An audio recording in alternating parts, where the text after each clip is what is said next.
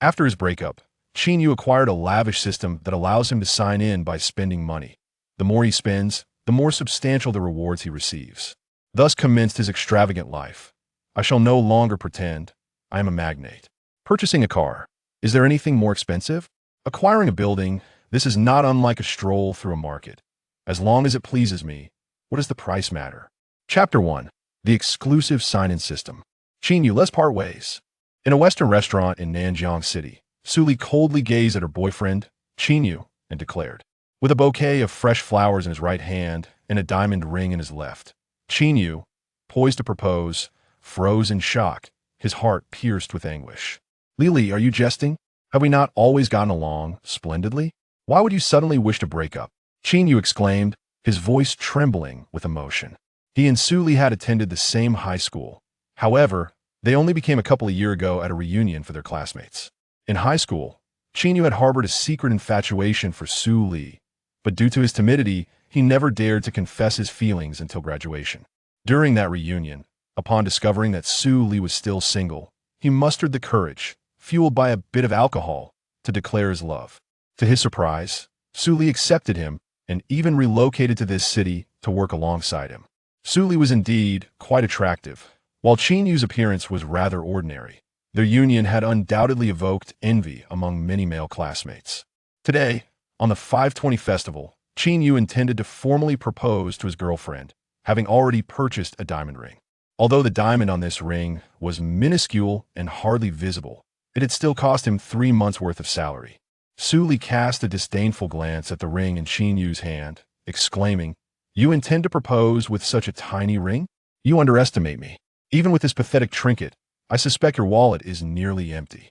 Last time, I admired a Gucci bag worth several tens of thousands, but despite my pleas, you refused to buy it. Meanwhile, someone else snapped up a nearly 100,000 limited edition." Pointing to her beige handbag, Suli continued, "How long would you need to work to afford this bag? Just the down payment for a home in this city would take you years of hard work to save up, and you can't even afford a car. It would be better for us to part amicably than to live a life of mediocrity together." Her words pierced Qin Yu's heart like sharp thorns. "You make a valid point, yet I believe that through my own efforts, I will certainly achieve success in the future," Qin Yu implored, still hoping to salvage their relationship. Suli scoffed. "Effort? Huh, don't be absurd. Your family is impoverished and you lack connections. What difference would a lifetime of hard work make? I am leaving. From this moment on, we shall have no further ties." With that, Suli turned and walked away. "Suli, I will forever remember your words, and I hope that one day you do not beg me to reconcile." Qin Yu said, his eyes reddened.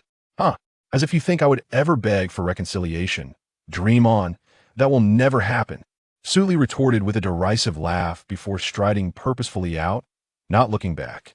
Qin Yu stood there like a wooden statue. After a long while, the knot in his heart gradually loosened, yet remained heavy with sorrow and rage. He is by no means foolish. He has long recognized that Su Li's transformation during this period has severed ties with her once innocent and charming demeanor. Not only has she become increasingly vain, but she has also grown more indifferent towards him. Nevertheless, he has steadfastly believed in the unwavering fidelity of their affection for one another, convinced that they love each other deeply. It is only at this moment that he awakens to the realization that this has all been a figment of his own desires. Gradually, he comes to terms with the notion that a woman driven by vanity is not worth lamenting over after a breakup. With a slight sigh, he disregards the curious gazes surrounding him and takes a seat.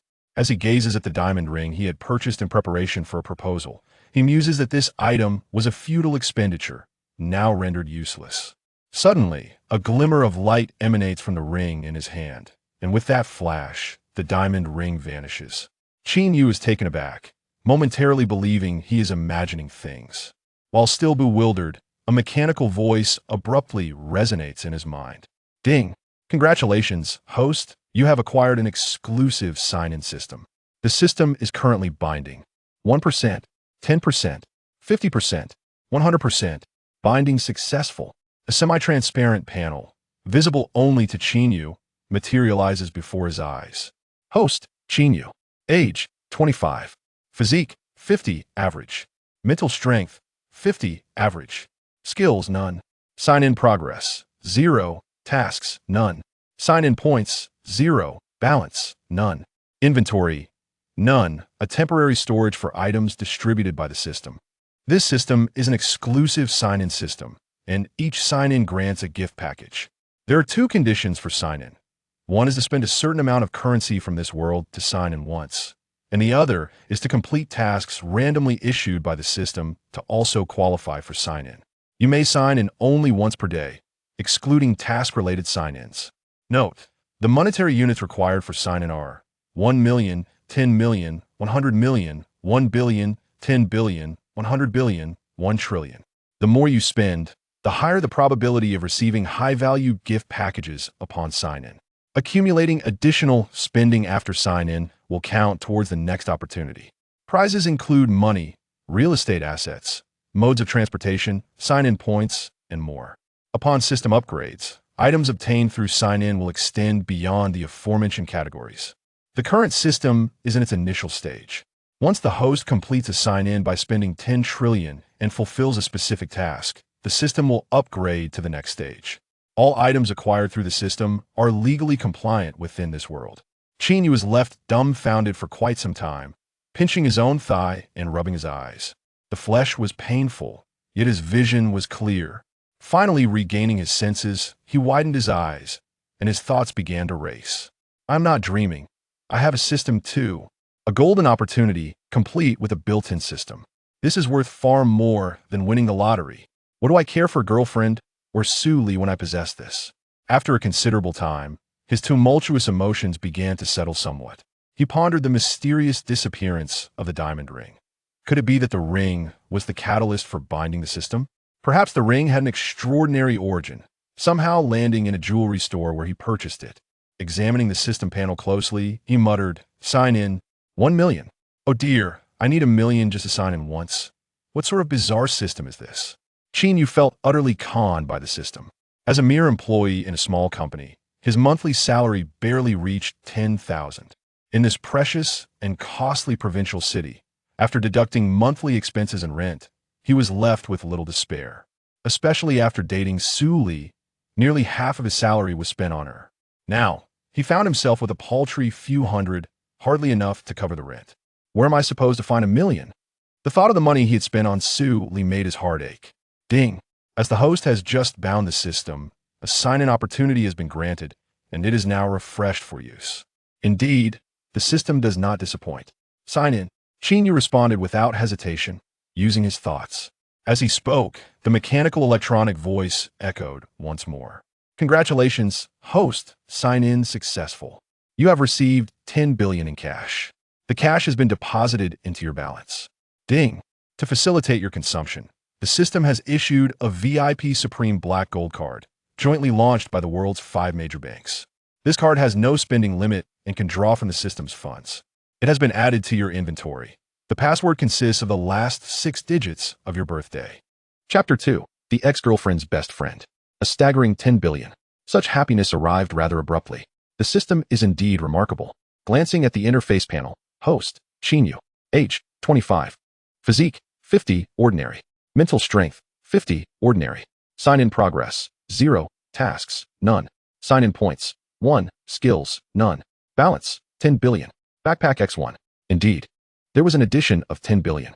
Qin Yu pondered if, aside from card transactions, the balance displayed on the system panel could also be withdrawn or transferred. Can the system facilitate a transfer to any bank account, including mine? He inquired. Yes, the system can be commanded to transfer funds to any specified bank account, including that of the host. Is it possible to execute transfers of several billion or even tens of billions without drawing the attention of certain individuals? As previously indicated, there will be no issues with any transactions made using the system's offerings, including cash withdrawals. Oh, how can I extract items from the system's backpack? Qin Yu continued to question. The host can issue a direct command to open the backpack and extract the specified item. However, once removed, it cannot be returned to the system's inventory. Rubbing his chin thoughtfully, Qin Yu commanded, "Then, please extract the bank's black card from the backpack." Ding! The item from the backpack has been delivered to the host. Qin Yu felt an object materialize in his hand. Upon inspection, he found it to be a sleek, glossy black card adorned with golden thread patterns and intricately embossed designs, indicative of high quality. This was none other than the Supreme card from one of the world's 5 major banks, the pinnacle of banking privilege. With a hint of pride, Qin Yu admired the card before slipping it into his pocket. He stroked his chin again and instructed the system, transfer 10 million from the balance to my bank account. To verify its legitimacy, you must know my account number without me having to mention it. He felt the entire situation was surreal, and withdrawing some funds to his bank account would confirm he was not merely dreaming. Ding! The withdrawal has been processed. Before long, he received a notification from the bank regarding the deposit. Longxia Commercial Bank. Your account ending in 3373 completed a UnionPay transaction of 10,000,000 yuan on May 20th at 10 o'clock a.m. Current balance, 10,008.50 yuan. After studying the message for a considerable duration, a broad smile spread across Qin Yu's face, one that he could not conceal. Those nearby were perplexed at his sudden joy. Having just witnessed the scene of imparting ways with Su Li, system, does that sign-in count? I should still be able to sign in today, Qin Yu pondered aloud. This sign-in represents the host's inaugural signing success upon binding to the system, categorized as a special gift pack, and is exempt from the daily limit of 1 sign-in. As long as the host meets the sign-in conditions today, they can sign in again. As expected, with the system's confirmation, Qin Yu began contemplating what to purchase next. At the very least, he needed to spend 1 million. He recalled that since dating Su Li, he had not sent any money to his parents, which stirred a pang of guilt within him. He promptly transferred over 100,000 to that familiar bank account, initially intending to send 200,000. He reconsidered due to the potential difficulty in explaining it. He then asked the system, if I transfer enough to my parents to reach 1 million, can I still sign in? No, it must be spent on purchases such as daily necessities, assets, or shares to count. Nodding in understanding, Qin Yu anticipated this response and ceased his scrutiny of the system panel, dismissing it with a thought. As noon approached, hunger struck him, prompting him to instruct the waiter to order a substantial Western meal. Halfway through his meal, his phone rang. It was his mother, Chen Lan, calling after seeing the bank notification of the cash deposit.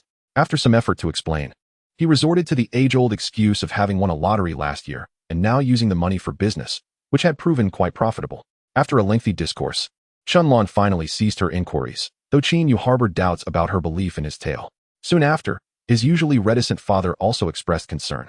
When the topic of his girlfriend Su Li arose, Qin Yu answered truthfully, and his mother offered a few comforting words before ending the call. After finishing his meal, he exited the Western restaurant. Outside, amidst the bustling crowd and towering buildings, he felt a sense of clarity. As a young man with dreams, Qin Yu's aspirations expanded, ranging from purchasing a home and becoming a business owner to acquiring a car and the latest smartphone. Now, these ambitions seemed within reach. However, the immediate priority was to visit a car dealership to procure a vehicle. Having a mode of transportation would undoubtedly facilitate his endeavors. Ever since obtaining his driver's license, he had longed to own a car. Hailing a taxi, he instructed the driver to take him to the nearest car dealership. After a brief ride through several traffic lights, they arrived at a dedicated automotive sales complex within 20 minutes. After paying the fare, he entered the premises on foot.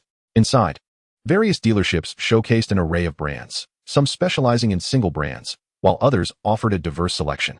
Ultimately, he paused in front of the most opulent and spacious dealership, Daewoo Luxury Cars. The decor was distinctive, and the 4-story establishment spanned several thousand square meters. It featured not just one brand, but a collection of luxury vehicles, including sedans, sports cars, business vehicles, and SUVs. As Qin Yu stepped inside, he was greeted by a dazzling array of luxury cars, their colors shining brilliantly. At that moment, a familiar voice rang out. "Oh, isn't this Qin Yu? What brings you here?" A tall woman clad in a black skirt uniform, her figure striking, approached him with a smile. However, upon recognizing him, she halted, her expression twisting into one of mockery. "Why, Xiaoya, it's you." Qin Yu recognized the saleswoman as Su Li's roommate and best friend. He held no fondness for this woman, who had often disparaged him when he was with Su Li, frequently whispering in her ear about the necessity of finding a wealthy man, urging her not to settle for someone like Qin Yu, whom she deemed impoverished. Perhaps Su Li's transformation had much to do with this woman's influence. "I'm here to buy a car. Is that a problem?" Qin Yu replied coolly. "You're here to buy a car?" Bai Xiaoya laughed derisively. "I think you might have come to the wrong place.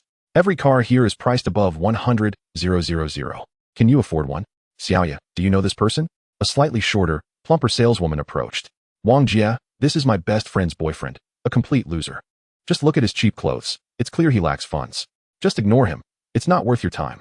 Bai Xiaoya introduced him with a hint of scorn. "Oh," Wang Jia nodded, offering no further attention to Qin Yu as she whispered something to Bai Xiaoya before turning away. Chapter 3. The Luxury Car. With your financial capacity. Purchasing a car here is utterly impossible. You're merely here to gawk at the luxury vehicles. I advise you to leave promptly, for this is not a place suited for you. Bai Xiaoya, with a hint of disdain, cast aside her words and ceased to regard Qin Yu, turning instead to greet a portly middle-aged man who had just entered with a flirtatious smile. From a distance, her dulcet voice could be heard calling out, "Mr. Li, you've arrived. I presume you are here to purchase that car you admired last time." Qin Yu felt a wave of irritation wash over him. Indeed, he was genuinely there to buy a car. The notion that he was out of place in such an establishment was utterly absurd. How could one be deemed unworthy in such a manner? Nevertheless, with the woman's departure, he found solace in the ensuing tranquility. Strolling alone through the exhibition hall, he paused intermittently, surveying a myriad of vehicles, from lavish Mercedes-Benzes to opulent Rolls-Royces and Bentleys. Yet, none seemed to embody his ideal. There was always a lingering sense of something missing. Perhaps it was their mundane appearance that deterred him, for thus far, no salesperson had approached him. A few receptionists at the front desk were engaged in idle chatter, including a stout woman referred to as Sister Wang. Casting a glance around, Qin Yu sought a salesperson to inquire further, yet each one seemed to distance themselves from him. At that moment, a young woman, around 25 or 26, descended from the second floor and noticed Qin Yu standing there. Chen Yan, a newcomer to the dealership, had only recently joined as a sales associate. Given her novice status, she had yet to assist any distinguished clientele, often relegated to menial tasks such as serving tea. In the past month, she had only sold a single vehicle, the most basic model, which barely met her monthly performance targets. Observing Qin Yu standing alone and noting the indifference of the more experienced employees, she approached him. "Sir, may I assist you with anything? I would be delighted to introduce you to any vehicle you wish to know more about." Chen Yan said politely as she stood before him. Though she had not sold many cars, she had diligently acquainted herself with the various models available at the dealership. Qin Yu had also taken note of her. She was attractive, with a sweet voice that made her presence far more pleasant. "Indeed, I am in the market for a vehicle. Please, enlighten me," he replied. Chen Yan's interest piqued. She inquired, "What criteria do you have for your ideal car? I have perused your offerings and find them rather unsatisfactory. They lack the distinction I seek. Do you have any more upscale models?" Qin Yu asked. His primary purpose for visiting was to fulfill the system's registration requirement. The more he spent, the higher the quality of the completion. Thus, the ordinary cars displayed did not appeal to him. Ordinary? Chen Yan was taken aback. The vehicles in the showroom began at several $100,000, and some even soared into the millions. To hear them described as ordinary was bewildering. She couldn't help but question if he was merely a troublemaker, yet she nodded in acknowledgement. "We do have more exclusive options available. Allow me to take you to the second floor, where the prices are considerably higher, starting at least in the millions." A smile graced Qin Yu's face. "Thank you for your assistance. May I know your name?" With a slight smile, she replied, "My name is Chen Yan. And may I inquire about your esteemed name?" "Just call me Qin Yu." "Very well, Mr. Qin, please follow me," she beckoned, gesturing for him to proceed towards the elevator as they prepared to ascend to the second floor. As they departed, the receptionists at the front desk began to murmur amongst themselves. "Look at him, dressed in such commonplace attire.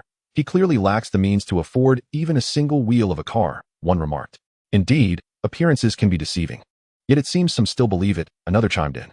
"Xiao Yu mentioned he was just a penniless nobody, likely here merely to gawk at luxury vehicles." Sister Wang interjected. "Only a novice like Chun Yin would waste her time showing him around. Can you believe they actually took the elevator to the second floor? It's utterly amusing. Chun Yin still has much to learn. She'll soon grasp the harsh realities of life after a few more missteps," another added. "Have you seen Xiao Yu? The client she entertained the other day, Mr. Li, is on the cusp of finalizing a deal for a multi-million-dollar Mercedes-Benz. How enviable. Mr. Li is the project manager of a publicly listed company. For him, changing cars is as trivial as dining. That's the kind of client we dream of. Maybe I should invite her out for a celebratory meal later," one of them mused. As Qin Yu followed Chun Yin to the second floor, he beheld the lavishly adorned space, aglow with brilliant lighting. The floor was adorned with an array of exquisite luxury vehicles, each a masterpiece in its own right. At the center, a circular platform, elevated about half a meter, showcased 3 remarkable cars. Instantly captivated, Qin Yu strode towards them. Upon reaching the platform, he inquired, "These models appear impressive. Could you provide me with some details?" Chen Yan, following closely behind, eagerly pointed to the leftmost vehicle. This silver sports car is a Lamborghini Silver Wing, equipped with a 6.5-liter V12 engine, capable of reaching a top speed of 354 km per hour. With a 0 to 100 km/h acceleration in just 2.8 seconds, priced at approximately $30 million. The black vehicle beside it is a Rolls-Royce Phantom, valued near $10 million. As for the SUV in the middle, it is the Angel Shadow, a high-end civilian vehicle developed by TIS Company. Its power exceeds that of most sports cars, with an impressive hybrid electric range. Though its exterior may seem understated, its true allure lies in the cutting-edge technology integrated by TS. The glass is specially designed, eliminating the need for window tints, offering exceptional shatter resistance and radiation protection, with handling and comfort levels that far surpass ordinary automobiles. Upon hearing TIS Company mentioned, Qin Yu's interest was piqued. This company was globally recognized as a leader in its field, with products widely utilized in military and aerospace sectors. Thus, the quality of their vehicles was unquestionable. The understated yet sophisticated design of this particular model resonated with his aesthetic preferences. "I'll take this one," Qin Yu declared, pointing decisively at the Angel Shadow. "Are you certain, Mr. Qin? Do you realize its price?" Chen Yan, momentarily taken aback, asked in disbelief. "Price is of little concern. I want this vehicle." Qin Yu replied nonchalantly, for he possessed nearly 10 billion in cash. Today, he intended to indulge in a lavish purchase. Chapter 4, 100 million. Chen Yan was at a loss for words. Perhaps she could believe him if he were considering a car in the range of 1 million, but this? 890 million. Even with a discount of 1 or 2 million, the total cost, including additional fees, would likely exceed 100 million. Who would be inclined to spend such a fortune on a vehicle? Surely, one would find investing in business or purchasing real estate far more appealing. Moreover, this car had been in the showroom for quite some time, regarded as old stock. The price was set, and who would dare to spend so extravagantly on a vehicle that appeared rather understated? Nevertheless, prioritizing customer satisfaction, Chen Yan maintained her politeness. "Mr. Qin, the price of this vehicle is rather steep, 890 million. In articulating the price, she hoped he might reconsider. To her surprise, Qin Yu merely smiled, exuding an air of nonchalance. "While this price may be slightly lower than I expected, I can manage to accept it." Chen Yan was rendered speechless, utterly astonished by Qin Yu's words. In truth, Qin Yu himself was somewhat taken aback upon hearing the price. Such an exorbitantly priced SUV was something he could hardly have imagined, let alone considered purchasing, in the past. However, recalling the system and the staggering 1 billion he had just signed in, he confidently uttered his statement. "Mr. Qin, Yu," Chen Yan stammered, her throat dry and her words faltering, as her heart raced with anxiety. Ever since she joined this automobile dealership as a sales representative, she had dreamed countless times of encountering a major client capable of purchasing a luxury car worth over 1 million. And today, at this very moment, she was attending to a super low-profile tycoon who, right from the outset, expressed his intent to buy the most expensive car in the showroom. "There's no need to rush. Take your time," Qin Yu reassured her. "My apologies, Mr. Qin. I lost composure just now because I truly did not expect you to decide on purchasing this vehicle." Chen Yan confessed, her cheeks flushing with embarrassment. "I understand," Qin Yu replied with a subtle double entendre. "I merely provided a brief overview of the vehicle. Would you like me to elaborate further?" "There's no need for such trouble," she said. "Shall we step inside the car to examine the interior and its features? Or perhaps take it for a test drive?" Her suggestions were entirely considerate of Qin Yu's interests. "That's unnecessary. I'll simply purchase it," Qin Yu replied, shaking his head. He then added, "If you're dissatisfied after the purchase, we can always buy another." This statement left Chen Yan utterly speechless. "All right, Mr. Qin. However, I do have one request," she said, looking up at him with a mix of anticipation and hesitation. She couldn't help but wonder if his request would be something she was uncomfortable with. Should she acquiesce or refuse? Yet, considering the unimaginable commission and the potential for a friendly arrangement, she felt less resistant. After all, having spent over a month in car sales, she had heard and seen enough to understand the dynamics. Of course, had Qin Yu been an oily middle-aged man, she would have undoubtedly declined outright. "Mr. Qin, please state your condition," she urged. Qin Yu replied nonchalantly, "I wish to drive this car away today. So I assume the registration and other formalities can be completed today?" Please hold on a moment while I call our manager to confirm," Chen Yan responded, relieved that his request was not what she had feared. "Please do," she added. "Mr. Qin, how about I take you to the VIP lounge for some refreshments while we discuss matters further?" Qin Yu nodded in agreement. Once inside the VIP lounge, he settled into a comfortable chair as Chen Yan attentively brought him a cup of tea before stepping out to make her call. Before long, she returned with a smile, saying, "The manager informed me that while ordinary vehicles might take a day or two, our company will have a dedicated team handling the registration for such a high-end car. And we can secure a special license plate immediately, though the fees will be a bit higher." "An increase in fees is inconsequential. That is acceptable," Qin Yu replied, feeling a sense of relief wash over Chen Yan. "Mr. Qin, allow me to inform you of the total cost for the car. I have consulted with the manager," she said. "Go ahead. The price is 89 million, with a maximum discount of 2 million, bringing it down to 87 million, including taxes, insurance, and other service fees. The total comes to 98 million. Qin Yu had already consulted with the dealership's manager and obtained this figure. While the maximum discount was indeed 2 million, many sales representatives might not disclose the full extent of the discount or would only mention a partial reduction to increase their commission. However, for Qin Yu, simply selling the vehicle was immensely satisfying. After pondering for a moment, Qin Yu said, "There is no need for the 2 million discount. Let us proceed with the original price." His heart felt a pang at the thought of losing 2 million. Had it not been for his urgency to spend enough to reach the 1 billion threshold, he would never have been so generous. Qin Yu's eyes widened in astonishment. This was the world of the wealthy, where money seemed inconsequential. However, this also meant she would earn a more substantial commission, which brought her joy. "Very well. I shall proceed as per your wishes, Mr. Qin." At that moment, the door swung open, and a man in a formal suit, slightly shorter and in his 40s, entered with a warm smile. "Ah, you must be Mr. Qin Yu," he said. "Yes, that's me." Qin Yu stood to acknowledge him. "Greetings, Mr. Qin. I am Lu Xing, the manager of this dealership. It's a pleasure to meet you." Lu Xing had been en route back to the dealership when he received Qin Yu's call and hurried to the second floor upon finishing the call. Securing a sale of the Angel Qiang was a significant achievement, and he knew he needed to personally attend to such a valuable client. "Hello, Manager Lu," Qin Yu replied, shaking hands with him. "I understand from Qin Yu that you are considering purchasing the Angel Qiang. Is that true?" Lu Xing inquired, his smile broadening. "Indeed. I have made my decision," Qin Yu affirmed, and Lu Xing's joy was palpable. He then presented a cherished tea, a Da Hong Pao, which even the novice sales representative Qin Yu had the pleasure of enjoying.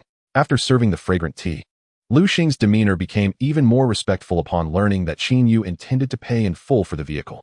Qin Yu prepared the purchase contract according to the agreed price, signed, and stamped it, awaiting payment. The total cost of the car was exactly as previously discussed, amounting to 100 million.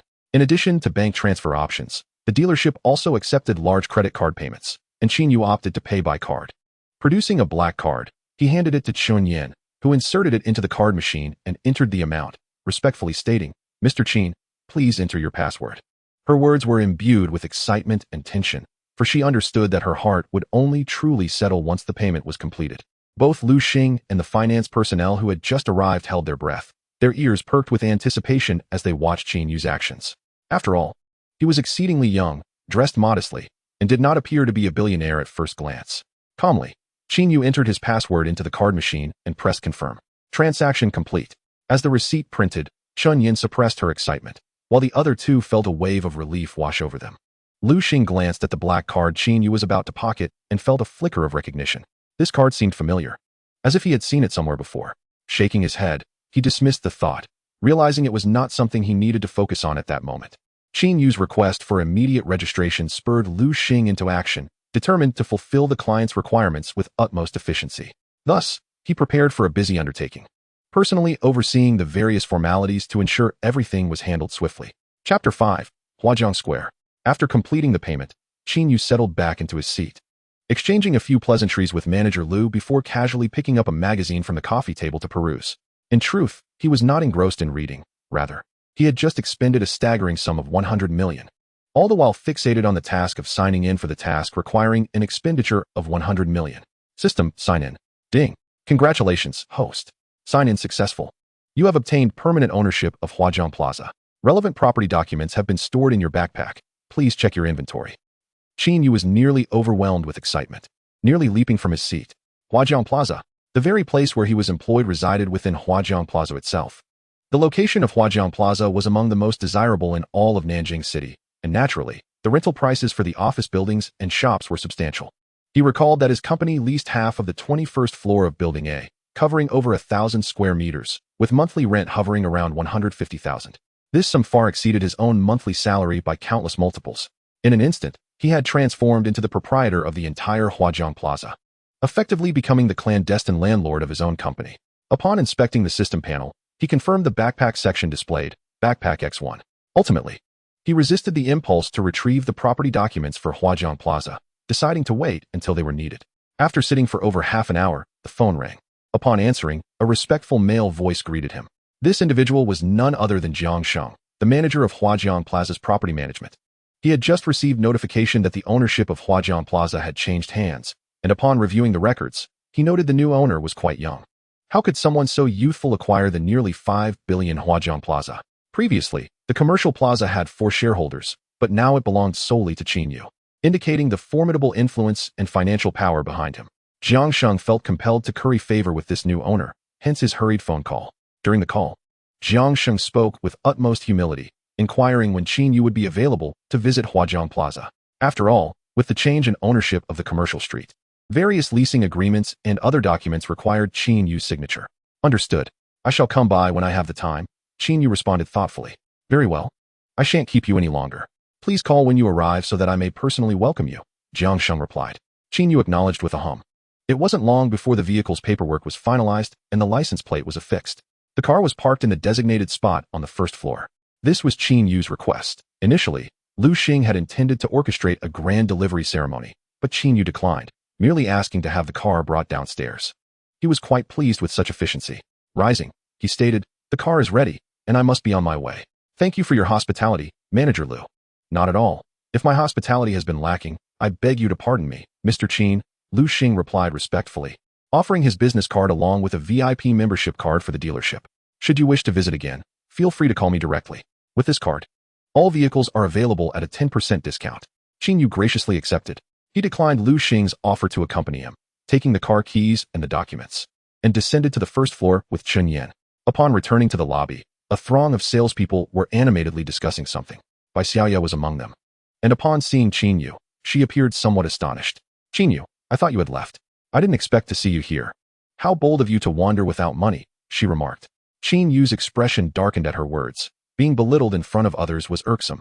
He retorted, "This place isn't yours. I can come and go as I please, and it has nothing to do with you. You should remember that you are merely a car salesperson. Shouldn't you treat customers as if they were deities? Is this how you speak to your gods?" "You," Bai Xiaoya fumed, taken aback by his dismissive tone, especially considering he was her best friend's boyfriend. She had long harbored disdain for Qin Yu, viewing him as a pauper among the many men she knew, and she couldn't fathom why Su Li had any interest in him. "I have no authority over you, but you are just a destitute worker trying to act important here." A woman named Wang Jie, standing nearby, intentionally interjected to provoke Chen Yan. "Chen Yan, you've been with this gentleman for quite some time. Do share. Which car did you decide upon? It wouldn't be another I'll think about it situation, would it?" "Haha, Wang Jie, don't kid around. This gentleman buying a car? I doubt he can even afford the down payment." Another chimed in with laughter. As for Bai Xiaoya, she sold a car worth over $1 million today. This marks her 10th sale this month. By the 20th, her sales have reached 7 or 8 million, earning her a commission of several tens of thousands. Now that's something to be envious of. Everyone should work hard. I believe we can all achieve similar success. Bai Xiaoya's heart swelled with pride. Casting a haughty glance at Qin Yu, her expression one of superiority, as if she were a magnificent phoenix looking down upon a mere earthbound chicken. "Did you hear? The only angel-chasing shadow in the store has just been sold. The car is already parked on the first floor with its plates. I heard it from Sister Li in finance." A newcomer excitedly relayed the explosive news. "What? The angel-chasing shadow has been sold? Who would be so extravagant as to purchase that car? It costs over 100 million. Wang Jie queried, astonished. "I wonder if it was Boss Chun. I happened to see him on the second floor today. He is the general manager of Huaxing Pharmaceutical and has the means to afford such a vehicle," someone confidently speculated. "More than likely, it was indeed Boss Chun who made the purchase," another concurred. Bai Xiaoya's interest piqued. She inquired, "Do you know which of our colleagues sold that car to Boss Chun? I heard the manager was present, so it might have gone directly through him." A male salesperson remarked enviously, "If that deal had landed in my hands, I would be more than satisfied with just one sale of such a luxury car this month." Another teased, "Dream on. You can only wish for such good fortune." Upon hearing the shift in conversation, Qin Yu's expression grew peculiar as he exchanged glances with Chen Yan. Shaking his head, he decided to leave such discussions to them. He intended to walk outside when Wang Jie suddenly recalled, "By the way, Chen Yan, weren't you on the second floor earlier? Did you witness whether it was indeed Boss Chun who bought the angel-chasing shadow?" As Chen Yan prepared to leave, she paused at Wang Jie's inquiry. Glancing at Qin Yu, she noted he made no motion to stop her. Facing the curious gazes surrounding her, she hesitated before speaking. "Well, actually, it wasn't Boss Chun who made the purchase." "Not Boss Chun? Then who could it be?" The crowd was taken aback. The individual who had first announced the sale of the angel-chasing shadow suddenly remembered something and exclaimed, "I just recalled. I heard from Sister Li that the salesperson who sold the angel-chasing shadow is none other than Chen Yan. I got so excited earlier that I forgot to mention it." Chapter 6. Checking into the hotel. Chen Yan. Bai Xiaoya was astonished. Wang Jie was flabbergasted. Then, A wave of incredulous gazes turned toward Qin Yan. So it was you, little girl, who sold that car. Wang Jie regained her composure and asked, "Why didn't you say so earlier? You had us discussing it for ages." Qin Yan could only gesture toward Qin Yu. "Actually, it was this gentleman, Mr. Qin, who purchased the car outright." This statement struck like a thunderbolt, reverberating through the hearts of everyone present. It was only then that they realized this seemingly ordinary man was, in fact, an extraordinary tycoon, casually dropping over 100 million on a luxury vehicle. The jester turned out to be themselves. At that moment, the salesperson who had previously mocked Qin Yu was filled with regret. A few others were silently lamenting their misfortune. Earlier, Qin Yu had lingered in the hall for quite some time, yet no one had approached him for assistance. And they had not only witnessed this, but had also indulged in ridicule. Just think, that car costs around 80 to 90 million, which translates to nearly $1 million in commission. If anyone had approached him then, that commission would have been theirs. Sister Wang wore a face of frustration, realizing that a commission of over 100,000 was exceptionally rare, even in a dealership that primarily sold luxury vehicles. She couldn't help but feel like slapping herself for so readily believing Bai Xiaoya's words upon Qin Yu's arrival, especially after having offended this wealthy individual. "I refuse to believe this." Bai Xiaoya, upon hearing Qin Yan assert that the car buyer was Qin Yu, contemplated various possibilities, none of which could possibly involve Qin Yu, and blurted out, "Qin Yu, you poor wretch, how could it possibly be you? If you were that wealthy, would you still be living alone in that rundown rental or working as a mere clerk? A luxury car worth 100 million, bought outright? You must have paid Qin Yan to perform this act in front of me." Qin Yan frowned slightly and replied helplessly, "The keys and the contract invoice are all in Mr. Qin's possession. If you don't believe me, you can ask him." Bai Xiaoya remained unconvinced and muttered, "Fine. Then I'll expose you both." In a moment of impulse, she rushed forward, attempting to snatch the document bag from Qin Yu's hands. Caught off guard by her brazen attempt, Qin Yu's eyes flared with anger, and he swiftly slapped the woman across the face. Bai Xiaoya was stunned, clutching her reddened cheek, while pointing at Qin Yu, exclaimed, "Qin Yu, how dare you hit me? And what of it? If you attempt to seize what is mine, I won't hesitate to strike you again. It is you who initiated the altercation. I was merely defending myself. If it comes to blows, let us see who fears whom." Qin Yu replied with a stoic expression, secretly relishing the moment. The onlookers were left speechless, none daring to speak up or come to Bai Xiaoya's aid. Of course, had Qin Yu not just purchased a luxury car worth 100 million at the dealership, the situation might have been different. These individuals were not fools and could discern the veracity of Qin Yan's statement. Bai Xiaoya seemed to be jolted awake by the slap, gradually regaining her composure. After a moment's reflection, she did not lash out at Qin Yu but instead lowered her head, softly murmuring, "I apologize, I was too impulsive just now." "Recognizing your mistake is a good start," Qin Yu replied, his gaze shifting slightly. "If you wish to see this document bag, I don't mind showing it to you." He extended the document bag towards her, as he was curious to witness the expression of regret on her face. Bai Xiaoya hesitated but ultimately accepted it, opening it to reveal the spare car keys, along with the vehicle's registration and invoice, all in Qin Yu's name. A wave of despair washed over her as she realized that the man standing before her, her friend's boyfriend, had likely been playing the part of a fool all along. His true identity was probably that of a top-tier heir, someone far beyond her reach and not someone she could afford to offend. How foolish she had been to look down on him, labeling him a pauper. Simultaneously, another thought struck her. If she had treated him with a bit more respect and not belittled him, perhaps she would have been the one selling that luxury vehicle today. She recalled the considerable effort she had invested in selling that large Mercedes-Benz earlier. Alas, there were no what-ifs. She was adept at both gaining and relinquishing. Someone who could casually spend 100 million on a car was certainly worthy of her humility. Bowing deeply to Qin Yu, she said, "I sincerely apologize for my previous mistakes. My earlier behavior was reckless. I hope you can overlook it." She graciously returned the document bag to him. Qin Yu had initially harbored a strong dislike for her, but witnessing her swift transformation in demeanor brought him a sense of satisfaction, reminiscent of her previous arrogance. He replied coolly, "While I appreciate your apology, it is evident that you are only behaving this way now because you have learned of my purchase. Furthermore, your earlier reckless actions showed a lack of respect towards me, so don't expect my forgiveness. I hope I do not encounter you again in the future." Upon hearing this, Bai Xiaoya turned pale. Qin Yu nodded at Qin Yan. "I will take my leave now. Please see me out." "Goodbye, Mr. Qin." With that, Qin Yu strode out of the dealership with an air of nonchalance. Once he exited the car dealership and settled into his very first vehicle, a torrent of exhilaration surged within him. This car enveloped him in a cocoon of comfort, the interior resembling a dreamlike starry sky, spacious and devoid of any sense of confinement. The sleek, high-tech electronic features and the unparalleled opulence of the interior were awe-inspiring. when the engine roared to life. The car maintained an astonishing silence. As he drove along the road, his fondness for the vehicle only grew. Indeed, the exorbitant price was justified, the acceleration was powerful, and the ride was smooth, devoid of any jarring bumps. Even with the glaring sun outside, he felt no discomfort within the confines of the car. After exploring a few locations, he grew weary and sought a place to relax. It immediately occurred to him to check into a hotel. Now that he had acquired wealth, and with system tasks requiring his attention, he had no qualms about spending money. Thus, he resolved to stay in the finest establishment available. A quick search on his phone revealed that the most renowned and luxurious hotel in Nanjing City was the Jianyun Hotel, a 7-star establishment. Its location boasted both scenic beauty and an excellent reputation, having hosted numerous celebrities, and it was not far from his current position, approximately 7 to 8 miles away.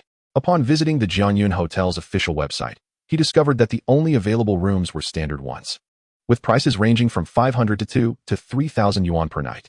The luxury suites were fully booked, and he would have to inquire at the front desk for any remaining availability. The most opulent presidential suite was nearly occupied as well, but one remained, albeit at a higher price than the others, situated on the 36th floor, with a daily rate of 118 million. A single night's stay equated to his annual salary. Without the system's assistance, such an expenditure would have left him financially ruined. This one will do, he decided without further contemplation, promptly reserving the presidential suite starting that very night. After filling in his details, he also registered as a hotel member, inputting a stay of 30 days. The reservation amount was switched to full payment, and a discount was automatically applied, reducing the total to over 3 million. The funds were directly transferred from his bank account. With the transaction complete, he only needed to check in upon arrival at the hotel. Just as he was about to drive there, his phone rang. Upon answering, he learned that Han Xian, the manager of the Jianyun Hotel's room service department, was calling to confirm his reservation for the presidential suite 3601 for 1 month.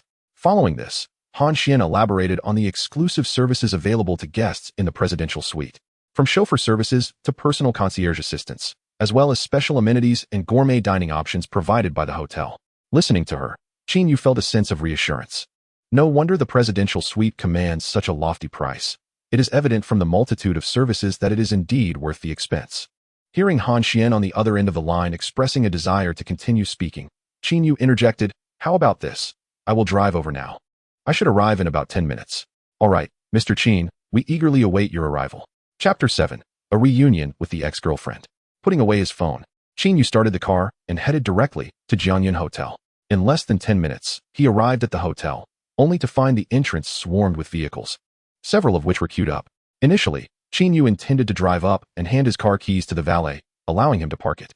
However, upon witnessing the congestion, he opted to park in a temporary space at the hotel entrance instead. Just as he spotted an available spot and was about to maneuver into it, a white sedan brushed past his vehicle, claiming the spot before he could. Frustration welled within him. His previously buoyant mood felt thoroughly tarnished. Casting a glance at the white BMW, he felt a flicker of recognition, though he could not immediately place it. Dismissing the thought, he parked in another spot not far away and exited the car, striding toward the hotel. "Excuse me, my friend. I apologize. I didn't notice you were about to park there." A young man in a tailored suit emerged from the BMW, projecting an air of both apology and smugness as he smiled at Qin Yu. Qin Yu halted, his expression turning frosty as he discerned the man's self-satisfaction. "It's irrelevant. Perhaps you should consider a visit to the ophthalmologist." The young man's smile faltered, his face stiffening. "Come on, that is a bit harsh, isn't it? It's just a parking space." At that moment, a graceful woman exited the passenger seat of the BMW, her eyes widening in disbelief as she beheld Qin Yu. "Qin Yu, is that you?" Upon hearing that familiar voice, Qin Yu instantly recognized it as his ex-girlfriend, Su Li, whom he had just parted ways with earlier that day. What a pair of insufferable individuals, he thought resentfully, realizing Su Li had evidently already moved on to her next conquest. "Su Li, do you know him?" the young man inquired. Su Li approached, linking her arm with his, and affectionately remarked, "Fengge, this is my ex-boyfriend, Qin Yu. I never expected to run into him here." "Ah, an ex. What a coincidence. It seems destiny has intertwined our paths." Feng Yuan responded with a hint of satisfaction. "I'm Feng Yuan. You must be dining at the hotel as well. Would you care to join us?" "No, thank you," Qin Yu replied, his demeanor slightly uncomfortable. Su Li chuckled. "Fengge, you flatter him too much. How could he possibly afford to dine in such a 7-star hotel? Even if he wished to, his means would not permit it. Is that so? I noticed your ex drives an impressive car. While I do not know its brand, it certainly appears noteworthy." Though it may not match my BMW, it likely doesn't come cheap either. Feng Yuan observed the sleek vehicle parked nearby, not underestimating Qin Yu. Su Li contemplated for a moment before stating matter-of-factly, that car seems newly acquired. He probably bought it in a fit of impulse after our breakup today. It's just an insignificant vehicle, hardly something to boast about, merely a case of putting on airs. Ah, I see. Feng Yuan exclaimed, understanding dawning upon him. Qin Yu could no longer endure the conversation and turned toward the hotel entrance. Wait, he asked, genuinely heading into the hotel. Could he really be here to dine? Feng Yuan said, intrigued, pulling Su Li to follow closely behind Qin Yu. As they approached the hotel entrance, they spotted a woman in her 30s, dressed in the hotel manager's uniform, standing expectantly at the door. Isn't that the manager of the hotel's front office, Han Xian? Who could she be waiting for? Feng Yuan remarked, recognizing her from previous visits. The front office manager? That's a prestigious position in a 7-star hotel. It's unusual for her to greet an ordinary guest. Could it be a client staying in the presidential suite? Su Li pondered, her interest piqued. She had long admired the grandeur of the presidential suite, aware that its nightly rate was exorbitantly high, especially at such a deluxe hotel. Even if one were to secure a stay in the presidential suite, it was unlikely for a manager of Han Xian's caliber to personally welcome them. Only those of significant stature or elite VIPs received such treatment. Of course, I know a few individuals of that ilk, Feng Yuan replied with a note of pride. When might you introduce me to such illustrious figures? Su Li inquired eagerly, casting another glance at Qin Yu, who was nearing the hotel entrance, feeling a sense of pride as she thought. Thank goodness I've parted ways with such an unworldly bumpkin. The difference between him and Feng Yuan is like that between clouds and mud. That's no issue. As long as you cater to my needs, I'll be sure to introduce you, huh? Feng Yuan chuckled, pleased. At that moment, however, they observed Qin Yu arriving at the hotel entrance, where Han Xian greeted him with great courtesy and respect. Accompanying her was a striking woman in professional attire, along with 2 receptionists, all bowing to Qin Yu. Han Xian then ushered him into the hotel. What is happening? I thought you said your ex-boyfriend was just a poor loser, yet he commands the attention of Manager Han? Feng Yuan questioned, perplexed. This is impossible. It must be a mistake. Su Li's face reflected disbelief. The very notion that Han Xian was welcoming her former boyfriend was unfathomable. Where were the wealthy elites she had anticipated? If Qin Yu were indeed a wealthy individual, it was simply absurd. Could it be that he knows Manager Han? Let us go inside and find out, Feng Yuan suggested, still baffled, as he pulled Su Li toward the hotel. Meanwhile, upon seeing Han Xian waiting at the entrance, Qin Yu felt a flicker of surprise and a warm sense of appreciation. After exchanging polite pleasantries, he entered the hotel lobby alongside her. As the manager of the front office at a 7-star hotel, Han Xian had encountered her fair share of affluent clientele and privileged heirs over the years. It was indeed rare to meet someone willing to spend over $3 million for a month-long stay in the presidential suite, particularly someone as youthful as Qin Yu. Thus, she categorized him as a likely heir of remarkable means. Such individuals were certainly worth the hotel's utmost efforts to impress, and service would be rendered with the utmost diligence.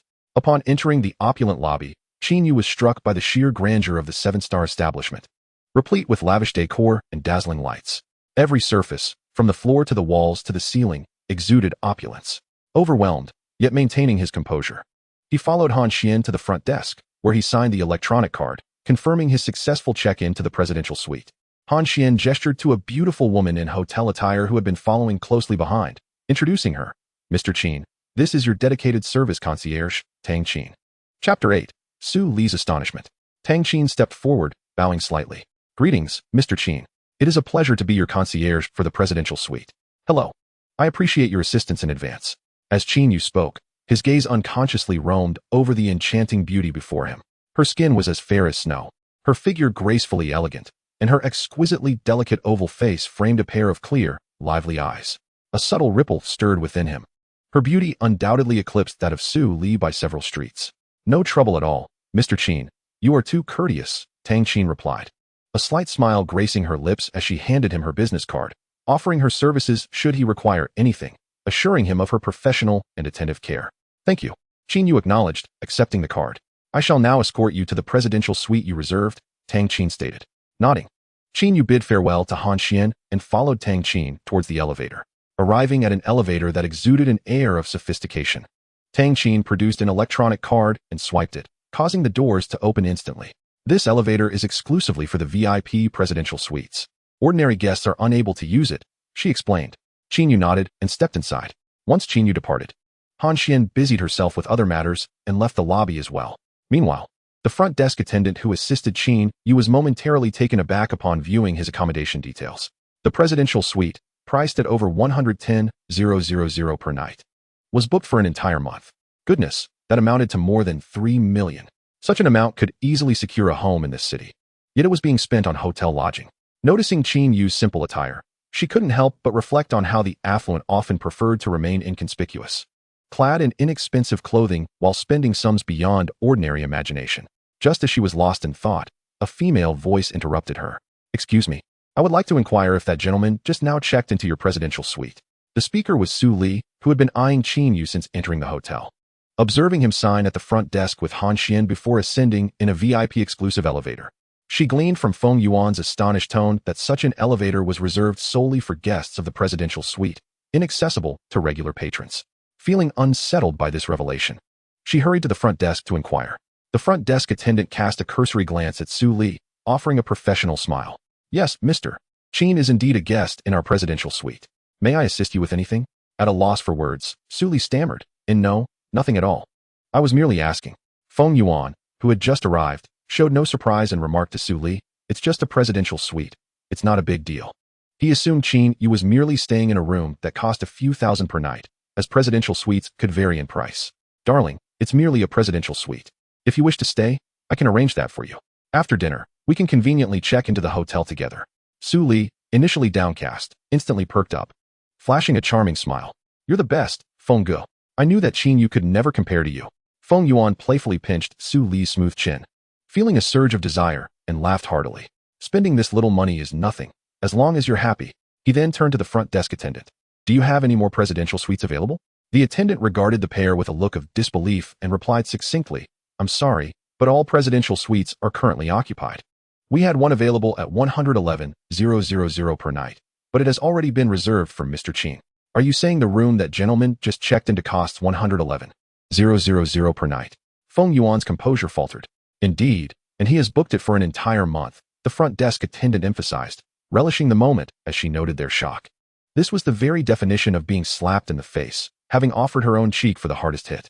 Feng Yuan felt a flush of embarrassment wash over him as he recalled his earlier comments, wishing for a crack in the floor to swallow him whole, especially under the peculiar gaze of the front desk attendant. Su Li, struck by lightning, was left in a daze. The former boyfriend she had once deemed unworthy, who couldn't even buy her a handbag, was now residing in a 111,000 per night 7-star presidential suite for an entire month. What a strange world it was. Why did it seem that the moment they parted ways, everything about him had transformed? "Isn't it just 3 million to stay in a hotel? My family possesses over 100 million in assets. 3 million is hardly a stretch." Feng Yuan, seeking to bolster his own sense of superiority, found a convincing rationale for his beliefs. Upon hearing him, Su Li considered and smiled. "You're right, and besides, who knows if the money he spent really belongs to him, or if he's borrowed it? With his meager salary, he might not even be able to repay the interest on a loan." Ding ding ding. Just as Su Li finished speaking, her phone chimed. Upon answering, she discovered it was her best friend, Bai Xiaoya. "Xiaoya, what is it?" "Su Li, did you know that your boyfriend Qin Yu picked up a car from our shop today?" Bai Xiaoya's tone was eager and slightly incredulous. "I saw it. It was just a large black, ordinary domestic car. What is so surprising about that?" Su Li replied, unimpressed. "Ordinary domestic car? Where are you getting that from?" "That was the latest model from TES, the Angel Chieying. It costs significantly more than their earlier Angel S1 model, and there are fewer than 5,000 in the world. The price of that vehicle will leave you speechless." "What? A TS car?"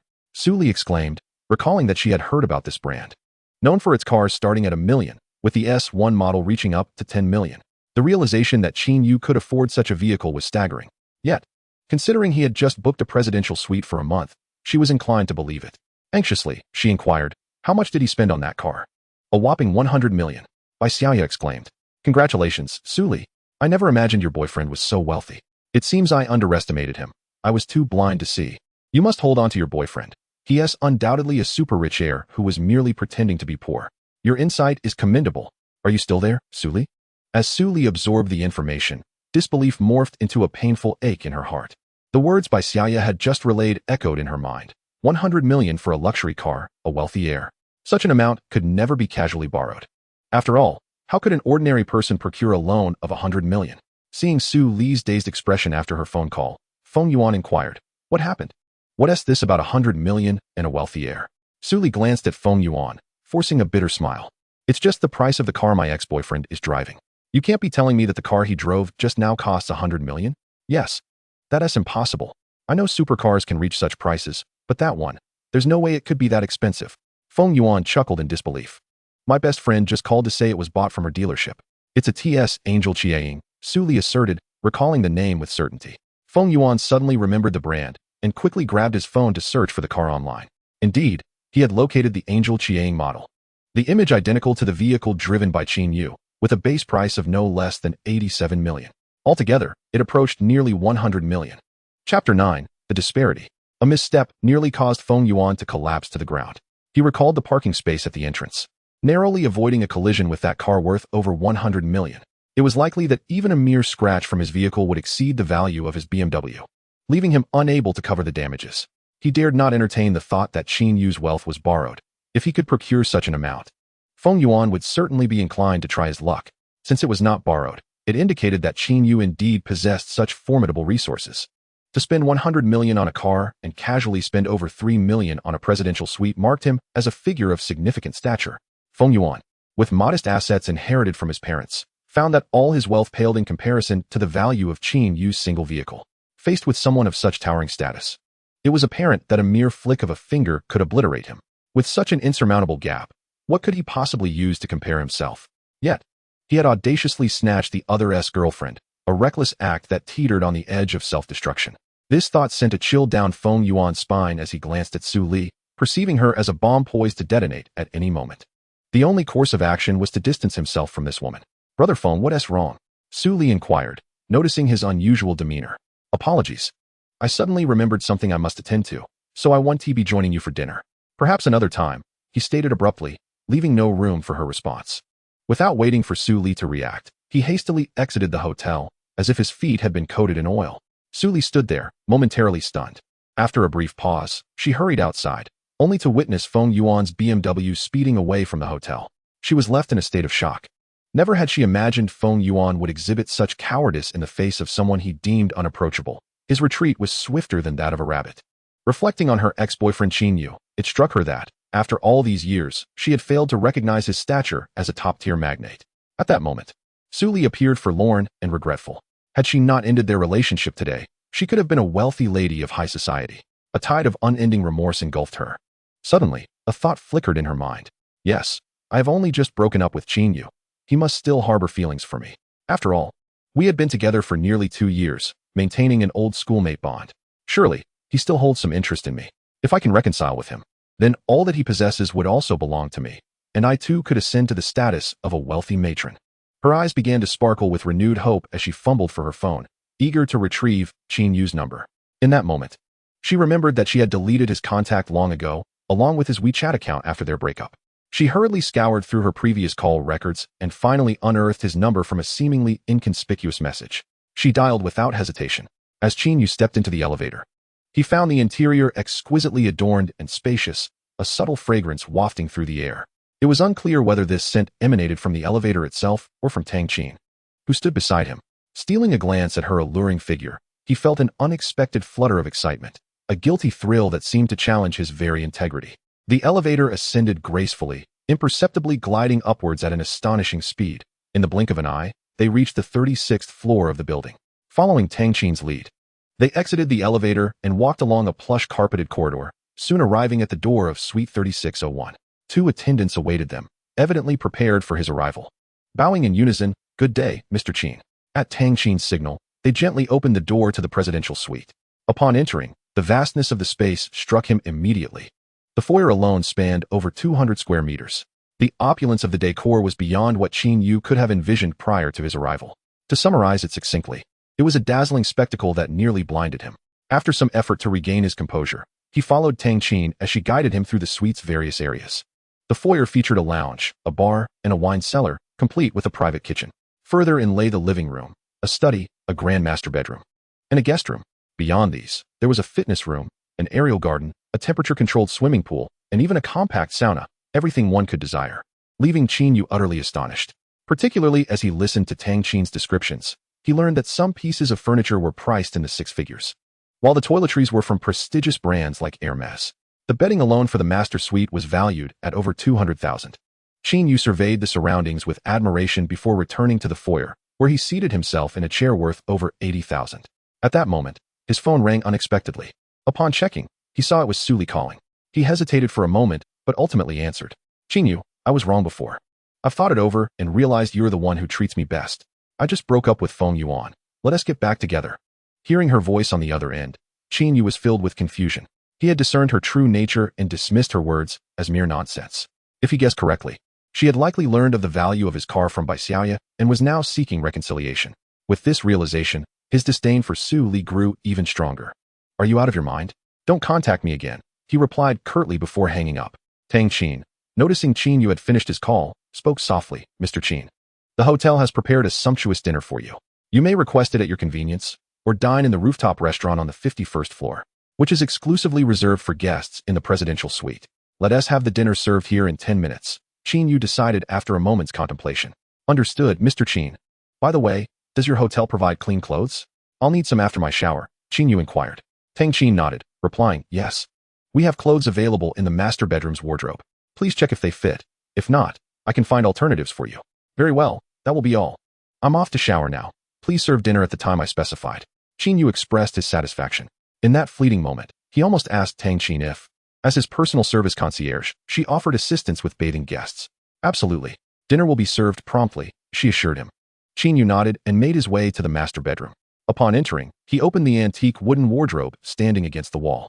Although the selection was limited, it contained a variety of styles, including suits, casual wear, sleepwear, and undergarments. Another compartment housed women-esque clothing, and the sight of those vibrant garments sparked a flurry of thoughts. Should I invite a few young ladies to assist me, perhaps even find some uniforms? He shook his head, dismissing such inappropriate thoughts, and selected a set of casual wear before heading to the bathroom. After showering, dinner arrived just in time. Chapter 10, Shopping for Clothes. The two attendants who had been stationed at the entrance wheeled in 2 dining carts to the living room, unveiling the food containers to present an array of dishes. 8 courses were displayed, including a fruit platter, a medley, chicken soup, steak, grilled fish, blood duck, and vegetarian dishes. All presented in small portions that appeared exquisite, though the quantity was sufficient for 2 diners. In addition to the meals, there were selections of red wine, beverages, and juices. Qin Yu settled into his seat, and the 2 attendants gracefully withdrew, leaving Tang Qin to serve him. Mr. Qin, would you prefer red wine, a soft drink, or perhaps some freshly squeezed juice?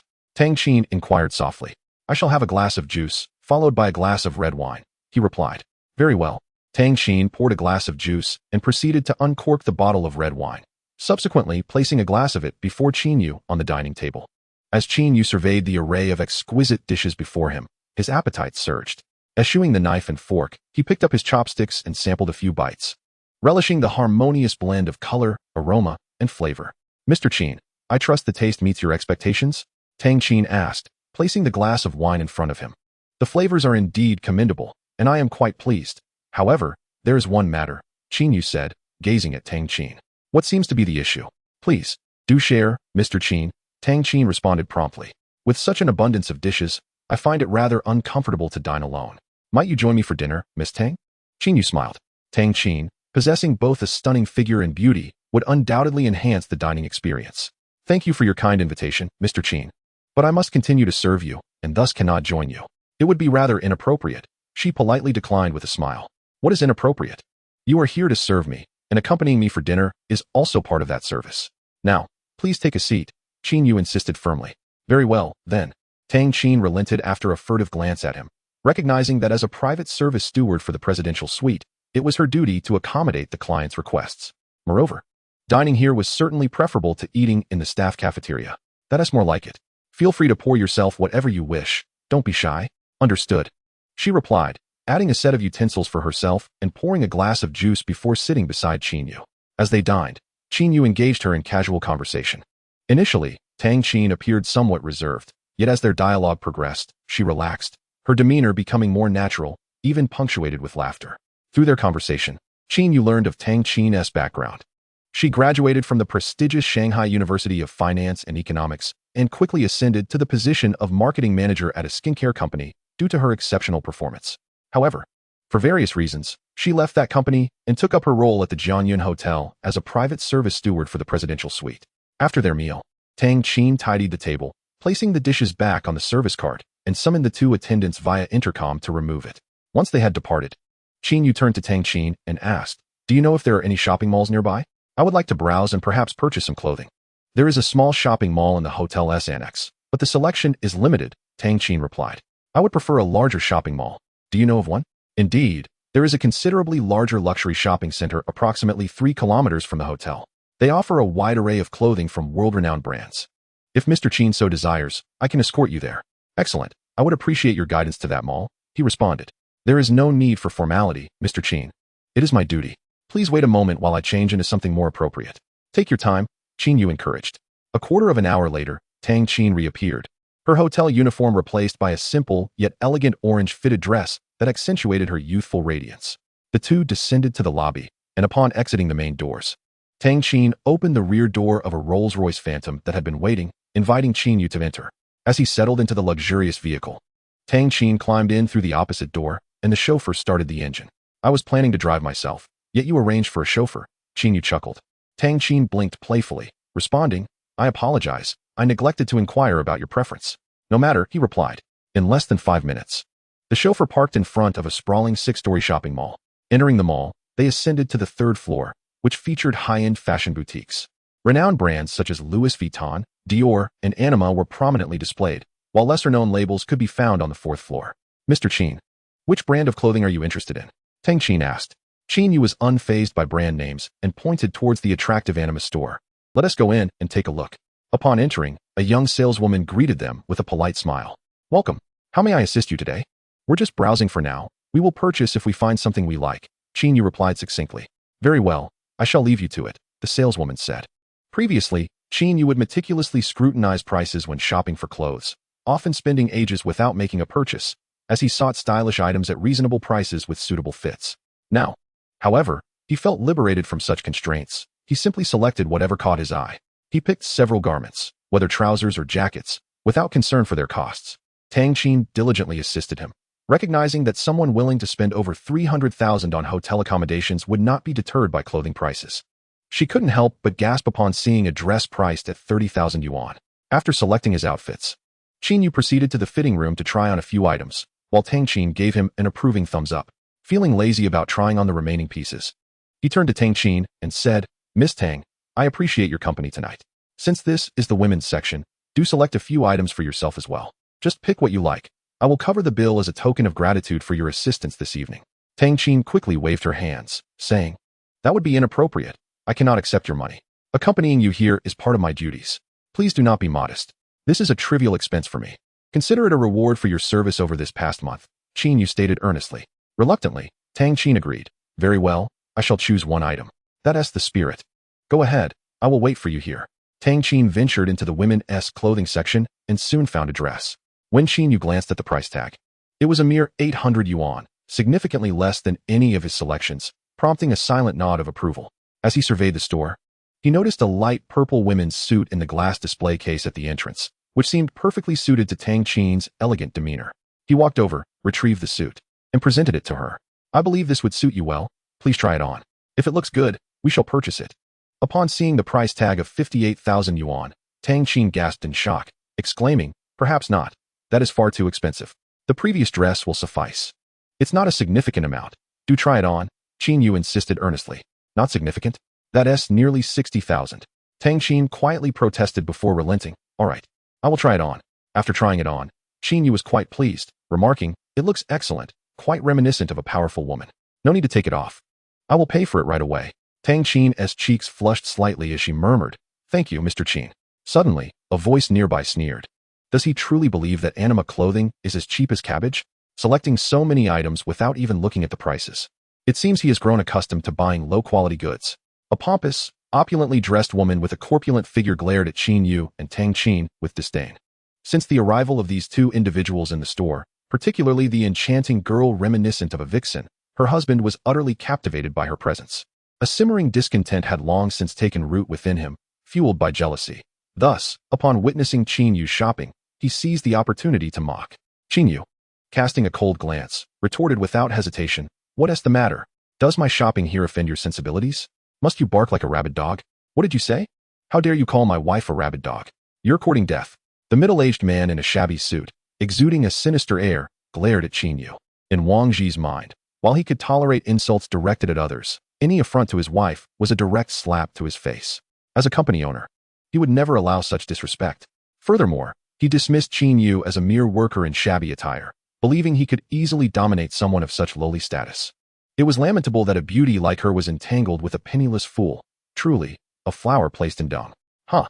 She's the one who leapt forth to bark. If not a rabid dog, what else could she be? If anyone is courting death here, it's certainly the two of you, Qin Yu replied, narrowing his eyes. His words sharp and pointed. How foolishly ignorant you are. Do you even know who my husband is, to speak to him in such a manner? The affluent lady chuckled. A hint of anger mixed with amusement. Humph. And do you know who my friend is? Do you presume your status surpasses his?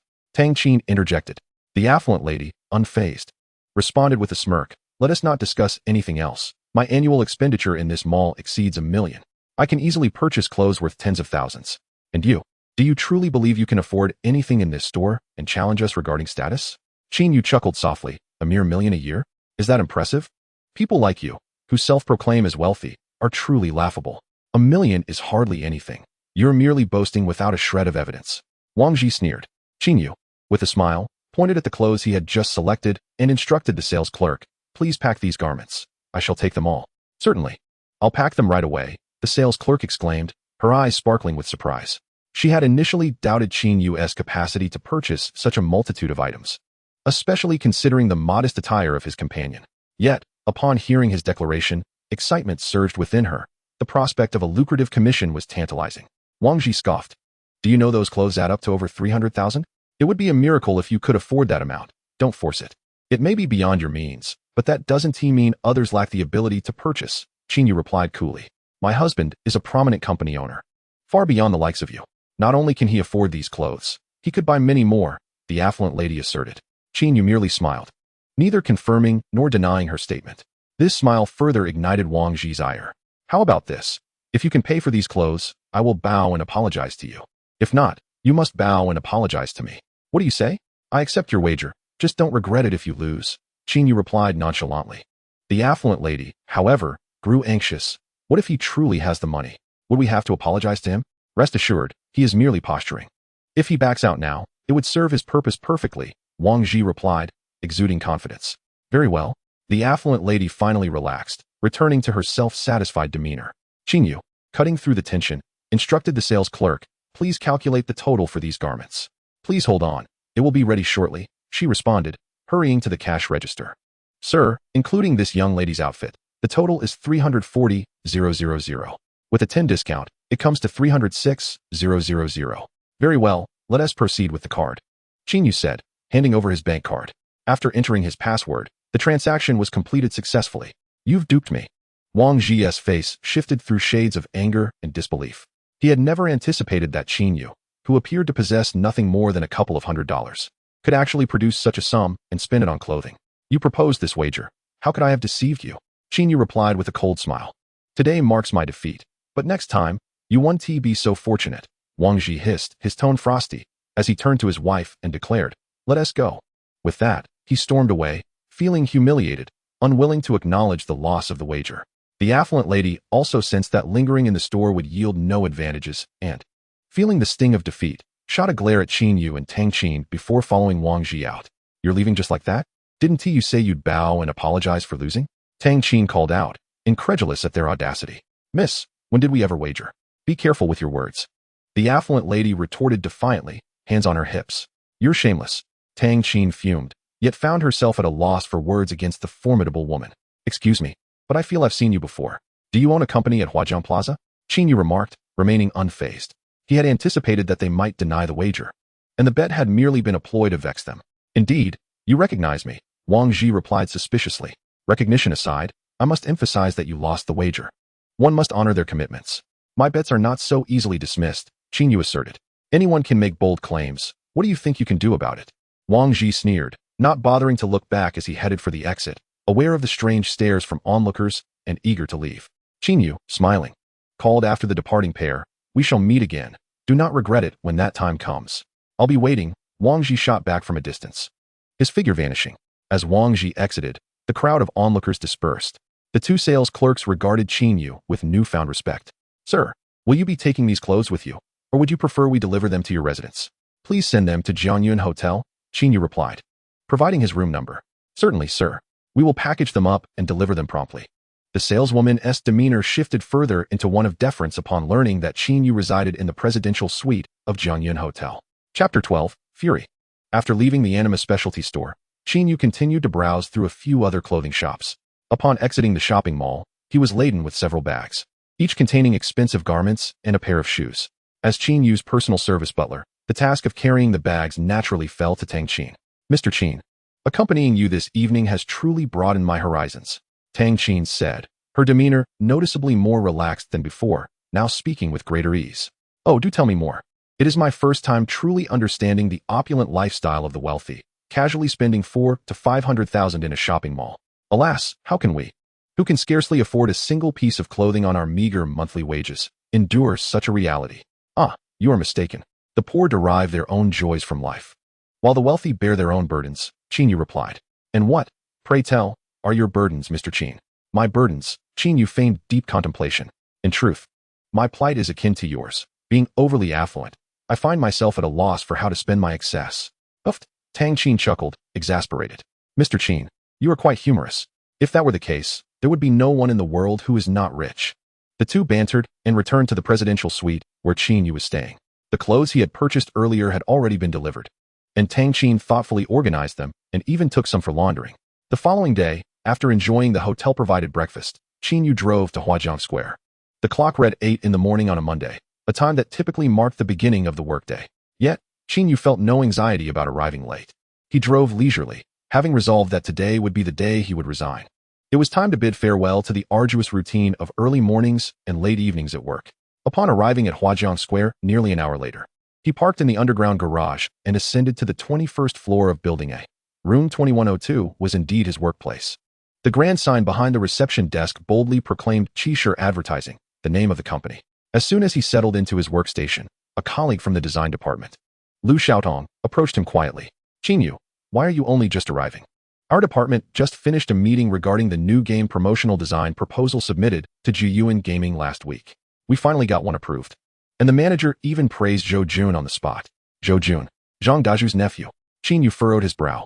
The design department manager, Zhang Dasho, was known for his rotund appearance and harsh demeanor, often imposing fines and reprimands on his subordinates, which earned him the unflattering nickname Zhang Daju.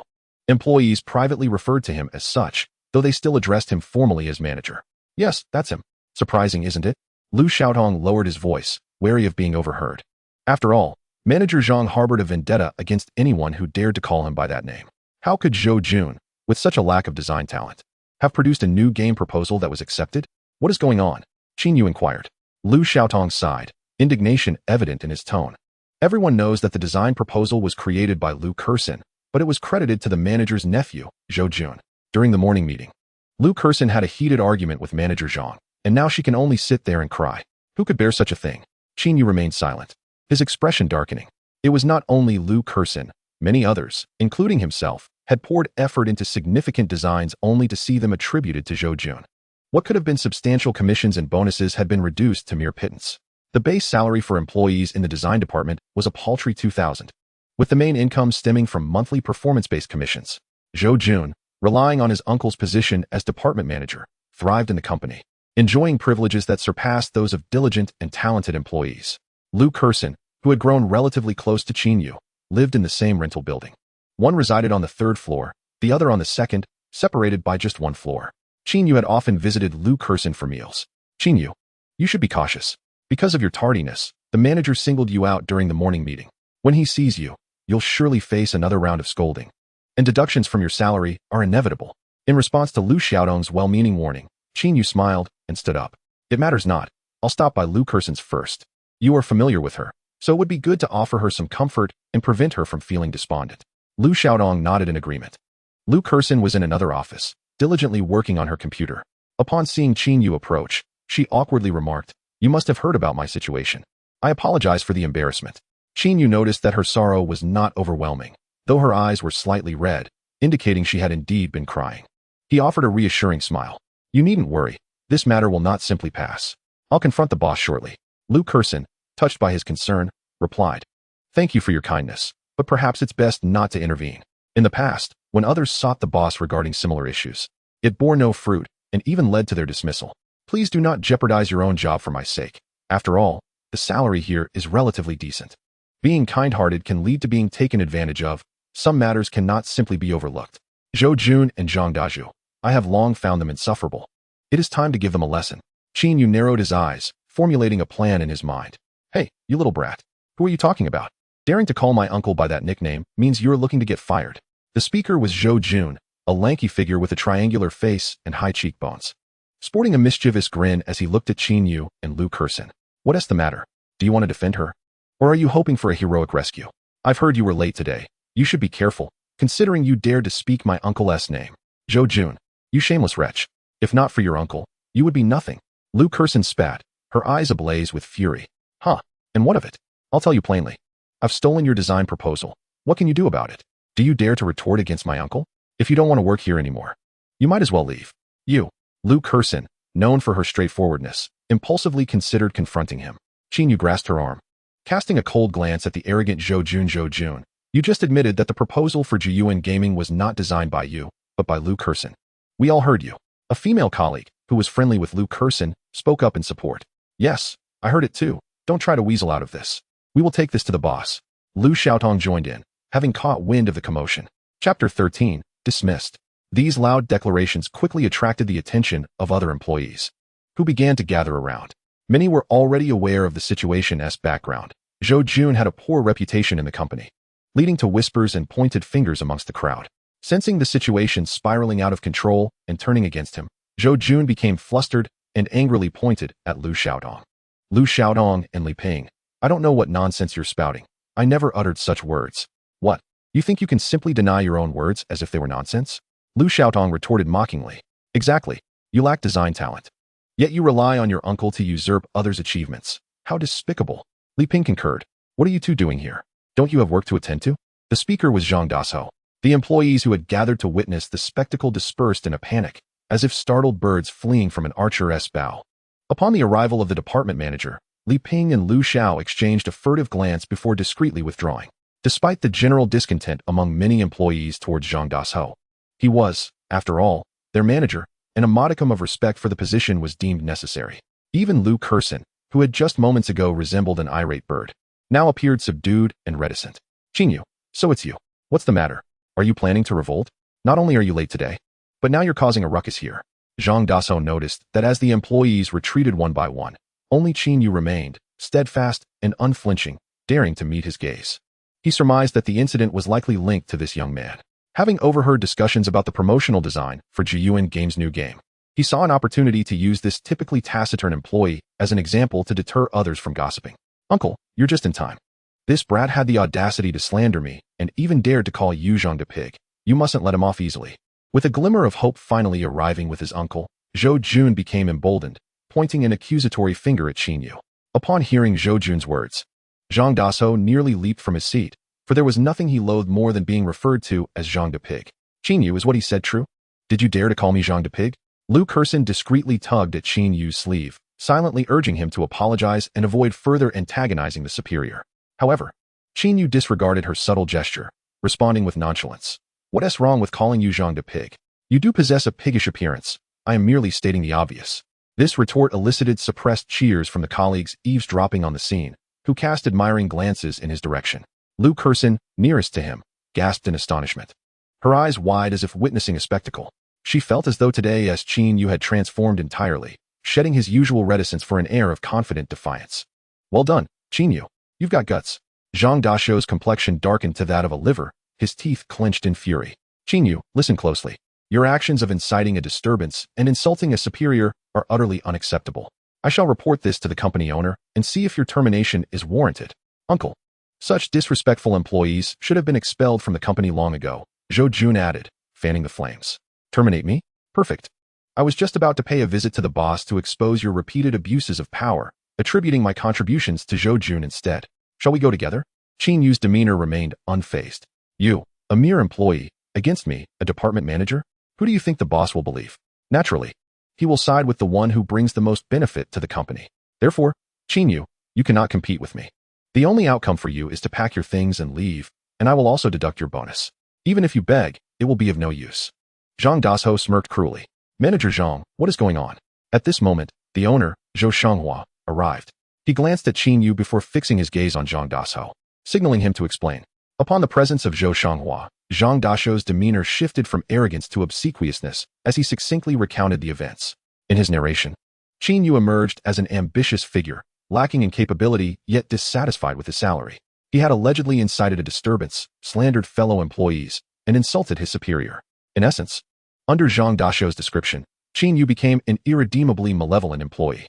Zhou Shanghua furrowed his brow upon hearing this. Had he not overheard Zhang Dasho's earlier comments, he might have been tempted to believe the account. This is utter nonsense.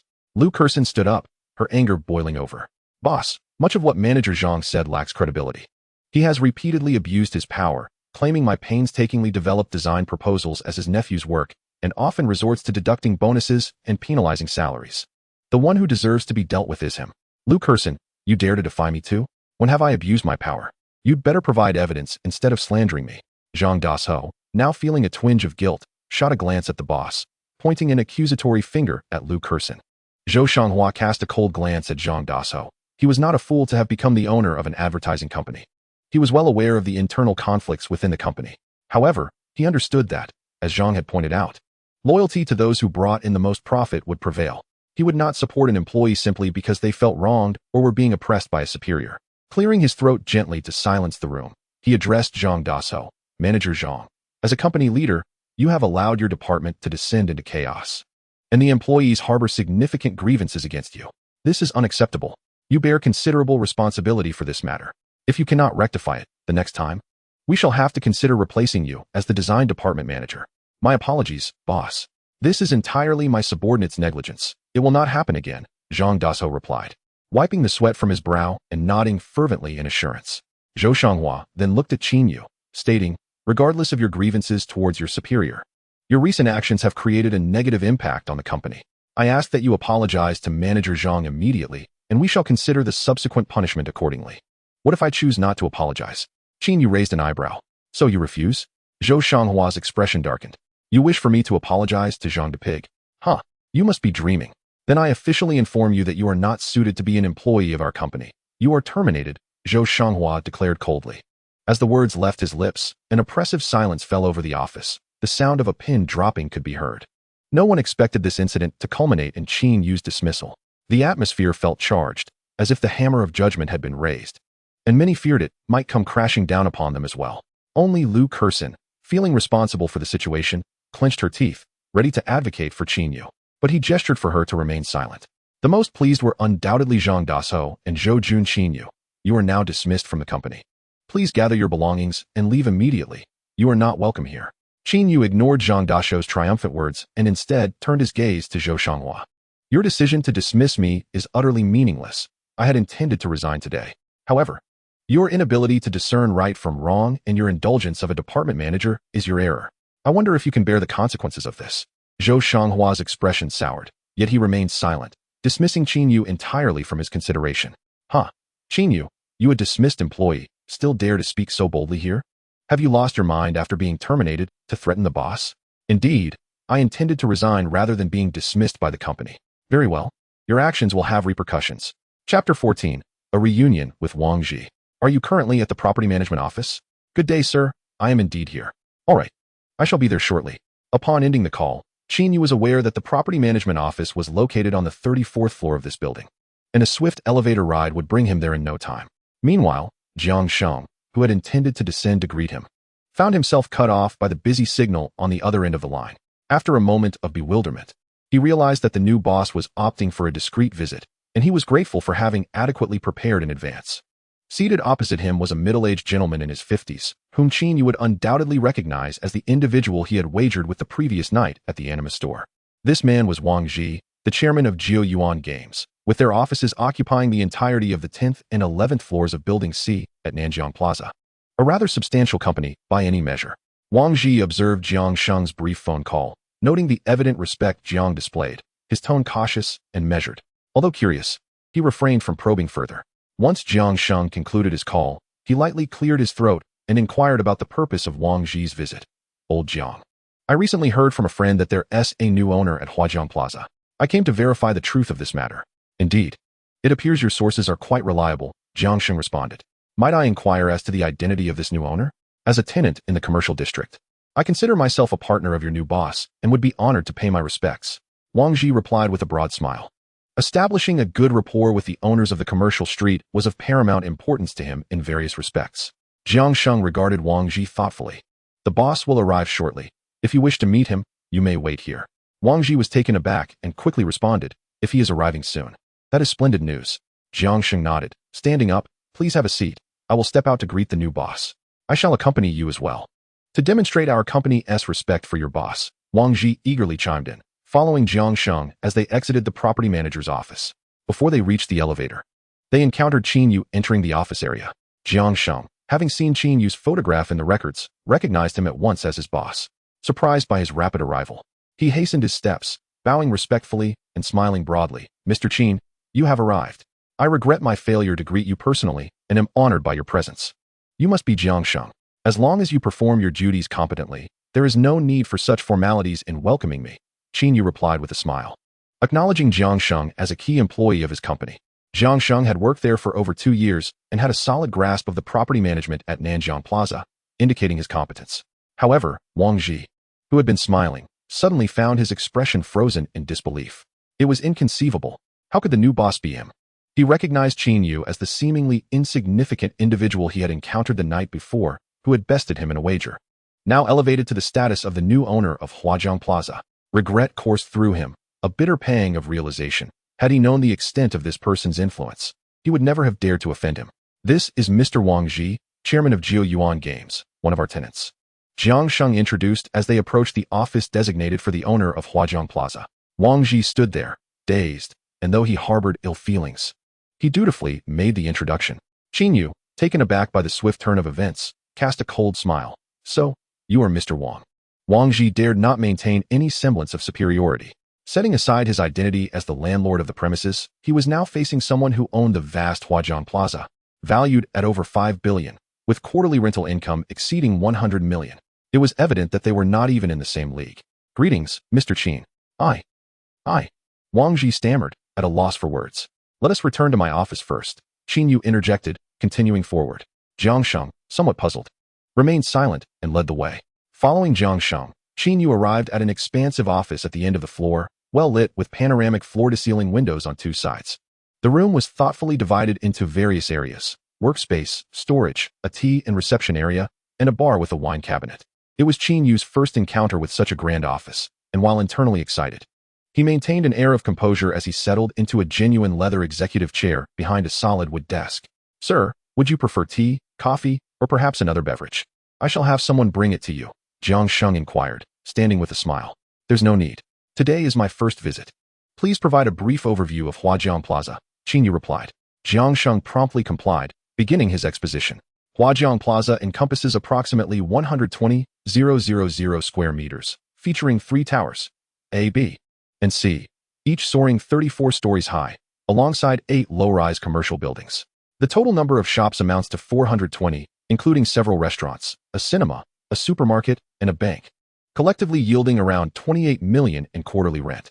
The high-rise section also accommodates office spaces, a gym, and hotel accommodations, covering roughly 400,000 square meters, with quarterly rental income around 1.6 billion.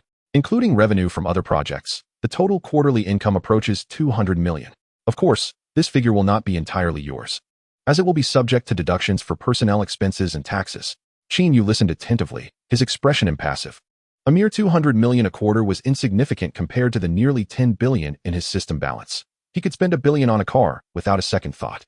Jiang Sheng then produced several pre-prepared documents, including the operational rights for Huajiang Plaza and various financial reports. Qin Yu perused them briefly, signing where necessary. Upon finishing, he closed the folder and heard Jiang Sheng announce, Mr. Qin, your net income for this quarter is approximately 1.6 billion. I will arrange for the finance department to transfer these funds to your account shortly. That is acceptable, Qin Yu replied with a calm demeanor, viewing the 1.6 billion as merely trivial. At this juncture, Qin Yu's gaze drifted to Wang Ji, who, upon making eye contact, quickly donned an ingratiating smile, bowing deeply.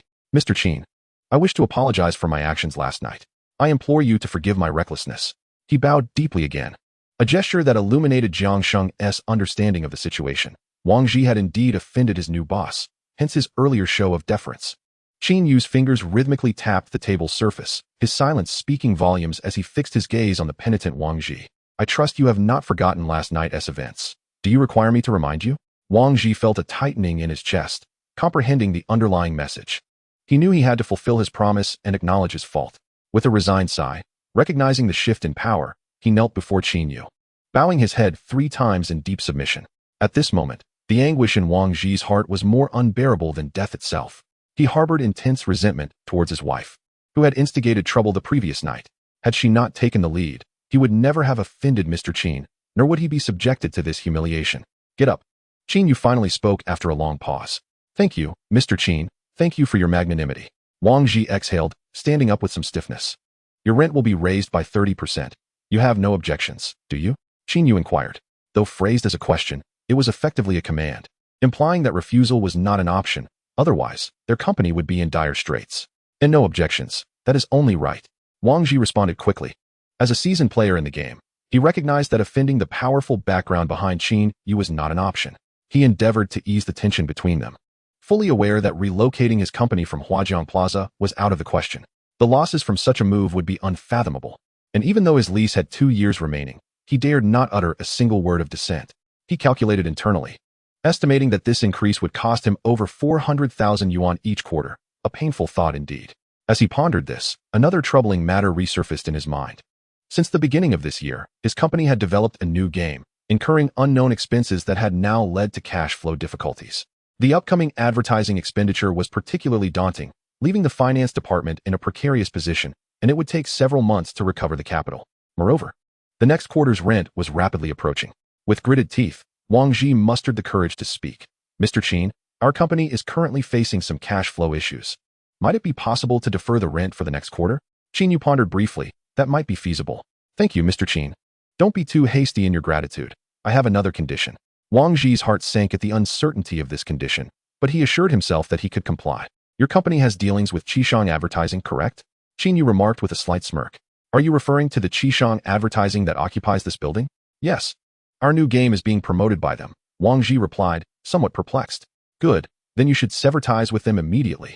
Wang Ji was taken aback and, wanting to inquire further, reconsidered and said, all right, I will call them right away. He picked up his phone. Qin Yu then turned to Jiang Sheng. When does Qishang Advertising's lease expire? To the discerning observer, it was clear that Qishang Advertising had incurred Qin Yu's ire and was now being targeted. Jiang Sheng quickly checked and replied, Mr. Qin, their lease is set to expire at the end of this month, and they have yet to sign a renewal contract. Then contact their owner and inform them they will not be renewing next month. Understood, sir. At this moment, within the conference room of Qishang Advertising, Zhou Shanghua was presiding over a small company meeting, discussing the recent operational status and the completion of the advertising design for Jiyuan Games' new title. Although the company had just dismissed an employee, he had long since forgotten about it. Just then, the business manager, Lin Chong, received a call from Jiyuan Games. After hanging up, his expression was grim. Boss, bad news. That was Jiyuan Games on the line. They want to terminate our collaboration. What? The office staff was bewildered. Did they provide a reason for this cancellation? Zhou Shanghua asked. I inquired. Manager Zhang from the operations department said they received a sudden directive from their boss to terminate our partnership. It was Wang's decision. Zhou Shanghua was even more confounded. It was important to note that Qishang Advertising had already invested considerable manpower and time into promoting Jiyuan Games' new title, and now, just as they were about to finalize the contract, this predicament arose. Remembering his past rapport with Wang Ji and having his contact number, he decided to call him to clarify the situation. However, before he could dial, his phone rang. The caller ID displayed Jiang Sheng, the property manager of Huajiang Plaza. Surprised, he answered without hesitation. Mr. Zhou, I regret to inform you that starting next month, Huajiang Plaza will not be renewing your lease. Please ensure your company vacates the premises before your contract expires. What? Zhou Shanghua leapt to his feet. Jiang Sheng's words were akin to a thunderbolt for him. If this were to happen, it would deliver a devastating blow to his company, delaying numerous projects and significantly reducing future business opportunities. After all, finding another office in such a commercially vibrant area would be nearly impossible. What on earth is happening? One misfortune after another. Manager Jiang, could you please enlighten me on the reason? If there are any demands, or if we have erred in any way, we will certainly comply. We cannot afford to vacate this location. I implore you to consider our situation. Jiang Sheng had the phone on speaker and glanced back at Qin Yu, indicating that it was up to him to decide. Qin Yu sneered, have him come here, and make sure their design manager, Zhang Dasho, accompanies him. Chapter 16, Stunned. Jiang Sheng nodded in agreement and relayed the message through the phone. Our boss has requested that you come to the property office, bringing along your design manager, Zhang Dasho. Understood. I will be there immediately, Zhou Shanghua responded hastily. At this point, he began to piece together the situation. Could it be that he had offended the owner of Huajiang Plaza? However, he was familiar with the major shareholders of this commercial street and had no direct interactions with them. How could he have possibly offended them? The specificity of the request to bring Zhang Dasho along only deepened his confusion. Despite his bewilderment, Zhou Shanghua hurriedly dissolved the meeting and called for Zhang Dasho to join him. He set aside his plans to contact Wang Ji regarding the termination of their collaboration, as this matter seemed far more pressing. Zhang Dasho, following closely behind his boss, sensed that something was amiss from the meeting. He too was puzzled about why he was being involved. The journey to the property office was mostly silent until they arrived, and Zhou Shanghua greeted Jiang Sheng courteously, hoping to glean information about the owner of Huajiang Plaza. Don't ask too many questions. You'll find out once you go in, Jiang Sheng said curtly, leading them into Qin Yu's office. Qin Yu, what are you doing here? Zhang Dasho blurted out upon seeing Qin Yu, his disbelief evident. Is this all you're doing?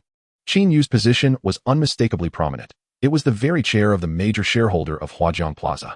Zhou Shanghua, equally astonished to see Qin Yu seated there, turned his gaze to the silent Wang Ji standing nearby.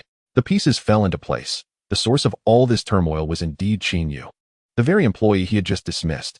What was this individual's true identity that he commanded such influence, compelling both Jiang Sheng from Huajiang Plaza and Wang Ji from Jiyuan Games to heed his directives, able to crush his company with a mere flick of his wrist?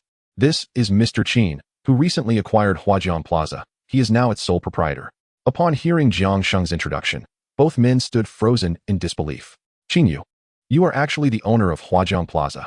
Zhang Dasho's eyes nearly bulged out of their sockets, and his plump visage transformed into a countenance of despair.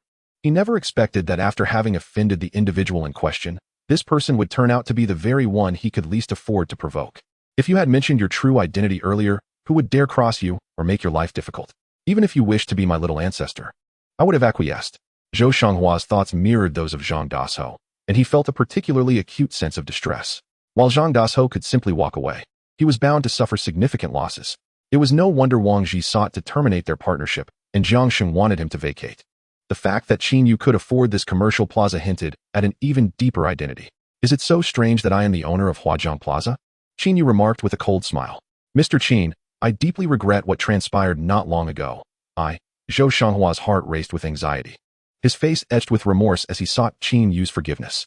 Yet, before he could complete his sentence, Qin Yu waved his hand to silence him.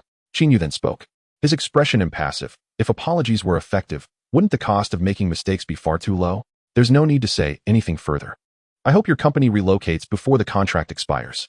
Mr. Qin, as long as you allow my company to remain here, I will accept any conditions you propose without hesitation. Zhou Shanghua pleaded desperately. Oh, any conditions, you say? Pray, tell me, what can you offer? Qin Yu inquired, raising an eyebrow in retort. Zhou Shanghua's heart raced, his mind whirring. I have decided to dismiss Zhang Dasho for his nepotism and misconduct as a company manager, and his nephew Zhou Jun will also be terminated. Additionally, starting next month, the rent will increase by 20% from the current rate. He stole a furtive glance at Qin Yu, as Qin Yu remained silent. Beads of sweat began to form on Zhou Shanghua's forehead, while Zhang Dasho collapsed onto the floor in despair. It was over. His greatest fears had come to fruition. By this point, Wang Ji and Jiang Sheng had grasped the situation, and Wang Ji felt far less anxious, having found some equilibrium in his thoughts. The office remained silent for a while until Qin Yu's languid voice broke the stillness. After Zhang Dasho's departure, let Lu Kersen assume the role of manager in the design department. Jiyuan Games can continue collaborating with your company. That voice rang like a melodious chime, invigorating Zhou Shanghua's spirit. Certainly, I will execute your instructions, Mr. Qin, and the rent for Qishang advertising will be raised by 50%, Qin Yu stated nonchalantly. Initially, he had intended to drive Zhou Shanghua's company away, but upon reflection, it seemed likely that Zhang Dasho would continue to be a thorn in his side. It was better to impose a heavy penalty on Zhou Shanghua, while simultaneously undermining both Zhang Dasho and Zhou Jun, all while assisting Lu Kerson.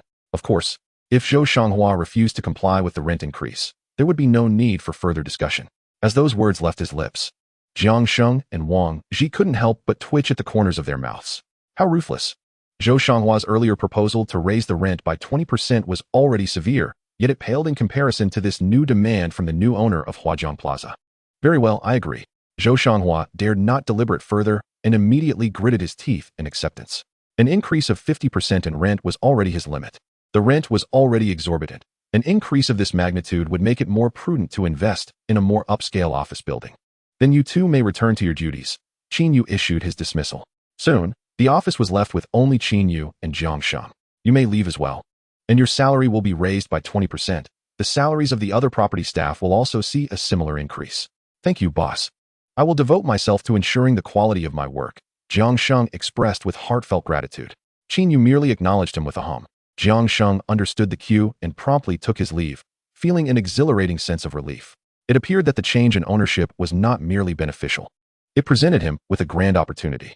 The company had transitioned from multiple shareholders to one true owner, which significantly consolidated his power under Qin Yu, the owner of Huajiang Plaza. Furthermore, the new owner was evidently quite generous, as evidenced by the immediate salary increase upon his arrival. Given Qin Yu's formidable background, it was likely that even more ventures would emerge in the future, affording him further opportunities for advancement. Once Jiang Sheng exited, Qin Yu's previously stern demeanor softened, and a faint smile graced his lips. This was the first taste of the benefits that his newfound power had afforded him. At that moment, his phone rang. Upon checking, he saw a notification from the bank confirming the receipt of 1.6 billion. His account held 166 million, in addition to 98.9 billion in the system. Such a staggering sum of cash was likely beyond the reach of even medium-sized corporations. This was his source of confidence. Chapter 17, Li Yan. All of this was made possible through his exclusive sign-in system. Merely 2 sign-ins had granted him wealth beyond his wildest dreams. Remembering today's system sign-in, he felt a surge of motivation and opened the system panel. Host, Qin Yu. Age, 25. Physique, 50, ordinary. Mental strength, 50, ordinary. Skills, none. Sign-in progress, 3.7 million. Level 1 sign-in unlocked. Tasks, none. Sign-in points, 2. Balance, 98.9 billion. It appeared that spending 1 million was the threshold for a level 1 sign-in. Although he had already expended 3.7 million, he was still only eligible for a level 1 sign-in. He needed to reach a minimum expenditure of 10 million to justify the effort of signing in. Qin Yu tucked away the system panel, contemplating. He suppressed the urge to sign in immediately, pondering where to spend enough to reach the 10 million mark. If he wished to spend money without venturing outside, the quickest and most convenient method would be. An idea sparked in his mind as he opened the Doulang app on his phone. In the past, while watching streamers on Doulang, he had been dazzled by the extravagant gifts that top-tier viewers showered upon their favorite streamers. Today, he too intended to be lavish and dazzle others. He immediately navigated to the recharge page and added 7 million to his account. Noticing that 2 of his favorite streamers were live, he entered the stream of one named Xiao Yanzi. This streamer was none other than Li Yan, Qin Yu's university classmate. He had fortuitously stumbled upon her live stream just last week, and without her beauty filter, he recognized her instantly. Naturally, he felt compelled to support his university peer. He generously followed her account and sent several likes, along with a few 666 comments. At that time, Li Yan's stream had a modest audience of around 200, and she was singing. To his delight, her singing voice was quite pleasing, holding its own against many popular internet singers. Notably, Qin Yu appreciated that Li Yan sang without relying on any sound equipment, imparting a sense of authenticity to her performance. Of course, he was wise enough not to private message her, revealing his identity as an old classmate. Their relationship during university had been rather casual, with little interaction beyond the ordinary bonds of classmates. As Qin Yu entered the live streaming room, he found Li Yan serenading her audience with her captivating voice. The distinctiveness of her tone, coupled with the enchanting melodies, enveloped him in a trance-like state. Occasionally, viewers showered her with modest gifts, tiny hearts and delicate roses, the most inexpensive tokens of appreciation. Simultaneously, Li Yan engaged with her audience, expressing gratitude for the gifts and appealing for more likes and followers. Upon concluding her song, Li Yan cheerfully remarked, "Thank you, my dear fans, for your gifts, likes, and support. I wonder if anyone has a song they'd like to request." Reflecting on his recent breakup with Su Li, Qin Yu decided to take a chance and requested the song Don't Think of Her, writing, "My girlfriend and I broke up yesterday. Could you sing this song, dear host? Thank you." He held little hope that Li Yin would honor his request, given that his account was new and devoid of any prior monetary contributions to the stream. Typically, such modest requests from a lesser-known fan would go unnoticed by the host. However, Qin Yu had resolved to spend money this time, unlike his previous visits when he merely enjoyed the music as a nostalgic listener. If Li Yin sang his requested song, he would certainly reward her generously, but even if she did not, he would still show his appreciation, albeit to a lesser extent. When one of the fans mentioned their recent breakup, expressing a desire to hear "Don't Think of Her," Li Yin responded, "I will sing this song now. And I hope the fan known as Handsome to the Point of Melting doesn't feel too disheartened." Her melodious voice filled the room once again. As the song concluded, the streaming room received a few more small gifts, and Qin Yu felt a wave of emotion wash over him, alleviating some of his sorrow. He began to send gifts to Li Yin himself, opting for the most expensive gift available at his current level, Jia Lianhua. Li Yin, visibly fatigued after 3 hours of continuous singing, expressed her gratitude to her generous supporters. She had been streaming primarily for her passion, practicing her singing skills, as her earnings from streaming barely amounted to 1,000 yuan a month, insufficient even for a single meal out. She understood that without joining a streaming guild or having a team to promote her, she would forever remain a small karaoke performer in the industry. Just as Li Yin was about to announce her intention to end the stream, a dazzling array of lights flooded the screen, a familiar yet surreal sight. The effect of Jia Lianhua. To her amazement, this extravagant gift had appeared in her stream, a rarity that required 3,000 yuan to give, promising her a substantial share of 1,500. Finally, a true benefactor had come to her aid. To her astonishment, the individual bestowing these gifts was none other than the fan who had earlier requested a song, the one known as Handsome to the Point of Melting. As she prepared to express her gratitude, another Jia Lianhua appeared, followed by more, 3, 4, 5, until the screen was awash with the radiant effects of Jia Lianhua. The first message announcing the gift read, "Handsome to the Point of Melting sends 1 Jia Lianhua to the host, Li Yin." This message repeated, the numbers growing exponentially, x10, x20, x100. Ultimately, 100 Jia Lianhua were sent. Li Yin was overwhelmed with gratitude, repeatedly thanking the benefactor known as Handsome to the Point of Melting. The comments from the audience flowed in, filled with humor and playful banter. "We've captured a true benefactor. Let's pay our respects." And finally, a big spender has arrived. 100 Jia Lianhua is worth 300,000 yuan. However, Qin Yu had no intention of stopping there. He flexed his fingers and continued. "Handsome to the Point of Melting sends Jia Lianhua x110, x200, x400, x600, x1000. 1,000 Jia Lianhua flooded the screen, causing the viewer count to skyrocket into the thousands, rapidly approaching 10,000. After sending 1,000 Jia Lianhua, he did not pause. X1100, X1500, X1666. Handsome to the Point of Melting sends Jia Lianhua X1666. Eventually, he concluded his generous outpouring at 1,666 Jia Lianhua, his fingers weary from the effort. He had never anticipated that spending money could be such an exhausting endeavor.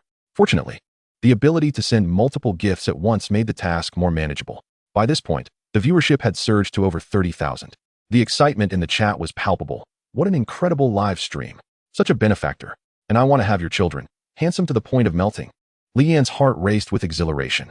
1,666 Jia Lianhua. She was nearly overwhelmed by the magnitude of such generosity. This was no dream. With this bounty, she could elevate her status to that of a small fortune. She privately mused that perhaps the benefactor's generosity was inspired by her performance of "Don't Think of Her," the very song he had requested. "Thank you immensely, dear benefactor. I am at a loss for how to repay you. Is there another song you would like me to sing for you?" She inquired directly in the chat. "Oh, what can I offer in return? Perhaps my devotion?" Surely, the esteemed benefactor would not mind. The banter continued, with playful remarks echoing in the chat. "If the benefactor were an old man, would you still offer yourself?" One fan teased. "I have evidence that the benefactor is young," another chimed in. "Because he just mentioned he wanted to hear this song after his girlfriend broke up with him. How could any woman dare to leave such a catch?" Qin Yu decided to respond to the host's earlier comment with a simple message. "Just sing whatever you like. No need for thanks." As he sent this message, the audience's attention was instantly captured, with whispers of awe spreading across the chat. "The benefactor has spoken. Oh, esteemed idol, I too am a singing broadcaster. Would you care to visit my live streaming room?" However, the idol seems disinclined to listen to music at the moment. "Do you possess any other talents, dear broadcaster? Please, do perform for us." Observing the barrage of comments, Qin Yu felt a tinge of boredom. He ceased typing on the public screen and exited the live stream. The backstage was inundated with numerous unread messages, among which was a private message from Little Swallow. Upon opening her message, he noted that she not only expressed her gratitude, but also shared her WeChat ID. After a moment's contemplation, he accepted her invitation and added her on WeChat. Ding. Li Yan is now your friend. You can chat now. Hello, Qin Yu casually typed. Li Yan, still exhilarated in her live stream, quickly replied, Hello, big brother. I am Little Swallow. Li Yan is my real name. Are you Qin Yu? Having glimpsed Qin Yu's WeChat name, she found it somewhat familiar, though she did not dwell on it.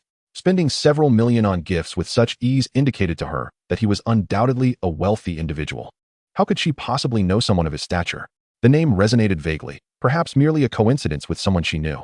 Yes, that is my name. After exchanging a few more words, Qin Yu exited WeChat. Meanwhile, Li Yan, witnessing a surge in her live stream's audience, felt compelled to sing a few songs to retain the influx of new fans. Returning to Doulang, Qin Yu observed a gradual increase in private messages, predominantly from female broadcasters eager to add him on WeChat.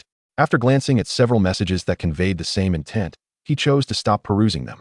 Notably, the number of his followers skyrocketed from just over 30 to 3 or 4,000, and it continued to rise.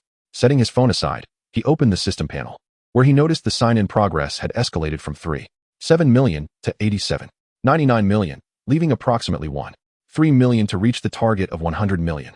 Calculating mentally, he picked up his phone again and entered the live stream of another frequently watched broadcaster, Yu, known for her outdoor streaming in Nanjing, where she showcased lesser-known culinary delights and historical sites, occasionally engaging passers-by in intriguing conversations. Her live stream boasted over 4,000 viewers, establishing her as a prominent figure. The dashing idol has joined the live stream. Upon Qin Yu's entry, a message appeared on the screen. Wow, who is this level 50 big brother? Oh my, the idol has arrived. Hello, esteemed idol. Quickly, call the broadcaster. The atmosphere in the live stream became lively as comments began to flood in. Yu, who was explaining a culinary dish, noticed the rapidly flashing comments and, perplexed, took a closer look. Wow, she exclaimed, genuinely surprised and covering her mouth. The esteemed idol had graced her live stream. Welcome, revered idol. Yuya's excitement was palpable. She was aware that a small broadcaster had recently received gifts worth nearly 5 million. And the generous benefactor was none other than the idol who had just entered her stream. 5 million. Furthermore, the small broadcaster did not belong to any guild. Thus, she would receive nearly 2.5 million from that single gift. Unlike her, whose gifts during each stream appeared substantial, the top contributors were often from guilds, merely aiming to boost her audience and coax a few fans into gifting her. As she contemplated how to retain this illustrious guest, a dazzling array of effects blinded her momentarily. The dashing idol has gifted broadcaster Yuya 1 carnival. The dashing idol has gifted broadcaster Yuya 2 carnivals. X10, X20, X45, X90. Finally, the dashing idol has gifted broadcaster Yuya 90 carnivals. Yuya's heart soared with joy as each display of gifts struck her heart with exhilaration. After bestowing 90 carnivals, the generous gesture ceased, just shy of 100. She was immensely satisfied with this outcome. It then dawned on her that in her earlier excitement, she had yet to express her gratitude for the gifts. Just as she was about to speak, Qin Yu exited the live stream. Subsequently, Qin Yu wandered into other live streams, bestowing gifts upon broadcasters he found appealing. He swiftly exhausted all his Doulang coins. Upon leaving the live stream, he immediately accessed the system panel. Sign in progress. 10.05 million. Level 2 sign-in unlocked. Noticing he had reached the second level of sign-in, Qin Yu promptly declared, System. Sign-in. Ding. Congratulations, host. Sign-in successful. You have received 500 million cash. The 500 million cash has been deposited into your balance. 500 million. A hint of disappointment flickered in Qin Yu's heart. Compared to the previous 2 times, this sum paled in comparison. He resolved to aim for at least 1 billion in future sign-ins. At that moment, his phone rang, and upon answering, he discovered it was a call from Lu Kursin. The content of the conversation aligned with his expectations, revealing that Zhang Dasho had been abruptly dismissed, and Zhou Jun had followed suit. Especially Zhou Jun who, upon learning of his termination, had knelt before the boss, pleading to remain with the company, only to be dragged out amidst his wails. The spectacle was as disgraceful as it was satisfying. This outcome lifted the gloom that had overshadowed Lu Kursin since the morning, restoring her lively demeanor as she conversed with Qin Yu. To her astonishment, she had assumed Zhang Dasho's role, becoming the manager of the design department. Her excitement was evident, and she inquired if Qin Yu wished to return to the company, offering to petition the boss on his behalf. Qin Yu couldn't help but chuckle inwardly. Should he return, he feared Zhou Shanghua's heart might not withstand the shock. After graciously declining Liu Kerson's offer, she mentioned inviting him over for dinner at her rented apartment that evening. Before he could respond, she abruptly stated she had other matters to attend to and hastily ended the call. Qin Yu sighed in amusement. He had initially intended to avoid returning to the rental, preferring the comfort of the hotel. Yet, before he could articulate his refusal, she had hung up. It seemed he would have to return, as Liu Kerson's cooking was indeed to his liking. After pocketing his phone, he felt a sense of relief. His previous experiences at Qishang Advertising had been riddled with challenges from the manager, and today's turn of events alleviated some of that pent-up frustration, albeit orchestrated by him. With no pressing matters at hand, he decided to return to the hotel, planning to revisit the rental later that evening. Concluding that remaining in the office would be a waste of time, he gathered his belongings and exited the office. Descending to the basement parking lot via the elevator, he entered his car and departed from Huajiang Square, quickly returning to Zhengyun Hotel. Considering he would need to return to the rental later, he opted not to park in the hotel's underground lot, instead choosing a temporary parking space for convenience. He parked in the same spot as the previous night, right outside the hotel. As he was about to park his car, a green Lamborghini barreled in, aggressively aiming for the very same parking space. The sports car seemed to disregard Qin Yu's vehicle entirely, showing no inclination to yield. It charged forward without hesitation.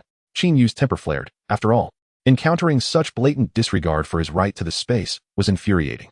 Even a clay idol would have its limits, let alone someone like him who was not short on funds. Fueled by anger, Qin Yu pressed on, showing no intention of halting as he continued towards the parking spot, even accelerating slightly. With a resounding crash, the vehicles collided, the Lamborghini spinning around and bouncing back 2 meters. The front of the car was nearly unrecognizable, the front bumper and right headlight utterly ruined. In contrast, Qin Yu's Angel Phantom merely shuddered from the impact, the rear shifting slightly, without significant damage. However, the rear bumper did detach, and he found himself in disbelief. His newly acquired vehicle would now require a trip to the repair shop, undoubtedly sitting idle for several days. Stepping out of his car, Qin Yu surveyed the scene, a mix of disbelief and frustration on his face. The commotion quickly drew a crowd, with hotel guests and passers-by alike rushing over, most wearing expressions of schadenfreude. Wow, that's a Lamborghini T700, worth over 8 million. And look at the damage, murmured one onlooker. I've never seen such an expensive car in such a state. The repair costs must be astronomical. Another chimed in, eager to capture the moment for social media, certain it would garner a plethora of likes. The woman who emerged from the Lamborghini, adorned with heavy makeup and in her 30s, rubbed her sore arm, her expression morphing into one of anguish as she beheld the mangled front of her vehicle. She then turned her ire towards Qin Yu, demanding, "How on earth do you drive, you reckless fool? Excuse me, but I was the one attempting to park when you careened in here. Perhaps you should reconsider your own driving skills." Qin Yu retorted, his tone devoid of deference. "Excuse me? How old are you to call me Andy?" She shot back, her anger intensifying. "Older than you, evidently," he quipped, unfazed. "But let us not dwell on that. This car cost over 8 million, and you will be compensating me for the damages." 8 million, you say? I scoff at such an overblown price for a mere vehicle. Qin Yu replied dismissively. What is so special about a broken car? Broken? You dare call an 8 million Lamborghini a broken car? Her incredulity was palpable. Laughter erupting from the surrounding crowd as they found humor in the exchange. What about your car? I bet the cost of a single wheel on my Lamborghini far exceeds the value of yours. Qin Yu merely chuckled in response, choosing silence over further argument. What's wrong? Lost for words? She taunted. You've damaged my vehicle, and you will pay, unless you wish to remain here indefinitely. I truly wonder where you obtained your driver's license. He replied, a look of disdain crossing his face as he dialed the road bureau to report the incident. After all, he had been reversing into the spot, and she had attempted to cut in. Based on this evidence, the majority of the blame would surely fall on her. The hotel had surveillance cameras. Once the authorities arrived, the truth would be revealed. Realizing that Qin Yu had contacted the authorities, the woman started to feel uneasy. She wasn't a novice driver. She understood the implications of this accident and how unfavorable it was for her. Her previous insistence on compensation had stemmed from her belief that her expensive car would guarantee her a favorable outcome. Since acquiring the Lamborghini, she had always driven with a sense of entitlement, expecting others to yield to her. Now, however, she was faced with someone who wouldn't back down. She pulled out her phone and dialed a number. The call was to Ma Ichuan, the general manager of Zhengyun Hotel. As it happened, she was Ma Ichuan's sister, Ma Wenxiu. Chapter 20, The Agreement. Having recently divorced her husband, she had come from the bustling metropolis to Nanjing City, staying at the hotel where her brother managed operations. Ma Ichuan was in his office when he received her call. Not surprised, he had personally arranged for her accommodations. However, as she recounted the incident, His previously cheerful demeanor gradually faded. Once she finished, he reassured her, "Don't worry, I will handle this matter." After hanging up, he promptly contacted the head of security, Zhang Zhong, instructing him to retrieve the surveillance footage from the hotel entrance to investigate the incident.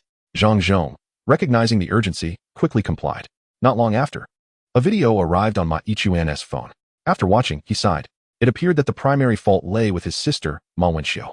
However, the young man involved seemed rather unremarkable. He likely wasn't a significant player in the grand scheme of things.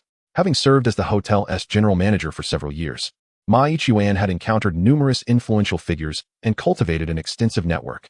If his sister had crossed paths with someone of considerable stature, she would certainly owe an apology. Yet, if it were merely an inconspicuous individual, the situation would be far simpler to navigate. The only uncertainty was the identity of the other vehicle involved. It seemed familiar to him. After issuing a few more instructions to Zhang Zhong over the phone, Ma Yichuan exited his office. Ma Wenxiu, emboldened by her conversation with her brother, thought, "Just wait, you'll be paying for my damages." Qin Yu, unfazed by her comments, remained resolute. Since he had reported the incident, he would let the authorities handle it and not waste his breath.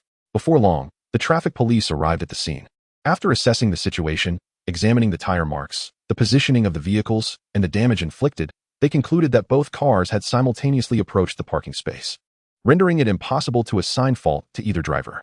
They requested the hotel's surveillance footage, only to be informed by a nearby security guard that the cameras had malfunctioned and were inoperable. Qin Yu shot a puzzled glance at the hotel security, intrigued but refraining from asking further questions. Ultimately, the police could only determine that both parties were equally liable. While this outcome left Qin Yu somewhat dissatisfied, he chose not to dwell on it. He could simply cover the repair costs for his own vehicle. After receiving the accident responsibility acknowledgement from the police, he planned to drive his car to the repair shop while contemplating the purchase of a new vehicle. His primary objective was to spend over 100 million, regardless of what he acquired. "Hey, you can't just leave without compensating me for my car's repairs," Ma Wenxiu exclaimed as she saw Qin Yu preparing to drive away. As he was about to enter his car, he turned back, visibly irritated. "The responsibility is split. I'll pay for my repairs, and you can handle yours. What more do you want?" "No way," Ma Wenxiu firmly denied. "You will fix my car, and I will cover the repair costs for yours." Qin Yu finally turned his gaze towards the traffic officer, awaiting his response.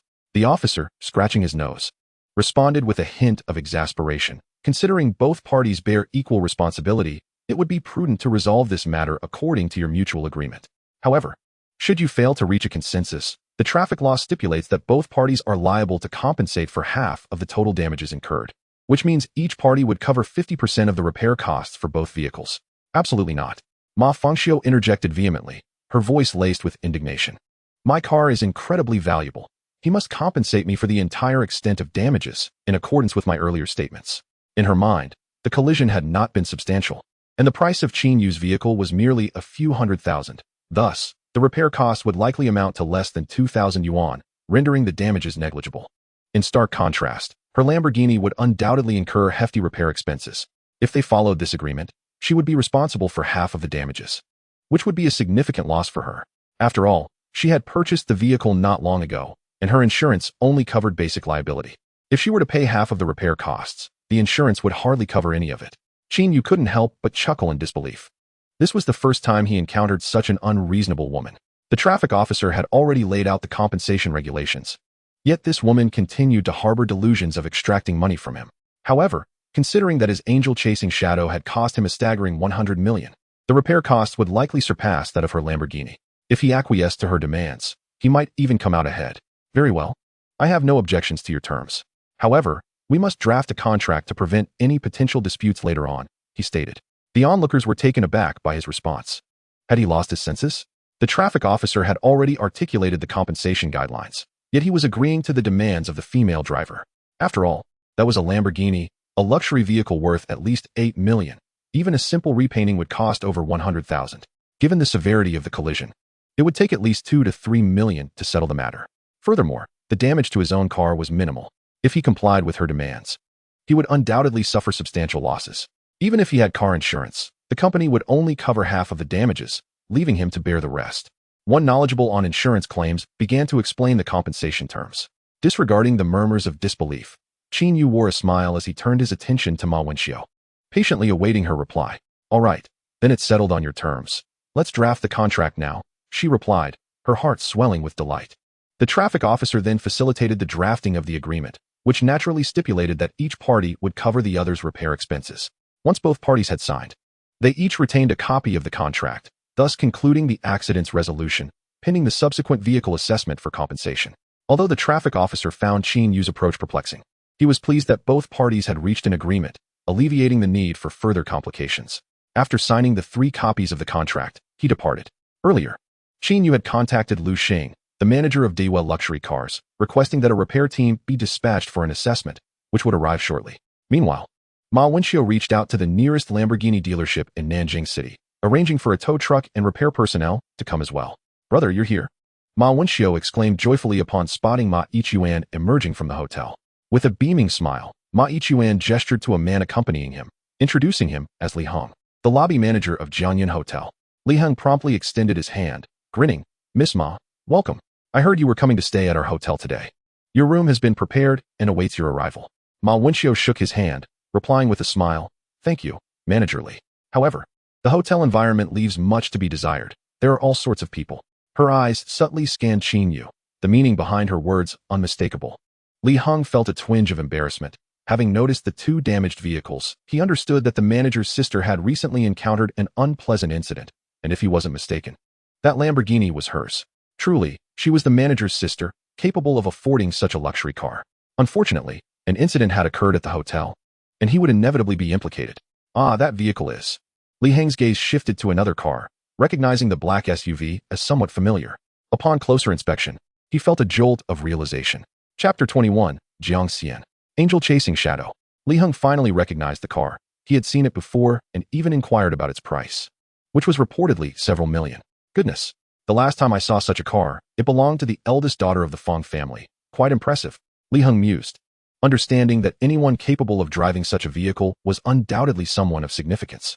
With this thought in mind, he instinctively turned his attention to Qin Yu. Standing a short distance away, Qin Yu noticed the 2 individuals emerging from the hotel. The younger man in the hotel manager's uniform was indeed Li Hong, the lobby manager of Jianyan Hotel. The other man, appearing to be in his 40s with thinning hair, was her brother, and he seemed to have a notable presence, likely being a superior to the lobby manager. Ma Wenxiu's recent comment, overheard by Qin Yu, was somewhat irksome, stirring a flicker of annoyance within him. He contemplated. "Once the assessment is complete, if it turns out the repair costs for my vehicle exceed yours, I'll be curious to see if you dare to backtrack." Ma Yichuan, with an air of indifference, cast a glance at Qin Yu. Having viewed the surveillance footage, he was somewhat aware of the incident's origin. He inquired of Ma Wenxiu. What was the outcome? Ma Wenxiu recounted their agreement, and Ma Yichuan nodded in approval, sharing his sister's satisfaction with the resolution. Just then, Li Hong's voice broke through.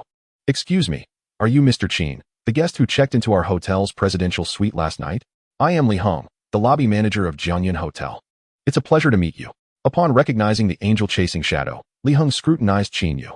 Initially, he found him vaguely familiar, but it was only after a moment that he recalled a guest who had lavishly spent over 300,000 to book the presidential suite for a month. This news had not only stirred the entire hotel management, but had also caught his attention. Coincidentally, he had not been present in the lobby at that time, thus missing the guest. However, he had seen Qin Yu's image in the check-in photographs. Now, the man stood before him. Seeing Li Hong suddenly greet him with a warm smile and introduce himself made Qin Yu realize that the manager was indeed aware of his stay at the hotel. "Indeed. Manager Li, that is correct," he replied nonchalantly. Seeing Li Hong recognize Qin Yu and address him formally piqued Ma Yichuan's curiosity. "Manager Li, you know him?" "Yes, Mr. Ma." Li Hong responded quickly. "This is Mr. Qin, a guest staying in our presidential suite." "Oh," Ma Yichuan nodded, somewhat displeased, thinking it unnecessary for such a fuss over a mere presidential suite guest. Li Hong, with a wry smile, added quietly, moreover, he spent over 300,000 to secure the room for a month. What? Ma Yichuan was finally taken aback. Spending such an extravagant sum on a hotel stay was rare, typically reserved for the elite. Was Mr. Qin, perhaps, one of those top-tier tycoons? With this revelation, Ma Yichuan scrutinized Qin Yu once more, though he internally shook his head, pondering the improbability. The individual before me appears rather ordinary, perhaps possessing some wealth. Yet to categorize him among the elite seems rather presumptuous. Nonetheless, he is indeed a VIP client of the hotel. With a gentle smile, he addressed Qin Yu. "Good day. Mr. Qin, I am Ma Yichuan, the general manager of Jianyan Hotel. It is a pleasure to meet you." "Ah, so you are the general manager of this establishment." Qin Yu realized, understanding why the hotel's lobby manager had shown him such deference. He gestured towards Ma Wenxiu and inquired, "Is she your sister?" The phrasing of his question, however, carried an unintended ambiguity. Ma Yichuan's smile faltered, a flicker of displeasure crossing his mind, yet he nodded and replied, "Indeed. She is my younger sister, Ma Wenxiu. The earlier misunderstanding was regrettable. I hope Mr. Qin can forgive any offense caused." Haha. Qin Yu chuckled lightly. "You are being too harsh, Mr. Ma. There was no real misunderstanding. A minor car accident has already been amicably resolved. We shall proceed according to the agreement." "That is excellent," Ma Yichuan thought, relieved to hear the matter would be handled per their arrangement. Ma Wenxiu, puzzled, asked, "Brother, do you know him? Is he also a guest at the hotel?" Li Heng, keenly aware of the situation, interjected to clarify, "Miss Ma, you may not be aware, but Mr. Qin has spent over 3 million to book the presidential suite for an entire month." 3 million? Ma Wenxiu gasped, suddenly realizing that the person she had clashed with was far from ordinary. To spend such a sum in a month meant nearly 10,000 a day. She reflected on her own modest accommodation, a presidential suite at just over 1,000 per night, an incongruity that underscored the wealth disparity between them. She pondered the possibility of him being a wealthy second-generation heir, a notion that made her somewhat anxious.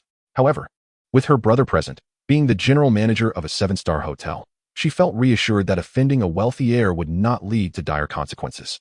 Ma Wenxiu fell silent, her mind consumed with uncertainty and apprehension. Given the multitude of onlookers, perhaps we should retreat to the hotel's lounge area for a moment.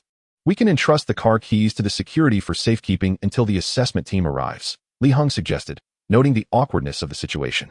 Very well, Qin Yu agreed, observing that the crowd was not only persistent but growing. Were it not for the impending arrival of the auto assessment personnel, he would have already returned to his presidential suite for a restful slumber. Ma Wenxiu and her brother shared the same sentiment, and they nodded in unison before heading towards the hotel. As the two main parties departed, the onlookers gradually dispersed, though a few lingered to discuss the unfolding events. Just then, a car slowly approached the hotel, capturing the attention of the crowd. Could it be? The vehicle was a Lamborghini T700, identical in color to the one that had been involved in the accident. Only the paint appeared a bit worn. It seemed as though another collision had occurred, albeit not a genuine one. The license plate was local, and one keen observer recognized the car's owner. It belonged to Jiang Xian, the second son of the Jiang family. Unexpectedly, the rare supercar was not a solitary sight today, providing a feast for the eyes. Jiang Xian had come to the Jiangyun Hotel to work out, being a VIP member of its fitness center, visiting 1 or 2 times every month. As he parked at the hotel entrance and tossed the keys to the doorman, he was about to join a girl with blue-dyed hair and a short skirt when he sensed something amiss and turned around, noticing several pairs of eyes fixated on him. What is going on? Why are they looking at me like that? While pondering, he spotted the 2 damaged vehicles. In Chapter 22, a new car purchase looms. He first noticed the Lamborghini that mirrored his own, with its front end badly smashed. A flicker of surprise crossed his face. It appeared that this car had been recently acquired. Turning to inspect the other vehicle, his eyes widened in disbelief. What the hell? That's not Fang Jia's car. Is it? Xiange, do you know the owner of that car? The blue-haired girl inquired, curiosity evident in her voice. Let us go check it out. Jiang Xian exclaimed eagerly, racing toward the 2 cars. He thought to himself that if that car truly belonged to Fang Jia, the owner was in for a world of misfortune. If they survived, they would certainly face severe consequences. Upon closer inspection of the Angel Qihui, he realized the license plate was different. It lacked the impressive sequence of digits, and the paint looked fresh. He had mistakenly identified it. Nonetheless, he was astonished. That vehicle was exorbitantly expensive, worth over 90 million, beyond the means of most people. The impact it sustained, while not as severe as the other cars, was still considerable. Were it his vehicle, he would be heartbroken. Having driven such a car before, he knew its performance was beyond comprehension. This model, released by TIS at the end of last year, was limited to just over 5,000 units, with fewer than 20 sold within the domestic market of Longxia. Hence, those who could appreciate its value were exceedingly rare. Young Master Jiang, do you recognize that vehicle? A man in his 30s, who recognized Jiang Xian, asked. Noticing Jiang Xian's apparent disinterest in the Lamborghini, worth over 800,000, he expressed curiosity about the unassuming SUV, which seemed to capture Jiang Xian's attention instead. Jiang Xian glanced at the speaker, his face somewhat familiar, but not enough to recall. Instead of answering, he asked, do you know where the owner of that car is? What just transpired? Upon hearing Jiang Xian's inquiry, the man eagerly recounted what he had witnessed, concluding with the information that both car owners had entered the hotel. Jiang Xian, upon hearing this, burst into laughter and pointed at the Angel Qihui, addressing the crowd. None of you recognize this model? If you knew its worth, you'd realize it's equivalent to 10 Lamborghinis. What? That car is worth 10 Lamborghinis?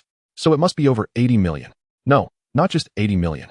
It's worth at least 90 million, and if someone were to purchase it, it could cost over 100 million. Jiang Xian explained with pride, as if the car were his own.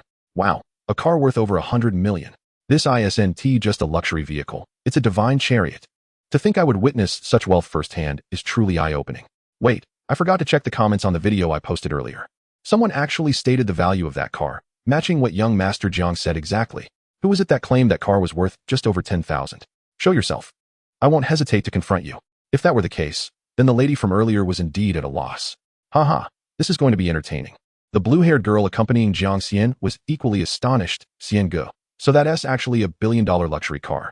I thought your Lamborghini was the most extravagant vehicle. But it turns out there are even pricier ones. Don't be misled. This billion-dollar Angel Chi Hui is just one of many even more expensive cars out there. It's simply a matter of exposure, Jiang Xian replied with a slight smile. At that moment, 2 tow trucks arrived, followed by representatives from the insurance company and the auto shop for damage assessment, arriving in succession.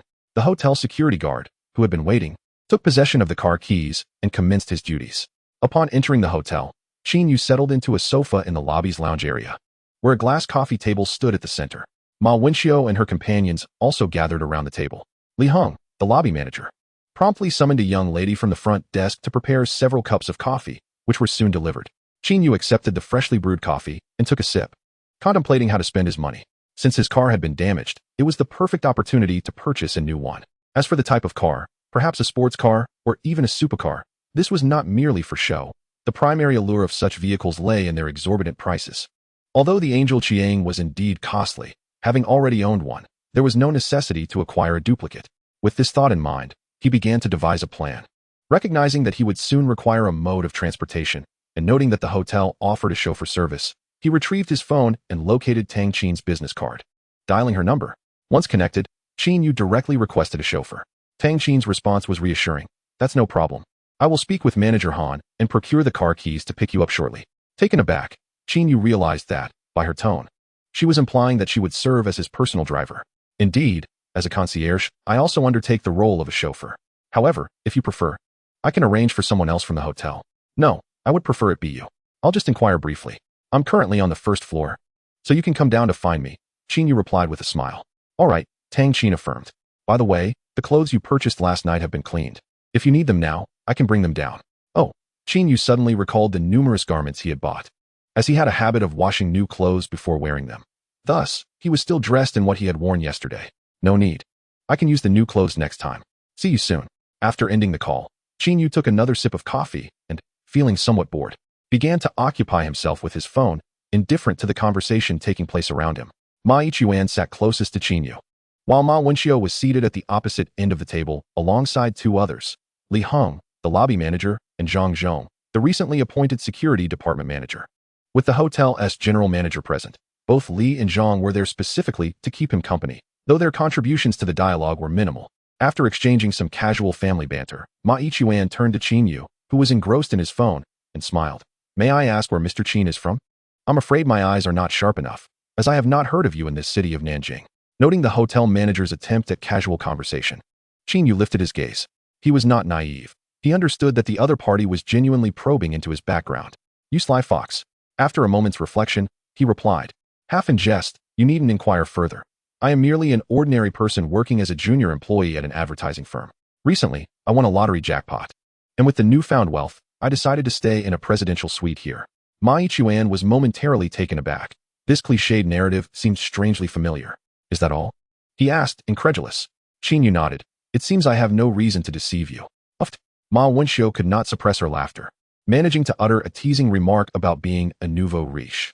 The other 2 individuals present exchanged curious glances with Qin Yu, their expressions a mix of bemusement and envy.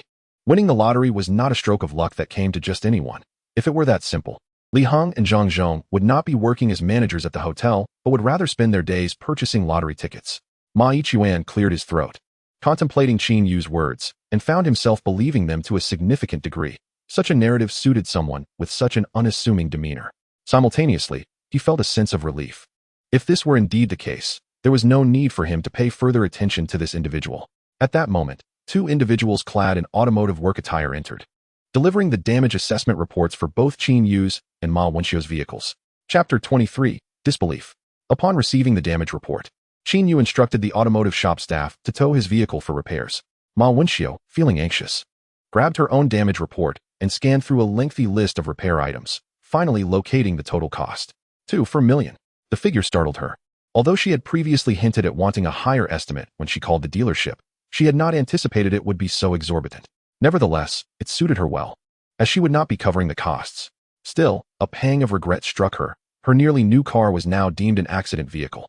With a hint of resentment, she shot a glare at Qin Yu, believing he was entirely to blame for the incident.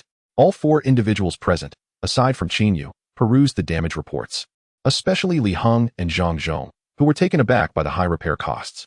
They understood the negotiations between the parties and felt a pang of sympathy for Qin Yu. They silently resolved to keep their distance from luxury cars in the future. Qin Yu opened his damage report and casually browsed through it. 11 million. That was the repair cost for his Angel Chiaying. This amount was primarily due to the need to replace an electromagnetic interference device that had been damaged in the accident, which alone cost over 9 million. At that moment, Qin Yu comprehended why this car commanded such a high price, as it was largely dependent on its cutting-edge technology. Kid, since the damage assessment is complete, you might as well just compensate me directly, Ma Wenxiu said, her tone tinged with glee as she looked at Qin Yu, tossing her damage report onto the table before him. Qin Yu picked it up, glanced at it, and smiled. 240 million? I can certainly afford that. Is that so? It seems the lottery prize Mr. Qin won was quite substantial, Ma Wenxiu replied, a sardonic smile playing on her lips. I can transfer the money to you anytime. But before we proceed, don't you think you should also cover the damages to my vehicle? Qin Yu remained unfazed as he took another sip of his coffee. Your car isn't worth much, and the damage was minor. It couldn't be more than 10,000 at most. Just deduct the amount for your damages from what you owe me. Ma Wenxiu replied impatiently. Qin Yu handed the damage report for the Angel Chiang to Ma Yichuan, who was sipping coffee nearby, saying, You all take a look. We can discuss it afterward. Ma Yichuan took the report, and upon seeing the staggering figure, he nearly spat out the coffee he had just sipped. 11 million? He exclaimed, turning to Qin Yu with a question. Is this your car's damage report? The terrifying number sent shockwaves through everyone present. Not only were they shocked, but they were utterly astounded. Just moments ago, the loss for the Lamborghini had seemed exorbitant, but this new price had utterly shattered their perceptions. Ma Wenxiu felt she must have misheard, and, disregarding everything else, hurriedly took the damage report from Ma Yichuan's hand, urgently scrutinizing it. 11 million was not what she had imagined as a mere 1100. Was this car made of gold? Just a slight collision amounted to 11 million. This price could easily cover the purchase of another Lamborghini. Of course, not only Ma Wenxiu, but even the others found it hard to believe in its authenticity. You're extorting. You think just scribbling down a number will convince others? Why not claim it's 100 million directly? Ma Wenxiu stood up, pointing accusingly at Qin Yu, her voice filled with disdain. Wenxiu, please sit down, Ma Yichuan said, maintaining a calm demeanor, betraying no signs of disturbance. He harbored doubts about the authenticity of the damage report, but deemed it unnecessary to act impulsively.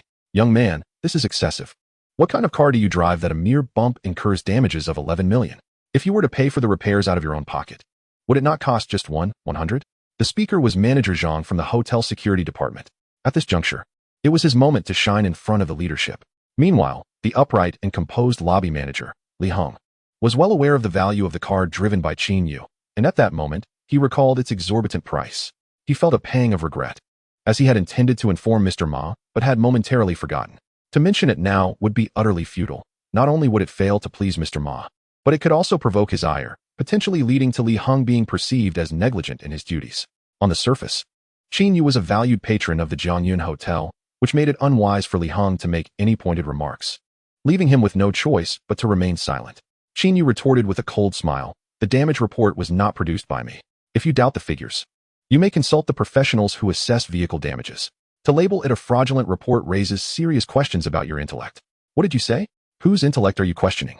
Be clearer. Ma Wenxiu fumed. Mr. Qin, Ma Yichuan, also irate, interjected, I am unaware of how much you paid for that vehicle. Even if it could be valued at 10 million, who would believe it? If that car could be purchased for over 10 million, I would have bought it long ago. It is worth over 100 million. Mr. Ma, how could you not know this?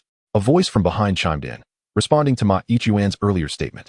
Ma Wenxiu looked up to see a young man clad in fashionable designer attire, sporting a crew cut, accompanied by a girl with blue hair. The young man's nonchalant demeanor incited her anger, and she snapped. Who do you think you are, speaking here? Oh, such bravado. You disregard even Brother Jiang. Who might you be? The blue-haired girl retorted. Jiang Xian, taken aback by such disrespect, scoffed. And what are you, daring to speak so insolently before me? Oh, the esteemed young Master Jiang has arrived. My apologies, I was unaware of your presence today. Li Heng exclaimed, recognizing the second son of the powerful Jiang family, who held considerable influence in Nanjing City. Setting aside Jiang Xian's prestige, he regularly spent 200,000 to 300,000 at this hotel each month, compelling Li Heng to treat him with the utmost respect, especially since he was well acquainted with one of the hotel's shareholders. Jiang Xian, however, seemed indifferent to Li Heng's cordiality, snorting disdainfully as he cast an annoyed glance at Ma Wenxiu and remarked, Who is this, wielding such authority? Li Heng was momentarily at a loss for words. Young Master Jiang, I sincerely apologize. This is my younger sister. She has only just arrived in Nanjing and was unaware of your identity. I apologize on her behalf. Ma Yichuan also rose, attempting to alleviate the tension with a smile. As the general manager of Jiangyun Hotel, he was well acquainted with influential figures in Nanjing City, having met Jiang Xian on several occasions. Usually, he would not need to be overly courteous, but given that Ma Wenxiu had inadvertently offended Jiang Xian, he felt compelled to offer apologies. Dealing with the offspring of affluent families is precarious. Even a minor misstep could jeopardize the fruits of years of hard work. Realizing that even her brother was stepping in to apologize, Ma Wenxiu understood she had made a grave mistake by offending someone of significant stature and hurriedly added her own apology. I regret my earlier words. I sincerely apologize. Seeing the deference from the group, especially from Ma Yichuan, Jiang Xian's temper began to dissipate. Do you think I am such a petty person? All right, please, everyone sit down. Carry on with your business. I am merely here to observe. Chapter 24, Regret. With that, he turned his gaze toward Qin Yu. He had overheard the earlier conversation and recognized that the vehicle outside, a stunning angel shadow, belonged to this individual. The curiosity to meet someone of similar age who could afford such an extravagant car piqued his interest. Jiang Xian pulled up a chair beside Qin Yu and introduced himself with a friendly smile. Greetings, brother. I am Jiang Xian. That angel shadow is yours, I presume? Qin Yu smiled in return, feeling a sense of camaraderie. He had witnessed the earlier exchange and recognized that this young man was not someone to be underestimated. I am Qin Yu. It is a pleasure to meet you. Yes, the car you mentioned outside the hotel is indeed mine. Jiang Xian chuckled. My dear Qin, you are quite the figure, driving a vehicle valued in the hundreds of millions. I have seen one for sale in Nanjing City, but alas, my finances do not permit such indulgence. You are referring to the one at DU Luxury Cars, I presume? Qin Yu inquired curiously. Precisely, that is the one. You did not buy it from old Lu, did you? Jiang Xian joked. You are correct, Qin Yu nodded. Is that so? Jiang Xian's eyes widened. I saw that car just the day before yesterday. Did you really just acquire it yesterday? Indeed, I did, Qin Yu confirmed. Impressive. To purchase a car yesterday and be involved in an accident today, you certainly live life on the edge. Jiang Xian exclaimed, giving a thumbs up. Curiosity piqued, he continued. Tell me, how much did you pay for that car? Not much, just 1 billion, Qin Yu replied candidly. 1 billion? Not much. Jiang Xian laughed awkwardly, feeling a wave of embarrassment wash over him as a privileged offspring. The others present, aside from Qin Yu and Jiang Xian, were taken aback by the staggering figure. Even Li Heng, who had some knowledge of luxury vehicles, was astonished. He had heard figures in the tens of millions, but this was a whole different realm. Ma Wenxiu's heart raced. If the car truly held a value of 1 billion, then the repair cost of 11 million seemed somewhat justified. However, should she be held liable for such an amount, it would be utterly impossible. Ever since her divorce from her ex-husband, she had received a substantial sum, including a property in the Magic City and 15 million in cash. Yet, she had recklessly spent over 8 million on a Lamborghini and other expenses, leaving her with barely 4 million available in cash. Moreover, she had only purchased basic insurance for her new vehicle. An 11 million payout would wipe her clean. Unless she sold her Magic City property and pooled her cash, she would find herself in dire straits. Ignoring the shifting expressions of those around him, Jiang Xian lamented. Brother Qin, had you consulted me before purchasing your car, I could have negotiated on your behalf. That vehicle could have been acquired for no more than 90 million. What a waste of 10 million, such a pity. Oh, Qin Yu nodded appreciatively. Thank you for your kind offer, Jiang Xian. I shall reach out to you for assistance in future purchases. Huh, sounds good. Conversing with you is a pleasure, Jiang Xian laughed heartily. Mr. Qin, is your car truly worth 1 billion? Ma Yichuan finally could no longer contain himself and inquired. He understood that with Jiang Xian's stature, there was no reason for him to deceive him. However, the notion that an unremarkable SUV could be valued at 100 million is utterly unconvincing. Simultaneously, I couldn't help but think that if this were indeed the case, then the young man's earlier claim of winning a grand prize must surely be a fabrication. What kind of prize could possibly amount to such an exorbitant sum? It's truly outrageous to speak such nonsense with open eyes. It appears that this gentleman is not a nouveau riche after all, but rather someone who is deliberately trying to amuse himself. Mr. Ma, as the esteemed general manager of a 7-star hotel, your perspective seems lamentably limited. The car driven by Brother Qin is the latest model from TIS Company, the Angel Shadow, of which there are only a little over 5,000 in the world, with merely 20 of them in this country. If you doubt my words, feel free to check online using your phone, Jiang Xian remarked with a smirk. TIS Company, Angel Shadow? That name sounds oddly familiar. Suddenly, Ma Yichuan recalled a prominent figure. Someone who even the major shareholders of Jiangyuan Hotel treat with utmost respect. He had the privilege of meeting this legendary individual and had seen her driving a car identical to that of Mr. Qin. However, time had elapsed. And though he encountered this vehicle again today, he failed to recognize it at once. Had he known its value, his sister would not have been placed in such a precarious position. With curiosity piqued, he picked up his phone to search for the car's name without a hint of embarrassment. Even Li Heng and Zhang Zhong followed suit. The result left them collectively gasping in astonishment. Although Ma Wenxiu did not check her phone, she discerned from their reactions that it was most likely true. The car was indeed worth 100 million, far surpassing her Lamborghini in value. Her resentment towards Qin Yu only intensified. How could he drive such an exorbitant car while maintaining such a low profile? Would it kill him to show off a little? After much contemplation, she gritted her teeth and declared to Qin Yu, I've come to a decision. Let us proceed as you suggested earlier. Each person will handle their own repairs. I find this arrangement more reasonable. Qin Yu glanced at the self-assured Ma Wenxiu, a slight smile gracing his lips as he produced the recently signed contract. Do you truly believe I would agree to that? Your expectations are rather naive. If everything could be altered so easily, what purpose would this contract serve? Jiang Xian chuckled, finding amusement in the audacity displayed by Ma Wenxiu. He had heard the account of this incident from passers-by and had come here specifically to witness the unfolding drama. Mr. Qin, how about this? I sincerely apologize on behalf of my sister. Might you consider, as a favor to me, allowing us to split the cost of the car repairs? Ma Yichuan implored earnestly. Mr. Ma, I trust you understand that if my vehicle were of little worth, or if its repair costs were minimal, your sister would never have taken such a stance. Since you are unable to meet my expectations, why impose further demands on me? Qin Yu replied coolly. 11 million is an astronomical sum. My sister cannot possibly afford it. What if we each cover half? Ma Yichuan suggested after a moment's thought. Brother, you needn't plead with him. I won't pay a single cent toward the repairs of that car. At worst, we'll each bear our own losses. If he refuses to comply, then I simply want to acknowledge it, Ma Wenxiu retorted, rising in indignation. Then what more is there to discuss? Engaging in dialogue with someone like you is a waste of breath, Qin Yu scoffed. Wenxiu, sit down. Ma Yichuan's expression darkened. Upon witnessing her brother's stern demeanor, Ma Wenxiu felt a twinge of fear and reluctantly resumed her seat. Mr. Qin, my sister has acted foolishly. I sincerely apologize once more on her behalf. Ma Yichuan continued his entreaty. Is there truly no way to turn this around? This repair fee might be inconsequential to you, but for her, it could lead to financial ruin.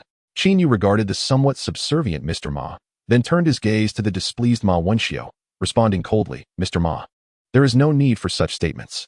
From the outset, I had no intention of escalating this matter. However, your sister's relentless aggressiveness and greed have led to consequences that must be faced. 11 million may not be significant to me, but what reason do I have to acquiesce to your demands? Brother Qin speaks truthfully. His words resonate with my sentiments. Jiang Xian interjected enthusiastically. I heard that initially. Brother Qin proposed that each party handle their own repairs, yet this foolish individual insisted on compensation. Now that the repair costs are revealed to be higher, she seeks to withdraw her demands. Such behavior is the epitome of what I detest. Turning to Qin Yu, he added, Brother Qin, I understand you have signed a contract? Indeed, the contract is right here, Qin Yu replied with a smile, handing the signed document to Jiang Xian. Jiang Xian examined it and said, excellent. If you grant me this contract, I can draft a power of attorney on your behalf to handle this matter. Should she refuse to pay, I assure you she will have to sell her property or her vehicle to make up the difference. How does that sound? Ma Yichuan's expression shifted dramatically. Young Master Jiang, this matter does not concern you, so why must you involve yourself? He recognized that if this were entrusted to Jiang Xian, Ma Wenxiu would have no choice but to comply. The Jiang family's influence was no trifling matter. Even without the contract, they wouldn't dare to default. Facing only Qin Yu, there might still be a chance for negotiation, As someone capable of purchasing such an expensive car, likely wouldn't he be overly concerned about money. If Ma Wenxiu could be persuaded to adjust her attitude, perhaps he could continue to plead on her behalf and secure a more favorable outcome. Even if she refused. As an outsider, Jiang Xian had little leverage, but Ma Yichuan's connections would ultimately compel her to concede. Mr. Ma, you are mistaken. How could this not concern me? Brother Qin's affairs are my own. Moreover, I am quite displeased with your sister's conduct, and I would intervene on behalf of anyone in such a situation. Therefore, I will assist in resolving this matter, Jiang Xian asserted. He then turned back to Qin Yu and said, Brother Qin, what do you think? I have no objections. I appreciate your assistance, Brother Jiang, Qin Yu replied, nodding with a smile. He realized that allowing Jiang Xian to handle the situation would be most beneficial, saving him considerable effort. Although he possessed a contract, if the other party refused to pay, litigation would be the only recourse. A process he was unfamiliar with and one that could be exceedingly time-consuming. He cared little for the money, but time was of the essence. With the system in place, achieving such wealth with merely 3 sign-ins underscored the importance of promptly utilizing his resources. Though Jiang Xian was helping him, it also meant he owed the other a favor, one he could repay in due course. Ma Yichuan sighed upon seeing Qin Yu agree to have Jiang Xian intervene. With Jiang Xian's involvement and the enigmatic Mr. Qin, it was nearly impossible to alter the course of events. There was no point in further antagonizing them. Wenxiu, he addressed his sister. You must respect young Master Zhang's standing and adhere to the contract. Pay what is owed. Brother, Ma Wenxiu stiffened at his words, her expression a mix of shock and reluctance. Are we truly to compensate him? Ma Yichuan nodded in resignation. Let me give you a few days. I cannot procure such a sum immediately. Ma Wenxiu bit her lip, her eyes reddening. She understood that if her brother was speaking in such a manner, it indicated his powerlessness in the situation. Clearly, the influence of Jiang Xian loomed large, and they could not afford to offend him. Yet, the prospect of producing 11 million was daunting. Her available cash fell far short, leaving her with no choice but to consider selling either her car or her house. Now, she has divorced and lost her source of income, poised to transition from a person unconcerned about her basic needs to one devoid of financial resources. Poor. What a terrifying word that is. Since you have articulated it so, I shall grant you this favor, hoping that within 2 days you can gather this sum. 11 million. Deducting the cost of repairs for your vehicle, pay what is due. Remember, you have merely 2 days. Jiang Xian flashed a smile. Mr. Qin, I have already prepared the car for you. Suddenly, a familiar voice reached his ears, and Qin Yu turned to see Tang Qin approaching. Not yet arrived, yet her voice precedes her. All right, please hold on a moment. Qin Yu nodded at Tang Qin. Just as Tang Qin was about to speak, she caught a glimpse of the hotel's general manager and the lobby manager sitting across the way, a flicker of confusion crossing her features. She quickly bowed respectfully to Ma Yichuan. Mr. Ma, you are here as well. Ma Yichuan merely acknowledged her with a faint hum, a response of little substance. Tang Qin.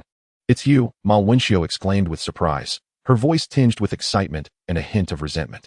Mrs. Li, it has been a while. Upon hearing this, Tang Qin noticed Ma Wenxiu seated there, her expression shifting momentarily.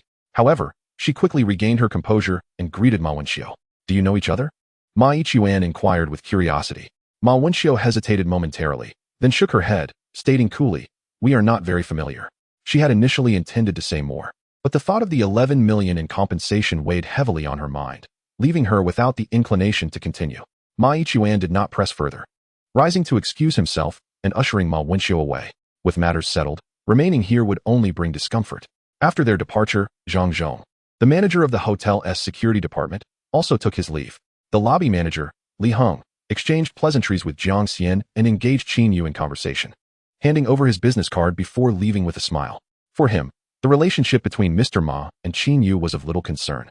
What mattered more was fostering connections with these affluent young masters. In the lobby lounge, only Qin Yu and Jiang Xian remained, along with the blue-haired girl who accompanied Jiang Xian and Tang Qin, making a total of 4 individuals. Brother Qin, what is your WeChat ID? I will add you as a friend so that I can contact you once I retrieve the car repair funds, Jiang Xian said after the others had departed. Sure, Qin Yu replied, pulling out his phone to mutually add each other on WeChat, while also exchanging phone numbers. Brother Jiang, I must thank you for your assistance today. I have yet to learn your full name. I am Qin Yu. After adding Jiang Xian's contact, Qin Yu smiled and inquired. I am Jiang Xian, 24 years old this year. How about you, Brother Qin? I am a year older than you, at 25.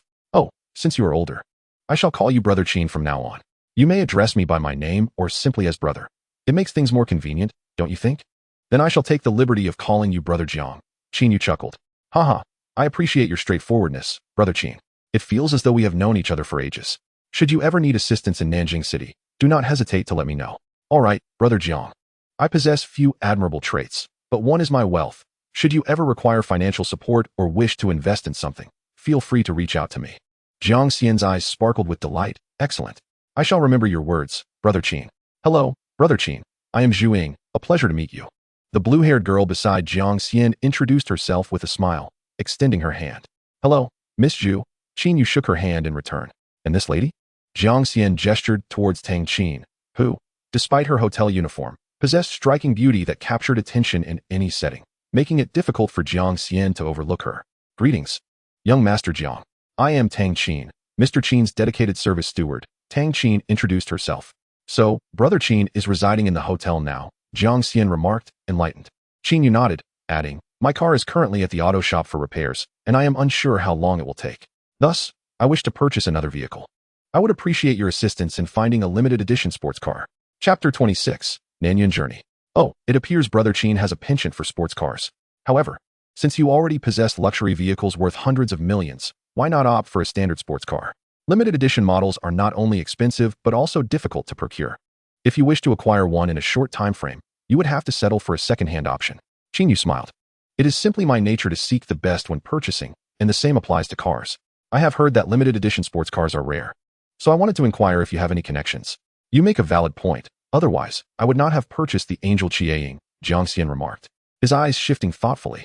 I have a small aunt who owns a large car dealership, dealing in both new and second-hand vehicles, predominantly high-end sports cars. And they even have limited edition models. If you truly wish to procure one, I can take you there, although it is somewhat far. Located in the Dongxiu district of Nanjing City, at least a 30 to 40-minute drive. Will this not impede your schedule? Qin Yu asked. Not at all. I intended to enjoy my day out, regardless of the location, Jiang Xian reassured him. That is splendid. It is nearing noon, which coincides perfectly with lunchtime. Allow me to treat you to a meal at the hotel before we head over. What do you think? Sounds good. I shall defer to your judgment. Jiang Xian replied with a smile. Subsequently, Qin Yu, accompanied by Tang Qin, ascended to the hotel's 51st floor sky restaurant for their meal. Given their intention to drive afterward, they refrained from consuming alcohol, opting instead for a few bottles of beverages. After dining, the trio descended to the first floor, while Zhu Ying made her way to the hotel gym and did not join them. Shortly thereafter, Jiang Xian drove his Lamborghini ahead, with Qin Yu following in a Rolls-Royce driven by Tang Qin, as they made their way to the car dealership in the Dongxiu district as mentioned by Jiang Xian. At the hotel entrance, the two damaged vehicles had been towed away, and the crowd of onlookers had vanished. On the road, as Tang Qin drove, she could not help but inquire if Qin Yu was acquainted with the general manager of Jiang Yun Hotel and the aforementioned Mrs. Li. The Mrs. Li you mentioned is actually the sister of your Mr. Ma. I am surprised you do not know her, Qin Yu replied, astonished. So, she is Mr. Ma's sister. Tang Qin tightened her grip on the steering wheel, a hint of concern flickering in her eyes. I truly had no idea, since I began working at this hotel. I have yet to see her. Since you refer to her as Mrs. Li, it seems you must have known her in the past, Qin Yu queried. Tang Qin nodded. I did mention to you that prior to working at this hotel, I was employed at a skincare company, and Mrs. Li is the wife of the general manager of that company. I see. That explains why you call her Mrs. Li. But how did you end up sitting with them? This is quite an unfortunate story. Qin Yu briefly recounted the incident of the car crash and the ensuing compensation discussions, which elicited a chuckle from Tang Qin. Serves her right. Someone like Mrs. Li deserves such a lesson. It's a case of cleverness backfiring. However, the only downside is that the other party bore significant responsibility for the incident, yet the surveillance footage was conveniently malfunctioning. It seems Mr. Ma might have had a hand in it. The hotel's surveillance was not broken at any other time. Only now. What a coincidence. Perhaps. Qin Yu acknowledged Tang Qin's conjecture, but remained unfazed. Then she inquired, Mrs. Li, it seems you harbor quite a dislike for her. Did she cause you distress during your time at that skincare company? To this, one might say it is a valid inquiry. Tang Qin, wishing to divert the conversation from this topic, shifted gears. You mentioned earlier that your car cost over 100 million? How is it that you don't believe it? That car truly did cost 100 million. I was merely curious. Of course I believe you. I had no idea such expensive cars existed. Had I known, I would have come down sooner to see what it looks like when you drive it, Tang Qin remarked. Half an hour later, the vehicle arrived at Tianyun Road in the Dongxiu district, halting before a grand automobile dealership. Before them stood a magnificent 6-story building, encompassing approximately 3,000 square meters. Its facade enveloped in glass curtain walls, exuding opulence and splendor. The name Nanyun Auto was emblazoned in 3 colossal letters on the wall, presumably the dealership's title. After parking in the lot in front of the dealership, the 3 exited the vehicle and proceeded towards the entrance. At the entrance stood a female employee clad in uniform, who promptly greeted Jiang Xian and Qin Yu as they approached. "Young Master Jiang, and this gentleman and lady, welcome. Su Wei is my aunt inside," Jiang Xian inquired. "President Yun is on the 3rd floor attending to a guest. Would you like me to notify her now?" "No need. I'm merely here to show my friend a car. Just stick by my side. If he finds one he likes, you can handle the arrangements." Upon hearing that his aunt was absent, Jiang Xian breathed a sigh of relief. "All right, thank you, young Master Jiang," Su Wei exclaimed joyfully. "Qin Gu, let us enter and see if there's a car to your liking." "Thank you for your assistance," Qin Yu responded as he followed Jiang Xian into the dealership. Su Wei was secretly astonished. She was aware of Jiang Xian's status and was taken aback to see this seemingly unremarkable man being referred to as Qin Gu by him. Clearly, this individual was not as simple as he appeared. She made a mental note of Qin Yu's appearance, categorizing him as a client worth catering to. Upon entering the dealership's spacious lobby, Jiang Xian began his introduction. "This is the 1st floor showroom, showcasing over 300 vehicles, some of which are brand new and priced below 5 million. Over there is the luxury sedan section, and beyond that is the sports car area. The 2nd floor houses the business offices, logistical services, and the preparation area for newly arrived second-hand vehicles. As for limited editions or luxury cars priced above 5 million, they are displayed on the 3rd and 4th floors." Qin Yu couldn't help but chuckle. "Brother Jiang, it seems you are more acquainted with this dealership than the employees themselves." "Naturally, it is my aunt's company, so I frequently come here to check up on the shop. Sometimes I bring friends along to look at cars. Over time, I have become quite familiar with the place. Thus, should you find a car you fancy, I can directly arrange a discount for you. In that case, I shall not hold back," Qin Yu replied casually. In truth, the monetary aspect was of little concern to him, but given the offer, it would be remiss not to accept the goodwill. At that moment, a voice, cool and indifferent, drifted from behind them. "Xian, it seems you've gained quite a bit of skill, even overseeing a dealership. As long as you refrain from taking my cars out for joyrides, I'll consider myself fortunate." Jiang Xian, initially feeling a sense of pride, suddenly turned pale upon hearing those words, his expression stiffening as he turned to chuckle awkwardly. "Aunt, I thought you were busy with a client. What brings you down here?" "The business discussion has concluded," the woman replied, a playful smile on her lips. "Are you disappointed to see me? Is that why you seem so apprehensive? However, you've come at a fortuitous time. I need to settle the accounts with you." "Oh no, Aunt, I came to introduce a significant client to you." "Jiang Xian, what significant client? It wouldn't be this loser beside you, would it?" The speaker was a young man in a blue shirt, adorned in designer attire, with chestnut hair, who stood next to the woman. He appeared younger than Jiang Xian, but was somewhat slender, casting a mocking glance at Jiang Xian. Chapter 27, Yun Chaoding. "Zhao Song, what brings you here?" Jiang Xian's expression darkened significantly, the tension palpable. "Why shouldn't I be here? This is an auto dealership. I'm naturally here to purchase a vehicle. What is your issue with that?" "Purchase a vehicle?" Jiang Xian shot him a sideways glance. "What car have you bought?" He then turned his gaze towards his aunt, eager to glean the answer from her lips. Young Master Zhao is here to view cars, but regrettably, the one he desired was too expensive, and he couldn't seal the deal. "Oh," Jiang Xian replied, a hint of amusement gracing his features as he addressed Zhao Song. "You look like you can't even afford a car. That hardly aligns with your grand title of Young Master Zhao." "Humph. It's perfectly normal not to afford a car over 100 million. Yet here you are, purchasing a second-hand Lamborghini for a few million, and still on credit. I feel embarrassed for you just thinking about it." "You." Jiang Xian's temper flared, and he scoffed. "So what? It's my aunt's car. We're family, and I can pay her back slowly. It's a personal matter, not one for you to comment on. You can't even come up with that sum, and you're dragging family into it. It's only because President Yun is lenient that she doesn't mind. You're asking for a beating, Zhao Song." Jiang Xian's pride was wounded, especially in front of the newly acquainted Qin Gu, as he rolled up his sleeves, ready to confront him.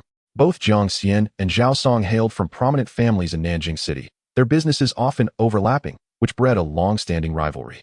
Their interactions were always fraught with tension, rife with competition. Particularly, after a significant gamble 2 months prior, Jiang Xian had lost over 50 million to Zhao Song, which had left him financially strained. "Jiang Xian, do you truly wish to provoke me? Do you dare act up here?" Jiang Xian's aunt shot him a stern glance, her gaze both commanding and intimidating. My apologies, aunt. I wouldn't dare," Jiang Xian stammered, his previously fierce demeanor instantly deflated. Zhao Song was also taken aback. He had a history of physical altercations with Jiang Xian, and given his frail build, he had been bested in their last encounter, emerging with bruises. Since then, he harbored a lingering fear. Jiang Xian, Don't act recklessly. This is President Yun's establishment. If it comes to blows, I won't fear you. Oh, shall we step outside for a bout? Humph, I disdain such crude behavior. If we were to settle matters, let us compete in a race instead, to see who is superior. Don't think I'm afraid just because you won last time. I'll find a decent sports car and challenge you again. Jiang Xian's face darkened with frustration. Very well, I shall await your challenge. With that, Zhao Song expressed his disinterest in lingering any longer. Bidding farewell to Jiang Xian's aunt. President Yun, I'll take my leave now. Please inform the owner about that vehicle. 170 million is simply exorbitant. I'll offer a maximum of 130 million. If he is willing to sell, he may contact me at any time. Understood, Jiang Xian's aunt nodded. Zhao Song departed without further ado. Aunt, what car costs 170 million? You wouldn't be able to afford it even if I told you. Jiang Xian chuckled awkwardly. Allow me to introduce my friend, Qin Yu, who is here specifically to purchase a car. This is my aunt, Yin Shouting, the owner of this dealership. What do you think? Isn't my aunt beautiful? She is reputed to be the most stunning woman in Shijiang City. Qin Yu felt a flush of warmth creep up his neck and, feeling somewhat bashful, extended his hand. Greetings, President Yun. Hello, Mr. Qin. Yun Shouting chuckled softly as she exchanged a gentle handshake with Qin Yu. The reason for Qin Yu's slight embarrassment stemmed from the fact that, upon first laying eyes on Yun Shouting, his heart involuntarily raced. She was simply stunning. Towering at nearly 1.80 meters, her physique was striking, and her exquisite features, particularly her face that rivaled any film star, exuded an elegance that was both graceful and somewhat ethereal. This woman possessed a beauty that would surely captivate any man who beheld her. Initially, he had imagined Jiang Xian's aunt to be a woman in her 40s, never anticipating to encounter such a breathtaking beauty. Mr. Qin, may I inquire about your preferred type of vehicle? I could offer some recommendations. Yun Shouting inquired with a professionally polished smile. Are there any limited edition sports cars available? She added, a hint of surprise illuminating her expression. Indeed. We have 2 in stock at the moment, she replied. However, as these are limited editions, their prices exceed that of new models significantly. Price is not a concern. Please do elaborate, Qin Yu responded directly. Yun Shouting raised an eyebrow, curiosity flickering across her face. Very well, allow me to introduce you to these 2 supercars. The first is the Ferrari LaFerrari, released 6 years ago. It features a red body, with only 500 units produced worldwide, boasting a maximum horsepower of 963. Priced at 36 million. The second is the Aston Martin Valhalla, released 3 years ago, with a white body and a global limit of 77 units. Offering a maximum horsepower of 760, priced at 73 million. With each vehicle she described, Jiang Xian could not suppress his salivation. A fervent car enthusiast, he often organized racing events with fellow aficionados. The allure of such exorbitantly priced limited edition supercars was undeniable. Despite having seen such limited models before, he was heavily restricted by his family's stringent financial oversight, which curtailed his spending. Previously, he enjoyed a monthly allowance of around 500,000 and had amassed over 20 million in savings. However, following his recent loss to Zhao Song in a race, which resulted in the destruction of his own supercar valued over 10 million, his savings had vanished, leaving him with a meager monthly allowance of just 200,000. Alongside considerable debts, the Lamborghini he currently drove was a second-hand purchase made last month, for which he had only paid 2/3 of the price. Consequently, his financial circumstances were rather strained, rendering the prospect of acquiring such a vehicle a distant dream. Aunt, could you lend me one to drive? Jiang Xian could not help but interject. Dream on. It's best you avoid such cars unless you are prepared to purchase one. Yun Shouting shot him a glance before turning to Qin Yu with a smile. Mr. Qin, I wonder if either of these piques your interest? After a moment's contemplation, Qin Yu inquired, isn't there also a car priced at 170 million, the one Zhao Song just mentioned? Truth be told, Qin Yu was hardly an aficionado of sports cars. His considerations were solely based on their price tags, while the Aston Martin Valhalla at 73 million would not quite reach the 100 million mark. He was intrigued by the notion of investing nearly 200 million into another vehicle. He speculated whether the rewards from the system for such a substantial investment might yield greater returns, thus enabling him to profit more. Moreover, he was genuinely curious to experience a car at such a lofty price. Indeed, there is a vehicle priced at 170 million. But do you truly believe you would be interested at such a high cost? Yun Shouting's brow furrowed slightly, her initial curiosity about Qin Yu giving way to skepticism. She harbored doubts regarding his ability to afford such an extravagant automobile, even questioning whether he could acquire the 2 cars she had just introduced. She feared he might be merely toying with her, visiting to view the cars without any genuine intent to purchase. Chapter 28. I'll buy it. Aunt, what vehicle could possibly demand such a price? I'm not the only one curious. Even Qin Yu would like to know which car costs 170 million. Jiang Xian pressed eagerly. Not only Jiang Xian, but Tang Xin behind him also cast an intrigued glance. Such a costly vehicle would attract, not just men, but any woman would be captivated by its price. This is a supercar that is priceless on the market. Acquired 3 years ago by a businessman from another region at great expense, due to his company facing financial difficulties and an inability to secure loans from banks. He is reluctantly compelled to sell it, Yun Chaoding explained leisurely. It is one of 3 units in the Bugatti Noir series, specifically the Nocturne. The Nocturne? Wow, it's that car! Jiang Xian exclaimed, clearly familiar with the Bugatti Noir series, which included the Nocturne Sound, and the Nocturne Shadow. This car is equipped with a W16 engine, capable of unleashing 1500 horsepower and accelerating from 0 to 100 in 2.3 seconds.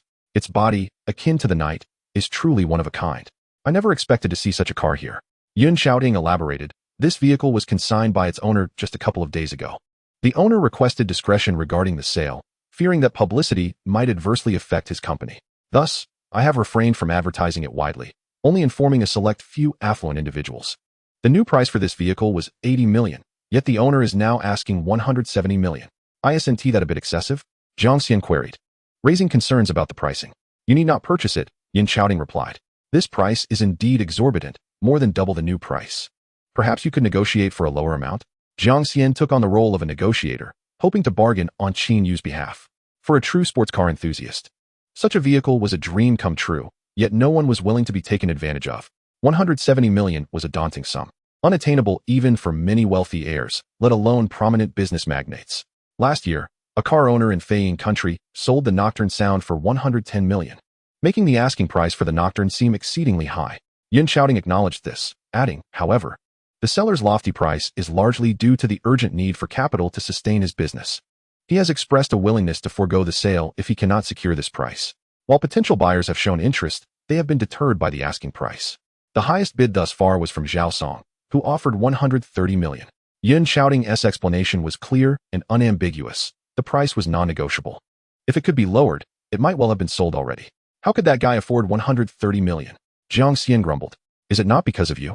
He has the 50 million you lost to him, in addition to his own funds. For him, 130 million is not a daunting amount, Yun Chaoding remarked, casting a sidelong glance at Jiang Xian. I will definitely win back that 50 million, with interest, Jiang Xian vowed, his teeth nearly grinding. How about we go take a look at the car first? If it meets your satisfaction, I will consider purchasing it, Qin Yu mused, feeling tempted. With only 3 units produced globally, each boasting a unique name, it sounded incredibly impressive. While the price might deter others, it posed no challenge for him. Qin Yu, you can't be serious about purchasing that car, can you? Jiang Xian asked, a mix of excitement and disbelief in his voice. He understood that if Qin Yu could afford the Angel Shadow, purchasing another car at an even higher price would not be a strain. Qin Yu nodded, of course. I must see it first to ensure it meets my expectations. Haha, if Qin Yu truly buys that car, it would be incredible. Even if I can't afford it, I would relish the thought of outmaneuvering Zhao Song. He would surely be disheartened upon hearing the news, Jiang Xian said with a smirk. But you must allow me to take it for a spin. Of course, but let us not get ahead of ourselves. I haven't made the purchase yet. We should go take a look at the car first, Qin Yu replied with a smile. As long as Brother Qin desires to make a purchase, it is but a mere matter of ease. Jiang Xian's face radiated happiness, seemingly convinced that Qin Yu's acquisition of that vehicle was a foregone conclusion. As he envisioned delightful scenarios, Yun Chaoding cast a skeptical glance at Jiang Xian before shifting his gaze to Qin Yu. Mr. Qin, you do not truly intend to buy the Night Wind, do you? Dear aunt, there is no need to doubt Brother Qin's capabilities. The very car he drives is the billion-dollar Angel Shadow, Jiang Xian explained, noticing Yun Chaoding's incredulous expression. A billion-dollar Angel Shadow? You wouldn't deceive me, would you? How could I dare to mislead you? It is indeed the one purchased for Brother Qin, Jiang Xian assured. Only then did Yun Chaoding nod and smile at Qin Yu. I apologize, Mr. Qin, but I shall lead you to the 4th floor to view the vehicle now. Much obliged, Mr. Yun. With that, Jiang Xian hurriedly took the lead, pressing the elevator button, and the group ascended to the 4th floor post-haste. The Night Wind was stationed in a small exhibition area on the 4th floor. As the lights illuminated, the exquisite black carbon fiber body materialized before their eyes like the depths of a shadowy night. Truly, it was a top-tier supercar. Jiang Xian circled the vehicle, unable to contain his admiration. Its unique design, sharp yet graceful appearance, marked it as the most resplendently aesthetic supercar Jiang Xian had ever encountered. The meticulously handcrafted fiber black, streamlined body, the seamless fusion of the front fascia and side windows, the distinctive Bugatti air intake grills, and the densely arranged exhaust grills at the rear, adorned with a continuous tail light, all bespoke the car's nobility. Although Qin Yu was not particularly well-versed in such vehicles, he found himself enamored with this car from the very first glance. After scrutinizing it for a moment, he asked, "Mr. Yun, may I take the car for a test drive?" "Certainly." Yun Qiaoting then instructed Su Wei, who had followed them, to fetch the car keys. Before long, the keys arrived, an elegant black oval-shaped LCD smart key, small enough to fit in the palm of one's hand. This key controlled the car's ignition and door access. As the vehicle came to life, the ambient lights flashed in a dazzling display. Qin Yu opened the door, slid into the car, and with a gentle press of the accelerator, a sharp roar resonated throughout the showroom, echoing in the ears of all present. In idle mode, the engine emitted not a whisper of noise. From the car's color to its form and performance specifications, not a single flaw could be discerned.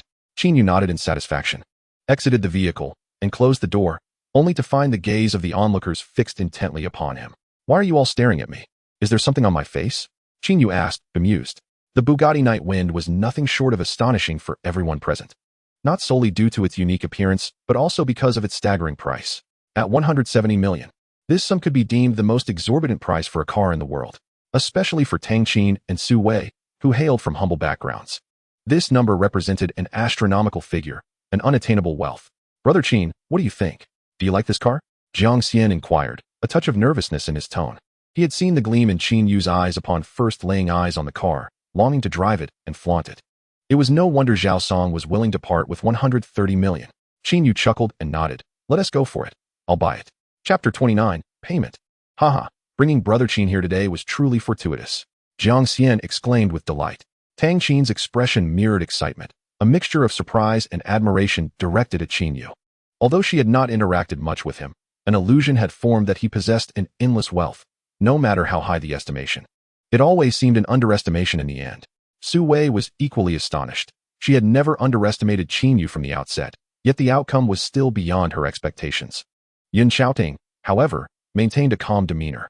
Although Qin Yu's intent to purchase the Night Wind exceeded her expectations, her expression remained largely unperturbed.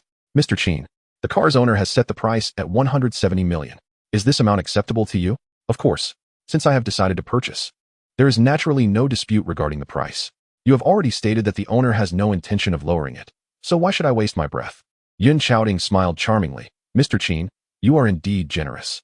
However, I must mention that the 170 million is the owner's asking price. Yet, there is also a 5% commission on the transaction amount, which amounts to 8.5 million. This fee includes the registration and transfer charges, but excludes insurance costs." "Oh." Qin Yu silently grumbled, realizing the dealership's profit margins were quite hefty. This 8.5 million was essentially pure profit. Reflecting on his previous experiences, he recalled that he had worked tirelessly for an entire year to barely exceed 100,000. "Then please calculate the total amount due." Yun Qiaoting calculated briefly and replied, "The insurance will be around 1.8 million. The total will come to 183 million. "Very well, let us proceed with that price. Let us pay by card," Qin Yu declared decisively, eschewing further discussion. While 183 million might seem excessive, the thought of the potential returns made it far less painful to part with such a sum. Observing Qin Yu's readiness to proceed with payment and his lack of intention to haggle, Yun Qiaoting smiled brightly. "Mr. Qin, your decisiveness is commendable. However, I still need to communicate with the owner. It will be quick. I kindly ask you to wait a moment." "Not a problem. Please take your time." With that, Yun Qiaoting stepped aside and made a phone call. "Mr. Qin, you truly purchased this car." Tang Qin approached, half in inquiry, half in astonishment. This was the most expensive car she had ever seen. Even the annual insurance costs were beyond her means. "Indeed, I am quite satisfied with this car," Qin Yu replied with a smile. "But 183 million is quite a sum. Surely, there is room for negotiation," Tang Qin remarked. "Mr. Yun mentioned that the car has been on the market for several days, with the highest offer being merely 130 million. I estimate that with an additional 30 million or so, it could have been yours, which would have saved a considerable amount." "You make a valid point," Qin Yu conceded. "But this car is indeed rare. If I were to miss out on it due to price concerns and have it purchased by someone else, that would be regrettable. Thus, I prefer to spend a bit more. This amount is inconsequential to me." Tang Qin was at a loss for words. It seemed her earlier comments were superfluous, as he did not appear to be concerned about such trivial sums. "Brother Qin, once you acquire it, Be sure to let me borrow the car for a few days. Jiang Xian approached, speaking with a hint of flattery. Of course, no problem at all.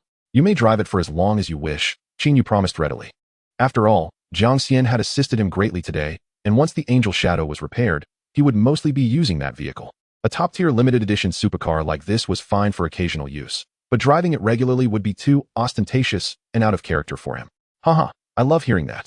Jiang Xian laughed joyously, almost envisioning himself driving the night wind and basking in the attention it would attract, especially from Zhao Song, who had initially intended to buy this very car. He could only imagine the expression on his face when he saw it in Jiang Xian's possession.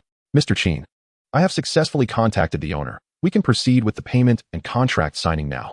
However, there is one small request. The original owner would like to ask for your contact information. If you agree, please provide me with your phone number, and I will relay it to him.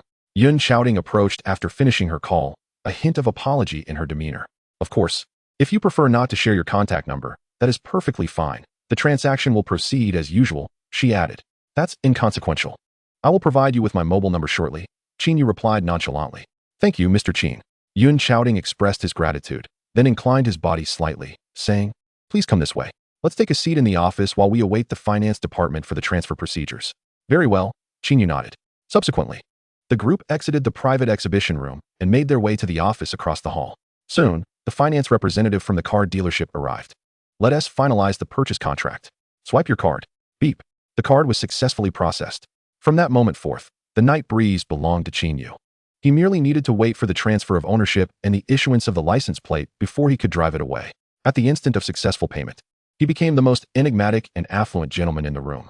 The nearly 200 million payment was neither a bank transfer nor a cash transaction. Instead, it was executed with a mere swipe of his card, and he did so with remarkable nonchalance. Not only did Tang Qin and Su Wei look at him with awe, but even Yun Chaoting gazed at Qin Yu with a hint of fascination. What defines a handsome man if not this kind of extravagant spending? Lost in a world of luxury? However, when Qin Yu produced his black card, Yun Chaoting's expression shifted and her heartbeat quickened.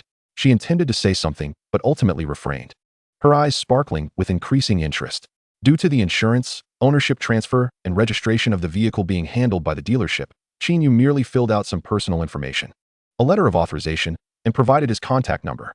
Once everything was finalized, Yun Chaoting presented him with her personal business card, along with a purple gold membership card that appeared to be from an exclusive club. Jiang Xian, upon seeing the membership card, expressed his envy, saying, This is the ultimate private club in Nanjing City, the purple gold card of the Nanjing Club. Even true business elites may not possess this card. My aunt is one of the directors of that club. It took me ages to persuade her to give me one, and she gifts it to you on your first meeting. The Nanjing Club?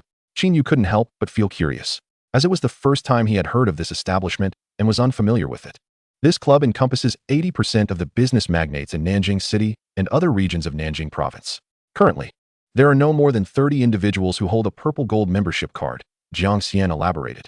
Qin Yu nodded, beginning to comprehend the significance of the card.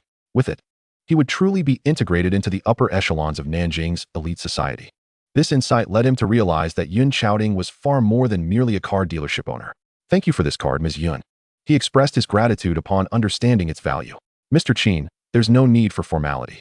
If you wish to show appreciation, please frequent our dealership. Yun Chaoting smiled warmly. How about this? From now on, you can call me sister, and I shall refer to you as brother. Calling me MS. Yun feels too distant. Sister? Qin Yu hesitated. From Yun Chaoting's smile, he detected a trace of mischief. Brother Qin, I don't mind. What do you care? Am I not worthy of being your sister? Yun Chaoting teased playfully. All right then, I shall call you Sister Yun. Qin Yu acquiesced. He came to the conclusion that having such a beautiful sister was indeed a delightful prospect. That is more like it. Since you've called me sister, let us keep in touch. You can always call me if you need anything. Sure, Sister Yun. Brother Qin, since you've acknowledged my aunt as your sister, what should I call you?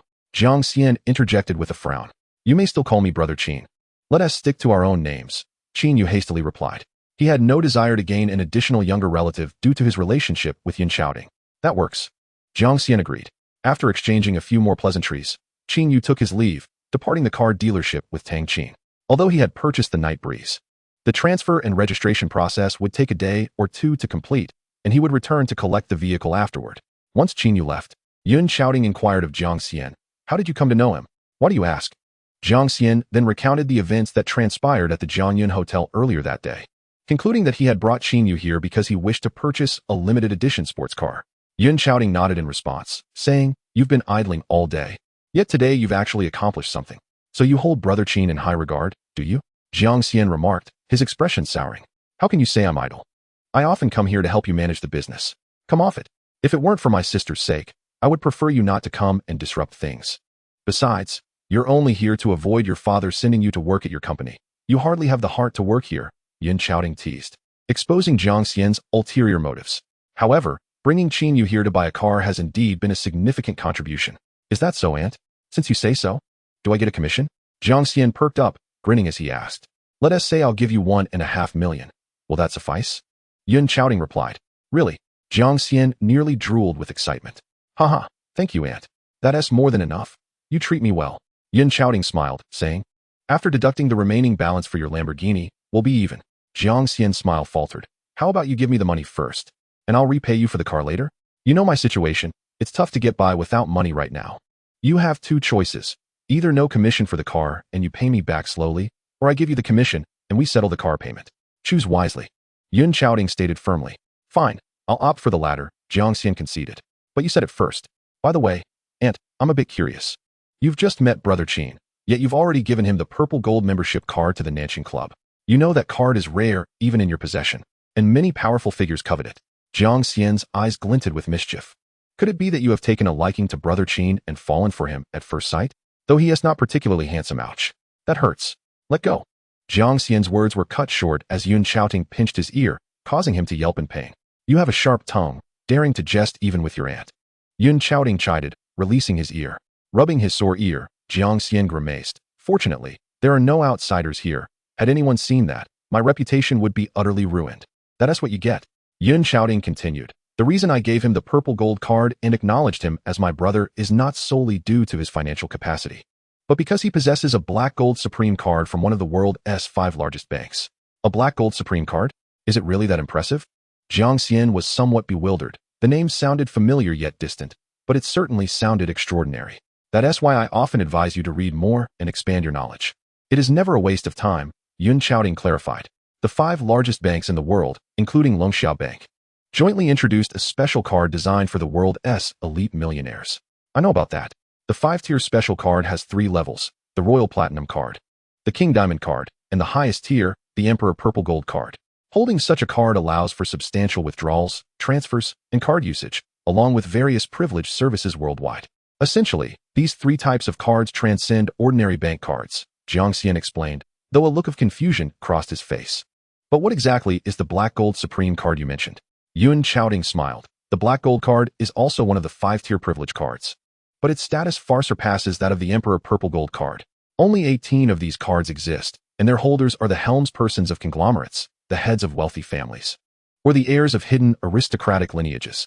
Furthermore, to possess such a card, one must not only have a bank deposit of at least 5 trillion, but also wield considerable global influence. Consequently, individuals who do not hold a certain societal status are entirely oblivious to the existence of such cards. 5 trillion in deposits." Jiang Xian felt a heaviness in his breath. His tongue parched, and he inquired, "How do you know that the card Qin Yu just used is the Supreme Black Gold card you mentioned? If you were to say he has a few billion, or even 100 billion, I might believe you, but 5 trillion? How can I possibly trust that?" He clicked his tongue, adding, "How could I dare to believe such a thing?" Yun Chaoting shot him a glance. "I am at least 90% certain it is true. I was closest to him at the time and saw it clearly. The design of the card he held was identical to one I had seen in a picture." He continued, "However, even if my guess is correct and it is indeed a Supreme Black Gold card, it does not necessarily belong to him.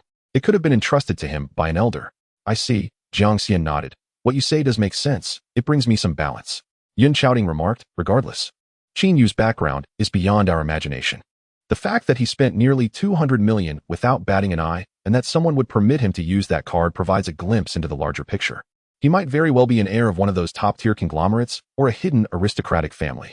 Such individuals are certainly not ones we can afford to provoke. Your task is to be as amicable as possible with him, but do not investigate his background, understood?" Jiang Xian replied with a seriousness, "Rest assured, I know how to handle it." Meanwhile, Qin Yu exited from Nanyun Bank and entered a vehicle, with Tang Qin naturally serving as the driver. "Mr. Qin, where to now? Shall we return to Jiangyan Hotel?"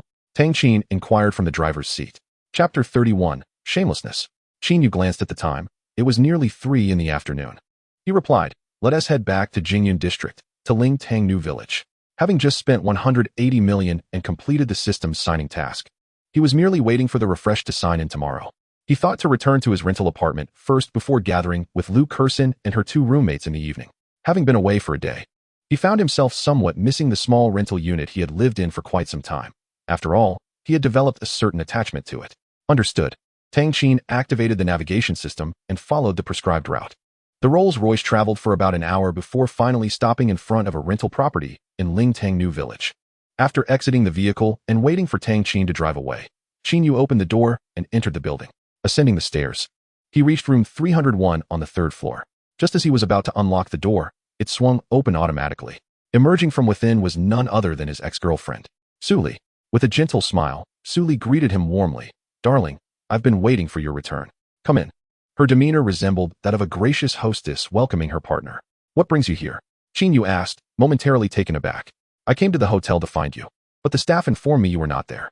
I called your colleagues, and they said you no longer worked at that company. I figured you might have returned to your rental and came to find you." Su Li explained with a smile. "Oh, why do you want to see me? We broken up, haven't we?" Qin Yu replied coldly. At that moment, he recalled that Su Li still possessed a key to his rental. Although she had one key, she rarely visited. He had previously invited her to move in with him, only to be met with a flat refusal. Now that they had broken up, her unexpected appearance hinted at ulterior motives. Seeking reconciliation? Dream on. "Darling, I've come to realize that you are the best for me. You still love me, right? Let us get back together. I don't ask for much. Just being by your side would make me content."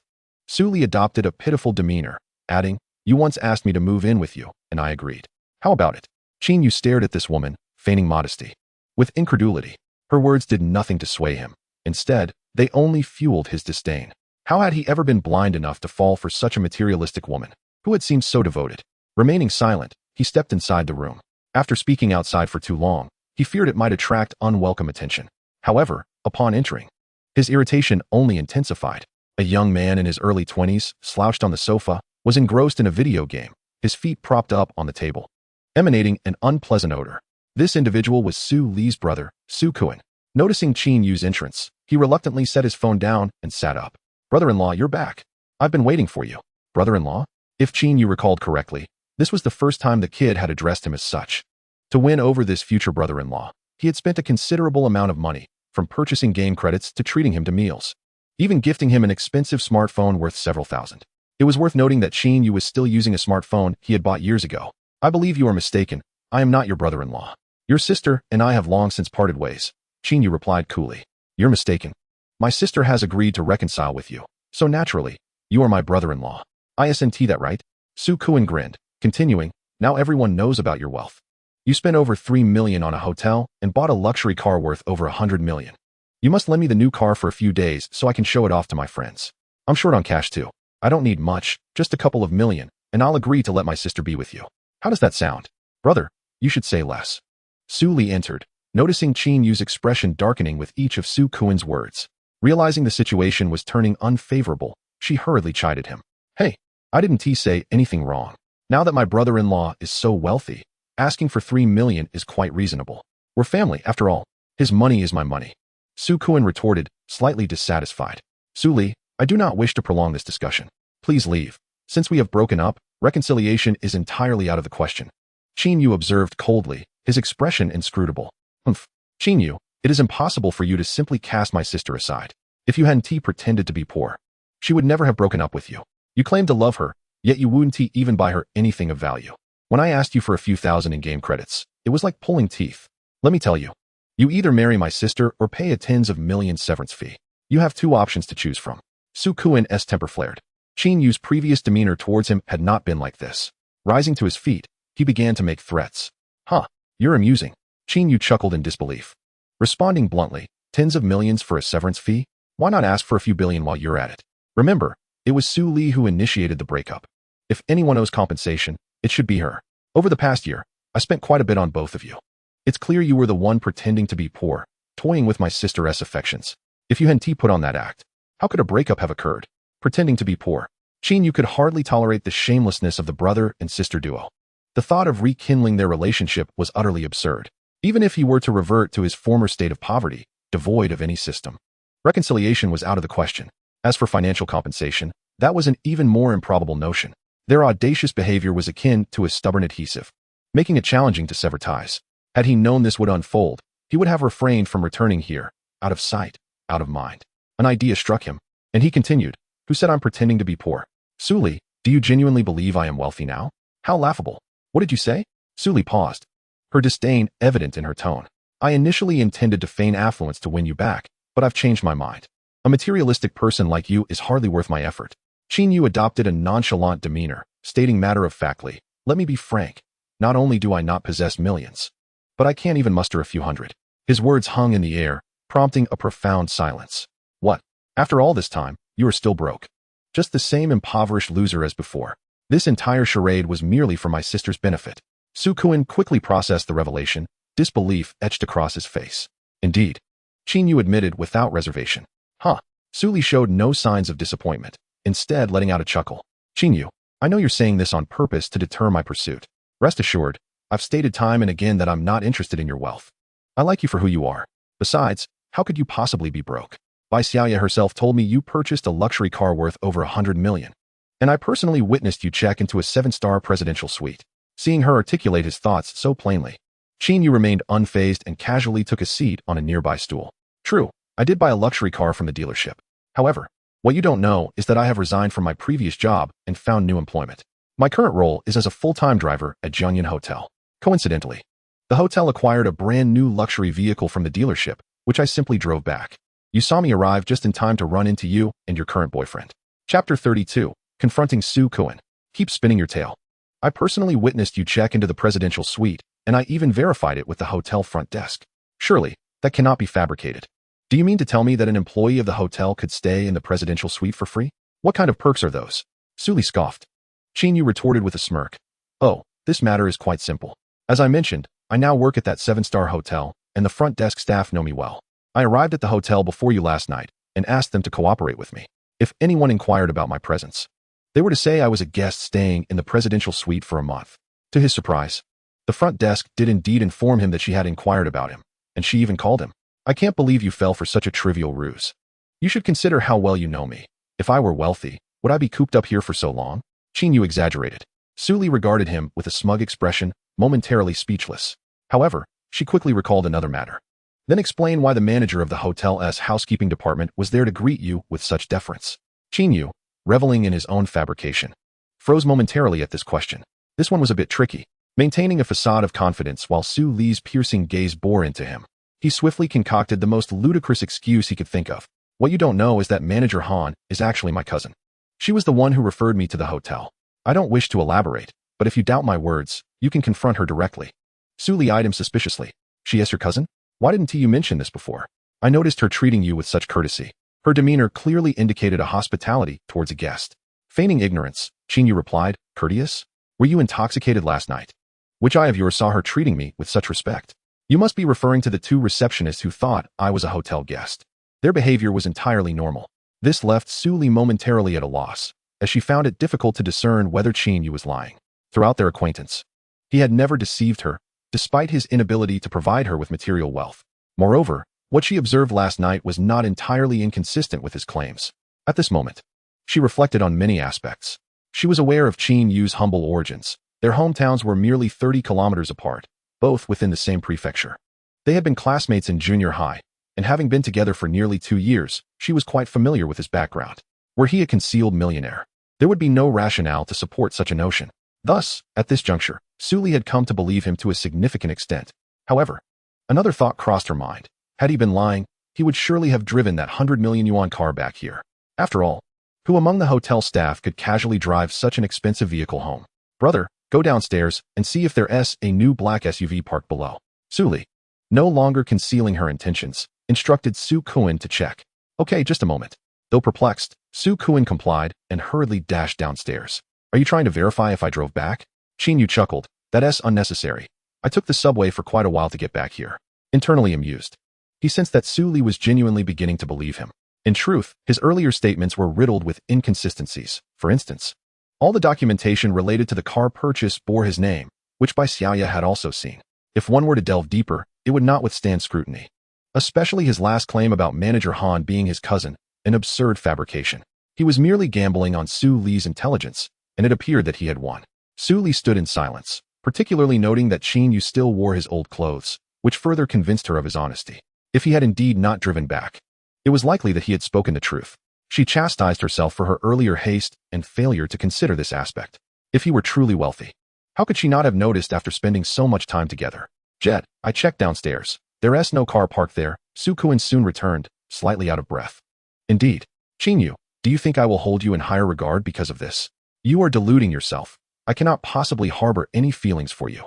Su Li's expression shifted from pale to flushed, and she finally erupted. I thought you had become wealthy and successful, but it turns out it was all an act. Thank goodness we broke up. Damn, you're just a penniless brat pretending to be something you're not. Do you think this will make my sister regard you differently? Dream on. Su Kuan echoed her sentiments. Have you both finished? If you're done, kindly leave. You are not welcome here. Qin Yu disregarded their outbursts and issued an expulsion order. Qin Yu, I have yet to settle the score with you for deceiving my sister. And you dare speak to me like this? Watch out. I might just give you a beating.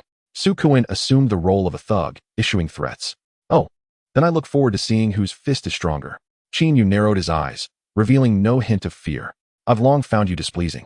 If you wish to fight, then let us do it. Su Kuan rolled up his sleeves, genuinely prepared to charge at him. Bang! Qin Yu was the first to strike, delivering a flying kick that sent Su Kuan sprawling to the ground. Caught completely off guard, Su Kuan fell, inadvertently knocking over a chair in the process. Why you really dare to lay a hand on me? Su Kuan exclaimed, incredulity etched across his face as he pointed accusingly at Qin Yu. Listen here, kid, to be honest, I've never liked you. You initiated this confrontation, so don't blame me. Qin Yu retorted, his expression a fierce mix of ferocity and exhilaration. In the past, he might have felt some trepidation at the thought of a fight. However, now, with a fortune exceeding 100 billion, he could easily throw money at any troubles that arose from a victory or defeat.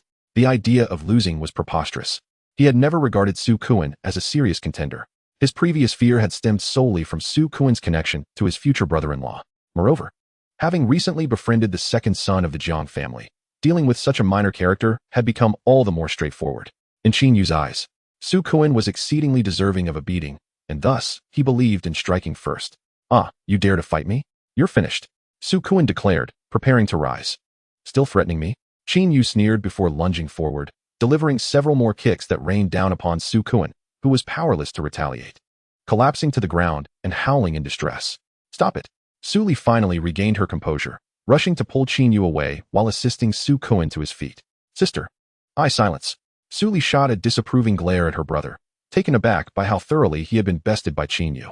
Turning back, she began to regard Qin Yu with newfound seriousness, observing that he had shed his previous timidity, even after having just beaten Su Kuan. He exuded an air of confidence devoid of fear. Su Li felt a twinge of apprehension. In truth, Su Li and Su Kuan shared similar traits. Both were prone to bullying the weak while fearing the strong. Brother, let us go, Su Li stated calmly, her expression unwavering. Sister, but wasn't he that humiliating enough? After uttering her thoughts, Su Li turned to leave, unwilling to linger any longer. You'll regret this. I will settle the score with you next time. Su Kuan spat, hurling a parting threat before following his sister out. Wait. Qin Yu suddenly called out to the departing Su Li. As she reached the threshold of the door, she paused and inquired, what is it? Chapter 33, Guiyafeng. It seems you've forgotten that you still have my rental keys. Who cares? Su Li retorted, tossing the keys to the ground as she prepared to leave. Stop right there. What else do you want? Su Li turned back, her irritation palpable. Pick up the keys. Or don't blame me for being rude. Qin Yu replied coldly, his gaze fixed sternly on her. A wave of discomfort washed over Su Li. But faced with Qin Yu's uncompromising stare, she complied, retrieving the keys and placing them on the table before departing without a backward glance. Once the siblings had exited, Qin Yu closed the door and tidied up the room. Glancing at the clock, he noted the time, 4:30 in the afternoon. He then headed to the bathroom for a shower and changed into a fresh outfit. Lying down on the bed, he soon drifted off into a peaceful slumber. Meanwhile, Su Li descended to the first floor and promptly retrieved her phone to dial a number.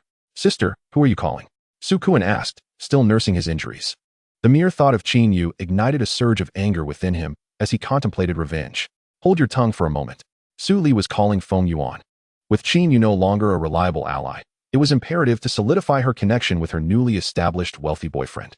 She surmised that his abrupt departure the previous night was linked to Qin Yu's identity. Now that she understood the situation was merely a facade, she intended to inform him of everything. Not only would this alleviate his concerns, but it could also yield additional benefits. After 2 full rounds of calls, the other end finally picked up, albeit reluctantly. Su Li, what do you need? Feng Ge, let us have dinner together tonight. I have something to discuss with you. Oh, what is it? It's about my ex-boyfriend. You saw him last night, right? He has been deceiving you. The car he bought was fake. And so was his hotel stay. No way. Are you saying your ex was just putting on a show for us? Feng Yuan inquired, his interest piqued. Exactly. He currently works as a driver at Jiangyan Hotel, and the car he drove last night was merely the hotel's vehicle. His hotel stay was prearranged with the receptionist, deliberately designed to make him appear affluent in front of us. Furthermore, the hotel's housekeeping manager is actually his cousin. Wow, I can't believe it. This guy is quite the actor. Feng Yuan exclaimed, his tone laced with disdain. Darling, you promised to treat me to a lavish dinner and a stay in a presidential suite at a 7-star hotel. Why did you bail on me last night? Oh, I'm so sorry. It was my fault. I had an urgent matter that required my immediate attention. Feng Yuan hastily apologized. How about this? I have a few things to handle, but let us meet at our usual spot, Yipentang, at 7 for dinner. I'll make it up to you then. All right. Su Li glanced at Su Kuan before adding, but my brother will be there too. Is that okay? Oh, your brother? No problem. Your brother is like my brother. Just come together at the appointed time. Thank you, Feng Ge. Why so formal? See you tonight. After hanging up, Su Kuan could no longer contain his curiosity. Sister, who did you just call? It's not a new boyfriend, is it? Su Li nodded. Yes, his father is the owner of my company. Your company? Su Kuan, familiar with his sister's workplace, realized that her current boyfriend was the young heir of Ruinjia Supermarket. That is impressive. I heard his family runs over 10 chain stores. Definitely better than that broke ex of yours. Are you going to dinner with him tonight? Of course, she replied. Su Kuan, invigorated by the thought, rubbed his hands together, exclaiming, I'll be there to keep an eye on him. Even if he is wealthy, we need to ensure he is sincere. And how can you tell if he genuinely cares for me or not? Su Li shot back. That is simple. You've always wanted to buy a house in this city. Why not ask him if he'll buy you one? If he agrees, it shows he is sincere. Su Li rolled her eyes. You're being ridiculous. We've only just confirmed our relationship. Buying a house is a significant commitment that involves a considerable sum of money. There is no way he'd agree. Although she dismissed the idea, a flicker of intrigue danced in her heart. Su Kuan, noticing her moment of hesitation, chimed in. If you don't try, how will you know if he'll refuse? Leave it to me to talk to him. He secretly thought that with such a wealthy brother-in-law, Qin Yu would be easy to deal with, and he would finally get his revenge for today. Suddenly, Qin Yu was roused from his slumber by the persistent ringing of his phone. Struggling to open his eyes, he answered the call with a yawn. Who is it? Qin Yu, where are you? Come over for dinner. I mentioned I'd be treating tonight. It's already past 7, and the food is ready. Oh, all right. Just wait a moment. I will be there shortly. Upon hearing Lu Kerson's voice, Qin Yu was reminded of the situation, and his stomach conveniently protested with a rumble. Well then, hurry over. After saying this, Lu Kerson hung up the phone. Qin Yu rose from his bed, glanced at the clock, and was astonished to discover that it was already past 7 in the evening. He had inadvertently slept for quite a while. He casually tousled his hair and descended to the 2nd floor, knocking on the door to Lu Kerson's rental apartment. This rental unit comprised 3 bedrooms and a living room, significantly more spacious than the room Qin Yu occupied. In addition to Lu Kerson, there were 2 other lovely ladies residing here, Wei Yafeng, who worked in real estate sales, and Li Qiuping, who was employed in hotel services. Normally, Li Qiuping worked night shifts, so they rarely crossed paths, but tonight they were all gathered together. The dishes had already been laid out on the table, accompanied by several bottles of beer. Qin Yu arrived just in time, greeted them, and took a seat without hesitation. He grabbed a disposable bowl and chopsticks, sampled a few dishes, and praised their delightful flavors. Look at how starved you are. Why didn't you come down earlier to help out? Li Qiuping shot a glance at him, somewhat exasperated. I was asleep and didn't notice, Qin Yu replied between bites. You should say less, Wei Yafeng interjected, directing her comment towards Li Qiuping as she picked up a disposable cup.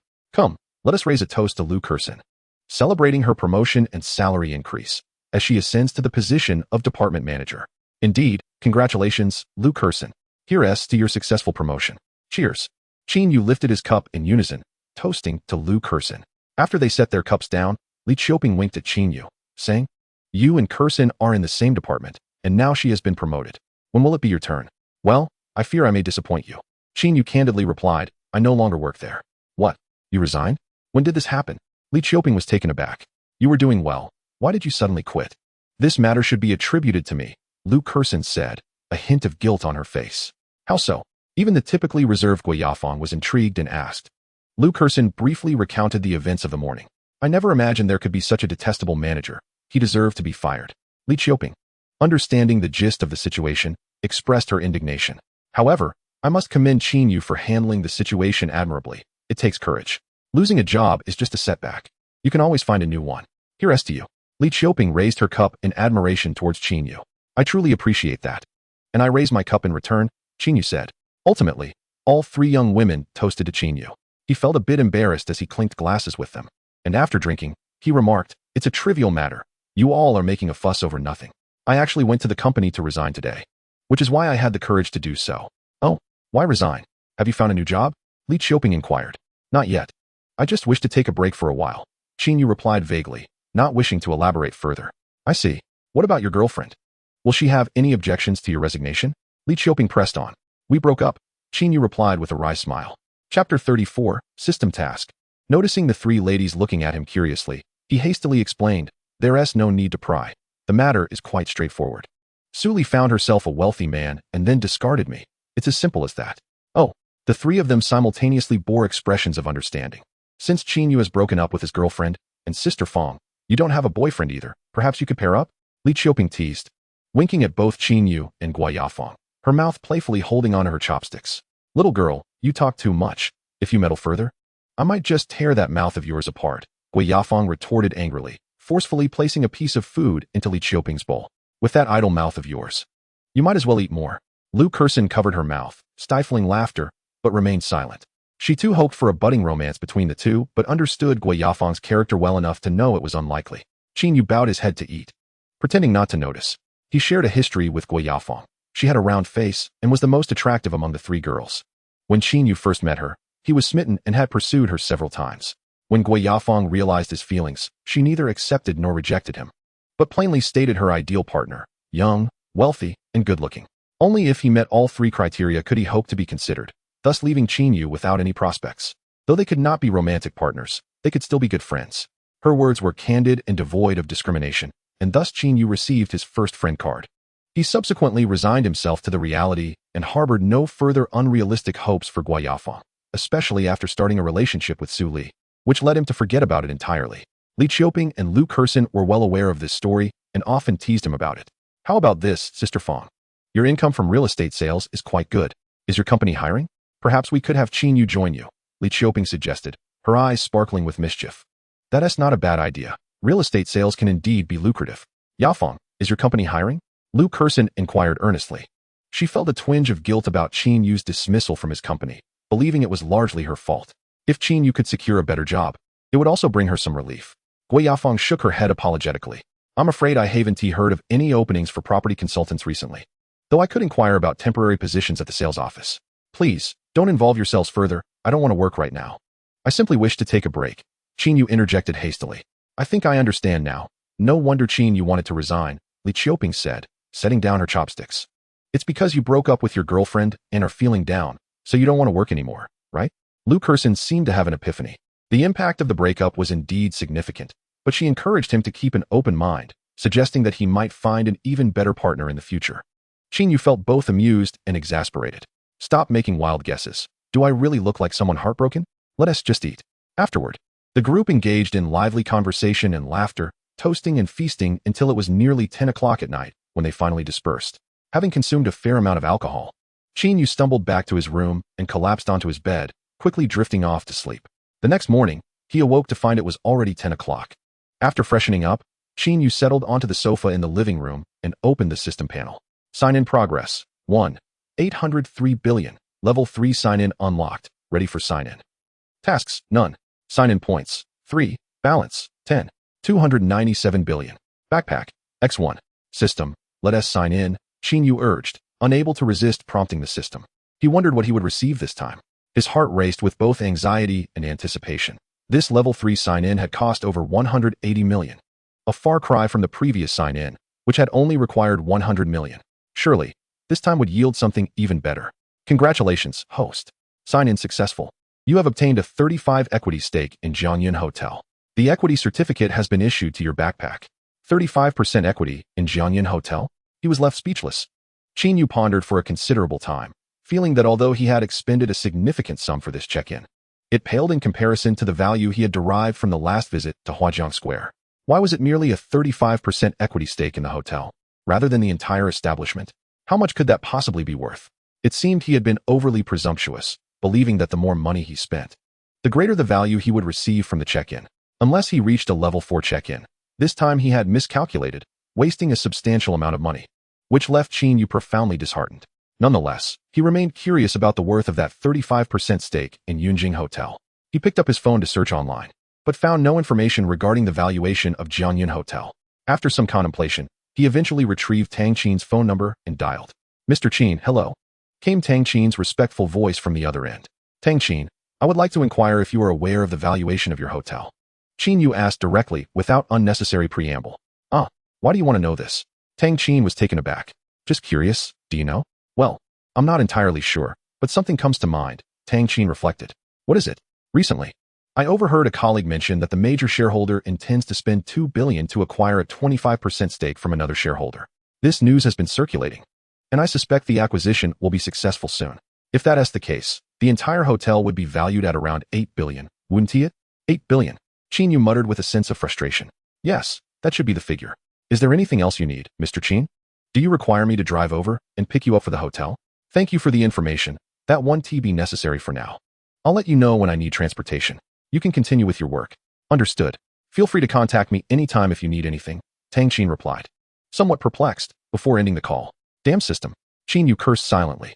Given Tang Qin's remarks, didn't that mean the 35% equity was worth less than 40 billion? What a scam. After venting his frustration, he decided not to dwell on it further. Feeling a gnawing emptiness in his stomach, he contemplated grabbing breakfast when the system's mechanical voice rang out once more. "Beep, new task. Acquire Jianyun Hotel. Achieve 100% ownership of Jianyun Hotel for a perfect completion and receive level 5 check-in. Achieve 51% or more ownership of Jianyun Hotel for a normal completion and receive level 4 check-in." Another system task? Qin Yu recalled that the system had indeed mentioned tasks in addition to the daily monetary check-ins, but this was the first time he had received a task prompt. Completing it would allow him to check in again. This insidious system, uttering a curse was enough to elicit a task. However, it was rather fortuitous. If he accomplished this task perfectly, he would gain a level 5 check-in. Even a normal completion would still net him a level 4 check-in.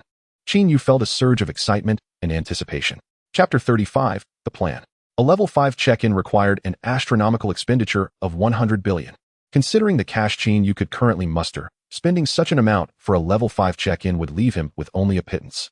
Yet first, he had secured a 35% stake in the hotel, followed by the task to acquire Jianyun Hotel. Wasn't that an extraordinary coincidence? Setting aside that thought, he focused on how to proceed with the acquisition of Jianyun Hotel. With 35% in hand, who were the remaining shareholders?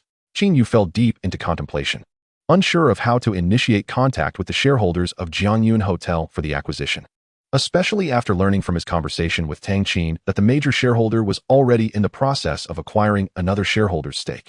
This posed a dilemma. If the major shareholder succeeded, it would mean that the entire hotel would be under their control. If they clung to their equity, it would be difficult for him to even complete a regular task. This task felt somewhat urgent. It would be best to seize the 25% stake from the other shareholder before the major shareholder's acquisition succeeded. Spending a bit more money was of little consequence. But whom could he contact? Tang Qin? As an ordinary hotel employee, she might not have connections to the shareholders. Just as Qin Yu was grappling with these thoughts, his phone rang. "Who is it?" Qin Yu answered, curious. "Brother Qin, it's me, Jiang Xian. Am I interrupting you?" "Oh, it's Brother Jiang. What brings you to call?" "Well, Mr. Ma just handed me the 8.6 million for the car repair fees. Could you send me your bank account details via WeChat? I'll transfer the money over." Has he really agreed to pay so quickly? Qin Yu was pleasantly surprised. Of course, Mr. Ma and his team were in the wrong and wouldn't dare deny me this favor. After all, they'll have to pay up sooner or later. So it's better to do it sooner and save face, Jiang Xian replied cheerfully. You have a point. Your influence is certainly impressive, Brother Jiang.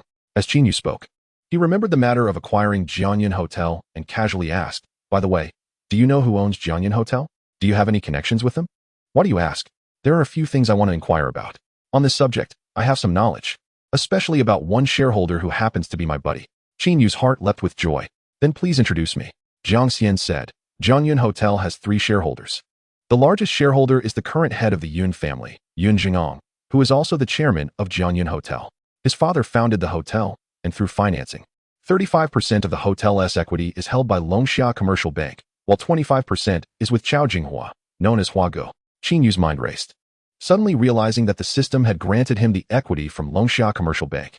Hearing Jiang Xian refer to the other shareholder as Huago, he asked, "So you know Chao Jinghua?" "Yes, he is the leader of the Supercar Alliance, and we often hang out together." "Brother Qin, now that you've bought a supercar, I can mention you to him, and he'd surely be pleased to have you in the group. Do you have a way to contact him?" Qin Yu was more focused on the critical matter at hand. "Of course. Brother Qin, do you need something?" "Indeed, I need a favor from you." Qin Yu smiled. "What is it?" "Don't worry about whether it's a bother. Your matters are my matters, Brother Qin." Jiang Xian was prompt and earnest in his response. "Last night, I heard from his aunt, and now I want to see if I can acquire Jiangyan Hotel. Please help me contact him and see if he is interested in selling." "What? Brother Qin, are you joking? You want to buy Jiangyan Hotel?" Jiang Xian was taken aback, feeling as though he had misheard. "I'm not joking. As long as he is willing to transfer his equity, price is not a concern." "Brother Qin, are you serious? This is no trivial matter. I can contact him right away. But do you have enough funds? To buy out the entire Jiangyan Hotel, you'll need at least 80 billion or more." Jiang Xian still found it hard to believe. Even though he knew Qin Yu possessed a supreme black card, he couldn't quite grasp the true value of such legendary wealth. The notion of Qin Yu wanting to spend over 80 billion to acquire Jiangyan Hotel was simply unfathomable. "You needn't worry about that. Just help me make the connection. And do it quickly, as I've heard that Chairman Yun is in contact with your Huago, aiming to buy his shares. Is that so?" If Director Yun were to acquire the shares held by Brother Hua, coupled with his own holdings, he would fully possess Jiangyan Hotel, making any future purchase from him significantly more challenging. "This urgency compels me to ask for your assistance in communicating with Brother Hua on this matter, ideally arranging a meeting with him in the shortest time possible. Regardless of the outcome, you need not concern yourself with the 8.6 million. Consider it a token of your hard work." "How can that be?" "I cannot accept Qin Ji's money." Jiang Xian promptly declined. "Such matters are trivial. Discussing money would only tarnish our relationship. I appreciate your sentiments, yet if you refuse, I shall feel uneasy. This sum means little to me. Please accept it." After a prolonged exchange of refusals, Jiang Xian ultimately accepted 4 million. With the remaining funds to be transferred once Qin Yu provided his bank account details, Jiang Xian hurriedly reached out to Chao Jinghua, while Qin Yu, growing bored, ventured downstairs to procure breakfast. Not long after finishing his meal, he received a call from Jiang Xian. "Qin Gu, I've finally connected with Brother Hua. I relayed your situation to him, but initially, he was reluctant to engage in a transaction with you, due to his long-standing friendship with Yun Zhan. He verbally committed to transferring his shares to Director Yun and intends to sign the transfer contract at Jiangyun Hotel tomorrow.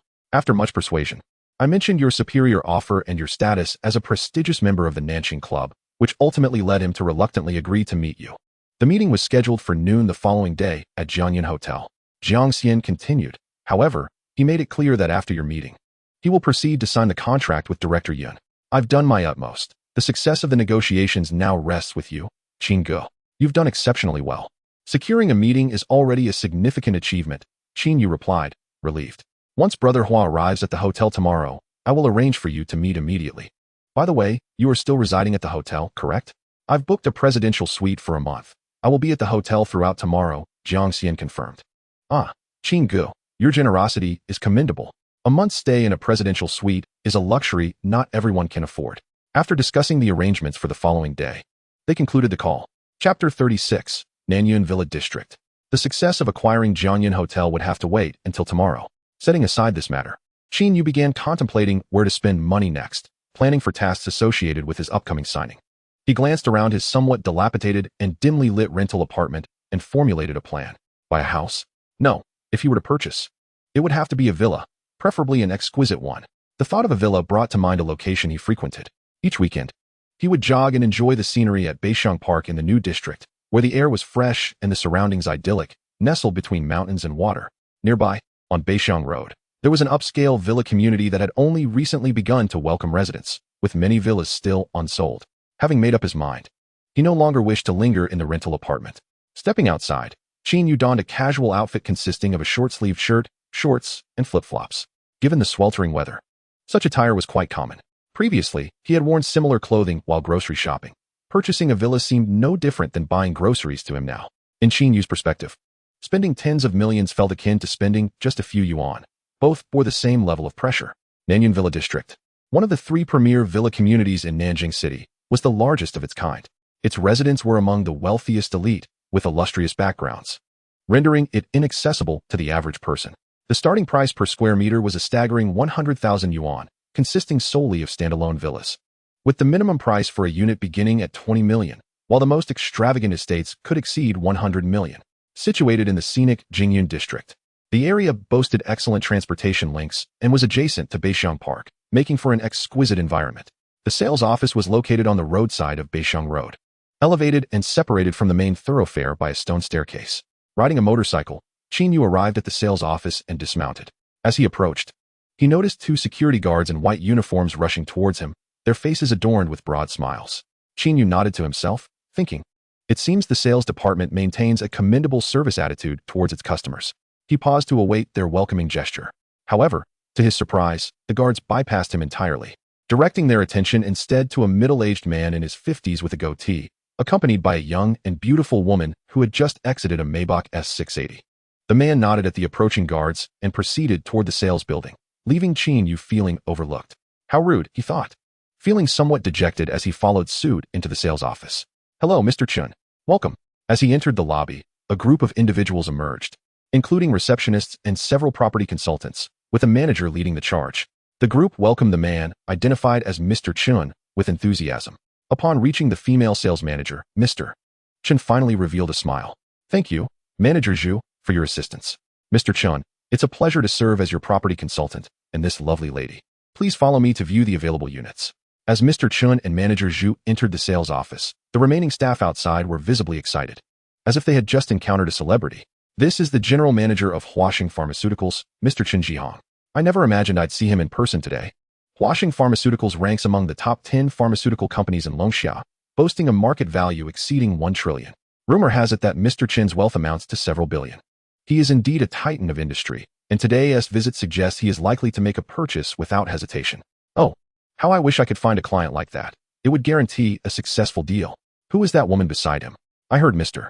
Chun has been widowed for many years. Could she possibly be the new Mrs. Chun? But she seems far too young and beautiful for him. Don't be foolish. A man of Mr. Chin's caliber surely has countless young women vying for his attention. Not just to be a wife, but even as a mistress. They would be lining up. Careful, don't let Mr. Chin overhear. Otherwise, you may find yourself out of a job. Relax, I was just making an observation. As the group whispered amongst themselves, they failed to notice Qin Yu approaching. Good day, sir. How may I assist you? At last, a stout female employee, weighing around 150 pounds, noticed his presence as he stepped into the lobby. What can I assist you with? Surely, I came here to buy a house, Qin Yu replied. Somewhat irked. You are also here to buy a house? The overweight female employee scrutinized him with a bewildered expression, as if he were an oddity, glancing him up and down several times. I just saw him dismounting from a motorcycle, clad in flip-flops. He claimed he was here to purchase a villa. It was almost laughable. One of the girls, stout and jovial, chimed in, Sir, I beg your pardon, but this area is a high-end detached villa district, and each property starts at no less than tens of millions. Are you sure you've come to the right place? Why do you say so much? I believe he merely dreams of buying a villa, but it's just a thought. A few of them chuckled derisively. I retorted, You all seem to look down on me. Just because I'm dressed casually, you assume I cannot afford a villa. Qin Yu, feeling a swell of indignation, added, I find it curious that you salespeople treat customers with such disdain. His frustration was palpable, and he regretted not having had Tang Qin bring him his designer clothes first, along with a luxury car to elevate his status. Surely, these pretentious sales staff would have treated him with more respect had they seen him in finer attire. Just then, the sales office manager, Zhu Yuan, approached with an apologetic demeanor. She had overheard Qin Yu's discontent while introducing the property to Qin Jihong. Recognizing the potential impact on her current client, she approached politely and offered, I sincerely apologize for the earlier incident. How may I assist you? Simultaneously, she cast a disapproving glance at the employees who had interacted with Qin Yu, expressing her dissatisfaction with their lack of professionalism. The young woman beside Qin Jihong, who had been examining the property models, turned her curiosity toward this unfolding scene. Upon seeing Qin Yu in his casual attire, she found it somewhat amusing. As she scrutinized him more closely, a sense of familiarity washed over her, leading her to exclaim, Qin Yu, is that you? Taken aback by someone calling his name, Qin Yu was even more surprised to recognize the woman beside Chen. I'm Qin Yu. Do you know me? She laughed heartily and replied, How could you forget me? It's been only 3 years. I'm Luo Aiqi, don't you remember? Luo Aiqi, you're my classmate. Qin Yu suddenly recalled her, realizing she was an old acquaintance. Compared to their university days, she had transformed entirely, adorned with subtle makeup, designer attire, and a string of jewelry. The youthful innocence was gone, replaced by an elegant poise and an air of sophistication that made her almost unrecognizable. Indeed, it seems your memory hasn't faded entirely. She teased. Xiao Luo, is this your classmate? Chen Zhihong, intrigued that Luo Qi knew the man, stepped forward to greet him. Mr. Chen, this is my university classmate Qin Yu. Qin Yu, allow me to introduce you to Mr. Chen Zhihong, general manager of Huaxing Pharmaceuticals. Luo Qi facilitated the introductions. Oh, so you're Qin, nice to meet you. Chen Zhihong greeted him. Likewise, Mr. Chen, Qin Yu replied, shaking his hand politely. From the earlier conversation among the sales staff, he gleaned some insight into their ambiguous relationship. He sighed inwardly. Luo Qi had always been a striking presence in class, sought after by many. And even he harbored a secret admiration for her. Now, it seemed she was destined to marry an older man, which left him feeling a twinge of regret on her behalf. Yet, he pondered, had he not been bound to this system? Witnessing Luo Qi's association with Chen Zhihong might have left him feeling even more inadequate. With these thoughts, he found a sense of acceptance. Qin Yu, are you here to look at villas as well? Luo Qi inquired with a smile. Of course. Otherwise, why would I be here? Perhaps we might even become neighbors in the future, he joked lightly. Haha, well said, Qin. Chen Zhihong found himself intrigued by the camaraderie. Why don't we explore together and see if anything suits your taste? As a seasoned executive, Chen Zhihong had a keen eye for character. Observing Qin Yu's relaxed demeanor amidst the sales staff, he noted either genuine affluence or sheer naivety. The former seemed more plausible. Yet Qin Yu exuded an air of ordinary simplicity that piqued his interest. Very well, as long as we move swiftly. I have a tight schedule for lunch. Qin Yu replied. Luo Qi chuckled. Qin Yu, viewing villas isn't akin to strolling through a market. A villa's worth can easily reach tens of millions. So one must be discerning and not rush. Qin Yu simply smiled in response. Please follow me, gentlemen. Here is the model of the entire villa area. We can start by examining these models, and if any catch your fancy, we can proceed to the actual properties. Zhu Yuan gracefully gestured, her smile unwavering. The sales office spanned over 300 square meters, with a grand model occupying half the space. Approaching the model, one could not help but be awestruck by its grandeur. The Southern Melody Villa covers an area of over 600,000 square meters, boasting various commercial constructions and amenities, along with over 200 residences, including 50 medium villas, 30 large villas, and 10 estate villas, all of which are independent houses with abundant natural light and lush greenery. This is the South Gate, the main entrance. The North Gate leads to the underground parking. The Central Avenue features an artificial lake, and behind the landscaped areas are classical garden designs, complete with playgrounds and more. Zhu Yuan explained, illuminating specific areas with a small spotlight. After detailing the infrastructure, she began to discuss the properties. Out of the 200 villas, 120 have already been sold. The marked designs indicate the 80 remaining available villas. Of those, only 30 are medium-sized or larger. Which of these villas have spacious, fully furnished options? Luo Qi inquired, keenly interested in the price. There are 2 large, fully furnished villas still available. One is at Villa number 3 on Fukan Street. Zhu Yuan pointed out, it covers over 1,000 square meters, with a 3.5-story main building and an area of 1,400 square meters. It also features a 400 square meter garden, making it a small estate villa. The other is at No. 51 on Fukan Street, which has an area of 430 square meters. While it lacks a garden, it has a small courtyard, with a slightly larger building footprint. What are the prices for these 2 furnished villas? Luo Qi pressed on, eager to know the costs. The price of Villa No. 3 is 112 million, making it the 3rd most expensive property in the Southern Melody Villa, following villas number 1 and number 2. Another set of medium-sized villas numbered 51 is located in a rather advantageous area, featuring exquisite renovations, albeit at a price that exceeds similar properties, with a selling price of 48 million.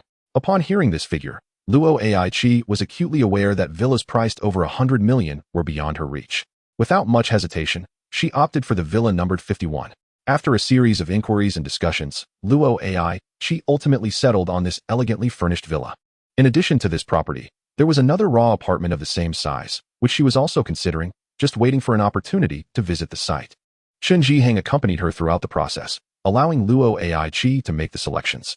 It was evident that the decision to purchase and reside in a property was solely hers. Qin Yu, which villa have you set your sights on? Is there one that captures your fancy? With her own choice made, Luo Qi relaxed, and, noticing Qin Yu deep in thought nearby, she inquired with a smile. Mr. Qin, have you found a villa that you like? I could assist you with some recommendations, Zhu Wan chimed in with a grin. No need for that. Having heard your introduction earlier, I think I'll choose the grand villa with exquisite renovations. Let us take a look at the actual property, and if all is satisfactory, I shall purchase it, Qin Yu replied, gesturing towards villa number 3. Mr. Qin, you wish to buy villa number 3? Zhu Wan was taken aback, as if she couldn't believe her eyes. Isn't that one of those villas with merely over 200 square meters in area? Indeed, that's the one. I had intended to buy a well-furnished property, Qin Yu clarified. Chapter 38, Kong Xiaoyi. Don't jest. That house is worth over 100 million. Do you possess such wealth? Luo Ai Chi retorted, somewhat exasperated. Is 100 million a lot? Qin Yu asked. Luo Ai Chi was rendered speechless. What do you mean? Is 100 million a lot? That is a rather redundant question. Are you not joking? Luo Ai Chi finally said, somewhat bewildered. Meanwhile, Chen Zhihang was even more perplexed by Qin Yu's demeanor. Could it be that I have misjudged him? Is this fellow merely a naive youth? Or is he intentionally causing a stir?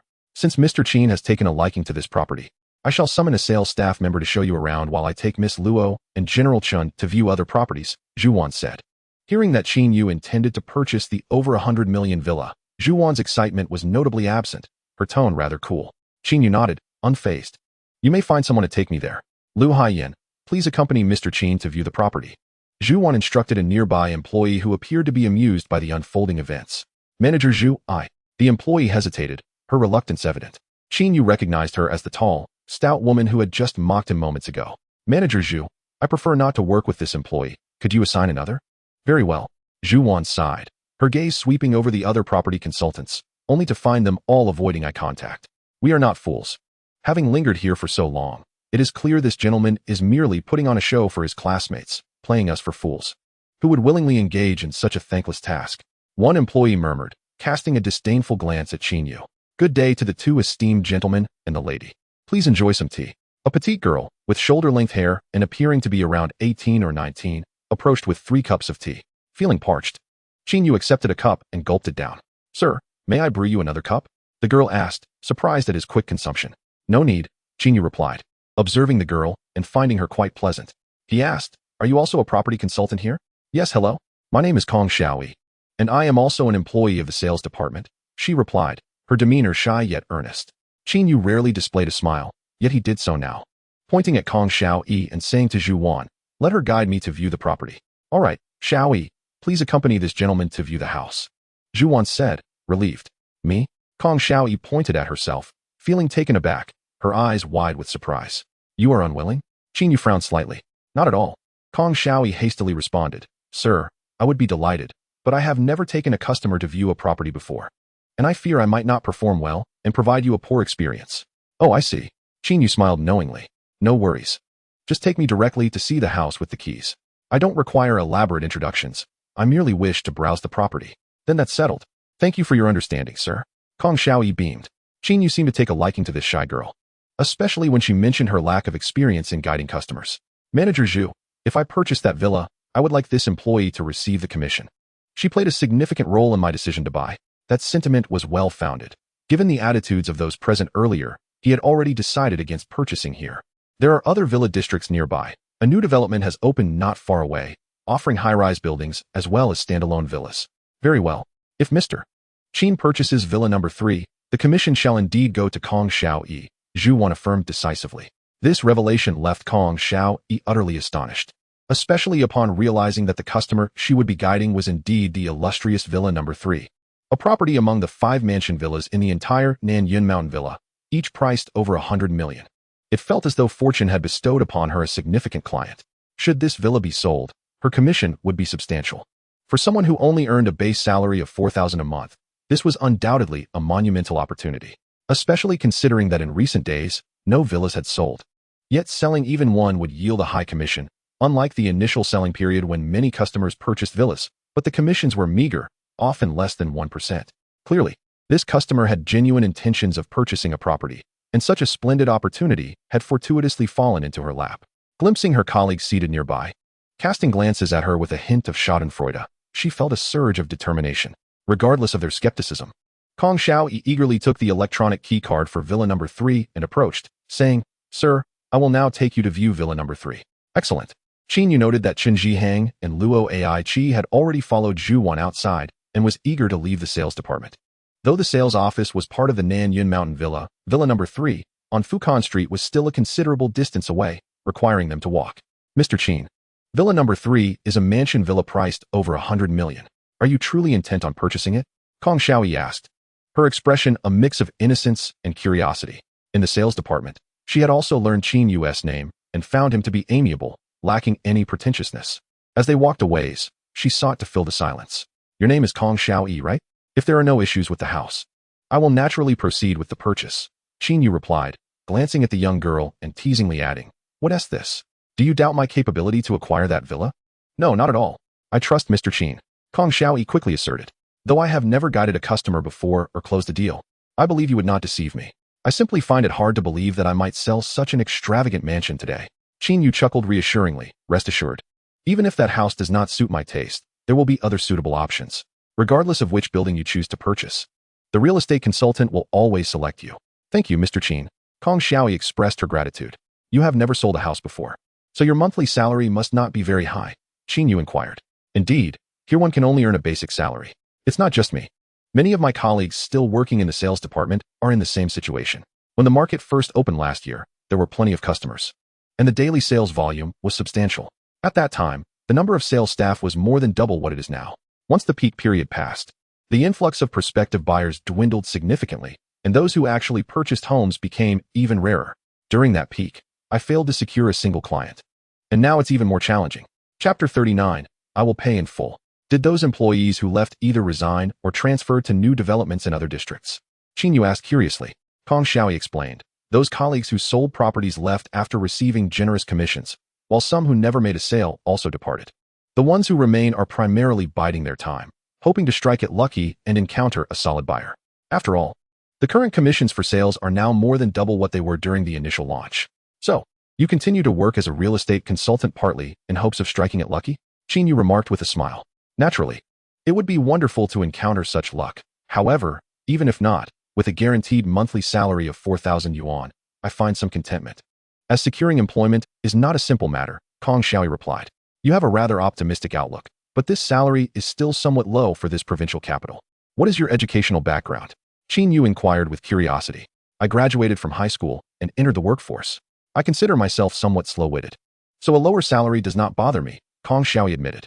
Nodding in silence, Qin Yu continued walking until they reached the entrance of Villa number 3, where an elegantly designed electronic lock adorned the door. This electronic lock can be unlocked not only by a card, but also by setting one's fingerprint, Kong Xiaoyi explained. With a swipe of her key card, the door opened. Upon entering the villa, they traversed a garden adorned with a miniature mountain and flowing water, leading to the 4-story antique-style mansion. The first floor featured an extraordinarily spacious living room with 2 guest bedrooms, adorned with lavish decor. Flanking the space were 5-meter-tall, 10-meter-long floor-to-ceiling windows, paired with a magnificent chandelier overhead, exuding an air of grandeur. The master bedroom resided on the 2nd floor, while the 3rd floor housed a media room and fitness area. The 4th floor, occupying only half the building area, contained an indoor swimming pool. Qin Yu recalled that Huayuan also featured an outdoor swimming pool, truly a marvel of luxury. But I love it. After touring the 4 floors, they ventured to the basement, which was well lit and ventilated, containing several spacious rooms suitable for storage or other purposes. Additionally, the remaining space comprised an enormous garage capable of accommodating dozens of vehicles. If asked to point out any flaws in this house, honestly, with Qin Yu's current perspective, he couldn't identify a single issue. Growing up in the countryside, even after living in the city for quite some time, he had never encountered such a splendid and grand residence. Having made up his mind to purchase this grand villa, he stated, Let's go, we should leave. All right. But don't you want to look around a bit more? Kong Xiaoyi asked, somewhat disappointed. No, I am pressed for time. It's almost noon, and I'm quite hungry. Qin Yu replied, glancing at his watch before exiting the premises. Understood, Kong Xiaoyi said, following suit. Mr. Qin, would you like to see other villas? Kong Xiaoyi asked, catching up with a bit of breath, her voice tinged with anticipation. Qin Yu halted, perplexed. No need. The villa we just viewed is quite impressive. I do not wish to waste time looking at others. Please return promptly to prepare the contract. What?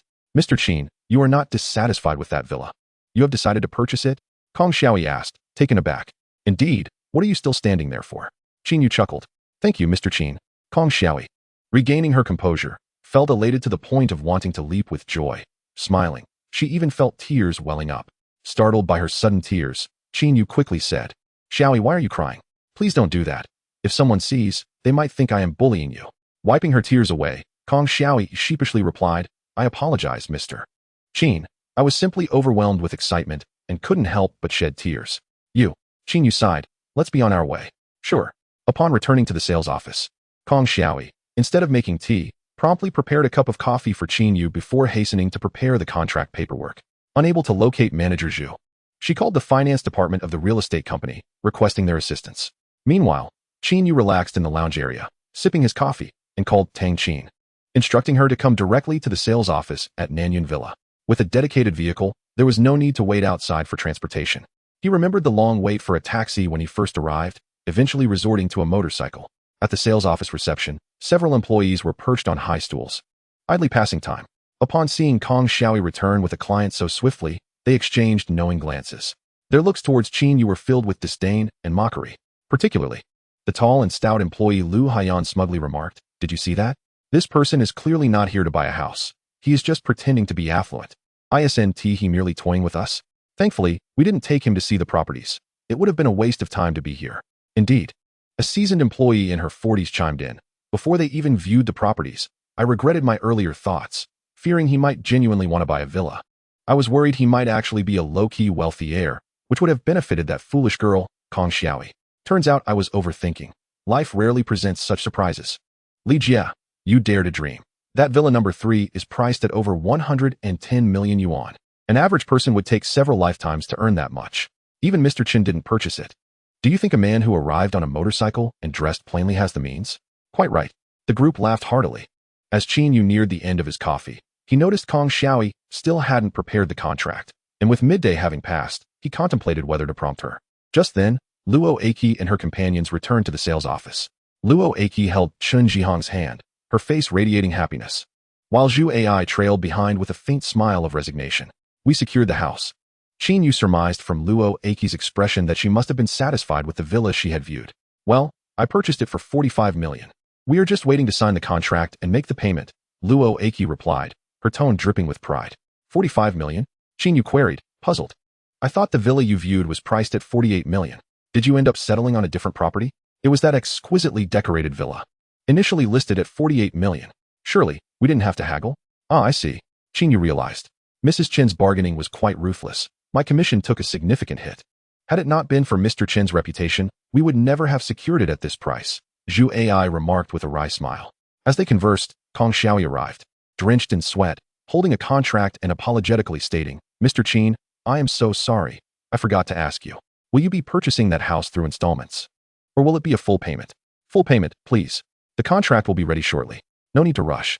Although Qin Yu felt a twinge of impatience, he couldn't help but be amused by Kong Xiaoyi, who was drenched in sweat. Chapter 40. Chun Jihang's astonishment. Paying in full for a house. Qin Yu, you have also purchased a villa. Luo Ai Chi exclaimed, her disbelief palpable. Mr. Qin, which property have you set your sights on? Zhu Yuan also expressed her shock. Qin Yu cast a peculiar glance at Zhu Yuan, stating, Of course, it's villa number 3. Didn't Kong Xiaoyi just take me to see it? Villa number 3? At that moment, the entire room fell into a hushed silence. Numerous astonished gazes fixated on Qin Yu, their eyes reflecting not only shock, but also regret, heartache, and jealousy. Particularly those who had previously looked down on Qin Yu now felt as though they had swallowed a fly. A newly arrived female office worker, noticing the odd expressions on their faces, inquired about the situation, her gaze toward Qin Yu filled with astonishment. She was the financial officer of the real estate company and had rushed over after receiving Kong Xiaoyi's call. She was aware that a customer was purchasing a property, but could not fathom it being villa number 3. The buyer not only appeared ordinary, but was also remarkably young. Not only was he purchasing villa number 3, but he was doing so with a full cash payment? Luo Ai Chi was utterly baffled by her college classmate. She had heard that Qin Yu came from modest beginnings, having grown up in the countryside. He worked diligently during his studies, often taking on part-time jobs to support his living expenses. Yet, within just 3 years of graduation, he was able to afford a villa worth over 100 million. Luo Ai Chi had also entered the workforce immediately after graduation and understood that for someone without connections, achieving success and earning substantial money was exceedingly difficult.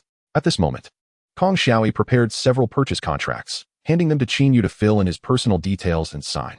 Following that, payment would be made, an invoice issued, and the financial department would stamp the documents, completing the process. Zhu Yuan glanced at the purchase contract and noticed a discrepancy. Unable to restrain herself, the purchase amount is 111 million?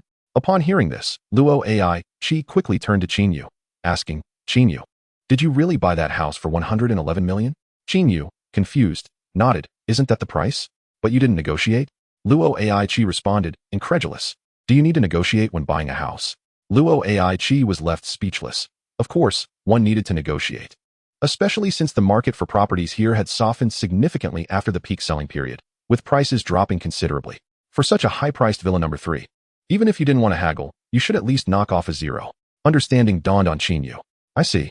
Mr. Qin, I apologize. I completely overlooked the price issue. Should I revise the contract to adjust the price? Kong Xiaoyi said, feeling quite embarrassed for being overly excited and not considering these details. Oh, how much can the price be reduced? Qin Yu inquired. Kong Xiaoyi calculated and, feeling somewhat bashful, replied, 3 million. That's the largest discount I can offer. In reality, the typical sales staff could only offer minimal discounts on properties worth 100 million, usually less than 1 million, yet the commission stood at 2%. By offering a 2 million discount, Kong Xiaoyi would lose a significant portion of her commission. Mr. Qin, how about this? I will personally provide you an additional 1 million discount. Would that be satisfactory? Zhu Yuan feared that Qin Yu might reconsider his purchase due to the pricing issue. Although the commission would benefit Kong Xiaoyi, Zhu Yuan's performance rewards would also improve. Furthermore, this was an opportunity to mend her earlier misjudgment of him. So, the house can be discounted by 4 million? Qin Yu pondered and asked Kong Xiaoyi, if I accept these discounts, won't your commission decrease? Kong Xiaoyi nodded without hesitation. Then there's no need to amend the contract. We'll stick to the original price. 4 million is nothing worth wasting time over. Qin Yu declared nonchalantly. At that moment, an image of a wealthy individual who regarded money as mere refuse was indelibly etched into everyone's minds. Zhu Yuan, witnessing this, couldn't help but envy Kong Xiaoyi's fortune. Remembering how she had brought Chen Zhihong to view properties, expending considerable effort to negotiate the price down, and ultimately achieving a commission of only around 200,000. She felt utterly outmatched by Kong Xiaoyi's situation. If she hadn't doubted Qin Yu when he mentioned wanting to buy villa number 3, she would have prioritized showing him the property. In that case, a commission of 2 to 3 million would have been virtually assured for her. Alas, some things cannot be born out of envy. One female employee, deeply affected, fainted on the spot. Her distress stemmed not from Qin Yu's wealth, but from the commission Kong Xiaoyi stood to gain. Everyone turned to see the unconscious employee was Lu Haiyan. She couldn't accept the reality that if Qin Yu had not asked for a discount, he would have purchased villa number 3 outright, resulting in a commission of over 210,000 for Kong Xiaoyi. If only manager Zhu had instructed her to show this gentleman the property, that commission would have been hers. Regrets surged within her, causing her to faint. Someone pinched her to bring her back to consciousness. Meanwhile, Qin Yu had completed filling out his personal information on the contract and signed it, now awaiting payment.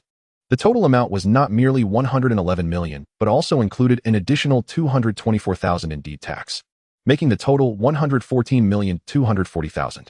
He opted to pay with a card. When Qin Yu produced a black gold card, Chen Zhihong, who had remained silent until then, was visibly moved. His eyes fixated on the card in Qin Yu's hand as he approached with a slight tremor, politely asking, Mr. Qin, may I see the black card you hold? Oh, this? Here, take a look. Qin Yu, taken aback by Chen Zhihong's sudden cordiality, handed over the black card. Thank you, Mr. Qin. Chen Zhihong accepted the card with both hands, examining it closely. Upon seeing the impressive 5-element mark, his suspicions were further solidified. Mr. Chen, does this card possess some mystery? Luo Ai Chi inquired, noticing the dramatic shift in Chen Zhihong's demeanor toward Qin Yu, now laced with respect. Was she mistaken? She couldn't help but voice her curiosity. Many others were equally puzzled. After all, Chen Zhihong was the general manager of Huaxing Pharmaceuticals, a prominent figure in Nanjing City, frequently appearing on television for various business events. How could such a person exhibit such deference toward an ordinary young man? No wonder he could purchase an over 100 million luxury home without a second thought. Concurrently, many felt a twinge of discomfort, hoping Qin Yu would be unable to afford the house, believing he was merely putting on a facade. It now appeared that their assumptions were misguided. Mr. Qin, I have finished inspecting the card. Thank you. If I may ask, is this black card the supreme black gold card of the 5 elements? Chapter 41, Moving In. Chen Zhihong disregarded Luo Ai Chi's question, carefully returning the black card to Qin Yu with an air of anticipation and respect. Oh, this? Yes. Qin Yu replied with a smile. It is indeed the black gold card you mentioned. After speaking, he handed the black card to Kong Xiaoyi and instructed her to swipe it directly. Although he was already 90% sure, Qin Jihong's heart was still tumultuous upon hearing Qin Yu's response. Recently, he had contemplated applying for the Royal Platinum Card of the Five Elements, but ultimately found himself ineligible due to insufficient wealth. The Royal Platinum Card is the lowest tier among the privileged bank cards issued by the 5 major banks, with higher tiers including the King-level Diamond Card and the Emperor-level Purple Gold Card. As for the Supreme Black Card, it remains a legendary entity, with no one having ever laid eyes on it. One can only imagine the formidable identity of their classmate, Luo Aki, who possesses such a card. Even if the black card were not his own, merely borrowing it from another would still confer a status that placed Qin Jihong on an entirely different echelon. Ironically, just moments before, when he had witnessed Qin Yu's intention to purchase Villa Number 3, he had found it hard to believe. Kong Xiaoyi took the black card without hesitation. Inserting it into the card machine, she entered the password, 114.24 billion, and the transaction was successful. The finance department proceeded to finalize the necessary procedures, and the purchase contract officially came into effect. In a few days, the property certificate would be delivered, along with the contract and the keys to the villa, officially making Villa Number 3 Qin Yu's residence, ready for immediate occupancy. At that moment, a phone call interrupted. It was Tang Qin, informing him she had arrived at the street below the sales office and inquiring whether she should come in. Qin Yu instructed her to wait a moment, assuring her he would join her shortly, and then he took the contract and keys before leaving the premises. As he departed, many employees from the sales office were eager to see him off, hoping to leave a favorable impression. Some young and beautiful girls discreetly slipped him their business cards, their intentions unmistakable. Qin Yu had suddenly become the object of much admiration. However, only Qin Jihong, Luo Aki, Zhu Wan, and Kong Xiaoyi accompanied him as he left. Along the way, Luo Aki exchanged contact information with Qin Yu. After Qin Yu entered the Rolls-Royce driven by Tang Qin, Qin Jihong and the others lingered by the roadside for some time before returning to the sales office. Mr. Chun, do you know what kind of identity Mr. Qin possesses? Zhu Wan finally voiced her curiosity once they were back inside. Luo Aki was equally eager to learn about the status of her former university classmate, whose presence seemed to command even the utmost caution from Qin Jihong, a prominent CEO. Had she known this beforehand, she would have pursued Qin Yu with greater determination. You need not delve too deeply. Just understand that Mr. Qin's identity surpasses your wildest imaginations. Qin Jihong ultimately refrained from divulging the origins of the Supreme Black Card, opting instead to offer a vague, yet cautionary remark. He dared not speculate on the nature of such an individual, fearing that too much discussion might lead to missteps. Zhu Wan nodded, somewhat understanding, and then shifted the topic. Shall I proceed to handle the purchase procedures for Villa Number 51? Manager Zhu, hold on a moment. Qin Jihong called out to her. Mr. Chun, is there something else? Zhu Wan felt a sudden rush of apprehension. Let's forego that villa, Qin Jihong stated. Zhu Wan's expression stiffened as she looked at him with a questioning gaze, awaiting further clarification. Mr. Qin? Luo Aki attempted to interject, but Qin Jihong silenced her. Manager Zhu, may I inquire which villa is closest to Mr. Qin? There is also Villa Number 5, Zhu Wan replied, seemingly grasping Qin Jihong's implication. Villa No. 5 was separated from Villa Number 3 by merely a road, and it was also a spacious property. The price was not significantly lower than that of the villa Mr. Qin was purchasing, and it was not furnished. What is the price? 95 million. If you wish to buy it, I can offer you a reduction of 4 million. Very well, I shall select this property. Let us skip the viewing and go directly to signing the contract, Qin Jihong decisively concluded. Acquiring Villa No. 5 was undoubtedly a strategic move to remain close to Qin Yu, who had already transcended him by several tiers. A mere word from Qin Yu could render him powerless, yet the same utterance could propel him to new heights. Moreover, with Luo Aki being his classmate and their proximity as neighbors, this presented the most significant opportunity for Qin Jihong.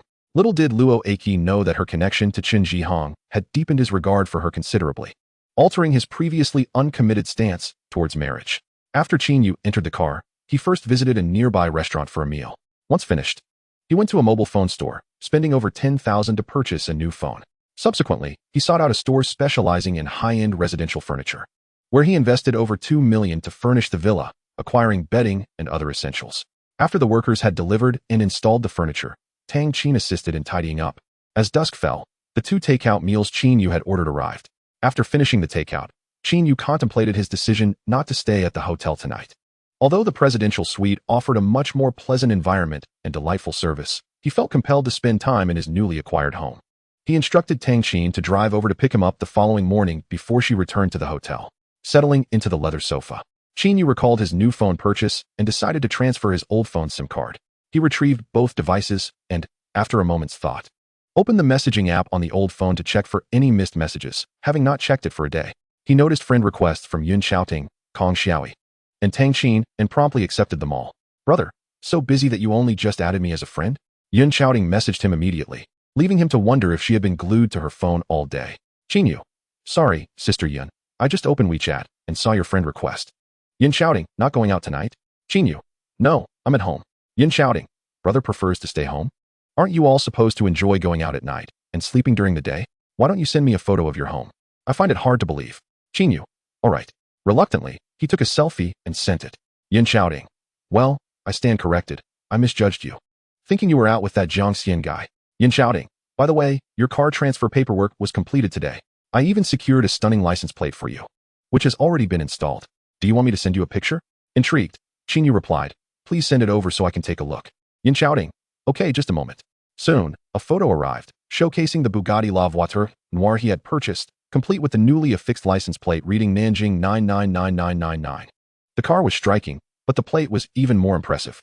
Qin Yu was left speechless until Yun Xiaoting followed up with another message. Yun Xiaoting. Surprised by the license plate? Qin Yu. I absolutely love it. Sister Yun, where did you find such a plate? Yun Xiaoting. I got it from a friend of mine. Qin Yu. Who is your friend? Acquiring such a unique plate must have cost quite a bit. Let me know, and I'll transfer the money to you. Yun Xiaoting. No worries, it's a trivial matter. No need to spend money. Just make sure to come visit your sister more often. Qin Yu. All right, I won't hold back on gratitude. Yun Xiaoting. That's the spirit. You can come pick up the car tomorrow. I've prepared all the paperwork for you. Qin Yu. Sounds good, Sister Yun. Yun Xiaoting. I'm off now. Let's chat when you're free. Qin Yu responded with an OK emoji, and their conversation concluded there. Chapter 42. The Classmate Group. Shortly after, Kong Xiaoi sent a message. Kong Xiaoi. Mr. Qin, thank you for today. When you have some time, let me treat you to dinner. Qin Yu. Sure, I'll remember that. Let's plan for another time. Kong Xiaoi. I forgot to mention. The property fees for the Nanyun Mountain Villa community have been waived for you by the company for 3 years, so you don't need to pay for now. Just register with the property management when you have time. Qin Yu. Then I must thank you. Kong Xiaoi. No need to be polite, Mr. Qin. Since you've just purchased a villa, if you need any help with organizing, cleaning, or moving things, just let me know, and I can lend a hand. Qin Yu thought about the villa he had bought. However, such a large house would require hiring a housekeeper for proper management and cleaning. Qin Yu. Thank you for your kindness. Do you happen to know any housekeeping companies that could help me find a housekeeper? Kong Xiaoi. That is not a problem. But Manager Zhu is more familiar with this area. I'll ask her tomorrow. Qin Yu. I appreciate your help. Kong Xiaoi. Not a bother at all. Kong Xiaoi. Mr. Qin. What kind of housekeeper are you looking for? Any specific requirements? Qin Yu. No particular requirements. What matters most is character. A higher salary is not an issue. Kong Xiaoi. Do you have any age preferences? Would you prefer a younger housekeeper, or would an older one be acceptable? Qin Yu. A younger one, please. Kong Xiaoi. Okay. Understood. Mr. Qin, rest assured, I know what to do, and I will ensure your satisfaction. Qin Yu. After a few more exchanges, the conversation dwindled. Exiting the chat window, he noticed several unread messages, among which was one from Jiang Xian. He clicked on it. Jiang Xian, is Qin Gu there? Please send me your bank card number. I'll transfer the money. This message was sent at noon. After some contemplation, Qin Yu decided to send over his bank details. After waiting a while without a reply, he exited the chat. He opened another unread message, which was from Li Yin sent the previous night. Li Yin. Hello, Qin Gu. Are you there? Qin Yu replied succinctly. Qin Yu. I'm here. After a brief wait with no response, he assumed Li Yin was offline. Exiting the chat page, he clicked on another unread message. This one had just arrived and was from his former high school classmate, Li Shi. Li Shi was the closest classmate he had during high school. After graduating, he didn't pursue further education and became an apprentice in auto repair. He is now the owner of an auto repair shop. Their hometowns were separated by only one town, and they remained among the few high school classmates who still kept in touch. Li Shi. Qin Yu, are you okay? Did you break up with Su Li? Qin Yu was puzzled, wondering how Li Shi knew about his breakup with Su Li. Qin Yu. What do you mean? How did you find out about my breakup with Su Li? Soon, Li Shi responded. Li Shi, didn't you check the classmate group? The classmate group? He recalled adding himself to the high school classmate group 2 years ago. Initially, he was interested in chatting there, but as time went on, he realized that everyone had changed. The conversations had devolved into various forms of boasting and comparisons. Who had been promoted to manager, who had become a boss, or who had bought cars or houses.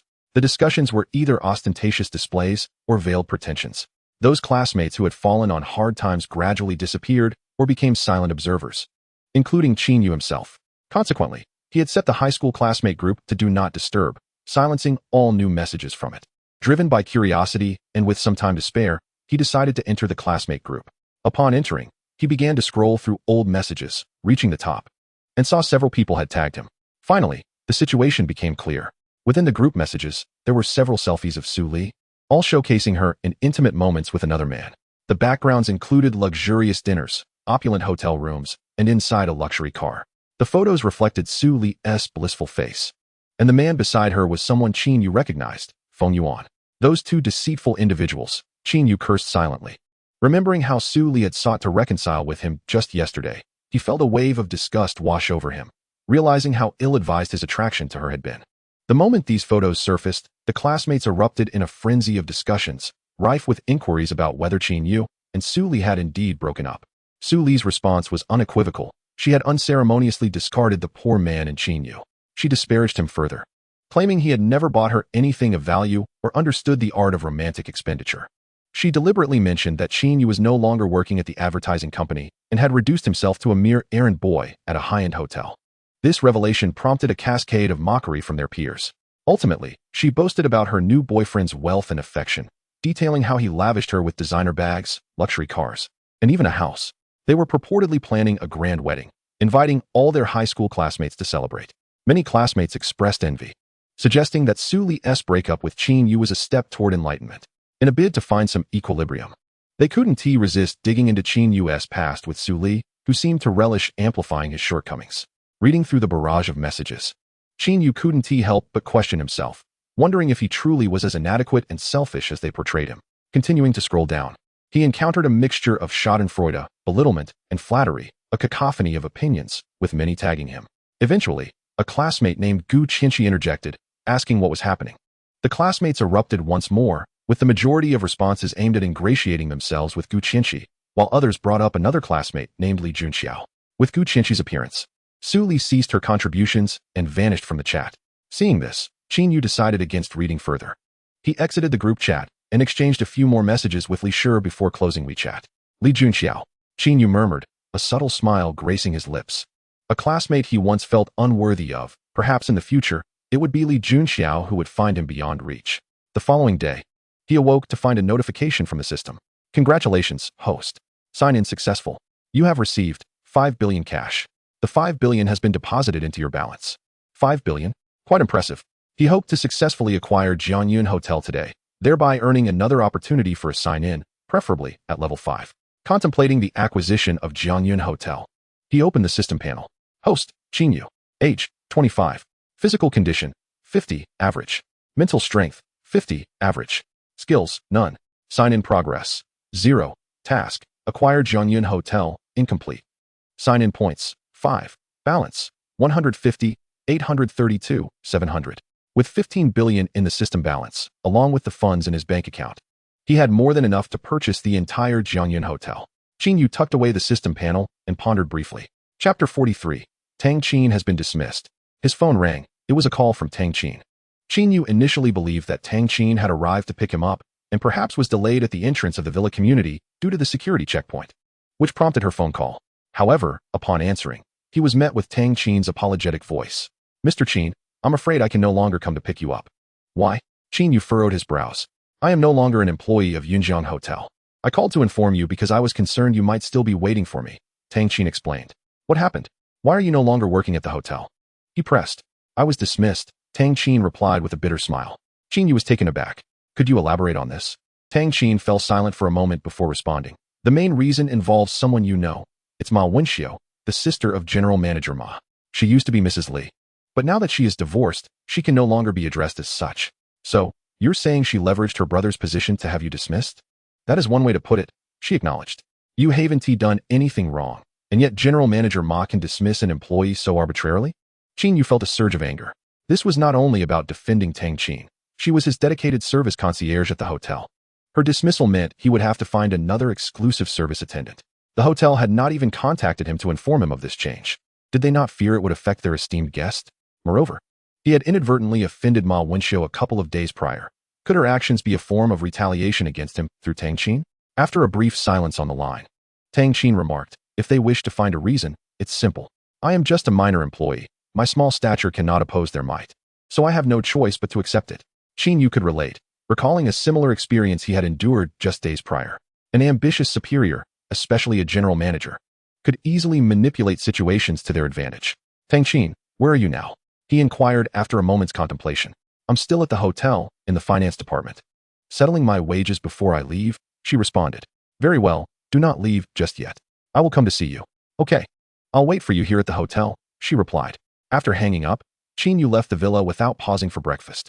A few minutes later, he exited the Nanshan Villa community. A taxi just happened to be parked nearby, and he hailed it. As he traveled, Qin Yu resolved to purchase several vehicles and hire a few drivers, so he would no longer face such inconveniences when leaving home. Additionally, it was time to consider hiring a secretary. With his growing assets, he could not afford to expend excessive energy managing them. A secretary would be essential in overseeing his affairs. Furthermore, as his finances continued to accumulate, investments and expenditures would require meticulous management, tasks that a secretary would handle efficiently. The choice of this secretary was paramount. While extraordinary skills were not necessary, loyalty and familiarity were imperative. Tang Qin, having graduated from the prestigious Moda University of Finance with a specialization in corporate financial management, possessed the requisite knowledge. Their interactions over the past few days had afforded him insight into her character, making her a convenient choice. Presently, she appeared to be the most suitable candidate for the role. The taxi soon arrived at Jiangyan Hotel. Exiting the vehicle, he spotted Tang Qin standing at the entrance, dressed in casual attire and waiting expectantly. You didn't have to stand out here the entire time. You could have waited inside, Qin Yu chided gently.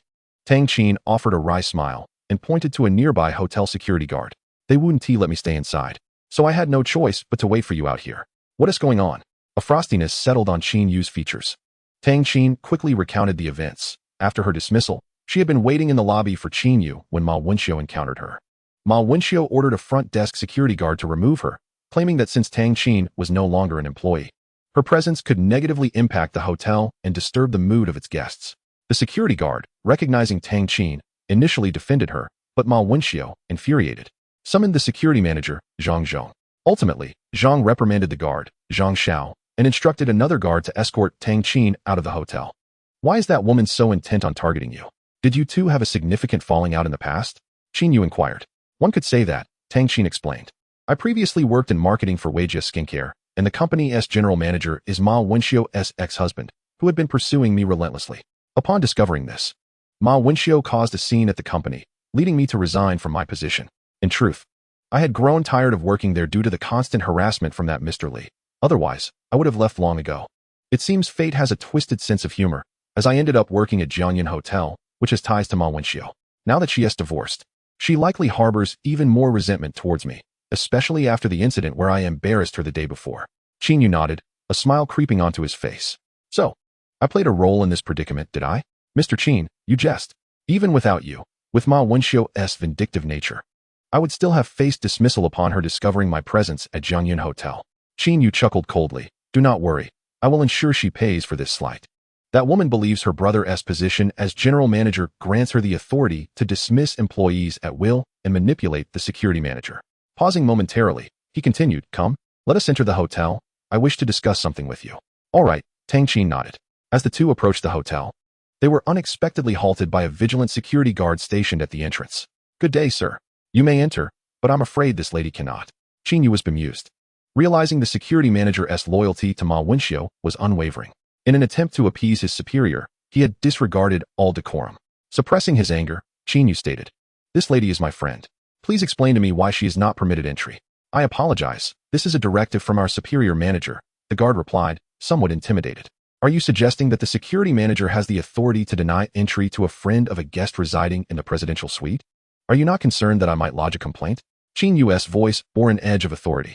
Upon learning he was a guest in the presidential suite, the guard appeared flustered, uncertain of how to proceed. He had not anticipated Tang Qin's acquaintance with a guest of such stature, nor had the manager informed him of this. He knew he could not afford to offend such a guest.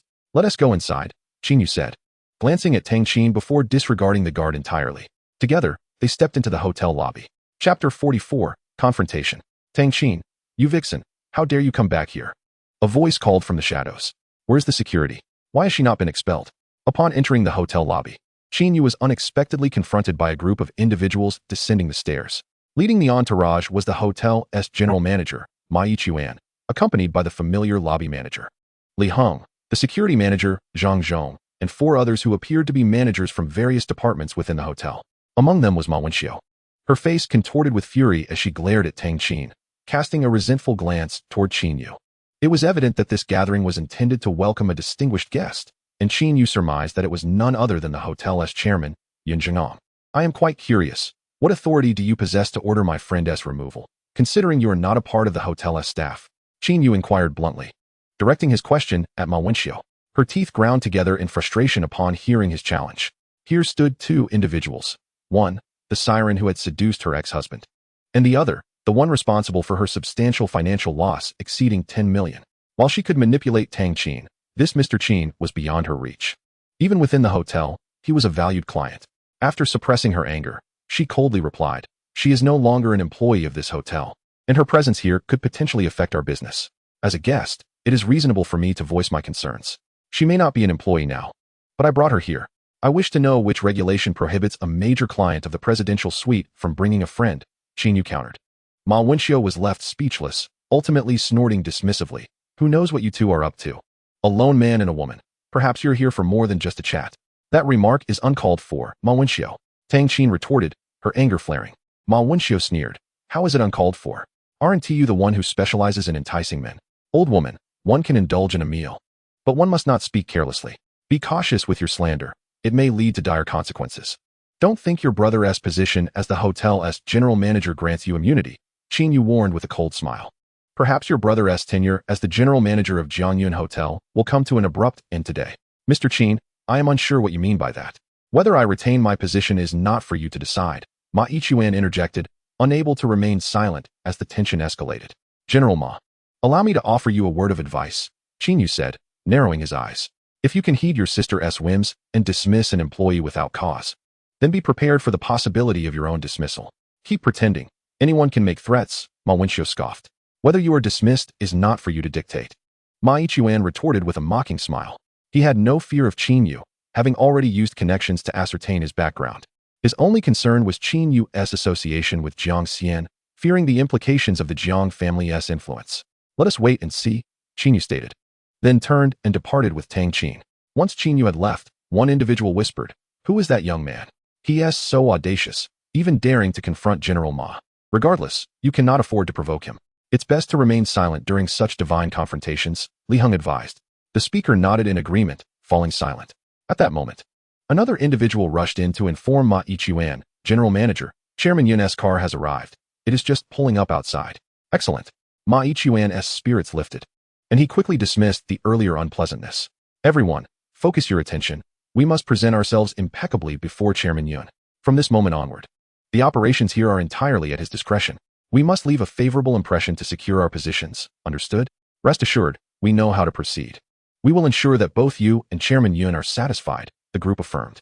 Ma Yichuan nodded and instructed Ma Wenxiu, "Stay close to me. I will introduce you to Chairman Yun shortly. Maintain a respectful demeanor. Do you understand?" "Understood, brother," Ma Wenxiu replied excitedly. Once he had given his instructions, the group hurriedly exited the hotel to welcome their chairman. Meanwhile, Qin Yu and Tang Qin were waiting for the elevator to the 36th floor when they encountered the housekeeping manager, Han Xian, descending from the elevator. "Manager Han, I was just about to seek you out," Qin Yu remarked, his expression impassive. "Mr. Qin, what can I assist you with?" Han Xian asked, noticing Qin Yu's displeasure. "Let us discuss this in my room. I have some questions for you," Qin Yu decided, stepping into the elevator. "Certainly," Han Xian replied, exchanging a glance with Tang Qin before entering the elevator. Before long, they arrived at the presidential suite on the 36th floor. "Manager Han, please have the hotel staff deliver 2 breakfasts to my room. I am quite famished," Qin Yu instructed once they were seated. "What type of breakfast would you prefer, Mr. Qin?" Han Xian inquired. "Anything will do. Just send a variety," Qin Yu replied. "Understood," Han Xian said, picking up the hotel's internal communicator and relaying the order. Once that was settled, Qin Yu shifted to the main topic. "Tang Qin has been dismissed. As her superior, you must be aware of this situation." Han Xian sighed. "I only just learned of it. It was a direct order from General Chun through the Human Resources Department. I intended to speak with him to see if there was a chance for reconsideration. You've dismissed Miss Tang. Yet this has adversely affected my experience as a guest at your hotel. I had planned for her to drive me this morning, but now this unfortunate incident has occurred." Qin Yu expressed his frustration. "I sincerely apologize," This is my oversight and a failure on the hotel's part. Had I known, I would have arranged for another staff member to cater to your needs immediately, Han Xian acknowledged. So, the primary fault lies with your general manager Ma? Qin Yu inquired. Han Xian remained silent. Upon entering the lobby, I encountered your General Ma accompanied by several managers. Do you know where they were headed? Qin Yu continued. Oh, that would be to greet the chairman, who is arriving at this very moment. Therefore, they are all downstairs to welcome Chairman Yun. I, unfortunately, could not join them due to prior commitments, Han Xian explained. Is another shareholder also coming to the hotel? Qin Yu pressed further. Yes, but how did you know? Han Xian responded, surprised. The other shareholder must be Chao Jinghua. Do you know what time he is expected to arrive? Qin Yu continued his inquiry. Han Xian thought for a moment before replying. I only heard he would be coming today, but I am unclear on the exact time. Perhaps the chairman or General Ma would have more information. Where is the chairman's office located? Qin Yu asked. It's on the next floor. In room 1 on the 35th floor, Han Xian answered without hesitation. After pondering for a moment, Qin Yu asked, Manager Han, could you do me a favor? If Chao Jinghua arrives, could you notify me immediately? Han Xian hesitated, her expression revealing uncertainty. She sensed that this matter was somewhat unusual. If Qin Yu were to offend both company owners, it could lead to significant repercussions. Seeing her hesitation, Qin Yu smiled reassuringly. Rest assured, it's not a significant issue. It merely requires a phone call. He paused for a moment, realizing that in order to earn Han Xian's genuine assistance, he needed to provide her with compelling reasons to act on his behalf. Please hold on for a moment. With that, he stood and walked into the master bedroom. He returned shortly, holding the certificate for a 35% share in Jianyun Hotel. With a slight smile, he addressed Han Xian, to be candid. I hold a 35% stake in Jianyun Hotel, which means I am, in a sense, your employer. 35% equity? Both Han Xian and Tang Qin were taken aback. Han Xian responded, Mr. Qin, you must be jesting. I am well aware of the 3 shareholders of the hotel. One is Chairman Yun Zhenggang, who is also the largest shareholder, holding 40% of the hotel's equity. The second is young Master Chao Jinghua, who possesses 25%. The remaining 35% is pledged to Longxia Commercial Bank. Therefore, Mr. Qin, I am curious as to where your 35% equity originates. Qin Yu smiled lightly, offering no explanation, and handed over the equity certificate for Jianyun Hotel. Since Manager Han is skeptical, I prefer not to elaborate further. Please take a look at this. Han Xian, perplexed, accepted the document, opened it, and after a brief examination, exclaimed, This is indeed the proof of 35% equity in Jianyun Hotel. And it bears your name, Mr. Qin. She then inquired, could it be that the equity pledged to Longxia Commercial Bank has now come into your possession? How could such a significant matter escape our company's notice? Now do you believe what I've said? Qin Yu asked. Han Xian returned the equity document to Qin Yu, offering a wry smile. Mr. Qin, with the certificate of 35% equity from Jianyun Hotel in your hands, how could I possibly disbelieve you? So, regarding the matter we discussed earlier, would you be willing to assist me? You are now essentially my employer, and it is only fitting that I aid you. Han Xian cast a sidelong glance at Tang Qin and smiled slyly. Mr. Qin, revealing your identity seems to be for the sake of Tang Qin, as you wish for her to remain, correct? It is rather simple. As long as President Ma learns of your status as a shareholder, he would never dare to defy your wishes. Tang Qin blushed, her curiosity piqued, uncertain whether Han Xian's assertion held any truth. Yet, Qin Yu interjected, I have other plans for Tang Qin. It is no secret, Chairman Yun Zhenggang is here today, presumably to acquire the equity in Jianyun Hotel held by Chao Jinghua. My primary objective aligns with Chairman Yun's, securing that 25% stake in Jianyun Hotel. Han Xian's expression shifted in surprise. I see, Mr. Qin, so you intend to seize the opportunity right from under Chairman Yun's nose. It is worth noting that Jianyun Hotel is inherently a property of the Yun family, having previously faced 2 crises. The first crisis led to the pledge of 35% of the hotel's equity to Longxia Bank for financing. The second crisis resulted in the transfer of 25% to young Master Chao, also for financing purposes and to gain the support of his influence. Jianyun Hotel is indeed a prime asset, yielding substantial profits annually, and the Yun family would not relinquish equity without dire necessity. If Chairman Yun discovers that the pledged equity has come into your possession while you are contemplating the acquisition of the equity held by young Master Chao, he will undoubtedly devise ways to counteract you. Qin Yu nodded, concurring with Han Xian's insight. There is no need for Manager Han to concern herself with that. Your task is simply to keep a watchful eye on Yun Zhenggang. Inform me immediately when Chao Jinghua arrives at the hotel. He paused before promising. If I successfully acquire the equity held by Chao Jinghua, I shall promote you to the position of General Manager of Jianyun Hotel. Really? Han Xian's eyes sparkled with excitement. I have no need to deceive you. I have long harbored discontent with President Ma, and you are, in my estimation, the ideal candidate to replace him. May I ask, Mr. Qin, how confident are you in your success? After a moment of contemplation, Qin Yu replied, as long as I can meet with Chao Jinghua before he transfers the equity, my chances of success are no less than those of Yun Zhenggang. Very well. Since you have stated it thus, I shall follow your lead. Thank you for your support, Manager Han. Qin Yu smiled, shaking Han Xian's hand before she exited the room.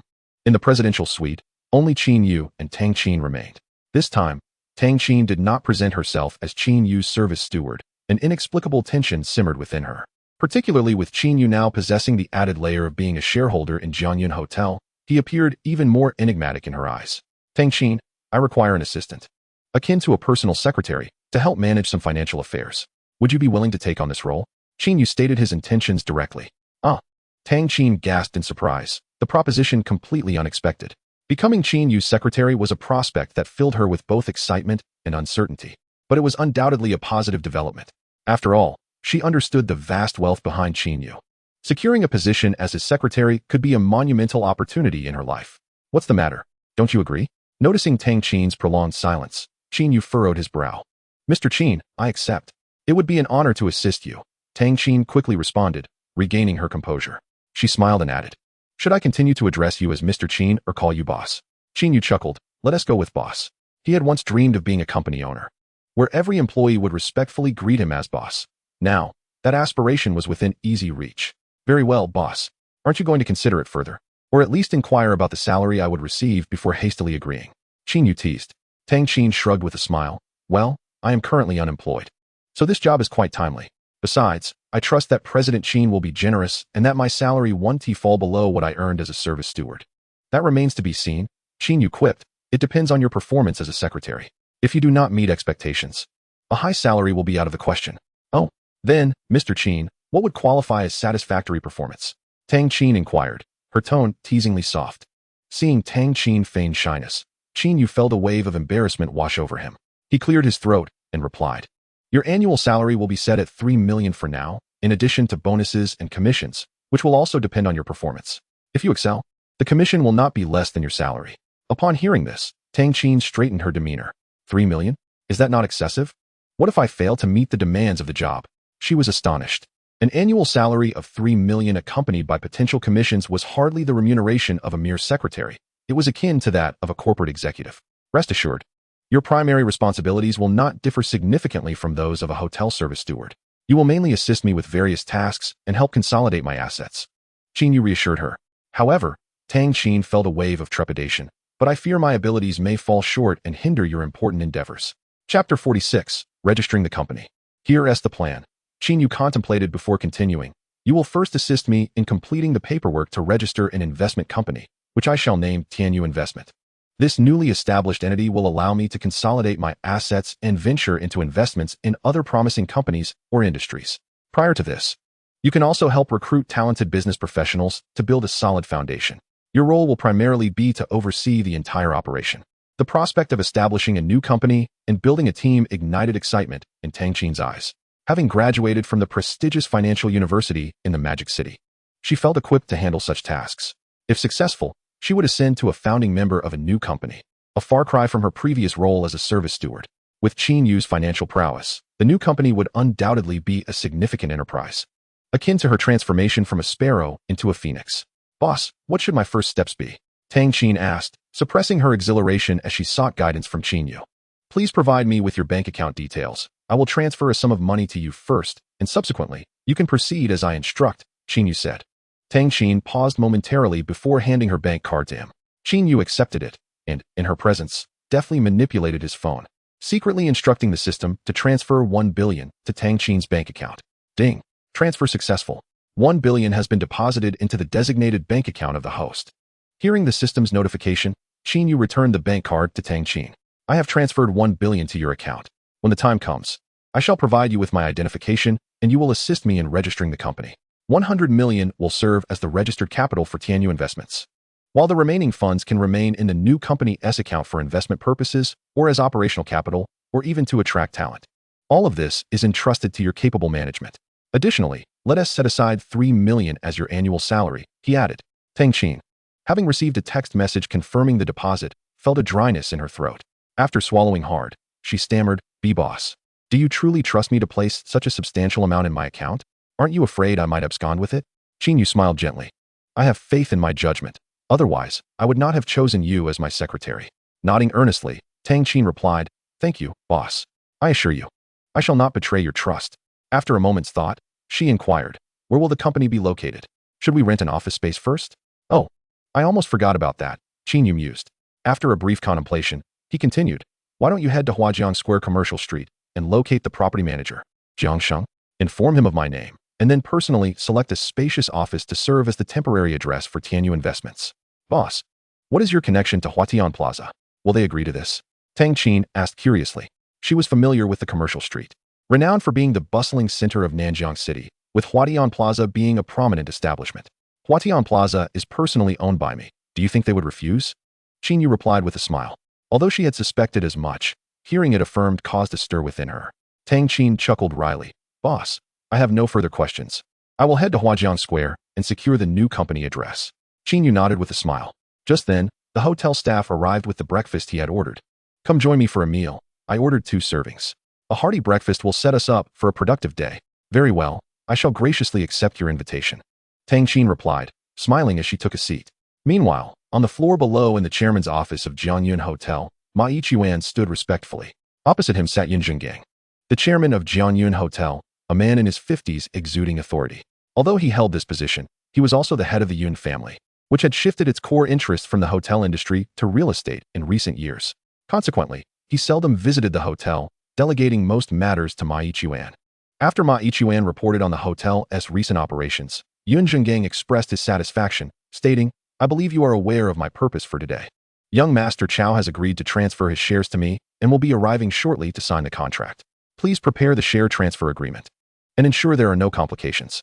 Once the contract is signed, the hotel will once again be under the complete control of the Yun family. Your excellent work shall not go unrewarded. Thank you for your trust, Chairman Yun. I will certainly meet your expectations," Ma Yichuan replied enthusiastically. "Very well.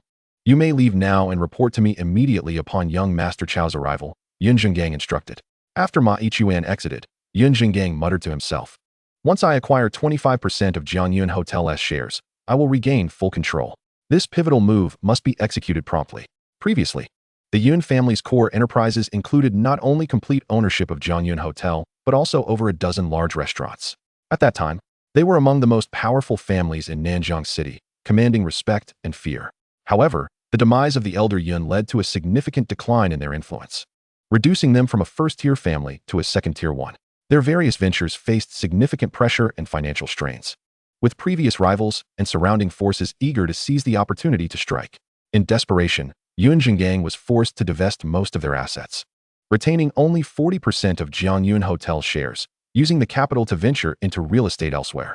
Now, with substantial backing, the Yun family had transformed from a precarious state to a formidable entity that commanded respect. Thus, Yun Zhenggang was eager to reorganize Jiangyun Hotel, especially as young Master Chow sought to invest in a project and was keen to offload his shares. Jiangyun Hotel not only generated significant annual profits, but also held invaluable connections that could not be underestimated. As a prestigious 7-star hotel in Nanjiang City, it could facilitate access to individuals from all walks of life. Just securing a favorable relationship with a prominent figure could yield tremendous benefits for the Yun family. After breakfast, Tang Qin left to select an office location for the new company at Huajiang Square. After about an hour, feeling somewhat anxious, Qin Yu decided to call Jiang Xian. "Jiang Xian, have you contacted young Master Chow? When is he arriving at the hotel?" Qin Yu inquired as soon as the call connected. "Brother Qin, there's no need to rush. He mentioned he would arrive at noon, and there are still 2 to 3 hours until then," Jiang Xian replied, yawning as if just waking up. "Why don't you contact your associate Hua to see if he can come earlier?" "I'm currently at Jiangyun Hotel," Qin Yu suggested. "Okay, Brother Qin, I'll call him right away," Jiang Xian replied before hanging up. A few minutes later, the phone rang again. Jiang Xian's voice came through, sounding apologetic. "Brother Qin, I'm sorry. I tried reaching Hua several times, but he seems to be unavailable. His phone might be off. I sent him a message and am awaiting his reply." Frowning, Qin Yu instructed, "Just come to the hotel. Let us wait for him together." "All right. I'll be there shortly, and will call you when I arrive."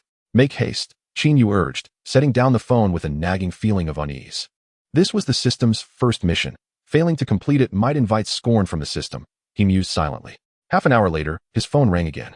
Expecting it to be Jiang Xian, he answered only to hear Han Xian's anxious voice. Mr. Qin, I apologize for the inconvenience. I just learned that young Master Chow arrived at the hotel 15 minutes ago, but I had stepped away for a moment. They are currently in the chairman's office on the 35th floor, and the financial director, Sister Wang, is also present. They have reached an agreement and are preparing to sign the share transfer contract. Qin Yu sprang to his feet, frustration boiling within him. Manager Han, where are you? I'm coming down now, he shouted, rushing out of the room. I stand at the threshold of the chairman's office. Could you assist me in momentarily halting their progress? As Qin Yu spoke into his phone while walking, he added, let me give this a try. Thank you, Manager Han. At that moment, Qin Yu exited the room and made his way to the stairwell. In the chairman's office of Jiangyun Hotel, Yun Jing'an could hardly conceal his excitement as he affixed his signature to 3 identical copies of the equity transfer contract. Acquiring 25% of Jiangyun Hotel shares had cost him a staggering 2.2 billion, which could be considered a premium sale.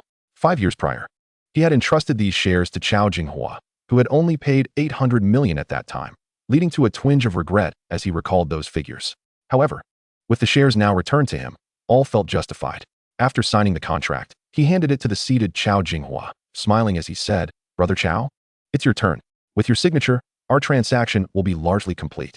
I will first transfer 500 million to your account, and once Director Wang completes the handover procedures, the remaining 1.7 billion will be promptly sent your way.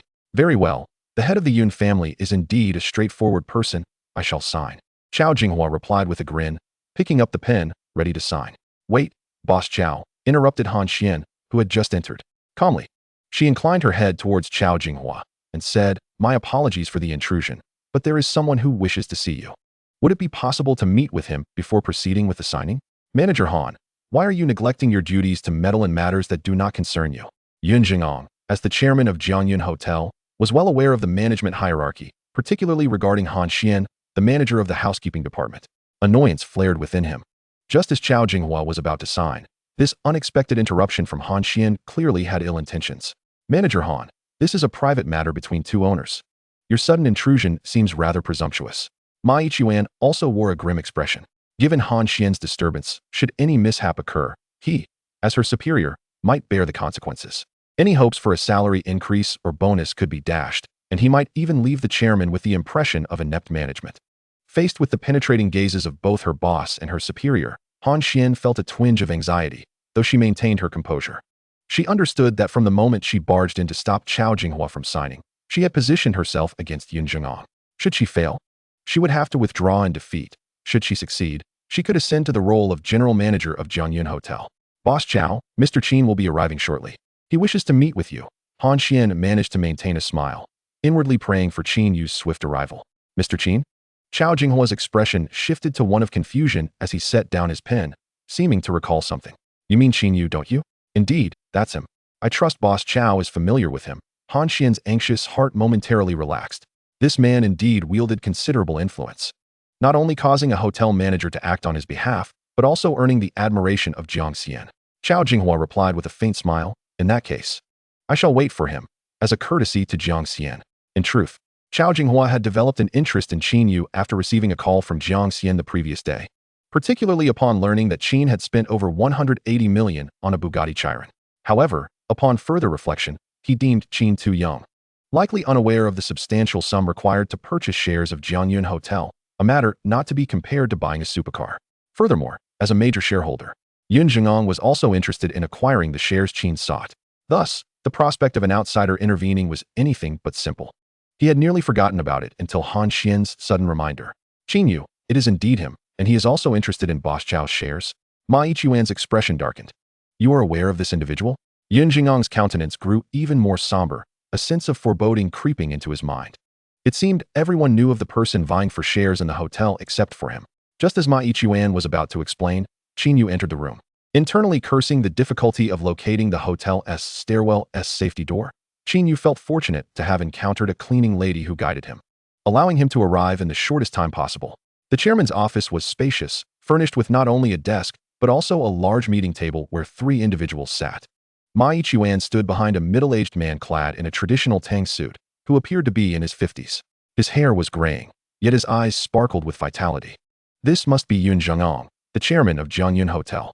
Beside him sat a woman in her 40s, likely the financial director of the hotel. Opposite them was a man a few years older than Qin Yu, dressed in a white shirt. This must be Brother Hua. I am Qin Yu. I have often heard Jiang Xian speak of you, and indeed, you are an impressive figure. Qin Yu approached and extended his hand courteously towards the man in white. Smiling amiably, Brother Qin, you flatter me. I have heard of you as well.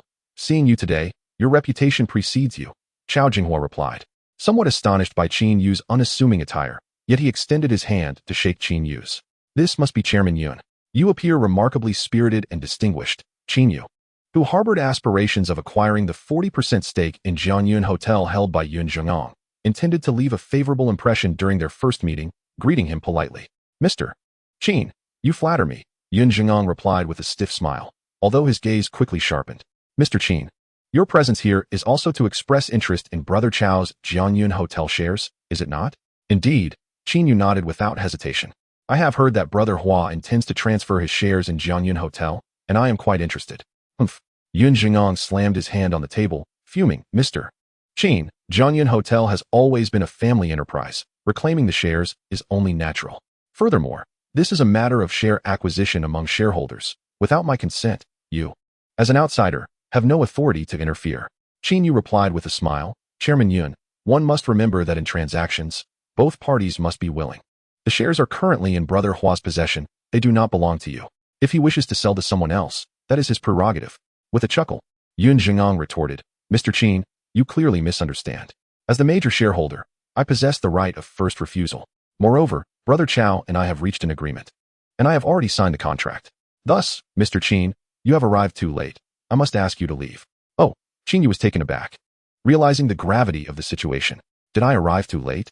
Mr. Qin, indeed, they were preparing to sign the contract, yet Chao Gongzi has yet to affix his signature. Han Xian quietly interjected. Qin Yu noticed the contracts placed before Chao Jinghua and breathed a sigh of relief. Turning to Chao Jinghua, he smiled. Brother Hua, I presume Jiang Xian has informed you of my keen interest in the shares you hold.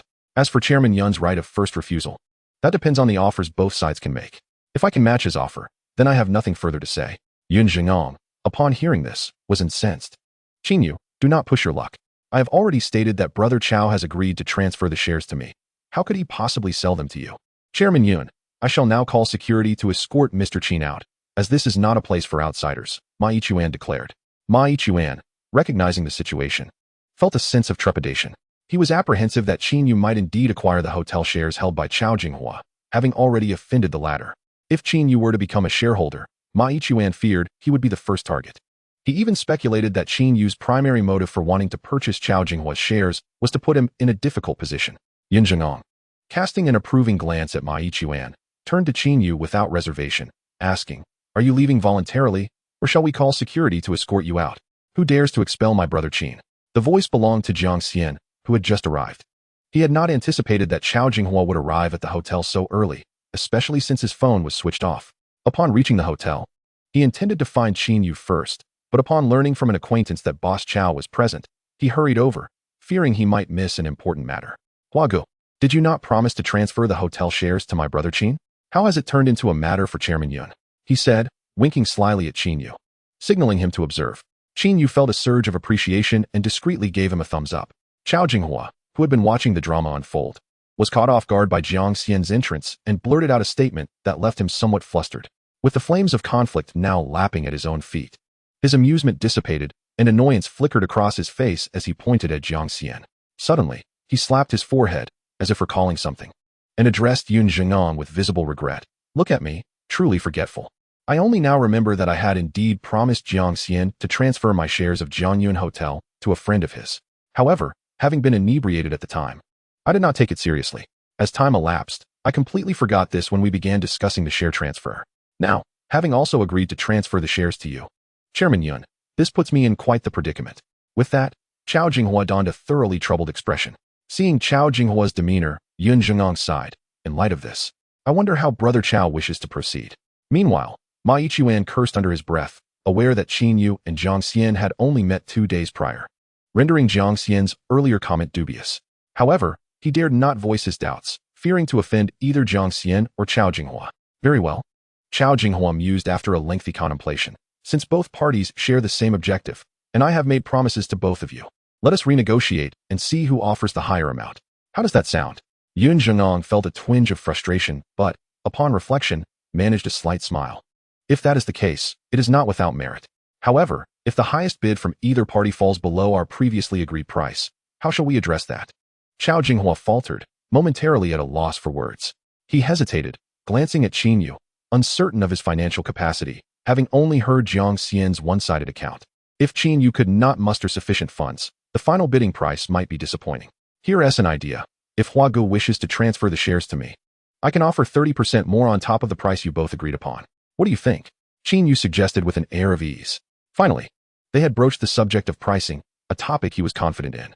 Oh, brother Qin, are you jesting? Are you aware of the true value of the shares I possess in Jiangyan Hotel? Upon hearing Qin Yu's proposal, Chao Jinghua initially felt a spark of surprise, but then grew concerned that it might be an exaggeration. At this moment, Yun Zhengong interjected with a sardonic smile, Mr. Qin, anyone can make grand claims. Have you considered whether you can truly back them up with funds? Qin Yu offered a slight smile. If you doubt my words, it is easily resolved. Turning to Chao Jinghua, he continued, what is the transaction price between you two? Is it 20 billion, or perhaps more? Let me propose this. I can directly transfer 30 billion to Hua Ji's account, and we can negotiate the details afterward. If ultimately Chairman Yun's offer exceeds mine, I shall accept it, and you can simply return the funds to me. How does that sound? Chao Jinghua's eyes widened in astonishment, his expression shifting to one of excitement. 30 billion. This sum exceeded his baseline by a staggering 8 billion. Such a figure was no trifling matter. And even Chao Jinghua himself could not easily produce 8 billion in cash, particularly at this juncture when he was in dire need of funds. Initially skeptical of Qin Yu's ability to purchase his shares, he now recognized that no wealthy heir would cavalierly jeopardize their reputation. Jiang Xian was equally stunned by the mention of 30 billion. Yet recollecting that Qin Yu possessed a prestigious black card and had audaciously proposed to acquire the entire Jiangyun Hotel, his astonishment diminished. I assure you, there is no jest in my words. Huagu, please provide me with your bank account details, and I will transfer the funds immediately. Any bank will suffice? Indeed, any bank will do. Shall I draft a receipt or sign a contract? After all, you are transferring a significant sum, and without documentation. Should I find myself at a loss, there would be no recourse, Chao Jinghua suggested with a smile. You make a valid point. Qin Yu chuckled, feigning contemplation while discreetly consulting his omnipotent system. System? Yes. How may I assist you, host? I wish to inquire. If I transfer funds to the other party's account and they deny it, can I reclaim that amount? Yes, host. But it will cost you some sign-in points. Sign-in points? Qin Yu recalled the section regarding sign-in points within the system. Realizing he had a way to retrieve the funds, he decided not to dwell further on other concerns. Chapter 49. Proposal. Thus, Qin Yu addressed Chao Jinghua. There is no need for a receipt. I trust Huagu completely. Simply share your bank account with me. In that case, I will provide you with my bank card. Chao Jinghua smiled as he produced a card, handing it over. This is from Longxia Construction Bank. Please transfer the funds to this account. Qin Yu accepted the card and retrieved his phone. System, transfer 30 billion in cash to this bank card. Ding, withdrawal completed. Qin Yu grinned as he returned the bank card to Chao Jinghua, saying, 30 billion has been successfully transferred to your account. Is that so? Chao Jinghua was momentarily dazed. He had previously executed large transactions, yet never one of this magnitude. Even 8 billion had required multiple transfers and the aid of a computer. Before him, Qin Yu had merely tapped his phone and transferred 30 billion into his bank account. What sort of operation is this? Could it be? This lad is playing me for a fool. Just as Chao Jinghua began to suspect he was being tricked, a notification pinged on his phone. Upon opening it, he discovered it was a message from Longxia Construction Bank confirming the deposit. 30 billion deposited. After scrutinizing the message multiple times to ensure he had not misread, he erupted into laughter. Brother Qin is indeed forthright. The 30 billion has reached my account. Now we can sit down and discuss the transfer of my shares. With this declaration, it was confirmed that Qin Yu had genuinely transferred 30 billion into Chao Jinghua's account. The most elated among them was undoubtedly Han Xian, who had placed her bet correctly. Her previously tense demeanor transformed into sheer excitement. She understood that purchasing 25% of Jiangyun Hotel shares from Chao Jinghua for 30 billion was a monumental achievement, no matter how one assessed it. Jiangyun Hotel could not be valued at 100 billion, and this offer far surpassed that valuation. The sole uncertainty lay in whether Yun Zhengong could produce the funds, as she feared he might obstruct the transaction. Given his status as a major shareholder, coupled with the signing of the 35% equity agreement with Huaxia Commercial Bank, any objections to the transfer of shares would prove to be exceedingly challenging. However, the hotel's equity, held by the bank, has long been firmly in Qin Yu's grasp, rendering such concerns rather superfluous. In terms of stature, while Yun Jinhua's position is indeed formidable, Qin Yu's standing is by no means inferior. The quiet acquisition of 35% of Jianyun Hotel shares from Longxia Commercial Bank and the lavish expenditure of 30 billion to purchase shares held by Chao Jinghua are feats that undoubtedly eclipse those of all present. Master Yun, as you can see, Brother Qin has already offered 30 billion. I wonder what price you are willing to propose. Chao Jinghua resumed his seat, casually smiling at Yun Jinhua. You need not feign ignorance, Brother Chao, Yun Jinhua replied with a wry smile. 30 billion is simply beyond my means. Such a price even tempts me to consider selling my own shares. Moreover, Yun Jinhua was taken aback by Qin Yu's earlier maneuver. The rapid transfer of 30 billion, executed within mere seconds and through a personal account, was beyond his capabilities. Since Director Yun cannot match such a lofty price, I shall proceed to sign the contract with Brother Hua, Qin Yu declared. Yun Jinhua's expression fluctuated between uncertainty and contemplation. He had considered convening a shareholders' meeting to obstruct their share transfer, but ultimately suppressed the thought. Recognizing that the Yun family still lacked a solid foundation and that the opposing party appeared to possess significant backing. Young man, your ability to offer such a high price earns my respect. If you are so eager to invest in Jianyun Hotel, I see no reason not to oblige, he conceded. I must thank you, Director Yun, for your gracious concession, Qin Yu replied, bowing slightly, relieved. Brother Hua, let us finalize the share transfer contract, he suggested. Very well. Chao Jinghua responded, visibly pleased. Thus, Financial Director Wang drafted 3 new share transfer contracts and presented them before the two men. After all 3 contracts were signed, one copy was handed to Wang for safekeeping and the necessary transfer procedures. With the matter concluded, Chao Jinghua stood and smiled. I have a friend to meet, so I shall take my leave. Although the share transfer has not yet been finalized, Brother Qin is now considered a shareholder here. You will need to consult with Master Yun on hotel matters, and we shall gather again soon. Thank you for your guidance, Brother Chao. Since you have matters to attend to, let us converse another time. I must take my leave now, and I bid farewell to Master Yun, Qin Yu stated. Safe travels. No need for formalities, Chao Jinghua replied, casting one last glance at Jiang Xian. Jiang Xian understood and nodded to Qin Yu as he departed the office alongside Chao Jinghua. Once they had left, Yun Jinhua turned to Qin Yu, his smile devoid of warmth. Mr. Qin, while you have acquired 25% of the hotel shares through young Master Chao, I still hold the reins of the company. Given your substantial expenditure, do you not think it a poor investment? Qin Yu took a seat, smiling as he replied, the value of my investment is clear to me. So there is no need for you to concern yourself, Director Yun. Now that you are a new shareholder, shall we convene a shareholders meeting? Yun Jinhua inquired, his intentions veiled.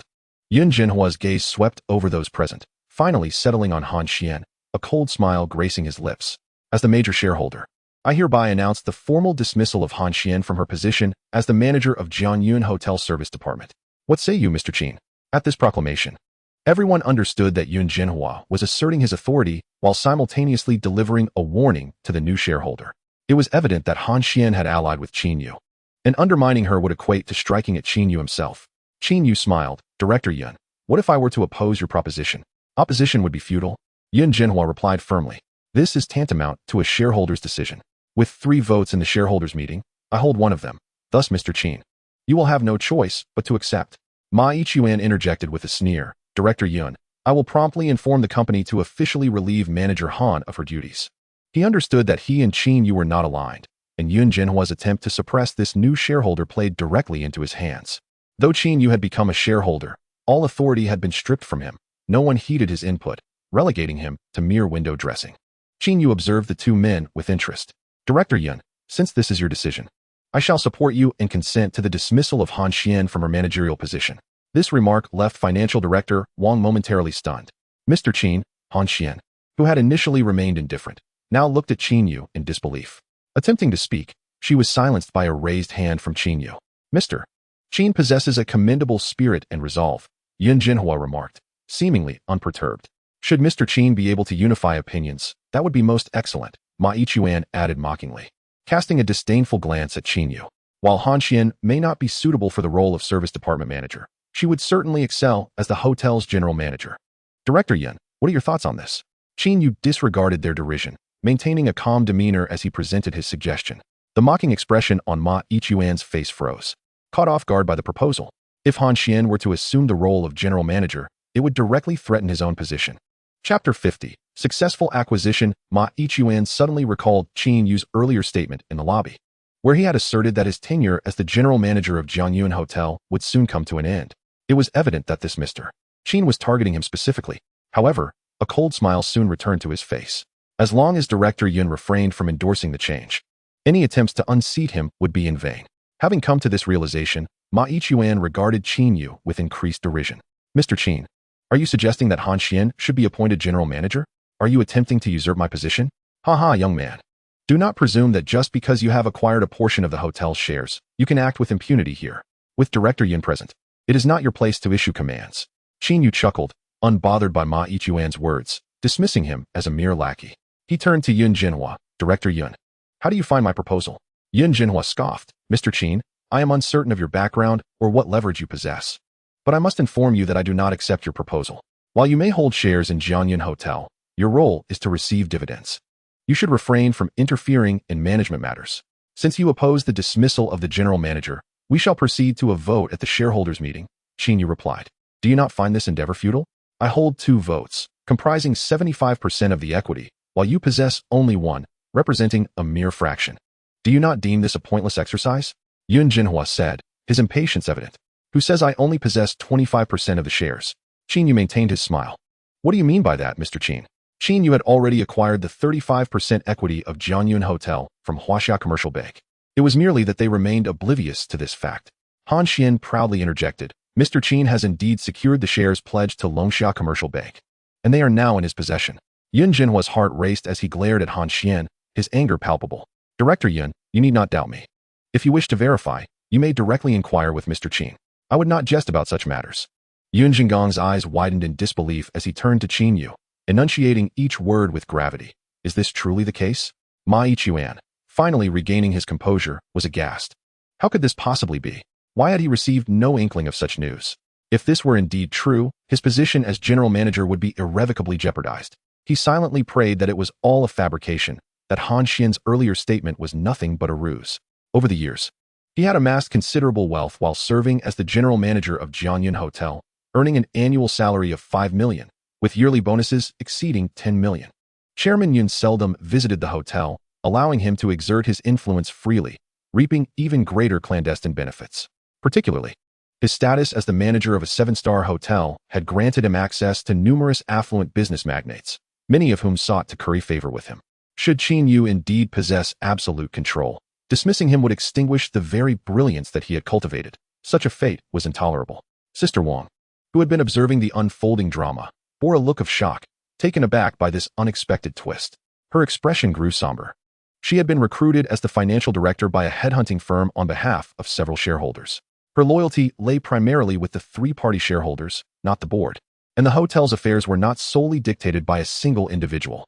If Qin Yu held 60% of Jianyuan Hotel shares, her role would inevitably face adjustments. Qin Yu interjected, Han Xian speaks the truth. I do indeed possess 60% of the hotel's shares. If you have doubts, feel free to contact Longxia Commercial Bank for verification. Yun Jingang remained silent for an extended moment, seemingly lost in thought. After a while, he cast a glance at the financial director. Sister Wang instantly understood, promptly retrieving her phone and making a brief call. Upon concluding the short conversation, she turned to Yun Jingang, astonished. Chairman Yun, it has been confirmed that the bank has indeed transferred the shares into Mr. Qin's name. Those shares were collateralized at the bank. How could they possibly have the authority to transfer them? This is illegal.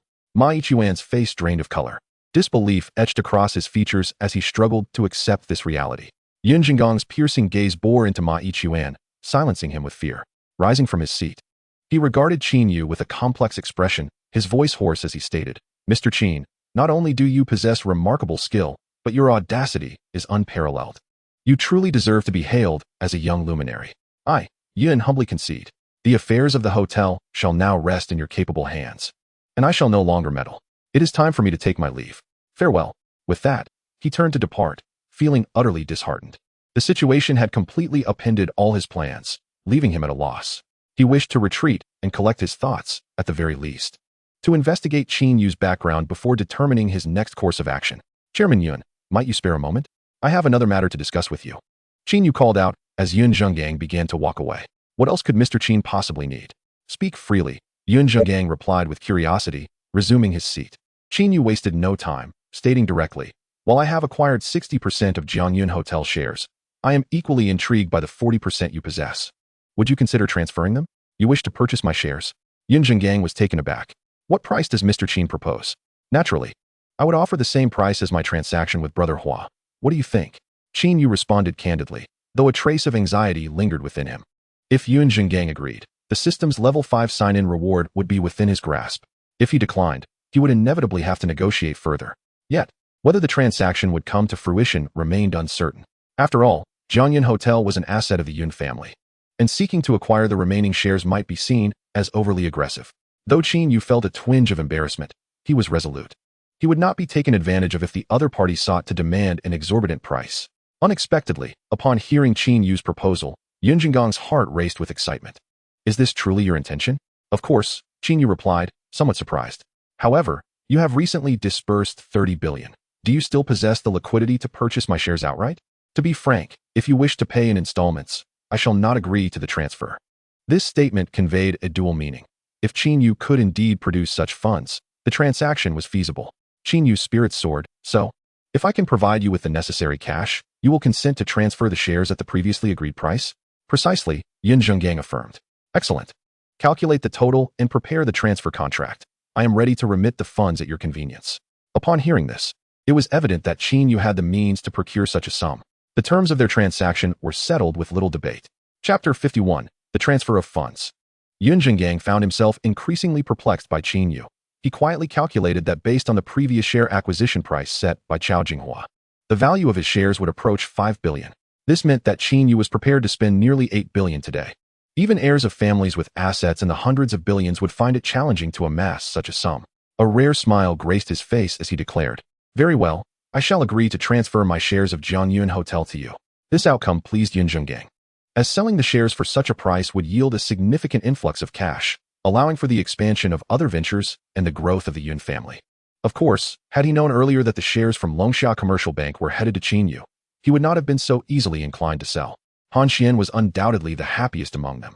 She had not anticipated that Qin Yu would ultimately acquire all the shares of Jiangyun Hotel, thus ensuring her unimpeded ascent to the role of general manager. Among all present, only Ma Yichuan appeared utterly despondent.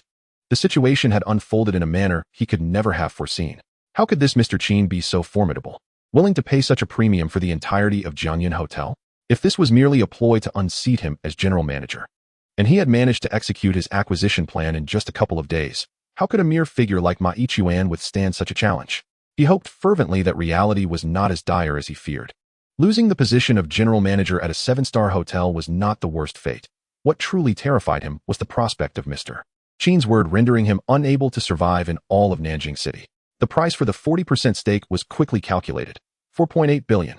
The contract was prepared by Financial Director Wang in triplicate. After both parties affixed their signatures, Yun Zhengang provided an account number.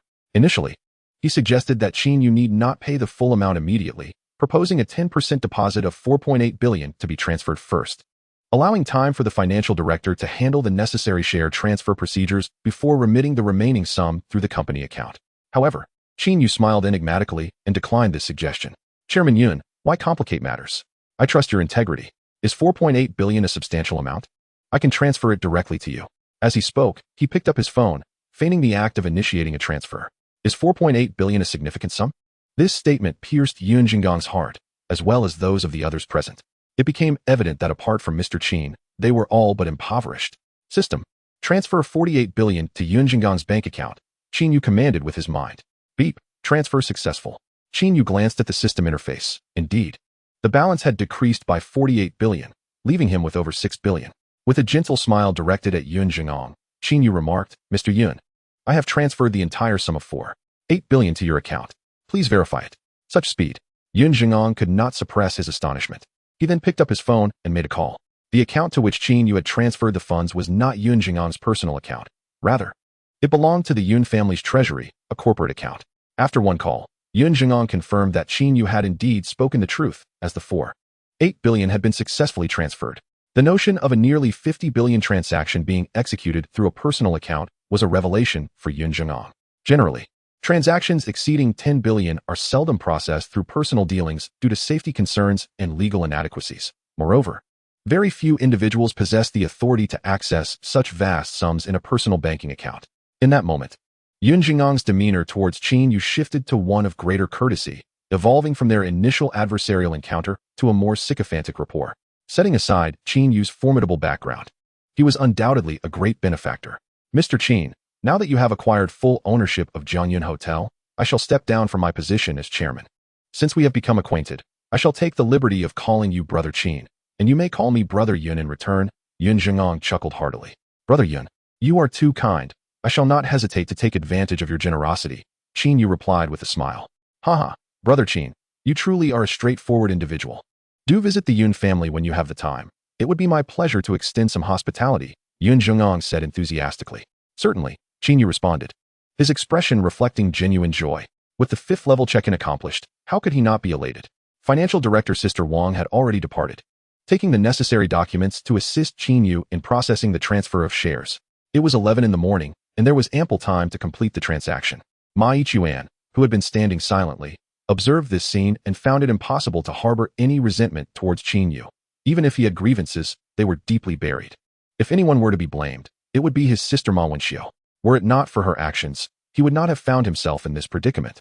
Having offended Qin Yu and simultaneously lost the position of general manager of Jianyun Hotel, he had previously prided himself on being cautious in his dealings, yet ultimately, he had failed to uphold that principle.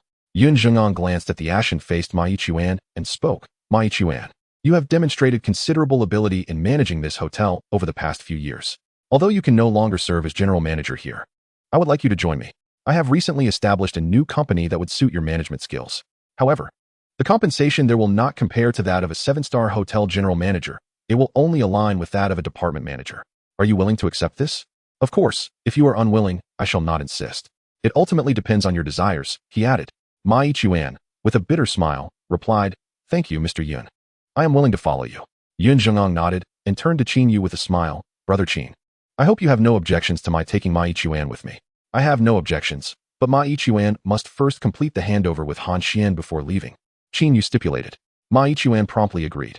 Subsequently, he and Han Xian exited together while Qin Yu and Yun Jingang remained in the office to enjoy tea and conversation.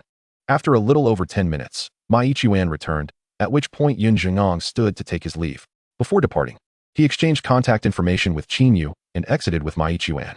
Sitting quietly, Qin Yu, after seeing Yun Jingang leave, could no longer contain his curiosity and opened the system panel to check. To his disappointment, the task indicator revealed that the task had yet to be completed. It appeared he would have to wait for the share transfer to be finalized before the ownership of Jianyun Hotel was officially attributed to him.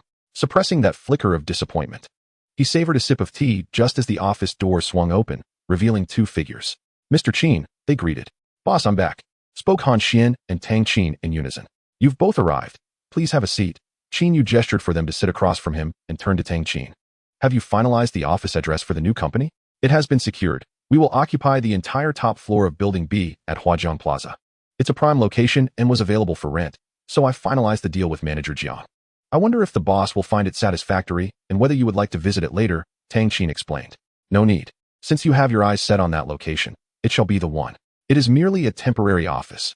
As the company grows, we will need to relocate. Qin Yu replied. Mr. Qin, what exactly is this new company you are speaking of? I find myself increasingly confused, Han Xian interjected, unable to contain her curiosity. Xianjia, the boss hasn't he informed you yet? Allow me to explain, Tang Qin smiled at Han Xian. The boss intends to establish an investment company, which I will manage. And Huajiang Plaza is also part of Mr. Qin's portfolio. Initially, Han Xian remained unfazed, but upon learning that Huajiang Plaza was indeed part of Qin Yu's assets, her expression transformed from calm to one of astonished disbelief. Mr. Qin, I never expected you not only to spend over 10 billion acquiring Jianyun Hotel, but also to possess Huajiang Plaza, valued at 4 billion. You truly are a person of hidden depths, a billionaire with a net worth approaching 20 billion. Xianjia, are you implying that the boss has attained 100 ownership of Jianyun Hotel? Tang Qin's gaze towards Qin Yu shimmered with newfound admiration. Indeed, Mr. Qin is remarkably affluent. He spent 3 billion to acquire Mr. Chao's shares and ultimately 4.8 billion to secure Yun Jingang's stake. It is a pity you were not present to witness such a splendid spectacle, Tang Qin remarked with a hint of nostalgia. Who would have thought the boss would have such resources to purchase a hotel? Qin Yu coughed lightly and stated with gravity, from now on, Han Xian will serve as general manager of Jianyun Hotel, overseeing all business operations. I entrust everything to you. Your salary and bonuses will remain at the level of the previous general manager, and exceptional performance will naturally lead to future promotions.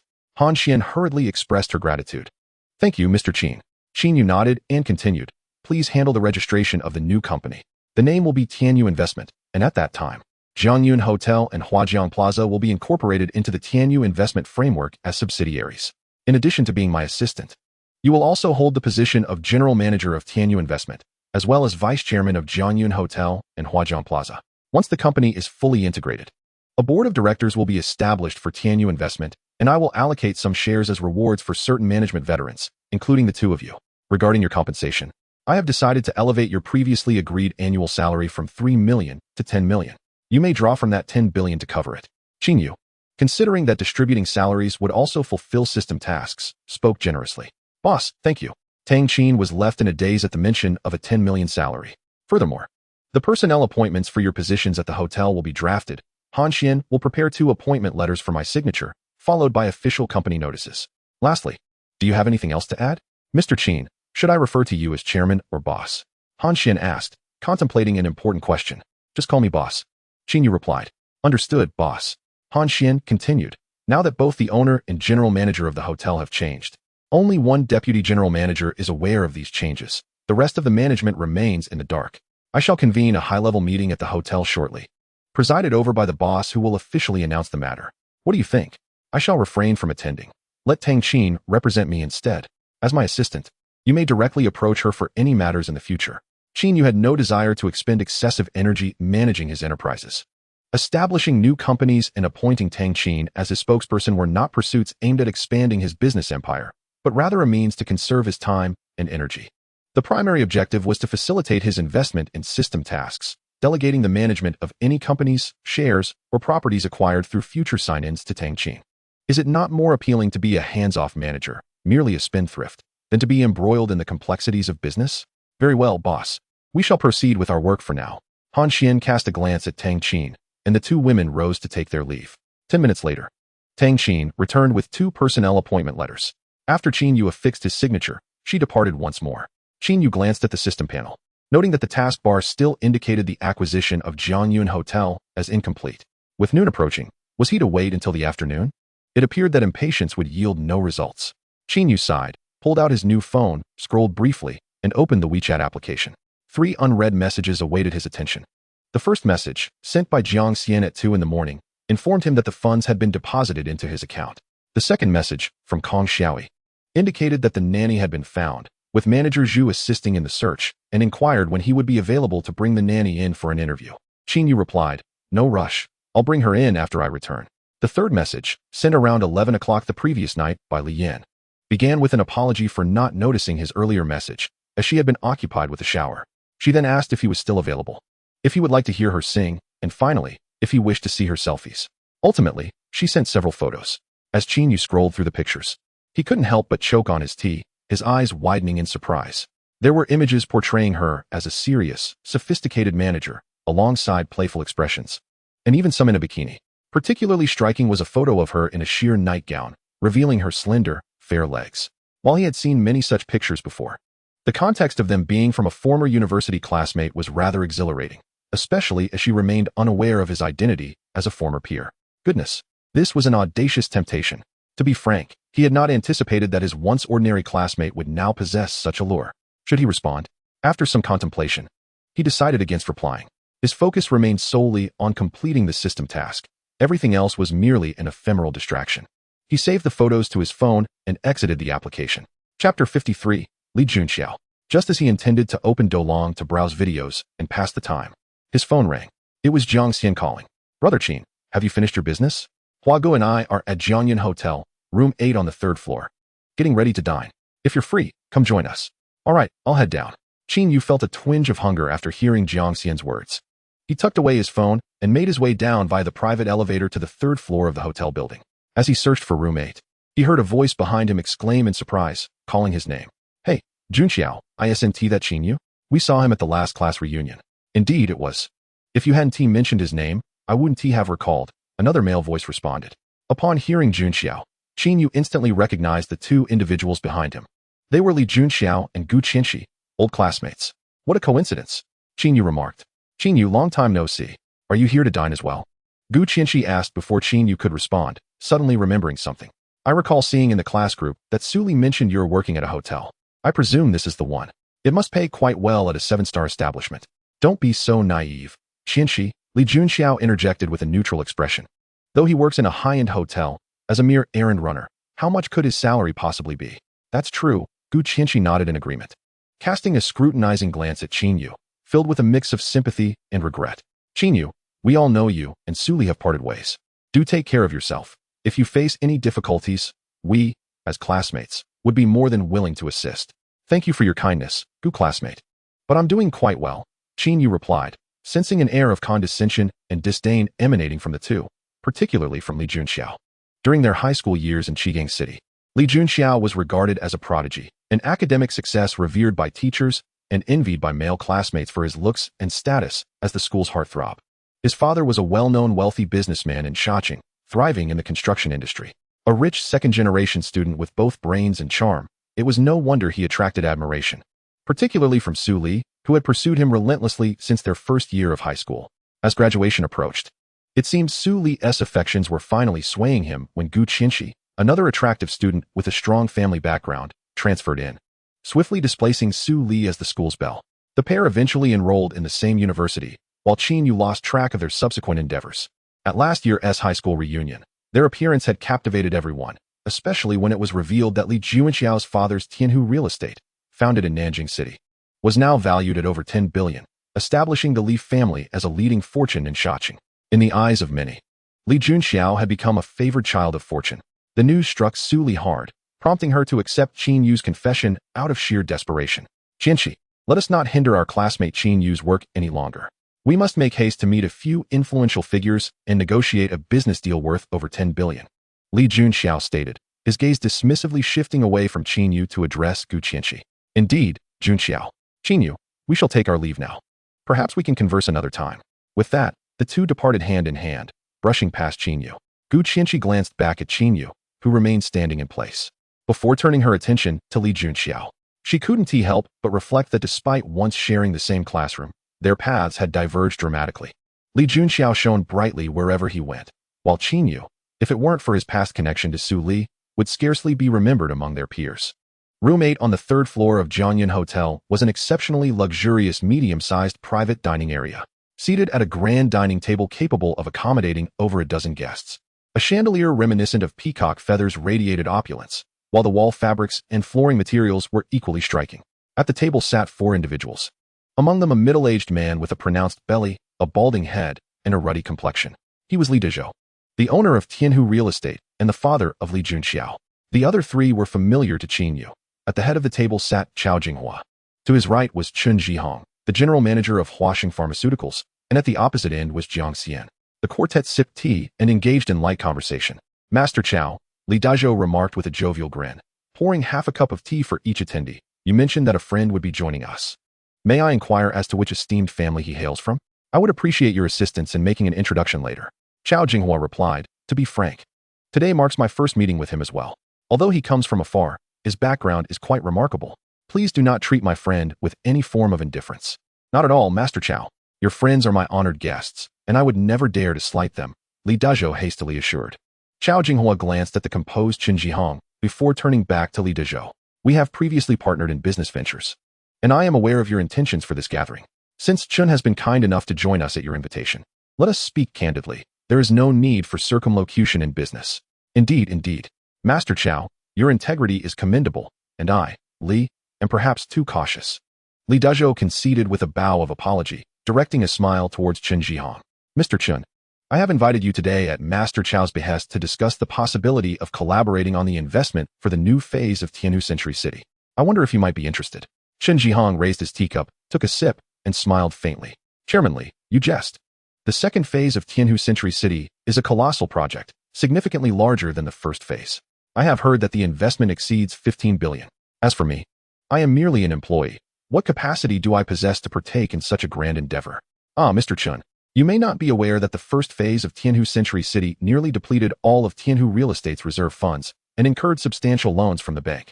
In fact, it was only due to Master Chow's investment of 2 billion that the project reached completion, Li Dazhou lamented. Although the sales launch is scheduled for tomorrow, the influx of capital will not be immediate. The pre-sales have been less than ideal, with only 150 units sold compared to the anticipated 700. This is the fundamental reason I seek your financial support. Then why not delay the development of the new land until capital flows in? Chen Jihong inquired, perplexed. Mr. Chen, you may not grasp the intricacies at play. A substantial amount has already been invested in preparing for the new land's development, which is a key project for Qin Yu real estate this year. Our entire company has dedicated months of labor and resources, and now is the time to commence. If we delay, thousands of employees await their wages. The longer we postpone, the greater the losses incurred by the company, Li Dazhou replied, a hint of resignation upon his face. Chen Jihong, being the general manager of a major corporation, quickly understood the underlying complexities. Nodding, he then asked, how much more funding is required for the new land's development? Li Dazhou responded, that plot encompasses 800 acres, and we invested 2 billion to acquire it. We plan to construct over 60 residential buildings, along with a villa district, schools, and surrounding commercial buildings, necessitating a total investment of 23 billion. Currently, we face a funding shortfall of 16 billion. However, as long as we secure enough capital for the initial development, we can manage the subsequent phases as funds from the first phase sales begin to return in a few months. So, you mean to say that the immediate need is solely for the initial development funding and not for the entire project? Chen Jihong clarified. Precisely, Li Dazhou affirmed. The initial startup funds amount to 9 billion, excluding the land cost. Qin Yu Real Estate has already invested 5 billion, leaving a deficit of 4 billion. Therefore, if both you and Master Chow could contribute a total of 4 billion, it would suffice. As for the distribution of shares, we can arrange that as you see fit.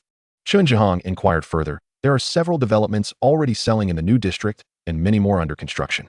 With an increase in housing availability, might this lead to a surplus of unsold properties or even price reductions?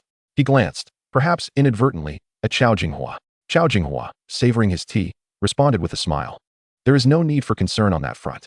Rumors from the South River City General Affairs Office suggest that the new area will be supported as an emerging industrial zone. Future developments, such as industrial parks and scientific centers, will undoubtedly heighten the demand for housing. Chen Jihong remarked, Master Chow seems quite invested in this new Qin Yu project. What amount are you considering contributing? Chao Jinghua replied, I indeed hold this real estate project in high regard. Upon hearing from Chairman Li about the need for further investment in the new district, I sold my stake in Jiangyun Hotel and am prepared to invest 2 billion.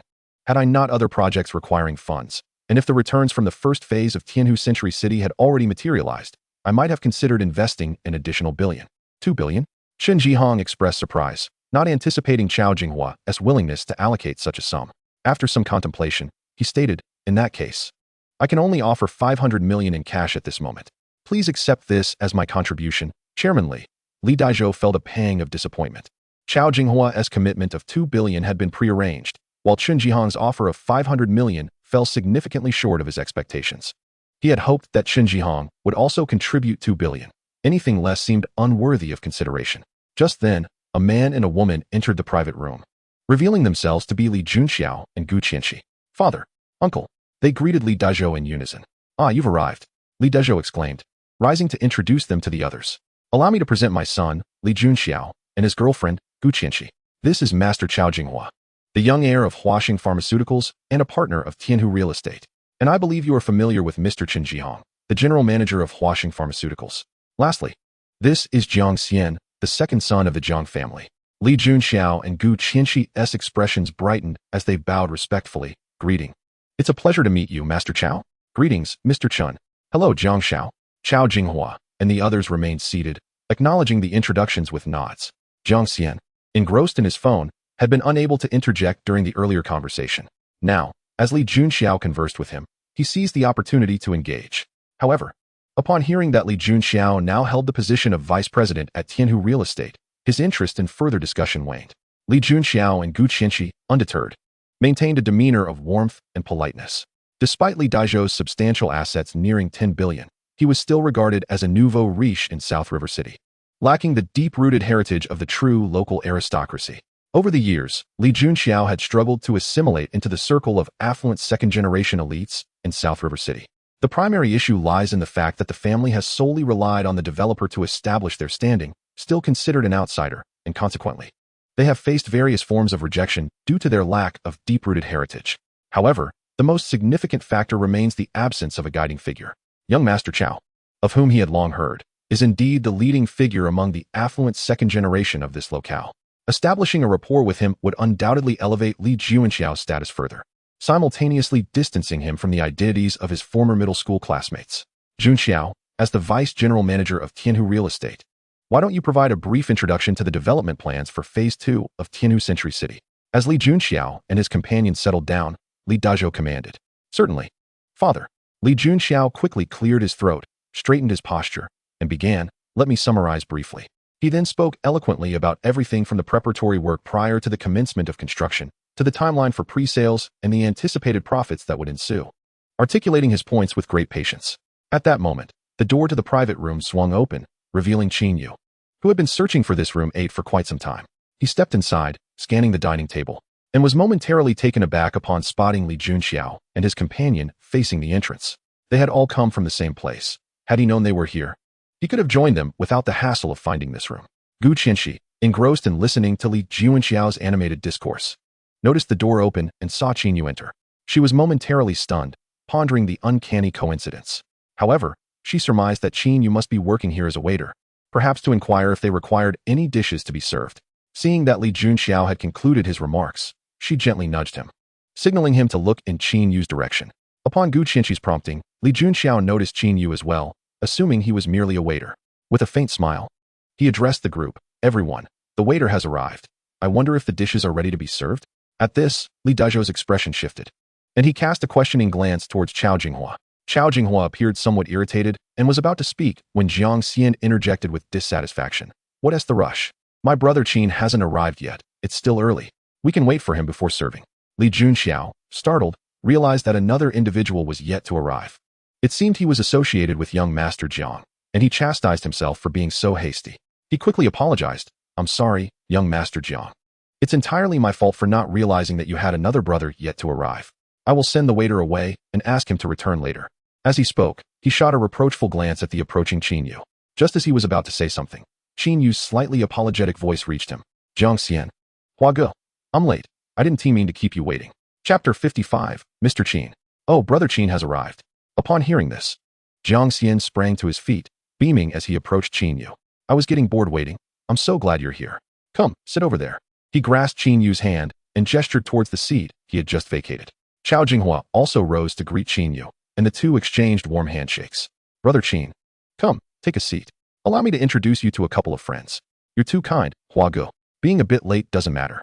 I can just sit next to Jiang Xian, Qin Yu replied with a smile. The enthusiastic reception left Li Junxiao and Gu Qianxi, who were still seated in shock, utterly bewildered. Isn't Qin Yu a waiter here? Young Master Jiang and young Master Chao know him? The brother they were waiting for is Qin Yu? As their thoughts swirled in confusion, they were further astonished when Qin Jihong also stood up, regarding Qin Yu with a mix of surprise, joy, and solemnity. He approached Qin Yu, exuding warmth even more than Jiang Xian. Mr. Qin, what a coincidence. I see you know young Master Chao as well. Mr. Qin? At this utterance, the room fell momentarily silent. Not young Master Qin or young Master, but Mr. A title that indicated Qin Yu's esteemed status in Qin Jihong's eyes, surpassing that of his peers.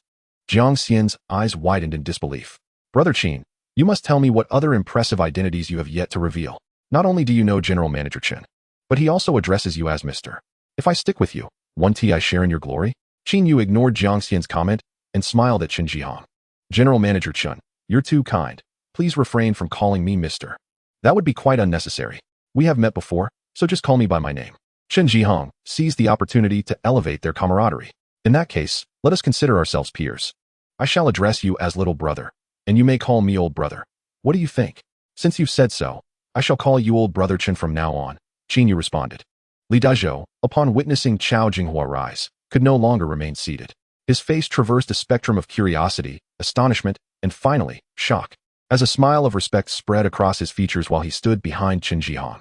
This man was the host of the banquet and the chairman of Qin Yu Real Estate Group, Li Dazhou. This is Mr. Qin Yu. Qin Jihong introduced the two men.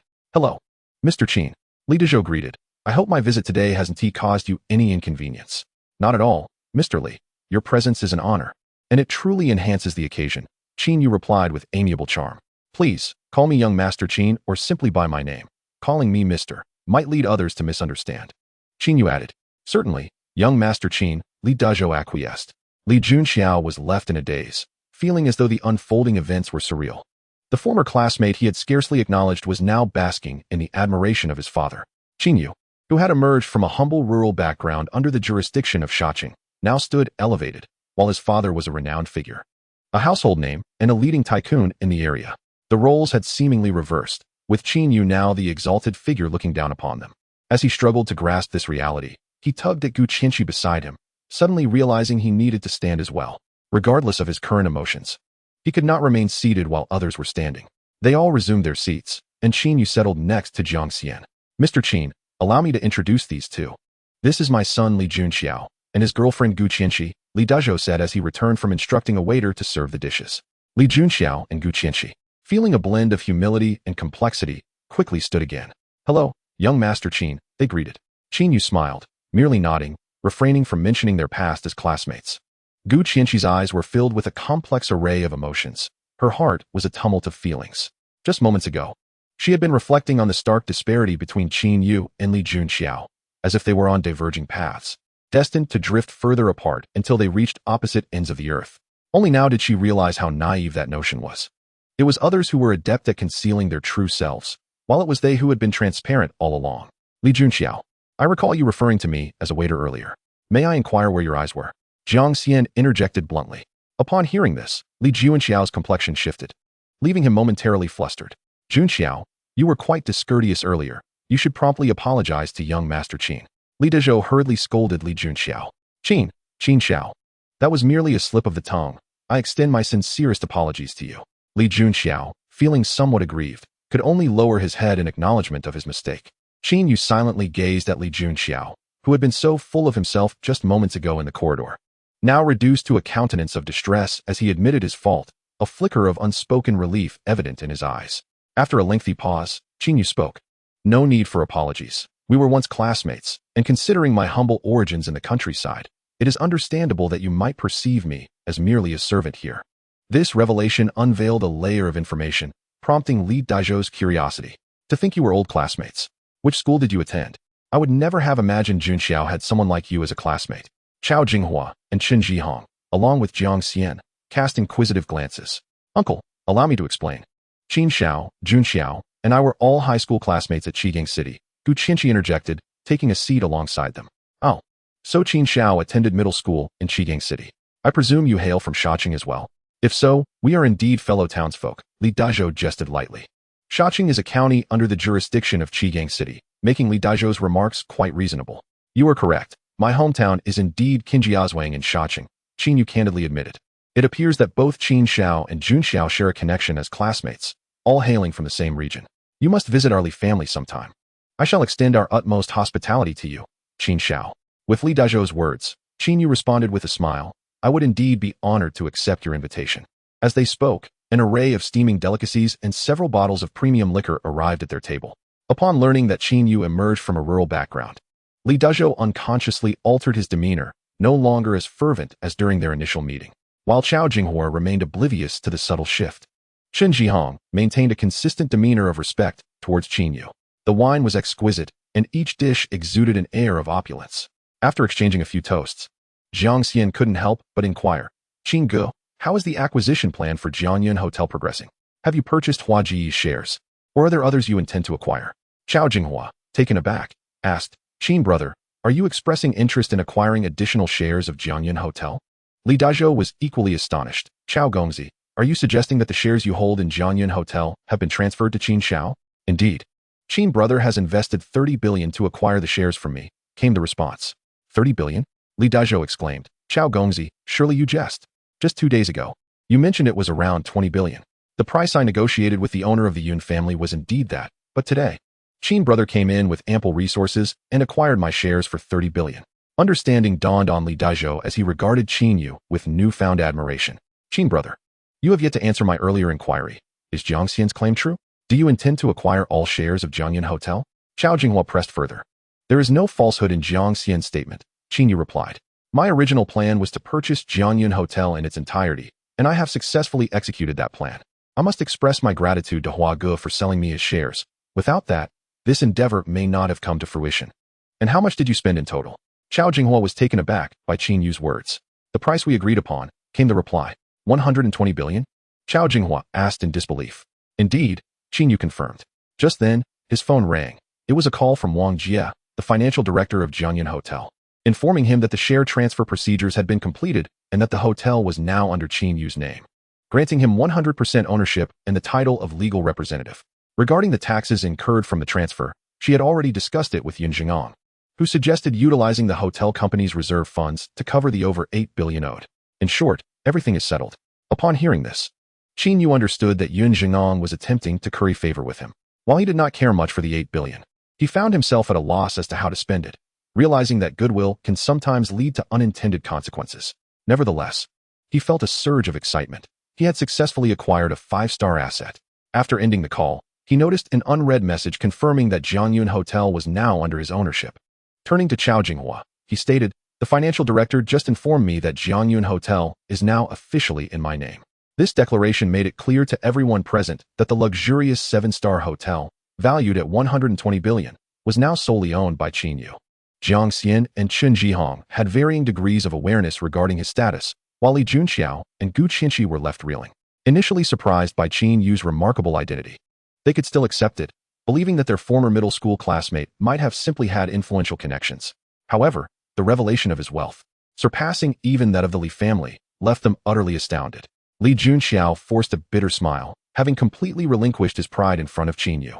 He began contemplating how to mend their relationship, hoping that this connection might one day grant him entry into the elite circles of the wealthy. Gu Qinshi felt no less affected than Li Junxiao. She lamented her earlier lack of perception regarding such a formidable classmate.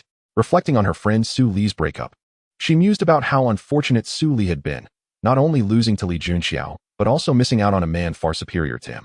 Had Su Li known the truth, would she have regretted her decision? If she were in Su Li's shoes, even the thought of it might drive her to despair. Gu Qinshi sat there in a daze, feeling the brilliance radiating from Qin Yu overshadowing Li Junxiao. Qin brother, you truly present an abundance of surprises. In your presence, I feel as though you are the genuine heir of wealth, while I am merely a pauper, Chao Jinghua remarked in admiration. The moment you casually spent 30 billion. I recognized my inferiority. Ultimately, I underestimated you. Huaga speaks the truth, my sentiments align with yours. In the presence of Qin Gu, we are but beggars. From now on, I shall align myself with Qin Gu. Any benefits that come my way will suffice to satisfy me, Jiang Xian chuckled. Please, do not mock me. Over 100 billion is not truly spent. It is merely an investment in the hotel. If Huaga desires, it would hardly be a challenge for him. Qin Yu humbly countered. Qin Xiao, there is no need for modesty. Your ability to spend such a substantial amount to acquire a 7-star hotel showcases a financial prowess and courage that I, Li, can only envy. Come, let us raise a toast. I shall drink first in your honor. You may partake at your leisure, Li Dazhou said with a grin, lifting a small porcelain cup of liquor and gesturing towards Qin Yu before downing it in one gulp. Qin Yu could only take a sip in response. Qin Xiao was uncertain whether he was interested in investing in real estate, but I possessed a highly promising project that, should one choose to invest, would yield nearly guaranteed profits. Li Dazhou, noticing Qin Yu set down his wine glass, chuckled as he revealed his intentions. Chao Jinghua's interest was piqued, and he cast a glance toward Qin Yu, eagerly awaiting further details. Qin Yu narrowed his eyes, dismissing the notion of almost guaranteed returns as mere empty rhetoric. Anyone who believed such platitudes was a fool. He did have a genuine interest in investing, but he preferred to wait until Tang Qin established her company before entrusting her with negotiations. Why don't you share the details, Mr. Li? Qin Yu prompted. Li Dazhou eagerly elaborated on the development plan for the second phase of Tianhu Century City, outlining its promising prospects and anticipated profits. He mentioned that the total investment for the new land parcel amounted to 23 billion, with a shortfall of 16 billion.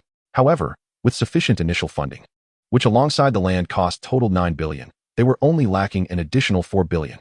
He noted that Chao Jinghua was willing to contribute 2 billion and Chen Jihong 500 million. Thus, if Qin Yu were interested, he could invest 1.5 billion. Chao Jinghua affirmed, this real estate project indeed holds great potential, as Mr. Li has indicated. If you are interested, Brother Qin, investing would be quite advantageous. Qin Yu nodded, finding some credence in Chao Jinghua's words, though he deemed 1.5 billion too modest. Moreover, as the new company had yet to be established, Tang Qin would not have the bandwidth to pursue this investment at present. He reasoned that it would be unwise to expend energy on such a trifling sum. Suddenly, A thought struck him. Rather than investing the remaining 1.5 billion, he could simply purchase several buildings from Qin Yu Real Estate, which was preparing to launch a new project, thus bypassing the hassle of investment altogether. Naturally, this was contingent upon the necessity of fulfilling the system's requirements for attendance. He recalled that he had spent 7.8 billion today and needed an additional 2 billion to achieve a level 5 attendance reward. Qin Yu's heart raced at the prospect of yet another level 5 reward. This was a windfall. Chapter 57. Acquiring 4 buildings for leisure. Mr. Li, I must confess that I am not currently interested in investment ventures. My schedule is rather hectic, and if this project is not urgent, we could revisit it in the future, Qin Yu stated. Li Dazhou chuckled ruefully. You see, Mr. Qin, it is precisely because I am in a hurry that I am seeking investments. Each day of delay in commencing construction on that land results in losses exceeding 10 million for Qin Yu Real Estate. Then I am afraid there is little I can do. Qin Yu replied. Not to worry, Mr. Qin. Since you have expressed your views, I shall not press the issue.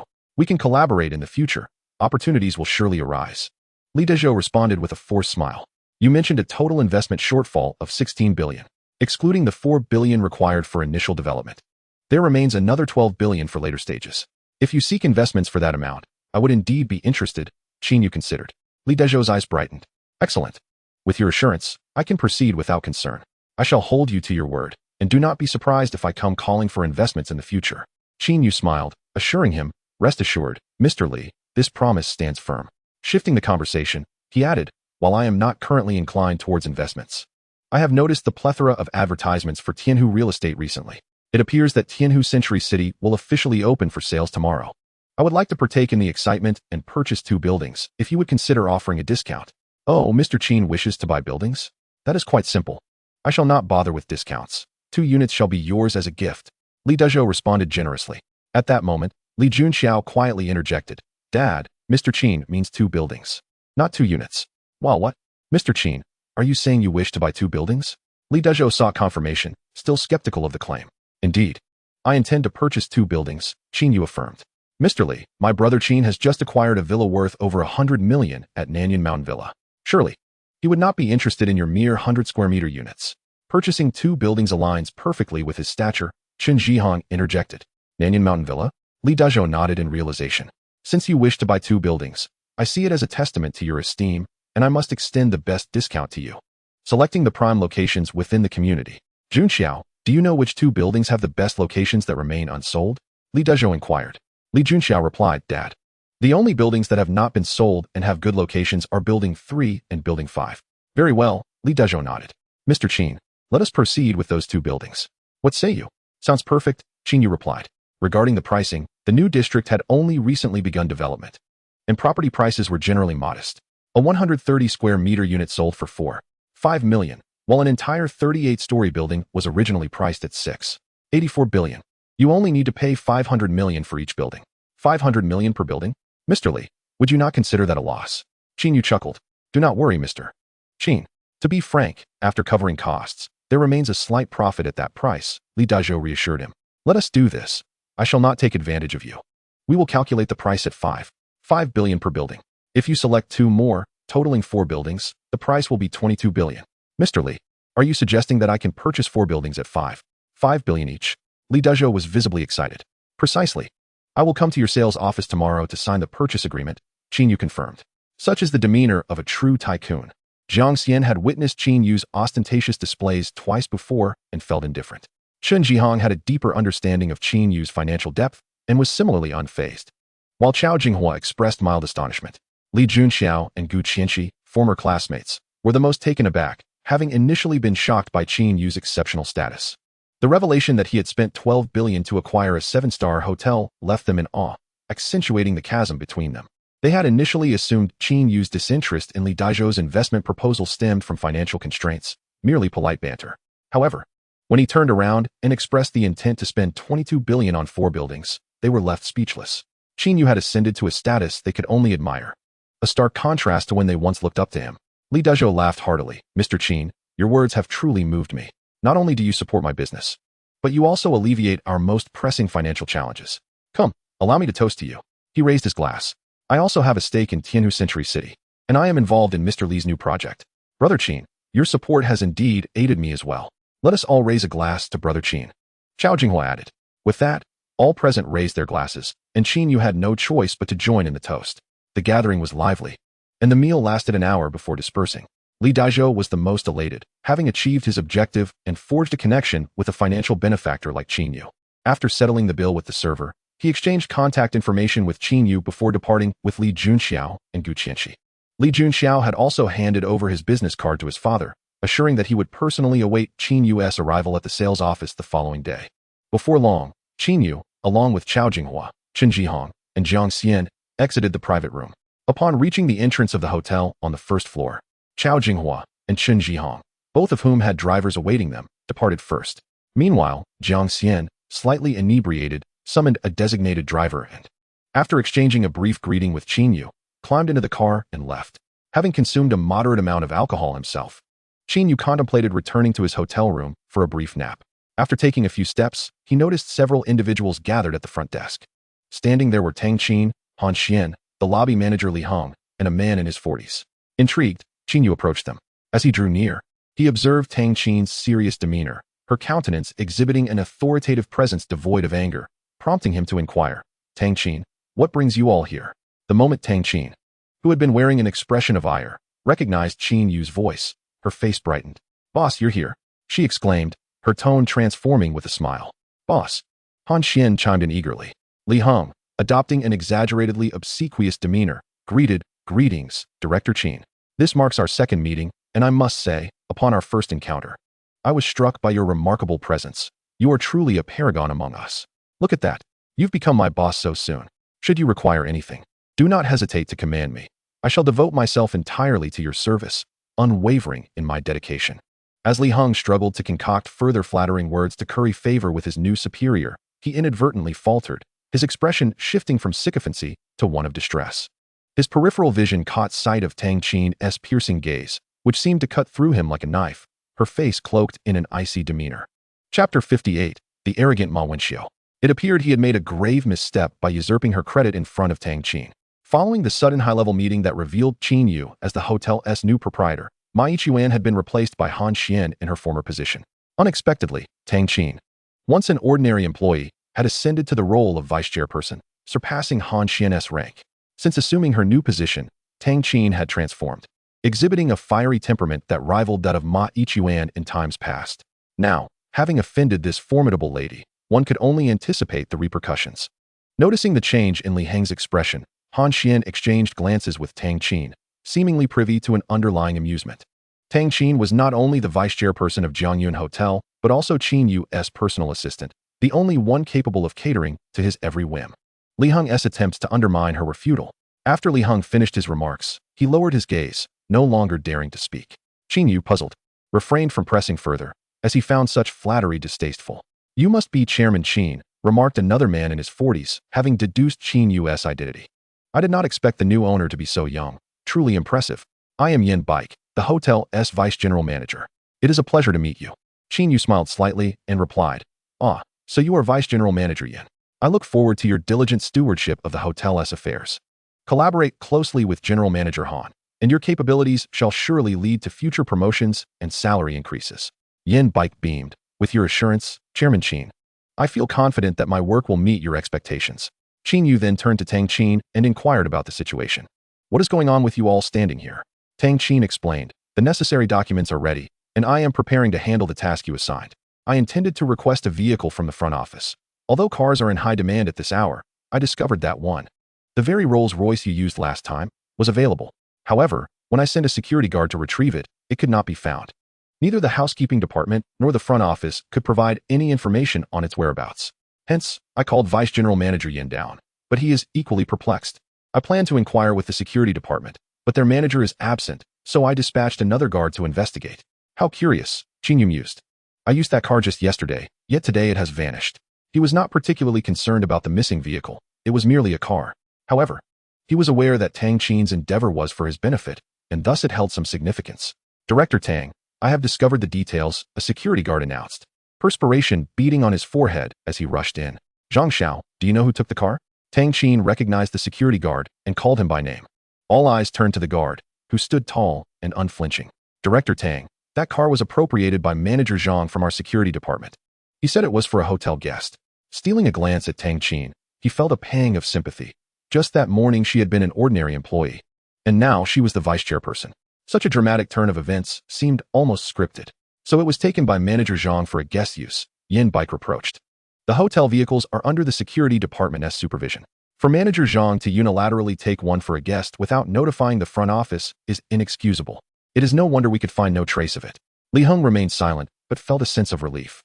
Tang Qin pressed on. Zhang Xiao, have you ascertained which guest was given that car? Director Tang, I inquired, and they said it was for the use of Manager Ma's sister. I see, Tang Qin nodded. Turning to Li Heng, please check which room Miss Ma is occupying. Certainly, Director Tang. One moment, please. Li Heng promptly instructed the front desk staff to retrieve Miss Ma's accommodation details. Before long, they had the information. Miss Ma is staying in room 5 of the luxurious suite on the 15th floor, at a rate of just under 1,000 yuan for one night. Tang Qin sneered. This indicates she is unqualified to be using a luxury vehicle. Manager Zhang not only failed to report this, but also took the liberty of assigning an expensive car to an ordinary guest. This disregards the hotel's regulations and constitutes a serious dereliction of duty. Director Tang, look, isn't that Miss Ma Wenxiu? She's just entered the hotel, Li Heng noted, spotting her as she made her way into the lobby. Upon hearing this, Tang Qin turned to the hotel entrance and indeed saw Ma Wenxiu, her expression exuding a sense of triumph. Li Manager, you should go retrieve the car keys from her. She is not to be permitted to use such a vehicle again. Understood, Director Tang. I shall take care of it, Li Heng responded, hurrying towards Ma Wenxiu. He dared not show any hesitation before Tang Qin. Despite the potential for offending his former superior, he recognized that Tang Qin's authority was paramount. Ma Wenxiu's mood had been as unpredictable as the weather over the past few days. Just yesterday, she had faced a loss exceeding 10 million, and her new car had been wrecked, plunging her into despair. Had it not been for her brother lending her several million, she would have struggled to cover the hefty compensation. Today, however, she had not only exploited her brother's position to have the woman she despised fired, but was also on the brink of ascending to the position of human resources manager in this 7-star hotel. A promotion that had received the chairman's personal endorsement with minimal resistance. With her brother's managerial role and her own position in upper management, she would soon wield considerable influence within the establishment. The loss of over 10 million seemed trivial. She was confident she would recoup it swiftly. As Ma Wenxiu strode confidently into the lobby, regarding the hotel staff as if they were her subordinates, a voice interrupted her progress. Miss Ma, wait. I need to discuss something with you. It was Manager Li, approaching her. What is it, Manager Li? Ma Wenxiu halted, curiosity piqued. Miss Ma, I believe you have the key to one of our hotel's vehicles. Could you kindly return it to me now? Li He smiled apologetically. Oh, that matter. Ma Wenxiu narrowed her eyes. Manager Li, are you mistaken? I am a guest at this hotel, and it is quite normal for me to borrow a vehicle. Miss Ma, I think you are misunderstanding. The services included in your room reservation do not encompass a dedicated vehicle. Since you stated it so, I feel no compunction in informing you that the vehicle was handed to me by Manager Zhang from the security department. If you wish to inquire further, you should consult him. Ma Wenxiu's expression gradually cooled. Manager Zhang's actions were in themselves against protocol. Please do not make this difficult for me. Simply return the car key, and let us part ways amicably. Li He remained steadfast. Chapter 59. Dismissal. Miss Ma, Manager Li, what are you two discussing here? Zhang Zhong entered, spotting the pair and asking with curiosity. Having left the hotel earlier that morning for personal matters, he was unaware of the recent changes in ownership and management. Manager Zhang, you've arrived at the perfect moment. This Manager Li is demanding the hotel car keys from me. What do you suggest I do? Ma Wenxiu expressed her displeasure upon seeing Zhang Zhong. What? Li He, are you overstepping your bounds? Do you not recognize that Miss Ma is the sister of President Ma and will soon assume the position of Human Resources Manager? She currently has no vehicle, and lending her one of the hotel cars is a trivial matter. Why are you being so pedantic? Zhang Zhong regarded Li He as if he were a fool. Before Li He could respond, a familiar voice interrupted. Manager Zhang, is that why you took it upon yourself to lend the hotel's dedicated vehicle to an ordinary guest? Who gave you the audacity to do that? Ma Wenxiu turned to see Tang Qin, a smirk playing on her lips. So it was you who complained to Manager Li, prompting him to request the car keys from me. How amusing. Perhaps you should consider your current standing before engaging in such petty maneuvers. Zhang Zhong, aware of Tang Qin's situation, retorted, Tang Qin, you are no longer an employee of this hotel. Is this really any of your concern? I suggest you leave this place promptly. Manager Zhang, your tone is rather presumptuous, Tang Qin shot back. Vice President Yan, you are here as well. Zhang Zhong noticed the hotel's vice president and became flustered.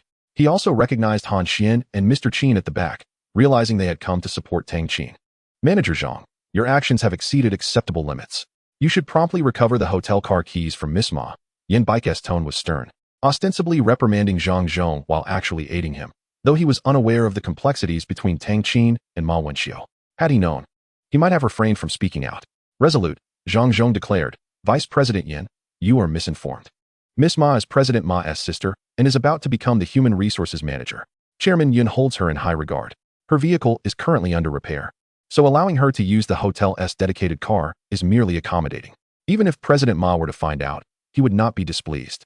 This revelation momentarily stunned Yin Baike, who suddenly realized that Zhang Zhong was unaware of the hotel's new ownership. Had he known, he would not have spoken so confidently. Reflecting on this, Yin Baike regarded Zhang Zhong with a hint of sympathy, recognizing that Ma Wenxiu was the sister of the former manager, which quelled his inclination to speak further. With the new owner having dismissed the former general manager, it was evident that the owner held no fondness for Ma Yichuan. Zhang Zhong's attempt to defend her was sheer folly. Zhang Zhong, you have severely breached the hotel's regulations, disregarding the hotel's interests, Han Xian, the current general manager, interjected, asserting her authority. This matter is now inextricably tied to her responsibilities.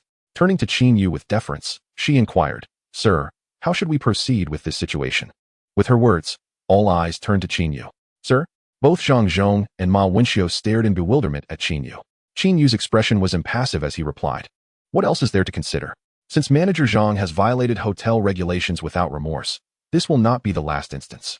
The appropriate course of action is immediate dismissal. As for Miss Ma, she shall not even entertain thoughts of becoming the Human Resources Manager. Very well, sir. I will handle this matter, Han Xian promptly replied. What is happening? How has Mr. Qin become the owner of the hotel? Zhang Zhong stammered, still in shock. Is he the owner? Ma Wenxiu found the situation utterly ludicrous. Just this morning, I met the real owner, Chairman Yun. How has this establishment suddenly come under Mr. Qin's control? Are you all performing some elaborate charade to insult my intelligence? Ma lady, Manager Zhang, allow me to clarify, Li He interjected, believing it was time for him to speak.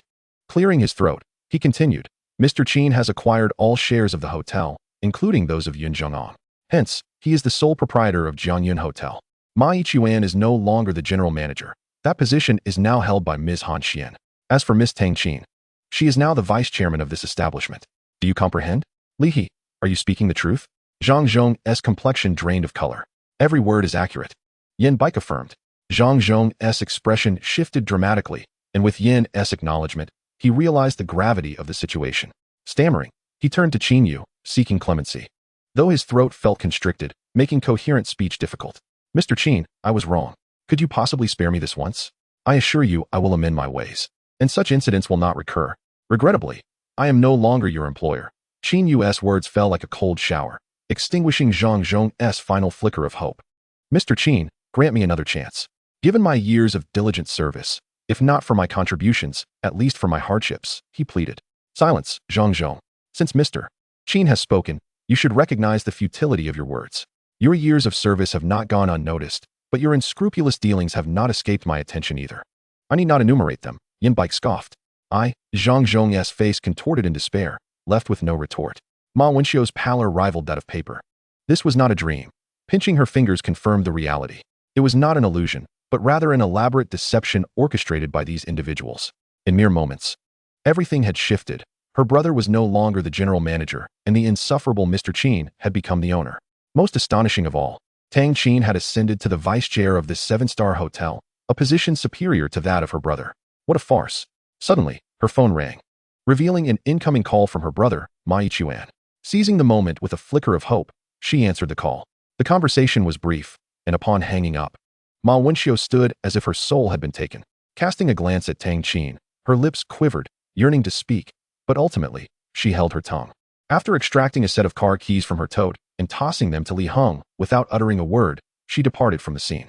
As she observed the somewhat melancholic silhouette of Ma Wenxiu disappearing, Tang Qin exhaled a long, satisfying breath, feeling an immense sense of relief.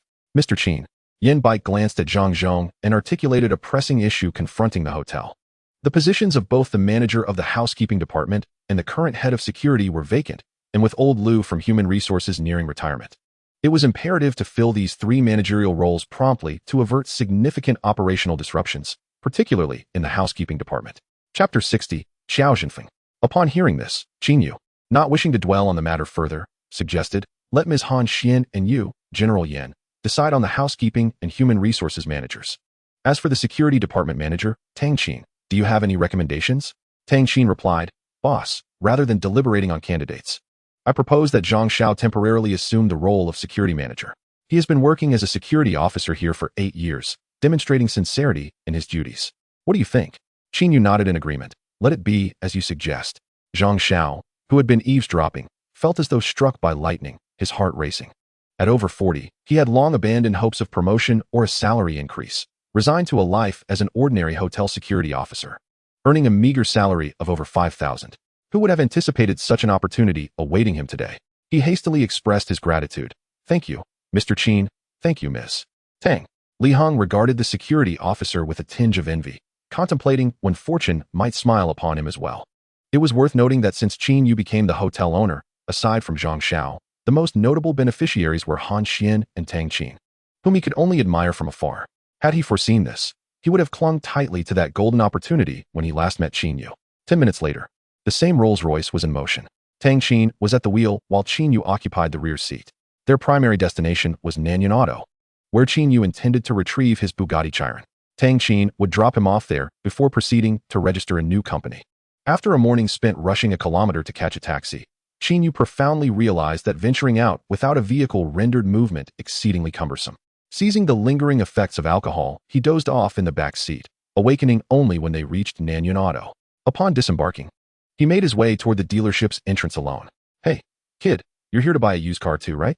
A voice called out from behind him. Turning around, he spotted a bald man, muscular arms adorned with fierce tattoos, accompanying a young woman, both heading in the same direction. Yes, is there a problem? Qin Yu furrowed his brow. The bald man scoffed. Are you sure you're in the right place? You look like you're here to buy a used car. But the vehicles here aren't cheap at all. Any used car will set you back 20,000 or more, and I've even seen ones costing several million, if not more. So, just a heads up, I know making money isn't easy. You're probably looking for something in the tens of thousands, right? There aren't any cars in that range here, so your effort would be in vain. Qin Yu was perplexed by how this man could ascertain his financial status. He was clad in branded clothing purchased just the day before while shopping for furniture with Tang Qin. He hardly appeared to be someone lacking funds. Was it his appearance that seemed so ordinary? He questioned whether this man had eyes in the back of his head. Irritated, he retorted, Aren't you here to buy a car as well? Indeed, the bald man gestured to a luxury Mercedes-Benz parked nearby. This is my car, worth over 2 million. I brought my girlfriend here today to buy her a car. Although it's a used one, my budget is for a sports car worth 1 million. Upon hearing this, the young woman expressed her gratitude. Thank you, Biaogu, you're so good to me. The bald man laughed heartily, stroking his bald head, and said to Qin Yu, Brother, keep working hard. Perhaps one day you'll be like me, driving a Mercedes and owning a sports car. As he spoke, he noticed a young woman in a dealership uniform approaching and added, Look, the beautiful car saleswoman is coming to greet me. I'm heading in. You might want to check out other used car dealerships. Coming here without the funds is just a waste of time. With that, he took the young woman by the hand and proceeded toward the approaching sales representative. Qin Yu wore a bemused expression. He recognized the approaching employee as Su Wei, whom he had met previously. The bald man halted in his tracks, preparing to be attended to by the attractive saleswoman. Much to his surprise, Su Wei briskly approached Qin Yu, bowing deeply, her excitement palpable as she exclaimed, Mr. Qin, welcome. You're here to pick up your car, aren't you? Qin Yu nodded. Yes, just lead me there. Is Sister Yun around? Ms. Yun is in her office attending to 2 clients. Would you like to see the car first or meet with her? Given that, I'll skip seeing Sister Yun and just take the car. Very well, this way please. Su Wei gestured. As they walked together, the bald man, astonished, inquired, Oh, brother, so you've already bought a car and know Ms. Yun? Qin Yu glanced at him and nodded. Indeed, do you have any objections? And no, brother, I was just joking. I didn't realize you knew Ms. Yun. Please don't take my earlier words to heart. I spoke out of turn. The bald man quickly backpedaled with a nervous smile. Qin Yu merely chuckled and continued alongside Su Wei into the dealership. The bald man wiped his brow, muttering to himself how fortunate he was not to have offended Qin Yu. Biaogu, why the sudden fear of that guy? The young woman beside him asked, puzzled. What do you know? Didn't you hear the employee call him Mr. Qin? He knows Ms. Yun, so he must be a wealthy heir. It's no wonder I spoke carelessly. I almost made a grave mistake, he said, pulling the young woman into the dealership. Meanwhile, Qin Yu followed Su Wei, swiftly ascending to the 4th floor and entering a small exhibition room where the Chiron was displayed. Mr. Qin, due to the car's considerable value, we have kept it in an enclosed space while finalizing the transfer paperwork. We didn't dare place it in the delivery area. So we've brought it to this exclusive exhibition zone, Su Wei explained as she opened the room. Qin Yu expressed his satisfaction. You all have been very thoughtful. As the lights illuminated the space, he once again beheld the supercar, which resembled a phantom of the night. Unlike before, its paint gleamed even more brilliantly, as if adorned with a layer of starlit darkness, creating a mesmerizing spectacle. The new license plates bore 6 nines. Perhaps only such an extraordinary plate would complement this magnificent vehicle. Please wait a moment, Mr. Qin. I'll fetch the documentation and keys, Su Wei said before stepping out. Upon her return, she held a bulging folder, flanked by 3 others. Yin Chaoding was present, accompanied by 2 individuals, a middle-aged man with a slight hunch and 2 scars on his face, and a young man in his 30s, handsome with an air of distinction. The latter's demeanor was unique, yet Qin Yu sensed a shadow lurking in his gaze. Brother Qin, everything for your car has been prepared, and it has been thoroughly cleaned inside and out. Are you satisfied? Yin Chaoding smiled. However, there was a certain air of formality absent from her smile. I am quite satisfied, thank you, Sister Yin. It seems that this vehicle has been purchased by this gentleman. I came today to view this very car, only to find out from Chaoding that it has already been sold. I had intended to seek you out. And what a coincidence it is to encounter you here as well, the young man remarked with a smile towards Qin Yu. What brings you to seek me? Qin Yu inquired, perplexed. Allow me to introduce myself. I am Qiao Zhenfeng, hailing from Shijiang City. May I ask your esteemed name and the illustrious family from which you come? The young man introduced himself, while simultaneously inquiring about Qin Yu's background. His gaze fixated on Qin Yu, as if attempting to glean something deeper. Chapter 61, The Departure of Rage. My name is Qin Yu. I come from a humble rural background, not a prominent family, Qin Yu replied flatly. I have heard that you acquired this night wind for a staggering sum of 170 million. One can only surmise that you are a successful individual capable of such expenditure. There is no need for you to pry into these matters. If you have something to say it plainly. Very well, I shall be straightforward then. A flicker of anger passed through Qiao Zhenfeng's eyes as he gestured towards the night wind. I have also taken a liking to this car. Name your price. And I wish to purchase it from you. So, you wish to buy my vehicle? Qin Yu replied with an air of apology. I'm afraid I too hold a fondness for this car, thus I cannot part with it. Have you not the curiosity to inquire how much I am willing to offer for this vehicle before dismissing my offer outright? All right. Then allow me to inquire. How much are you willing to pay for my car? 300 million. Is that sufficient? Not enough. For 100 million? Still insufficient. Not enough. Yin Chaoding was taken aback by Qin Yu's response. She had not anticipated Qiao Zhenfeng would offer such a substantial amount. Nor did she expect Qin Yu to dismiss the prospect of earning over 200 million without a second thought. Yet, considering the supreme black card in Qin Yu's possession, it was somewhat understandable. Still, a sense of urgency arose within her. She did not want Qin Yu to become adversaries with Qiao Zhenfeng. Moreover, Qin Yu was unfamiliar with Qiao Zhenfeng, which made the situation all the more unpredictable. Had she known this would transpire, she would have ensured that Qiao Zhenfeng was unaware when Su Wei came to retrieve the car keys earlier. Impudent boy! How dare you behave so rudely before the young master? A hunchbacked man beside Qiao Zhenfeng could no longer contain himself. Upon hearing Qin Yu's continued refusal, he scolded him vehemently. In Shijiang City, who would dare disregard the young master of his family? Even in Nanjing City, the head of a prominent family would show deference upon hearing the name Qiao Zhenfeng. Yet, here was a mere youth treating him with such disdain. Qiao Zhenfeng's anger intensified. Though he restrained himself, his nature was typically ruthless, yet he maintained a genteel demeanor in the presence of the woman he cherished. He remarked, Gui Dao, do not be disrespectful. Yes, young master, Gui Dao promptly replied. Upon hearing the peculiar name, Qin Yu found it somewhat odd, yet he refrained from asking further. Qin Yu, if 400 million does not satisfy you, then state your price. How much would you accept for the car? Qiao Zhenfeng enunciated each word slowly. In truth, he did not hold the car in high regard, nor did the amount spent concern him. His ire was solely born from witnessing the woman he adored being so amiably engaged with another man. With his rising anger, he felt an overwhelming desire to acquire the night wind, wishing to demonstrate that he could outbid anyone for what she desired. Qin Yu chuckled. Since you have prompted me thus, I shall declare my price, 1 billion. Should you agree, I will consider selling. 1 billion? Indeed. This car is worth that much in my eyes. Haha. Qiao Zhenfeng erupted into laughter, tears streaming from his eyes. He pointed at Qin Yu, grinning. Well, you are the most entertaining person I have encountered, and the only peer who does not regard me with reverence. His smile vanished as his eyes narrowed, his tone turning frigid. I hope you possess the qualifications to disregard me. Furthermore, I must warn you, Yin Chaoding is the woman I have chosen. I will not permit any man to approach her. Thus, it would be wise for you to tread carefully. Otherwise, as he spoke, his right hand clenched into a fist. He struck the wall behind him with fury. A dull thud echoed as an entire section of the wall crumbled into dust, leaving behind a gaping hole. Otherwise, you shall meet the same fate as this wall, reduced to nothingness. Shouting, my apologies for losing my composure. I shall take my leave now. Xiao Jinfeng exhaled deeply, addressing Yin Qiaoting before striding away. The hunchbacked man named Gui Dao cast a sympathetic glance at Qin Yu before following suit. Su Wei stood frozen, her face pale with fear, her body trembling slightly. Qin Yu gazed at the enormous hole in the wall, struggling to believe his eyes. Approaching, he confirmed that the wall was indeed constructed of bricks, not a mere partition. Goodness gracious, have I encountered a superhuman, or perhaps a martial arts master? That pretty boy is a martial artist? Qin Yu was bewildered. This exceeded his comprehension. Su Wei, please exit. Do not disclose what transpired here to anyone, Yin Qiaoting instructed. Understood, Miss Yin. I will leave at once. Su Wei handed the folder of documents to Qin Yu before hastily departing. Sister Yin, who was that person? Qin Yu suppressed a flicker of anxiety, feigning calm as he inquired. Little brother Qin, did he not mention he is Qiao Jinfeng from the Qiao family in Shijiang City? You truly do not know his background? Indeed, I do not. Today marks my first encounter with that name. Be cautious in your dealings from now on. You have inadvertently offended him.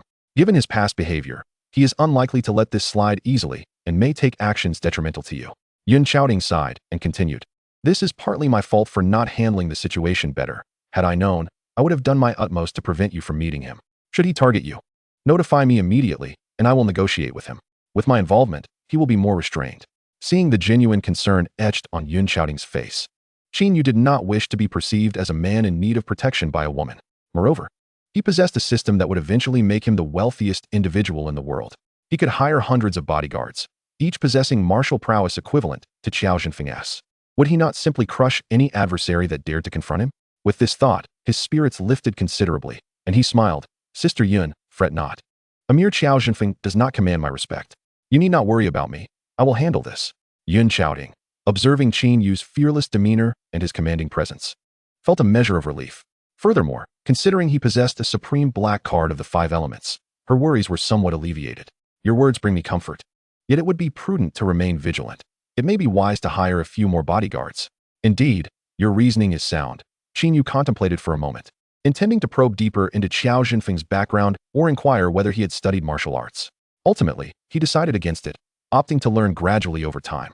To pose such questions now would only reveal his ignorance, unless Yin Qiaoting chose to enlighten him. By the way, Sister Yin, I have a question. A thought struck him. What is it? Speak. What is your relation to Yun Zhonggang, the former chairman of Jiangyun Hotel? He shares your surname. Could he be your uncle or perhaps your father? Little brother Qin, why do you ask? Do you know Yun Zhonggang? Yun Qiaoting countered with a question of her own. This is our first encounter today, hence my curiosity. Qin Yu replied. He is considered my uncle, as he is a year older than my father and is now 56 years of age. Regarding our familial ties, my grandfather and Uncle Yun's father were brothers. However, after the family split, my grandfather departed from the Yun family in Jiangnan City before even establishing his own household, embarking on a journey to Shijiang City. With this context, you should grasp my relationship with Yun Zhonggang. Chapter 62, The Fong Family. What is your connection to the Yun family of Jiangnan City? Qin Yu nodded and inquired further. Our relationship is neither distant nor particularly close.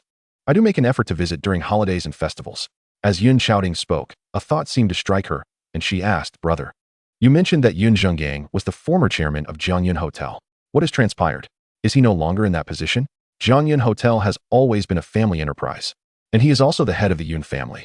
Has the chairmanship now been transferred to someone else in the family? It was not transferred to another member of the Yun family. Rather, I have assumed the role of chairman of Jiangyun Hotel. Qin Yu replied somewhat bashfully. You? Surely. You jest. How could you have acquired such a position? I inadvertently acquired all the shares of the hotel, hence my chairmanship is quite reasonable. I assent it? How could that be possible? Why would Yun Zhonggang ever sell Jiangyun Hotel? It is one of the core assets of the Yun family. Initially, I purchased the shares from Chao Jinghua, then acquired the shares pledged by Longsha Commercial Bank, and ultimately, he had no choice but to sell his shares to me as well. How much did you pay for the acquisition? Approximately 12 billion. Qin Yu pondered before answering. Jiangyun Hotel is valued at 8 billion, yet you paid 12 billion. Why such an extravagant expenditure? After contemplating for a moment, Qin Yu finally replied, primarily, I found the hotel to be quite agreeable, so I decided to purchase it. Yin Qiaoting was left speechless. Her gaze at Qin Yu conveyed a mixture of resignation and a wry smile. Perhaps this is the demeanor expected of one wielding the supreme black card of the five elements, spending lavishly without a hint of humanity. The thought left her feeling a twinge of envy. A sleek black Tianjin limousine was parked outside Nanyunhang as Qiao Jinfeng approached the vehicle, with Gui Dao hastily stepping forward to open the rear door for him. Once inside, Qiao Jinfeng's expression shifted unpredictably. After Gui Dao took his place at the wheel, he finally spoke. "I trust one need not instruct you on this matter." Upon hearing this, Gui Dao let out a slight sigh of relief and answered, "Young master, that young man's parents live in the countryside. He possesses two businesses in Nanjing City, namely Huajiang Plaza and Jianyin Hotel, which he just completed a full acquisition of today. As for his deeper identity, we have yet to uncover it due to time constraints." Qiao Jinfeng smirked coldly, dismissing the information. With such trivial details, he dares to flaunt his skills before me, oblivious to the danger he invites. Regardless of his background, I shall crush him without hesitation. You are tasked with this matter. If I see him alive again, Gui Dao, you understand the consequences. Rest assured, young master, he shall not survive the night. Should I fail, I shall present his head to you. Afterward, regarding his two businesses, Jianyin Hotel holds some value for me, so I shall keep it. As for Huajiang Plaza, it is of no interest, utterly insipid. Understood. Qiao Jinfeng's eyes narrowed, the malevolence in his gaze somewhat subdued as he murmured, "Let us return to Shijiang City. After all, this is Fong family's territory. If that young man is entangled with them, it may lead to complications. Young master, what is there to fear from the Fong family? I have heard that the old master's days are numbered. If he were to pass, the Fong family's young lady would be left vulnerable. They would not dare offend you at such a time." Qiao Jinfeng's lips twitched at this remark, and it reminded him of someone. "Gui Dao? I do not wish to hear that statement repeated." "Yes, young master." Qiao Jinfeng seemed to be speaking to himself, perhaps cautioning Gui Dao that the old master of the Fong family, even on the brink of death, remains someone we should not provoke. Although it may appear that the two leading families in Shijiang City are of comparable strength to the Fong family, one must recognize that we have always acted in accordance with their whims, especially that enigma, Fong Minghua. Qiao Jinfeng ground his teeth in frustration, filled with both hatred and fear. That woman is a perpetual source of pain for him, an eternal psychological torment. If he wishes to contend with her, there is but one method: to cast a curse, wishing for her untimely demise. Upon returning to Shijiang City, he would retreat for a time, hoping to make a breakthrough, for then Yin Xiaoding would be his. A glimmer of ambition sparkled in Qiao Jinfeng's eyes. "Let us depart." Shortly after the Tianjin limousine drove away, a sleek, pitch-black supercar with an exquisite design slowly emerged from the rear entrance of Nanyunhang, making its way toward the road junction. This was the Bugatti Chiron Noir that Qin Yu was driving. After exchanging a few words with Yin Xiaoting, he departed. Upon exiting, he noticed a heavy odor lingering in the vehicle's air, prompting him to lower the window for ventilation and expel the stale air. Coincidentally, bald man Hu Biao and a young woman emerged from a car dealership, seemingly unsuccessful in their quest for a vehicle. As they stood beside his large Mercedes, they immediately noticed the Bugatti Chiron Noir, which captivated their attention.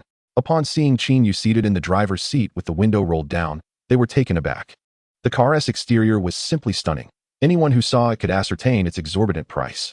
Hu Biao gazed longingly at the Chiron Noir as it roared onto the main road, its engine growling like a bowstring released, vanishing from sight in the blink of an eye, leaving him momentarily dazed. Spotting Su Wei standing nearby, he hurried over to inquire. The Bugatti Chiron Noir, valued at 180 million.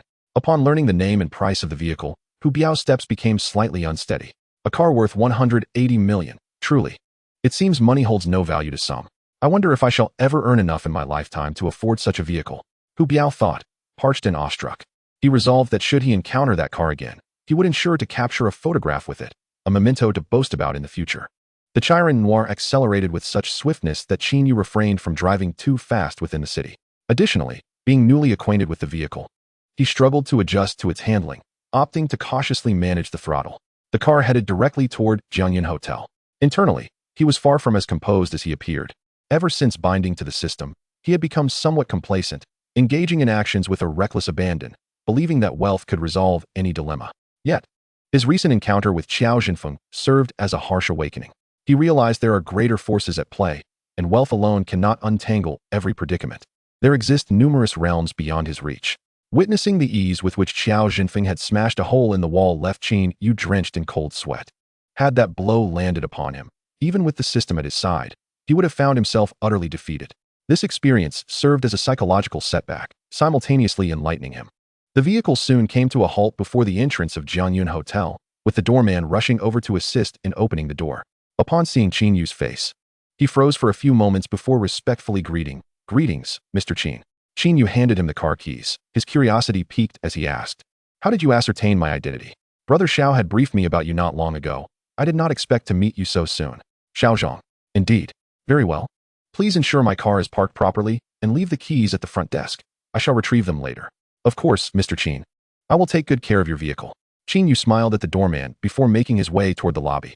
Chapter 63. The Purpose of the Check-in Point. Upon entering the hotel lobby, he contemplated for a moment before taking the elevator to the 36th floor, entering the chairman's office to take a seat.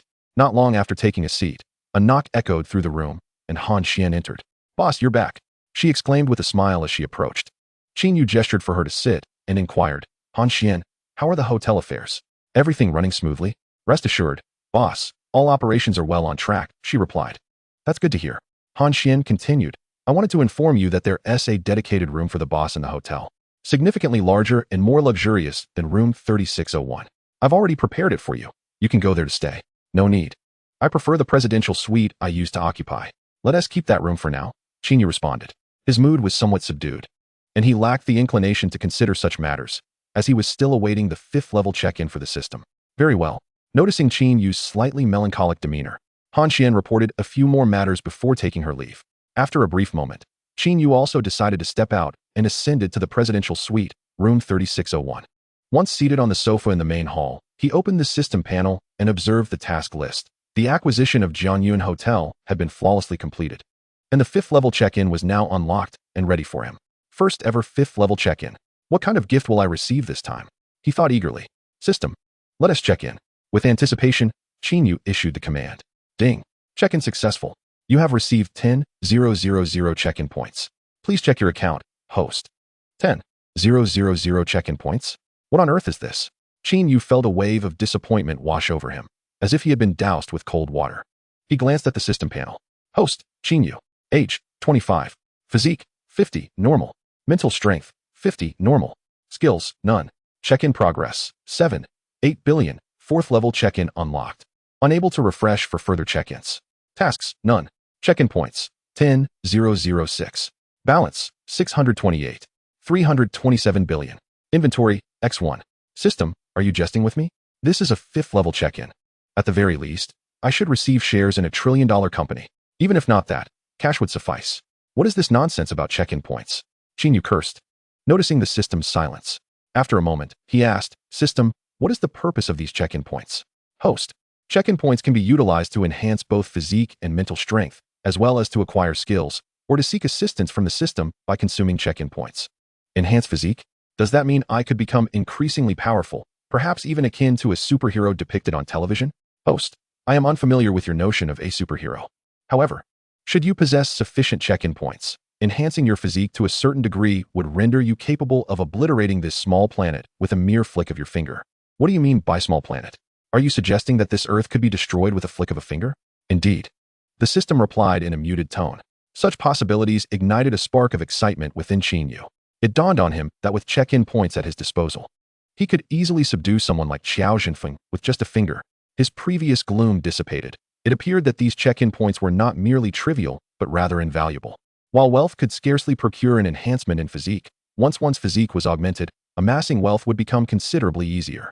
System, is the probability of obtaining check-in points generally high? Host, for 4th level and below check-ins, the probability of acquiring check-in points is 0. For 5th level check-ins, it is 1 in 10. For 6th level, 1 in 5. And for 7th level, 1 in 2. Excluding system task check-ins, any task-related check-in may yield check-in points. Then may I inquire, what is the most easily obtainable item through the system check-in? Host, the item with the highest probability of acquisition through check-in is cash. As expected, Qin Yu fell into deep contemplation. Although the odds of obtaining check-in points seemed slim, it was reasonable. If check-in points were easily acquired, where would one find the necessary funds to procure them in the future? He disregarded the notion of system task check-ins, uncertain of when a task might present itself. Upon observing the system panel, he noted his physique as 50 and mental strength as 50. Regarding mental strength, Qin Yu surmised it was a straightforward concept. The stronger the mental prowess, the more robust one's mental state. He refrained from questioning the system further. Let us enhance and see how it goes. Qin Yu focused intently on the system panel and asked, System, How much can I increase my physique by consuming 10,000 check-in points? Host, with 10,000 check-in points, you can enhance your physique by 10,000 points. Very well then. System, consume 100 check-in points to enhance my physique. Qin Yu hesitated to increase his physique too drastically. He worried that excessive enhancement might render him unrecognizable. After all, how could he face others or pursue romantic interests? No amount of wealth could compensate for a distorted appearance. Ding. 100 check-in points have been deducted. Physique enhancement in progress. Completion in 1 minute. Immediately, Qin Yu felt a wave of warmth envelop his body, radiating from his skin to his bones and internal organs, a sensation that was both soothing and invigorating. However, this warmth soon dissipated, replaced by a tingling sensation coursing through his veins, akin to countless ants scuttling within him, both itchy and sore. Ding. Host, enhancement of 100 points in physique is complete. As the system's voice resonated, the tingling sensation vanished, leaving Qin Yu feeling exceptionally refreshed. His body felt imbued with newfound strength, an exhilarating sensation. He glanced at his reflection in the mirror and sighed in relief. He had not transformed into an unsightly figure, but rather appeared more handsome than before. Excellent. I've become more attractive. Who would have thought that enhancing my physique could also enhance my looks? I am truly enamored with this system. He perused the system panel. Physique, 150, normal limit. Normal limit? Qin Yu pondered deeply. After some contemplation, he resolved, system, expend 5,000 check-in points to enhance my physique. Warning. A sudden increase of 5,000 points from the normal limit may overwhelm the host's willpower, potentially resulting in catastrophic failure. The system advises the host to first enhance mental strength by 300 points to reach the limit of the 5th stage of ordinary physique, which will mitigate any issues. System, what do you mean by catastrophic failure? It means quite literally. Very well then, consume 300 check-in points to enhance my mental strength. Ding. 300 check-in points have been deducted. Mental strength enhancement in progress. Completion in 10 minutes. Pain. Excruciating pain. Qin Yu felt as though his head were being pierced by 1,000 needles, teetering on the brink of unconsciousness. After 5 minutes, his mind felt muddled, as if his very soul were being extracted and kneaded incessantly. Though his consciousness was hazy, the relentless agony persisted. Qin Yu could swear that this torment surpassed all earthly suffering. It resembled purgatory, relentlessly forging his spirit. After 2 minutes, a wave of clarity washed over him, his consciousness returning as if his soul had been purified. From the depths of unbearable pain, he suddenly found himself enveloped in an indescribable euphoria, soaring as if in a dream. Ding. Congratulations, host. Enhancement of 300 mental strength is complete. Though the process was agonizing, it was undeniably worthwhile. Qin Yu's eyes sparkled with clarity, his mind seemingly awakened, as if a floodgate had been opened. With a mere thought, he could hear conversations from hundreds of meters away, even through walls. The sound of footsteps echoed through the corridor of the floor, and Qin Yu felt as though he could envision the visage of the person walking. His eyes widened, and he gazed down from the expansive floor-to-ceiling windows on the 36th floor, able to discern the pedestrians below, along with the crystal-clear river water. His sense of smell and perception had intensified manifold. Such transformations were the fruits of formidable mental prowess. At this moment, Qin Yu's mind was exceptionally clear, and his thoughts were agile. System, enhance my physique using all available sign-in points. To what extent will it elevate my physical condition? Consuming all sign-in points currently possessed by the host will elevate to the 10th level of mortal body. How many sign-in points are required to reach the 10th level of mortal body? A total of 7,250 sign-in points is necessary. In that case, let us expend the 7,250 sign-in points to enhance my physique. Beep. 7,250 sign-in points have been deducted. Enhancement of physique is in progress and will be completed in 15 minutes. Qin Yu once again felt the torrent of warmth coursing through his body, this time searingly intense, as if his very being were ablaze. After a while, it coalesced into fine streams, akin to countless insects biting him, a sensation both sour and prickling. It permeated his skin, his organs, his blood, and every fiber of his being. The indescribable agony intensified with each passing moment. Yet, he bore it all. Though this discomfort felt akin to being sliced by 1,000 sharp blades, it paled in comparison to the earlier torment of enhancing his mental acuity. He glanced at the system panel, and the physique metrics fluctuated continuously. 300, first level of mortal body. 500, second level of mortal body. 2. 300, limit of 5th level of mortal body. 4,000, 6th level of mortal body. 7, 400, 10th level of mortal body. An hour later, Qin Yu emerged slowly from the outdoor pool of the presidential suite, climbing out of the water after holding his breath for over half an hour, without even a hint of discomfort. The layer of impurities expelled from his body, along with the beads of sweat, had been thoroughly cleansed, leaving him feeling utterly rejuvenated. He was imbued with boundless strength, akin to a mighty dragon yearning to unleash its full might in a single punch. However, he refrained from attempting it, knowing that anything beneath his fist would be reduced to dust. Moreover, Qin Yu was delighted to discover that his appearance had undergone a significant transformation. Once dressed, he exuded an ethereal charm that would captivate countless women. He appeared taller, his physique sleek yet deceptively powerful, and his facial features were now more pronounced than ever. At that moment, his phone rang. It was a call from Tang Qin. She was reaching out to provide a work update. The new company had been registered, and the corporate bank account was now active. The funds Qin Yu had transferred to her bank account had also been redirected to this new corporate account. She was at Huajiang Plaza, having located a renovation company, and they would commence work on the office building the following day. When the discussion turned to building the new company's team and recruiting employees, Qin Yu instructed Tang Qin to approach a headhunting firm for talent, whether for executives or staff. If they couldn't find suitable candidates, he urged her to offer high salaries to lure individuals from other companies, particularly for the legal and finance departments. Money should not be a concern. Salaries could exceed those in the market by double or even triple. Ultimately, it was imperative to establish this foundation in the shortest time possible. If challenges arose, they should be met with financial resources, for he believed there was nothing that could not be resolved with sufficient funds. Upon hearing Qin Yu's lavish remarks, Tang Qin felt reassured, and after exchanging a few more words, she ended the call. After putting away his phone, Qin Yu realized he was quite hungry. Perhaps due to the enhancement of his physique, he felt his appetite had significantly increased. Checking the time, he noted it was already past 6 in the evening. Just as he intended to call for room service, his phone rang again. This time, it was a call from Lu Kerson. Qin Yu, this is Lu Kerson. Tonight, I'm officially inviting you to dinner to celebrate my promotion. All the colleagues from the company will be there, including Li Qiuping and Gui Yafang. You're the only one missing. It will be at Yipentang at 7 o'clock. You must come, regardless of your availability. Be punctual. Yipentang? Qin Yu inquired, somewhat perplexed. That's a high-end restaurant. The expenses there aren't trivial. Can you truly afford to invite so many people? Do you underestimate me? A meal costing several thousand is merely a trifle. Several thousand. Surely, that wouldn't suffice. I can't believe you can come up with such an amount. Even if you could, your frugal nature wouldn't allow you to spend over 1,000 without feeling the pinch. Qin Yu's mind was exceptionally sharp. He sensed something amiss in Lu Kerson's slightly unnatural tone. Now, tell me the truth. What is really going on? Qin Yu, who is the miser here? Am I as stingy as you? She retorted, her voice suddenly dropping to a whisper. Actually, it's all funded by the company's owner. He asked me to invite the staff to dinner, and he's covering the costs. He even secretly told me to invite you, but not to mention it to you. Ah, I see. Just remember to come, if not for my sake, at least to honor this meal. After all, if we're dining at the expense of the boss, we ought to do something in return.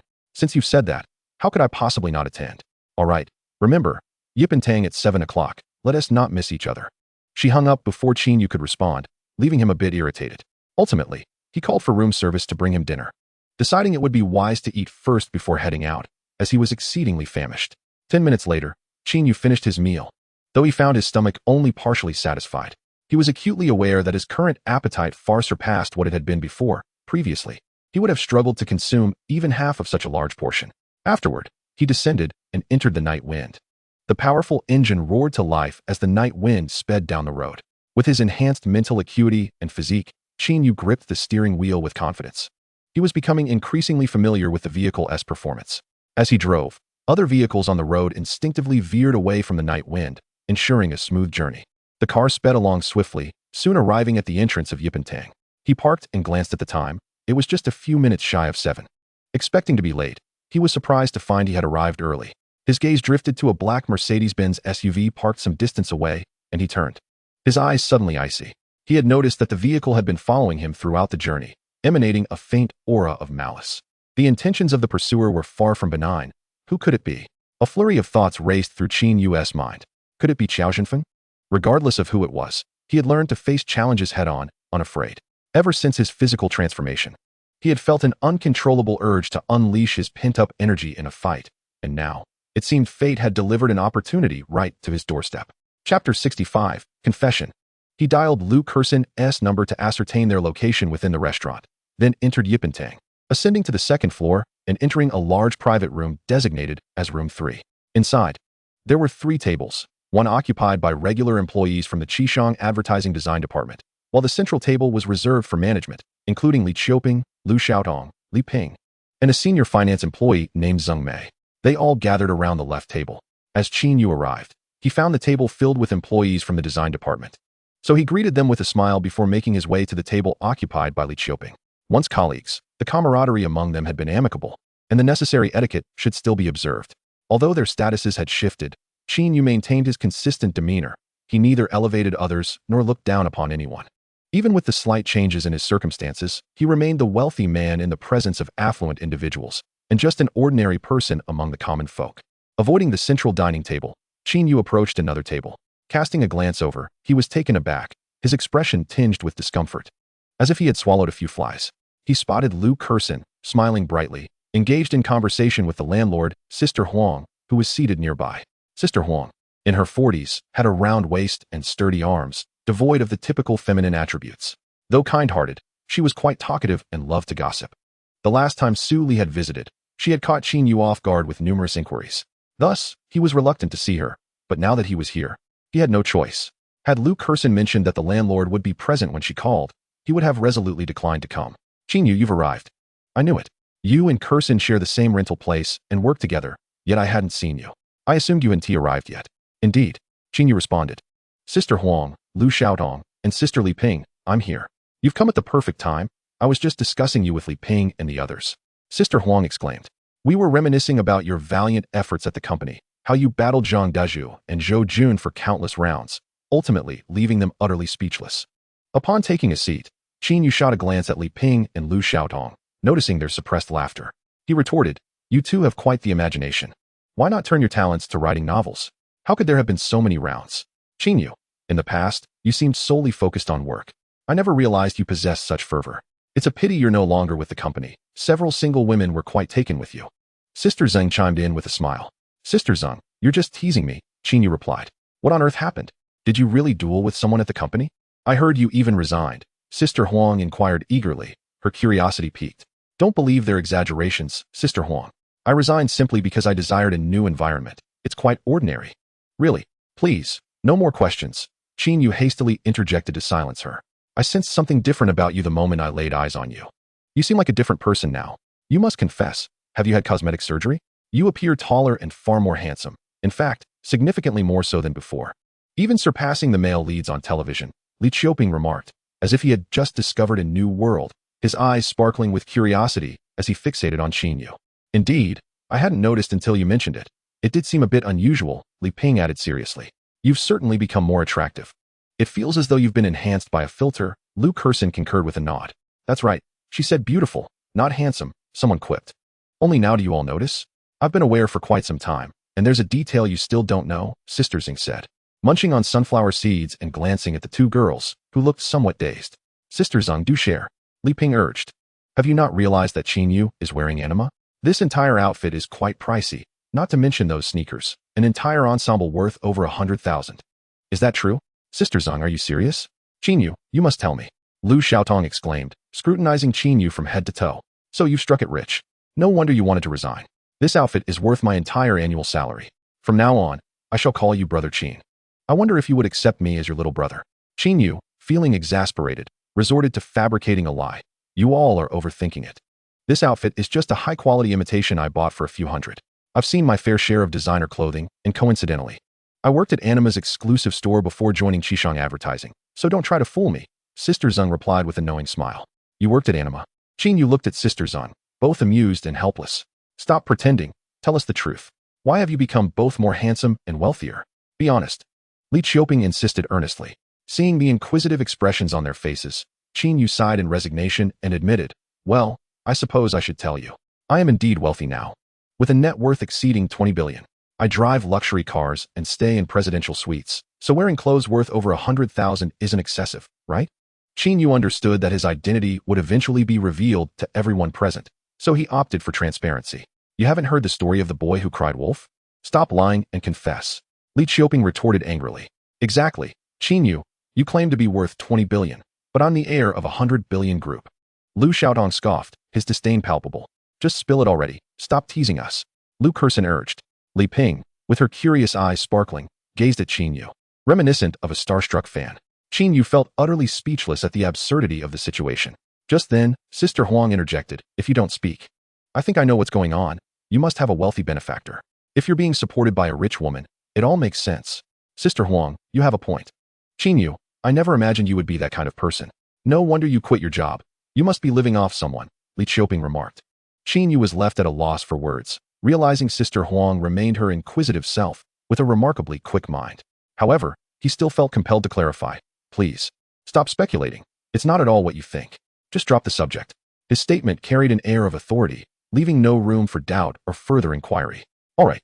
Since you say so, we won't pry any further. Otherwise, we might just get angry," Lu Kursin mediated, and the others nodded in agreement. "What about your girlfriend, Su Li? Why didn't she accompany you?" Sister Huang asked another question. "His girlfriend broke up with him," Li Qiuping chimed in casually. Sister Huang perked up immediately. "Is that true?" "Qin Yu?" Qin Yu shot Li Qiuping a reproachful glance, feeling somewhat exasperated. "Yes, that is correct. What a pity. That girl was quite beautiful. Why did you break up?" Sister Huang lamented, then brightened up. "But if you've broken up, why not pursue Gui Yafeng? She is single too, and now that you look rather dashing, you two would make a handsome couple." How Sister Huang knew of his connection with Gui Yafeng was likely due to Li Qiuping's loose lips. Qin Yu shot another glare at Li Qiuping. "Speaking of Yafeng, why hasn't she arrived?" "Qiuping, didn't you call her?" Lu Kursin, who shared Qin Yu's apprehension towards Sister Huang, chimed in. "Kursin, I did call. She mentioned she was bringing a friend and should be here shortly." "Then let us wait for her. I'll go entertain the other colleagues. You all sit and have some snacks while you wait," Qin Yu suggested. "You go ahead."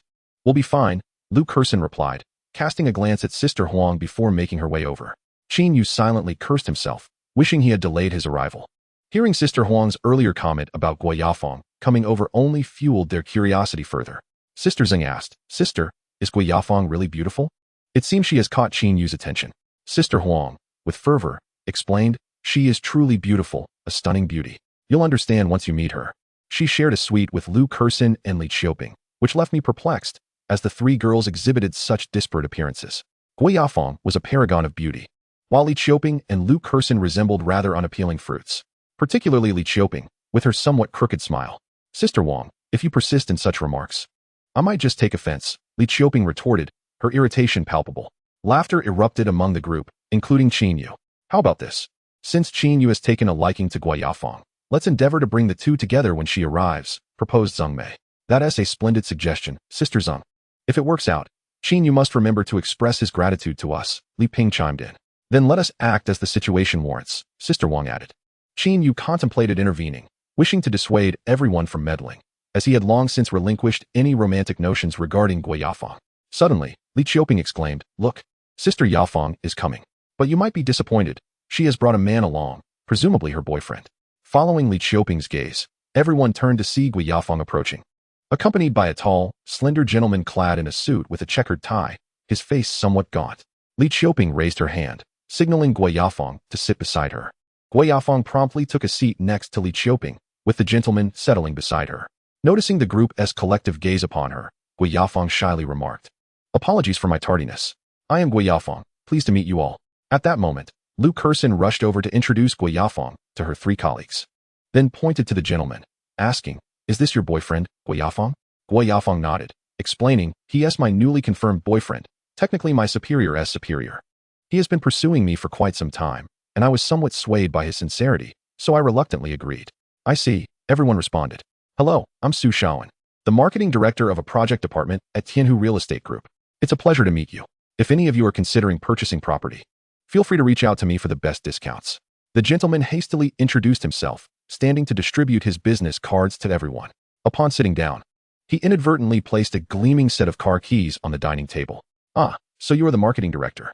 Your salary must be quite substantial," Li Qiuping remarked as she accepted the card. "Not particularly high, merely around 1 million a year, possibly more with good performance. However, my uncle, the project manager, earns significantly more," Su Shaoan replied modestly. This revelation caused a shift in perception among the group, especially when they noticed the car keys resting on the table and the Rolex watch gleaming on Su Shaoan's wrist. With an annual income exceeding 1 million and a project manager for an uncle, he certainly possessed great potential, which perhaps explained Gui Yafeng's choice. Qin Yu examined the business card handed to him, glancing at Gui Yafeng only to find her gaze seemingly avoiding his. His astute mind quickly discerned the essence of the situation. Gui Yafang's affection for Su Shaowen seemed superficial, as she had once claimed that only a rich and handsome man deserved to be her boyfriend. Yet here she was, contradicting her own words. He smiled, feeling no pangs of jealousy. Oddly enough, he perceived Gui Yafang as someone elevated, looking down upon the ordinary, a thought that startled him. Lu Kursin, observing Su Shaowen, discreetly cast a sympathetic glance at Qin Yu. Despite Su Shaowen's high income and connections, if she were Gui Yafang, she would choose Qin Yu over him without hesitation.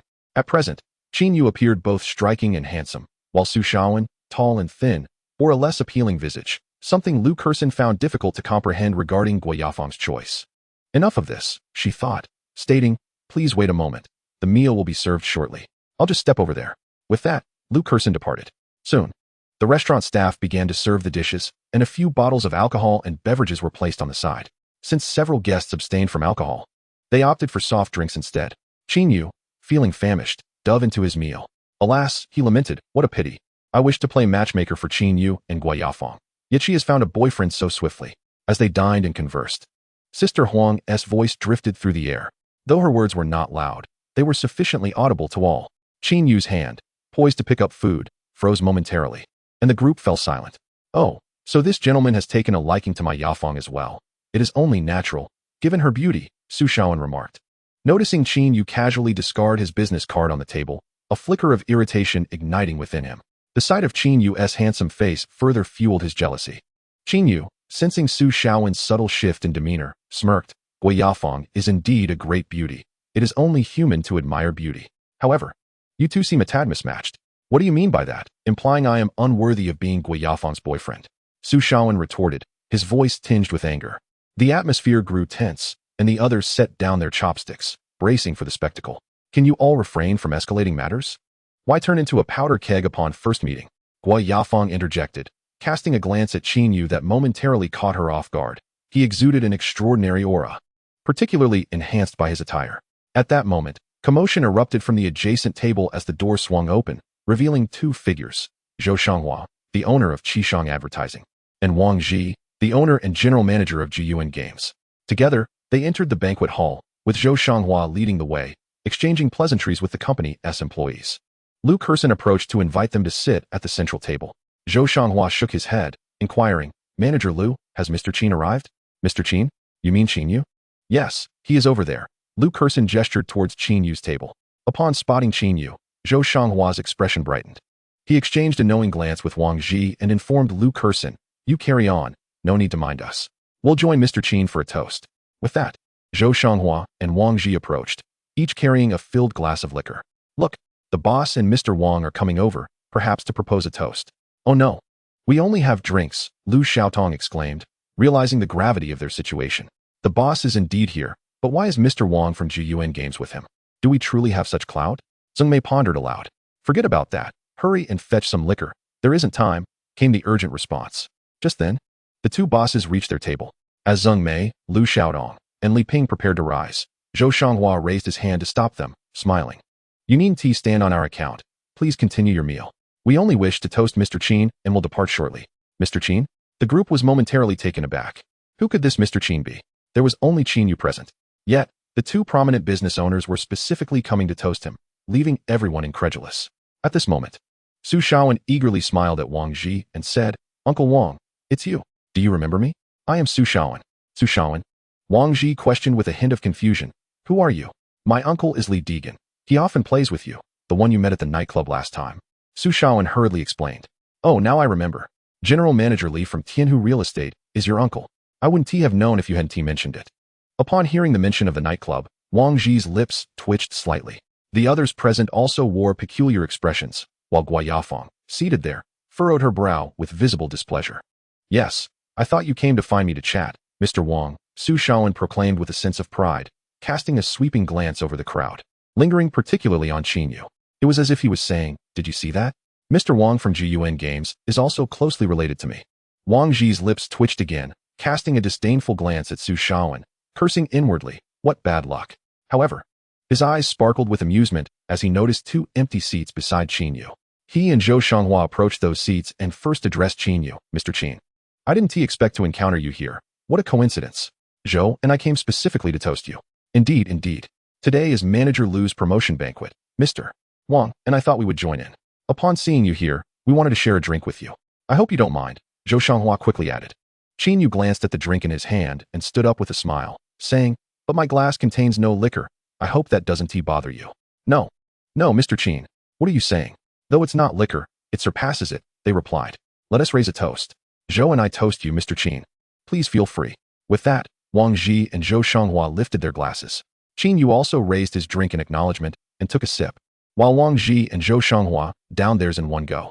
After sitting down, the three engaged in casual conversation and drinking, their actions fluid and natural.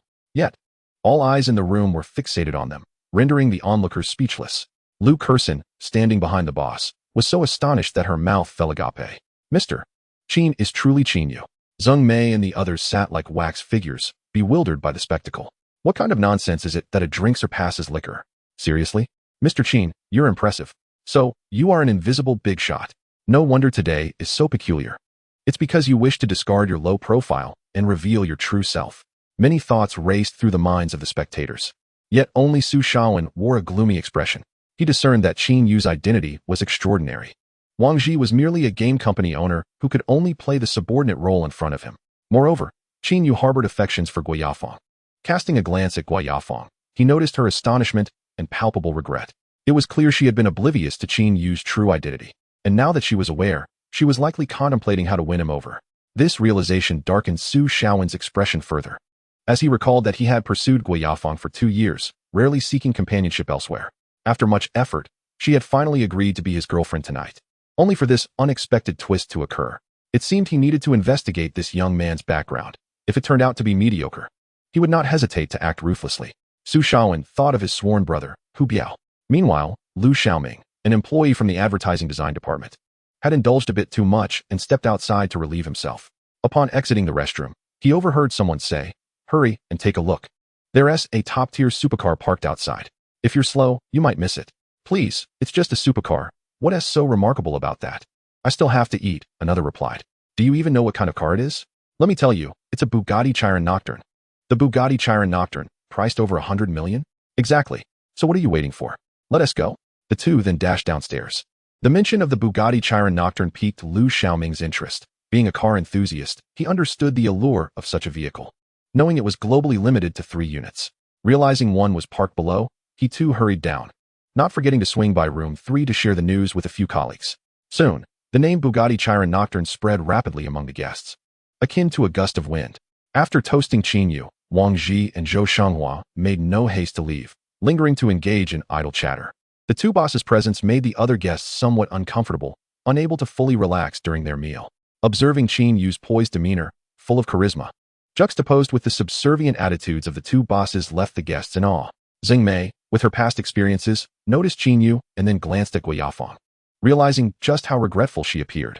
No one had anticipated that Qin Yu would shed his low-key demeanor and emerge so dazzling.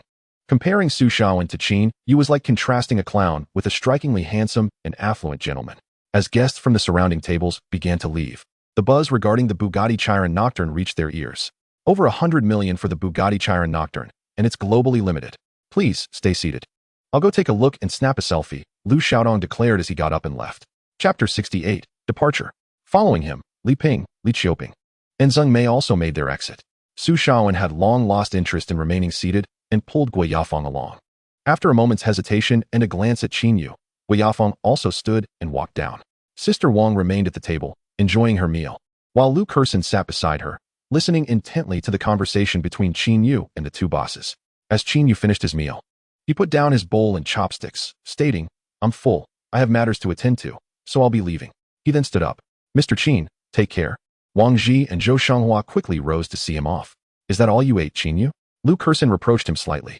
"I had eaten before coming." Qin Yu replied, turning to Lu Kerson, "We can chat more another time." "All right," she conceded. Qin Yu then addressed Wang Ji and Zhou Shanghua, saying, "Thank you for your thoughtfulness. If there is anything, please reach out." With a nod to Sister Wang, he exited the venue. Wang Ji and Zhou Shanghua rejoiced at Qin Yu's next statement. "All right, Mr. Qin, take care." Upon reaching the first floor of Yipentang, Qin Yu indeed spotted the Nocturne, surrounded by a throng of people. Closest to the car were a line of elegantly dressed young ladies, each wielding a phone, snapping countless pictures of the vehicle. Behind them, Others anxiously awaited their turn to photograph the car, while Zheng Mei, Li Qiuping, and others stood forward, keenly observing. Lu Xiaotong gazed at the nocturne, drooling in awe. The car's allure stemmed not only from its exorbitant price, but also from its striking license plate. Many in the crowd were eager to witness the moment the owner would appear, curious to see who could possibly be deserving of such a grand vehicle. Guo Yafeng stood at a distance, watching the nocturne with envy, thinking, how wonderful it would be if I could ride in that $100 million supercar as the co-pilot. She cast a glance at Su Shaowen, and within her heart, a resolution was forged. Director Su, you may return now. There's no need for you to see me off. I wish to linger here a while longer. The address had shifted from Shaowen to Director Su, the implication unmistakable. Su Shaowen's expression darkened momentarily, yet it swiftly transformed into a refined smile. Yafeng, so you wish to stay? Just do not indulge too late into the night. Remember to contact me. My phone shall remain available for you around the clock. I shall take my leave now, goodbye. With that, Su Shaowen proceeded to his luxurious Mercedes. A recent acquisition from his uncle, worth over $1 million. He seethed internally as he drove straight to a nightclub he frequently visited. Qin Yu spotted several familiar faces gathered near the dark night wind, and soon laid eyes on Guo Yafeng. He made his way directly to his vehicle, gently pushing through the crowd until he reached the Bugatti Dark Night Wind. A young lady in an exceedingly short skirt was taking selfies nearby. Upon seeing Qin Yu, she impatiently remarked, "Hey handsome, though you are quite good-looking, you still need to wait in line. Don't bother me." Qin Yu paid no heed to her words, producing his car key and pressing it.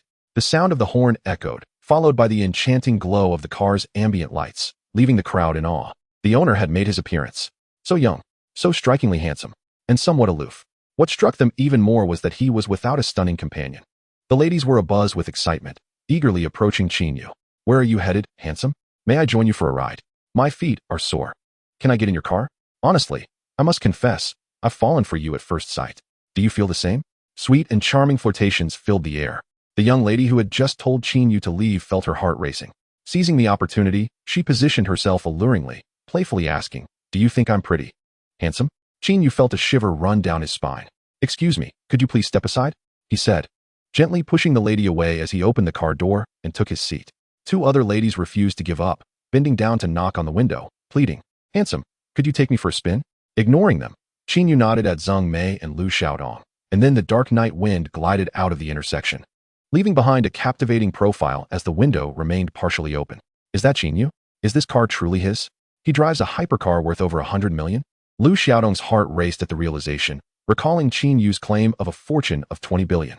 Zheng Mei remained silent, starting to understand why the two company owners treated Qin Yu with such deference. Li Ping's eyes glistened with regret, while Li Qiuping jumped for joy, thinking, "I've been living next to a wealthy heir all along. I have so much to brag about now." Guo Yafeng, standing at a distance, was at a loss for words to describe the turmoil within her. After driving for over an hour since departing from the restaurant, Qin Yu finally brought the Bugatti to a stop at an isolated patch of land off a road, where the only path forward was overgrown with shrubs. He had sensed a vehicle following him since the outset. In addition to the car that had trailed him from the restaurant, another had joined the pursuit. Qin Yu's keen instincts picked up on the heavy malice emanating from one of the vehicles, suggesting that its occupants were no strangers to bloodshed. The intent of those pursuing him was evident. They sought his demise. Stepping out of the car and gazing up at the luminous moon, he felt a refreshing chill. Two gray Mercedes SUVs approached slowly, and from them emerged 6 men clad in black. The group silently surrounded Qin Yu, drawing closer with a predatory intent. The leader, a man in his 40s with a tuft of hair falling over his face, obscured one eye and half of his nose, while the other side bore a pockmarked visage. A single, cold eye fixed on Qin Yu's back. This man was notorious as Half-Face, a mercenary whose name echoed across the cities of Xizjiang and Nanjing, infamous for his ruthless killings. "Too weak," he muttered. "Got a smoke?" As Half-Face closed in, just 5 meters away, Qin Yu finally turned to face him, his expression calm and unyielding. It had been years since he last smoked. He had given it up due to a painful throat. However, a desire stirred within him now, perhaps to ease his nerves or to set the mood. He could tell from the man's aura that this half-faced figure possessed remarkable strength, far exceeding that of an ordinary person, yet still lacking in comparison to him. Half-Face paused, taken aback by Qin Yu's unflinching demeanor, before chuckling. "I do." He produced a pack of cigarettes, lit one for himself, and tossed the pack and a sleek lighter toward Qin Yu. Catching them, Qin Yu lit one and took a slow drag. After a couple of puffs, he discarded the half-smoked cigarette, returning the pack and lighter. "Who sent you? Care to divulge?" Half-Face caught the items and, upon hearing the question, rasped, "There's no need for such inquiries. I, Half-Face, only know how to kill. I have no knowledge of who my employer is." "Is it Xiao Zhenfeng?" Qin Yu queried. Half-Face's solitary eye gleamed, yet he refrained from responding. "How much did he pay you?" Qin Yu seemed to anticipate the answer. Taking a drag from his cigarette, Half-Face replied with a hint of derision, "Kid, seeing as you maintain such calmness, I'll be straightforward. As assassins, we have no interest in money. Such trivialities mean nothing to us. We are wanted criminals in Longxia country. Spending money outside would be tantamount to courting death. Think of us as ghosts lurking in the deepest shadows, only seeking to harvest lives. Thus, you cannot hope to buy us off. I know you're wealthy, but so what? You'll simply become another soul beneath our blades. Since you seek not wealth, then what do you desire?" Qin Yu inquired, intrigued. Just as he spoke, he sensed another figure lurking in the darkness. "Kid, you're talking too much. It's time for you to meet your maker." With a wave of his hand, the four black-clad men drew curved knives and charged toward Qin Yu. Two of them lunged, one slashing upward while the other swept low. With a swift and precise motion, the blade was directed at Qin Yu, a gesture that seemed to have been practiced countless times. Yet, to Qin Yu, the speed was far too slow, far too weak, akin to a mere infant making a sluggish attempt at an attack. Half-Face felt a tinge of boredom and turned away, leisurely drawing on his cigarette. It was rather amusing that someone who was not even a martial artist warranted the mobilization of 6 of them. This only served to highlight the master's regard for this individual. Nevertheless, it was a simple task that promised easy rewards. However, it was somewhat disheartening that his blade would not taste blood this time. During his missions, his weapon would only be drawn against martial artists. Suddenly, 2 figures descended from the air with a gust, landing before him, followed closely by 2 more. Half-Face finally found himself stirred, quickly pivoting to see Qin Yu still standing motionless in place. Upon looking back, he surveyed the 4 fallen figures on the ground, each bearing a fist-shaped imprint upon their chests, their insides reduced to rubble, dead beyond any semblance of life.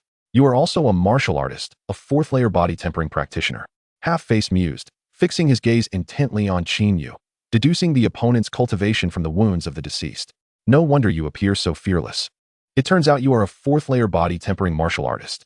Yet, he puzzled over why he could sense no trace of martial energy emanating from Qin Yu. Realizing that Qin Yu was indeed a 4th-layer body tempering practitioner, Half-Face felt a twinge of apprehension, for he himself was only at the 3rd layer. A 3rd-layer practitioner facing a 4th layer was an exceedingly slim chance of victory. However, observing the opponent's youth, likely just in his 20s, he appeared nothing more than a pretty boy, presumably lacking in combat experience. Furthermore, they still had 2 others, one of whom had reached the 1st layer of body tempering. Together, they stood a fighting chance, especially since the opponent was unarmed. Particularly, he concealed an unexpected trump card. "Stop your prattling and strike swiftly if you wish to engage," Qin Yu retorted, echoing the same sentiment. For the first time, as Qin Yu made his move, he felt that the 4 before him were utterly inconsequential. He had restrained his strength to merely that of the 4th layer, delivering a single punch to each. To his astonishment, even this minimal force resulted in their instant demise. Clearly, he needed to practice more and familiarize himself with his own strength. While it mattered little to eliminate these individuals tonight, he must be cautious not to inadvertently harm an ordinary person with an unintended show of power. Exchanging glances with the other man, Half-Face drew forth his short blade, its edge gleaming with an eerie radiance, a weapon forged from 2nd-tier materials. "Here they come." Qin Yu's eyes narrowed. Having effortlessly dispatched 4, he craved a more thrilling encounter. He hoped these 2 would not disappoint him and would provide a more exhilarating fight. With his keen spiritual awareness, he could sense the rush of blood within Half-Face, whose internal organs were far superior to an ordinary person's, a testament to what he had just referred to as a martial artist. In a flash, both opponents lunged forward. Particularly, Half-Face moved like a shadow, dashing towards Qin Yu with a blade aimed at his head. Clang! With 2 fingers from his left hand, Qin Yu caught the tip of the blade. Half-Face's expression changed drastically, his grip on the weapon faltering, yet he remained immobile. Without a moment to ponder, the other hand struck towards Qin Yu's chest, resulting in a shriek as Qin Yu delivered a heavy blow, sending Half-Face stumbling backward. As he fell, his left arm was rendered useless, while his right hand still clutched the blade. Qin Yu finally released his grip on the weapon's edge. The disparity in their strengths was monumental, the difference in power unfathomable. The other assailant followed suit, swinging his blade towards Qin Yu's midsection. Although his speed was inferior to Half-Face, it was considerably swifter than that of the 4 prior. Qin Yu lightly leapt backward, his toes grazing the edge of the blade, and then delivered a kick to the man's head, resulting in a shattering skull. The battle was brief, and the outcome remained unchanged. Qin Yu emerged victorious with ease. Too weak, was Qin Yu's assessment of the 6, 5 dead, and 1 severely injured.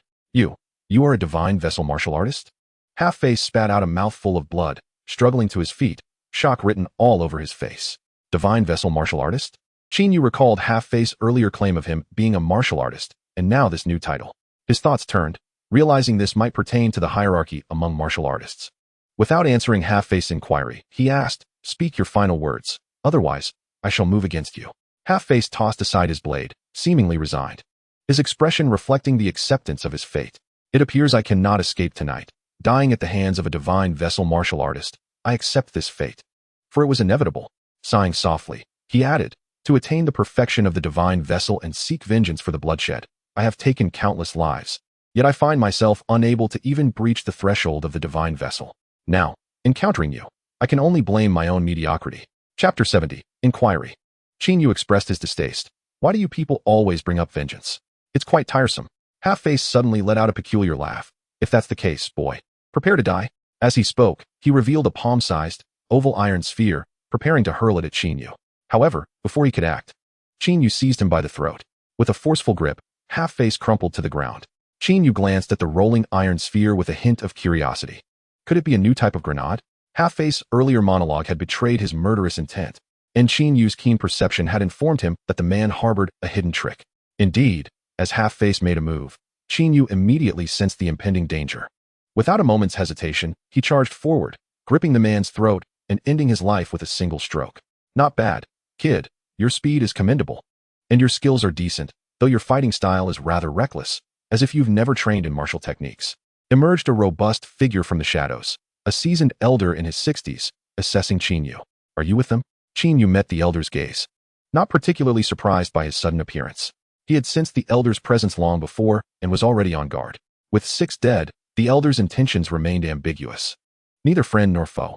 Rest assured, young brother, I am here to apprehend these miscreants and fortuitously stumbled upon your confrontation with them." The elder cautioned, "Hey kid, do not touch that iron ball. There's a button embedded within. If you activate that mechanism, even if your life is spared, you will be gravely injured." "What is this thing? Do you recognize it?" Qin Yu inquired, pointing at the iron sphere. "You are unfamiliar with this?" The elder scratched his sparse hair, asking, "May I ask your name and which family you hail from?" "My name is Qin Yu. I am not from a prominent family," Qin Yu replied candidly. "Not from a prestigious lineage?" The elder's curiosity piqued further. "How did you cultivate to the divine vessel realm?" "That is none of your concern," Qin Yu retorted, eyeing the elder warily and posing another pressing question. "You claim to be here to pursue these individuals. What is your identity?" "Well, I suppose I am an operative handling special tasks for the Longxia Kingdom," the elder replied vaguely. Qin Yu's eyes brightened. "So if I have killed these 6, there will be no repercussions?" "Fear not. These individuals are despicable criminals, particularly Half-Face, who has committed heinous acts and has just been placed on a D-level wanted list. I happened to be in the area and thus came to track them down. In this case, I have indeed eliminated a menace to society." Qin Yu chuckled and inquired, "Can you enlighten me about the matter of martial artists?" The old man's eyes sparkled with interest. "You cannot possibly tell me that you have never heard of martial artists before. This is your first encounter with the concept?" "Huh. It seems we have a mere fledgling here. Allow me to explain. A martial artist is one who utilizes the blood or blood crystals of the blood-devouring iron-armored beast to transcend the physical limits of the human body and thus attain the status of a martial artist. The realms of martial artists include body refinement and divine cores, progressing further to the levels of Qi Transformation Grandmaster and Qi Manipulation Grandmaster. At this point, you should grasp the essence of the matter," concluded the old man. Qin Yu remained silent, absorbing the 2 pieces of information, one concerning the blood-devouring iron-armored beast and the other about the realms of martial artists, both of which are inextricably linked. He pondered his own status as a tenfold mortal body and how it corresponds to the martial artist realms. After a brief silence, he asked, "Old man, to which realm have you ascended? Shall we engage in a duel?" The old man laughed heartily. "I have one foot firmly planted in the Qi Transformation Grandmaster realm. Do you still wish to contest with me? Although I realize you did not unleash your full power in our earlier skirmish, the gap between us remains considerable." "Not necessarily. Why don't we directly compare our strength?" Qin Yu stroked his chin, feeling confident that in a contest of pure strength, he still stood a chance. However, if weapons or techniques were involved, the outcome would be uncertain. The old man feigned reluctance, saying, "Given your earnest desire for knowledge, I shall reluctantly acquiesce." Let us have some fun and allow you to witness the disparity between a divine core martial artist and a half-step Qi transformation grandmaster. Though he pretended to be hesitant about engaging, he was eager to test Qin Yu's abilities and ascertain how far he had progressed within the divine core realm. With a smirk, Qin Yu asked, "When shall we commence?" "First, set that object down. We shall take our contest to the woods. If we spar here, the shockwaves might ruin that car behind you. Then let us proceed to the woods," Qin Yu replied, placing the iron ball on the ground before following the old man into the thicket. "Are you ready?" After finding an appropriate distance of over 20 meters apart, the old man spoke first. "Let us begin."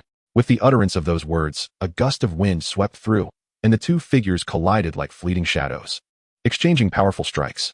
The sound of their palms crashing echoed like thunder, creating a tumultuous wave of energy that sent their garments billowing in the wind as they both retreated several steps. The old man, astonished, exclaimed, "Impressive. I underestimated you. Let us try again.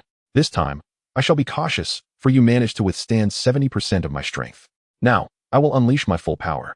Then let us both give it our all," Qin Yu replied with a slight smile, secretly noting that he had yet to reach 70% of his own strength. The old man's entire being erupted with energy, enveloped in a layer of white mist, a manifestation of semi-substantial qi that could both inflict harm and protect him. He launched a punch. Qin Yu responded with his strongest strike from his tenfold mortal body. The impact was akin to a colossal explosion. As their fists collided, the surrounding air became razor-sharp, uprooting nearby foliage and causing leaves to scatter. Both men grunted as they were propelled backward, landing at a considerable distance. Despite the old man's formidable physical prowess, he still fell short compared to Qin Yu. Upon landing, he took several steps back to dissipate the residual force that surged through him. The recoil had sent his blood into a tumult, nearly forcing him to spit out a mouthful of blood, but he managed to stabilize his breath after a moment. Qin Yu, on the other hand, required only a single step backward to regain his footing, appearing quite at ease. Again, the old man declared defiantly. The thought of being bested by such a young man in a contest of internal strength stung his pride, igniting a fiery embarrassment within him. "Bring it on." Qin Yu, exhilarated from their previous exchange, found the old man's challenge perfectly agreeable. The two resumed their fierce combat, the sound of their strikes resonating like thunder. Although Qin Yu lacked practical combat experience, his formidable mental fortitude compensated for this deficiency. While his offensive techniques may have lacked sophistication, his defensive capabilities were unparalleled. Under the influence of his mental strength, every move of his opponent was laid bare. Though they had agreed to a contest of strength, the old man unleashed a flurry of techniques. Initially, Qin Yu found himself somewhat flustered, but he gradually grew more adept. He adeptly countered nearly every attack directed at him, whether aimed at any part of his body, ultimately leading to the old man either exposing his own weaknesses or easily evading the blows. After one final clash, the old man declared, "I yield," retreating to sit down and recuperate, ignoring Qin Yu. Though Qin Yu had sustained some injuries and felt somewhat drained after a brief rest, the exhaustion dissipated and he felt invigorated once more. A wave of satisfaction washed over him as he finally unleashed the pent-up power within him, akin to a volcano ready to erupt. "What a thrill," he exclaimed with a grin at the old man. "Shall we continue? I feel I have yet to fully exert myself." Noticing that the old man appeared to be nursing considerable injuries, more severe than his own, Qin Yu pressed on. The old man, still in recovery, twitched the corners of his mouth at this remark and replied in a low voice, "Let us call it a day. You may leave now. I will seek you out again next time." "Very well, I shall take my leave," Qin Yu said nonchalantly, nodding before departing on his own. After Qin Yu had been gone for quite some time, the old man could no longer contain himself and coughed up a mouthful of blood, cursing under his breath. He muttered, "This lad is too ruthless." He then mused to himself, "What a prodigy. How could such a talent emerge from this small locale?" Qin Yu sped along the outskirts in his car, the night wind, swiftly dialing a number on his phone. When the call connected, a voice came through. "Brother Qin, do you need something?" "Hua Ge, I hope I'm not interrupting you at a busy time," Qin Yu replied. "Not at all." Chao Jinghua chuckled. "Don't even mention interruptions. I'm absolutely delighted to receive your call. I wanted to inquire about someone." Qin Yu transitioned into the topic. "Who? Do you know Qiao Zhenfeng from the Qiao family in Shijiang City?" "Qiao Zhenfeng? Yes." Chapter 71, The Race. After a prolonged silence, Chao Jinghua finally responded, "Brother Qin, what has prompted this sudden interest in him? You haven't offended him, have you?" "Indeed, that is why I wish to gather some information about him." "Do you know him?" Another pause ensued before Chao Jinghua spoke again. "I do possess some knowledge regarding Qiao Zhenfeng." He then proceeded to relay what he knew. In Shijiang City, there are two individuals of exceptional renown: the prince of the Shun family, Shun Buzong, and the Qilin son of the Qiao family, Qiao Jinfeng. Among the two, Qiao Jinfeng's repute is slightly greater, making him arguably the foremost figure of the younger generation in Shijiang City. The Qiao family is one of the two premier families in Shijiang City, with a power that far surpasses that of ordinary clans. Moreover, Qiao Jinfeng is known for his ruthless methods. Few dare to offend him. Thus, if you have indeed crossed him, Brother Qin, you must exercise extreme caution. Qin Yu listened intently as he drove, then posed a question. If we were to compare your Qiao family with the Qiao family, which would emerge superior? You overestimate my Qiao family. Not only do we pale in comparison to the Qiao family, but even against Qiao Jinfeng alone, we are not a match. My father holds 51% of the shares in Huaxing Pharmaceuticals, which this year surpassed a market value of 250 billion. On the surface, the Qiao family appears to be the wealthiest clan in Nanjing City. However, when compared to the Qiao family, we are merely a facade, easily shattered. You should now comprehend the terror that is Qiao Jinfeng. Naturally, Qin Yu discerned the implications behind Qiao Jinghua's words and replied with a smile. Thank you for sharing this information with me tonight, Brother Hua. However, there is no need for concern. While Qiao Jinfeng may appear formidable in your eyes, he holds little significance in mine. Qiao Jinghua offered a wry smile in response. Brother Qin, it is prudent to exercise caution when dealing with Qiao Jinfeng. Regardless of the circumstances, your advice is well taken. I shall remain vigilant. Should you require anything, do not hesitate to ask. I will do my utmost to assist you. Let us discuss it later. I am currently driving. Until next time. All right, goodbye. After hanging up, Qin Yu wore a contemplative expression. It seemed that Qiao Jinfeng was indeed not to be trifled with. Regrettably for him, he had crossed paths with me. Noticing that the fuel gauge was nearing empty, he pulled over at a nearby gas station. After refueling, as he maneuvered the car back onto the road, he suddenly caught sight of a billboard. The advertisement proclaimed that there was an open mountain racing track 10 kilometers ahead, welcoming all racing enthusiasts to experience its thrills. Qin Yu felt a surge of excitement upon reading the billboard. He had not anticipated the proximity of a racetrack. Thus, he decided to indulge in the experience. Not only would he relish the exhilarating sensation of speed, but he would also refine his driving skills.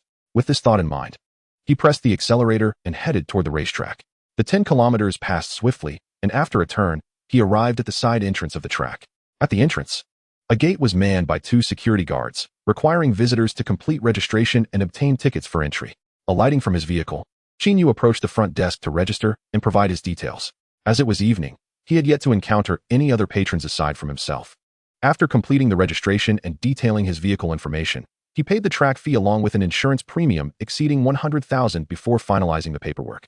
Sir, would you like to rent a racing suit? Safety is paramount, inquired the front desk attendant. No need for such formalities, he replied. Well then, do you require a co-driver? I am available, she suggested shyly. I prefer to drive alone, Qin Yu declined, offering a casual excuse. With a wistful glance from the attendant, he exited the premises. Xiaolon, don't be infatuated, just look at the car he drives. How could he possibly be interested in you? Chided another, slightly older attendant. It's hard to say. How would I know unless I try? Besides, he is exceptionally handsome. I must at least give it a shot, Xiaolon retorted.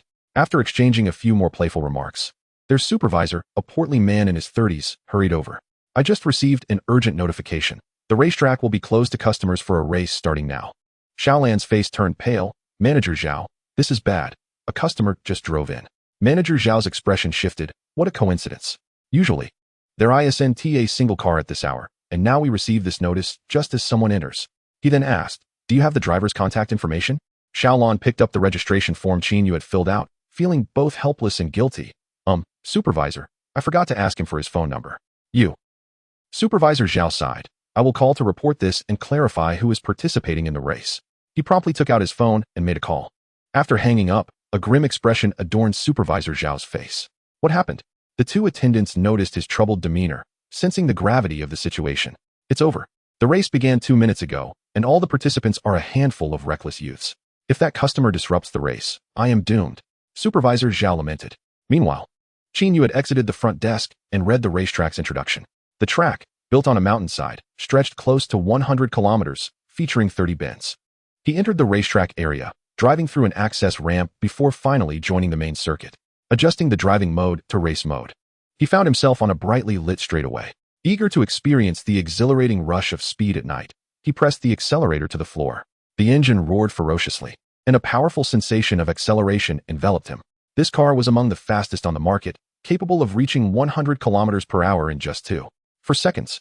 As he glanced at the speedometer, the needle rapidly climbed to 100 kilometers per hour, continuing to ascend at a rate of 60 kilometers per second. Soon, his speed surpassed 300 kilometers per hour. The roadway blurred into obscurity as Qin Yu, endowed with extraordinary mental fortitude, maintained perfect clarity of vision. He felt no dizziness. Instead, the track ahead remained vividly clear, his sight extending further than ever before. The vehicle darted forward like a bolt of black lightning. And to anyone watching from a distance, it would appear as though the car had vanished entirely. Approaching 400 kilometers per hour, the speed still increased. Well within the engine's capabilities, the car maintained its grip on the road despite the astonishing velocity. Spotting a bend ahead, Qin Yu gradually decelerated. After navigating the curve, he quickly accelerated once more, this time reaching a speed of 300 kilometers per hour. Despite his exceptional mental acuity making driving feel effortless, he recognized his technique still required refinement, particularly when negotiating a tight turn, which posed a challenge. Perhaps frequent visits to this racetrack would allow him, with his extraordinary mental prowess, to rival professional racers in no time.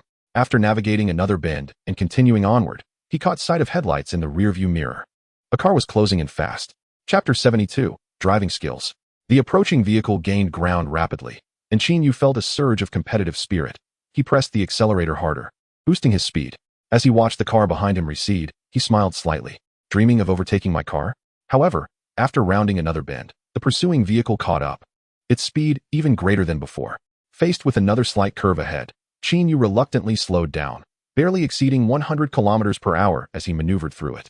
Just after clearing the turn, the other sports car surged past him with a roar, and the driver turned to glance at him, shaking their head in disapproval. Was that a look of disdain? The rival car was also a Bugatti, a striking red model, seemingly a custom edition of an ultra-luxury sports car, likely not priced any lower than Qin Yu's own vehicle, the Night Wind. Watching the competitor pull further away until only the glow of its taillights remained, Qin Yu felt a pang of disappointment. He had lost, and worse, been looked down upon. As someone with a system, how can I accept this defeat? Reflecting on the system, he considered the skills panel and inquired, System, can I add racing driving skills? Ding, host, adding basic driving skills requires 50 sign-in points. Adding top-tier driving skills requires 300 sign-in points. Qin Yu gritted his teeth. Then I will opt for the top-tier driving skills. Ding, 300 sign-in points have been deducted. Driving skills are being upgraded. As the system's voice resonated, a torrent of memories surged within my mind, drawn from the experiences of elite race car drivers. Countless driving techniques and sensations coalesced with the memories of Qin Yu, seamlessly intertwining and harmonizing. This feeling was extraordinarily vivid. Ding, driving skill enhancement complete. Almost simultaneously, Qin Yu's body and instincts became perfectly attuned to the vehicle, achieving a sublime unity between man and machine. No matter how complex the driving maneuvers, they could be executed flawlessly. In other words, pressing the accelerator rendered the brake meaningless. Then, with a firm press of the gas pedal, I transformed into a streak of dark lightning, hurtling forward.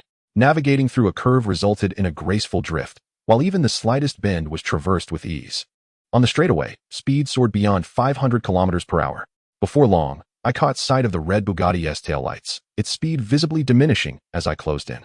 The driver ahead seemed to notice the approaching vehicle, hastily increasing their speed. With a cold smirk, Qin Yu pressed on, drawing ever closer until almost tailing the car. In a moment of desperation, the driver of the Bugatti pushed their speed further. However, the Night Wind steadily gained ground. Approaching a curve, the red Bugatti was forced to decelerate sharply to navigate the bend. The Night Wind, however, glided past effortlessly, significantly narrowing the gap between us. Soon, we approached another slight curve, and this time, Qin Yu was prepared to overtake. The driver ahead, aware that they were about to be surpassed, felt a mix of panic and fury. In such a high-speed scenario, especially on a tight turn, any misstep could lead to disaster. Ultimately, the driver failed to make the turn, their drift spiraling into a spin. The screeching of tires echoed, culminating in a deafening crash as the red Bugatti collided with the track's barrier, smoke billowing from its tires. Frowning, Qin Yu pulled over and exited the vehicle to inspect the scene. To his relief, the driver inside appeared to be relatively unharmed. As he approached the smoking Bugatti, the dented door was kicked open, revealing a tall woman clad in racing gear, her helmet discarded nearby. Her long hair cascaded around her strikingly beautiful face. Stepping out, her anger was palpable as she unleashed a couple of kicks on the red Bugatti, exclaiming, "Trash. Can't even compete with others. What use are you?" Her voice was melodious, yet her words were decidedly harsh. To Qin Yu's surprise, despite her slender frame, her strength was astonishingly formidable, and her violent demeanor caused him to involuntarily twitch his lips. Regretting his decision to check on her, he found himself at a loss for what to do. Leaving or staying seemed equally unsuitable. After a few more expletives, she approached Qin Yu, her expression devoid of emotion. Your driving skills are commendable. How come I've never seen you before? Though her temperament was fiery, Qin Yu remained unperturbed. Is it so strange? I haven't encountered you either. The woman fell silent, glancing at the Night Wind's license plate before scrutinizing Qin Yu with an odd intensity. Finally, she stated, I need to borrow your car. I still have a race to win, and I refuse to lose. Race? Qin Yu inquired, puzzled. Isn't the track open now? Are you saying you're racing? Yes, she replied tersely, a hint of irritation in her tone. How could you come from outside when the officials are nowhere to be seen? As her words faded, the unmistakable roar of racing cars echoed in the distance, growing louder. Soon, over 20 sports cars, like a pack of ferocious beasts, zipped past. Leading the pack was a silver-gray Aston Martin. Will you lend me your car? If not, I could simply buy it from you at double the original price, she urged, a hint of urgency creeping into her otherwise composed demeanor. If you wish to catch up with the front runners, let me take the wheel, Qin Yu proposed, a competitive spirit igniting within him. Then let us race, she declared, making her way to the passenger seat of the Night Wind. Qin Yu slid into the driver's seat. With a swift launch, the Night Wind shot forward like an arrow. The speed escalated rapidly, reaching 300 kilometers per hour in the blink of an eye. A sweeping curve was navigated with stunning precision at nearly 300 kilometers per hour, eliciting a brief glance from the woman, her expression inscrutable. As they overtook another sports car, the distance to the leading vehicles diminished. They quickly caught up with the pack, which stretched along a lengthy straightaway. Despite the presence of other cars, the Night Wind maintained a speed nearing 400 kilometers per hour. The woman furrowed her brows slightly, casting a contemplative gaze at Qin Yu's focused and confident demeanor, stirring an unfamiliar feeling within her, a realization of the striking allure of the man beside her. From above, the Night Wind appeared as a black flash, weaving through the ranks of cars with breathtaking speed, asserting its dominance on the track. The spectacle was nothing short of awe-inspiring, delivering a visual impact that was both exhilarating and formidable. The pace was relentless. Although the straightaway was lengthy, the myriad vehicles ahead demanded acute vision and reflexes. A mere second could span 100 meters, and should any unexpected incident arise, even the most adept driver would require considerable distance to come to a halt. This was a testament to Qin Yu's unparalleled driving prowess, coupled with extraordinary mental acuity that emboldened him to navigate such speeds. Before long, the Night Wind surged to the forefront of the pack, with only the Aston Martin remaining ahead. Despite the distance, Qin Yu was confident that it would take mere minutes to close the gap. What he did not anticipate, however, was that Jiang Xian's vehicle was also within the trailing group. With no cars obstructing the path ahead, the Night Wind accelerated even further. Qin Yu stole a glance at the silent woman beside him, noting her seemingly indifferent demeanor. Meanwhile, Fan Tao piloted the Aston Martin, speeding ahead. Earlier, he had caught a fleeting glimpse of the red Bugatti crashing into the barrier, a moment that sparked a flicker of curiosity within him. Although he had distanced himself from the trailing cars, he remained cautious and focused. His sights were trained on the woman ahead. He did not expect to surpass her, but he was content to gradually lessen the distance between them. He believed that eventually, she would be moved by his sincerity and become his partner. Lost in this thought, excitement surged within him, prompting him to accelerate further. Just as he reveled in his progress, he caught sight of the Night Wind swiftly closing the gap in his rearview mirror. His expression froze. Who is it? Who drives a car fast enough to catch up to me? Do they also wish to vie for Feng Mingwei? Fan Tao's gaze hardened as he pushed his speed to its limit. In a matter of moments, he reached the peak of his capabilities, aware that any further acceleration could result in a catastrophic loss of control. However, no matter how hard he tried, the Night Wind gradually caught up. Fan Tao's expression grew increasingly grim, and ultimately, a cold smirk crept onto his lips as he reduced the speed of his vehicle. Observing the slowing Aston Martin ahead, Qin Yu surmised that his opponent had conceded, allowing the Night Wind to overtake. A faint smile graced his face as he urged the Night Wind to accelerate. Swiftly approaching the Aston Martin, just as the two cars neared each other, the Aston Martin suddenly veered to the left lane. Realizing a collision was imminent, Qin Yu discerned the driver's intentions the moment the front wheel of the opposing car shifted. Raising an eyebrow, he instinctively pressed down on the brake. Without this action, a crash would be unavoidable. At such a high speed, any abrupt maneuver could lead to a loss of control and a potential rollover. Yet, should he collide without deceleration, it would not matter whether the other driver survived. The recently acquired Night Wind would be rendered useless. With a screech of tires, the Night Wind's superior grip, combined with Qin Yu's deft steering, allowed the vehicle to halt without veering off course. Fan Tao glanced in the rearview mirror only to see the other car falling further behind, a look of regret etched on his face. It seemed that luck was on that kid's side. He wouldn't meet his demise this time. A normal driver's instinct would be to evade an encroaching vehicle, and Fan Tao aimed to exploit this reaction. If the other driver attempted to dodge, at such speed, any slight delay in reaction could result in a wreck, and the fate of the driver would be left to chance. Once the night wind had stabilized after braking, Qin Yu accelerated once more, his gaze icy as he focused on the gray sports car ahead.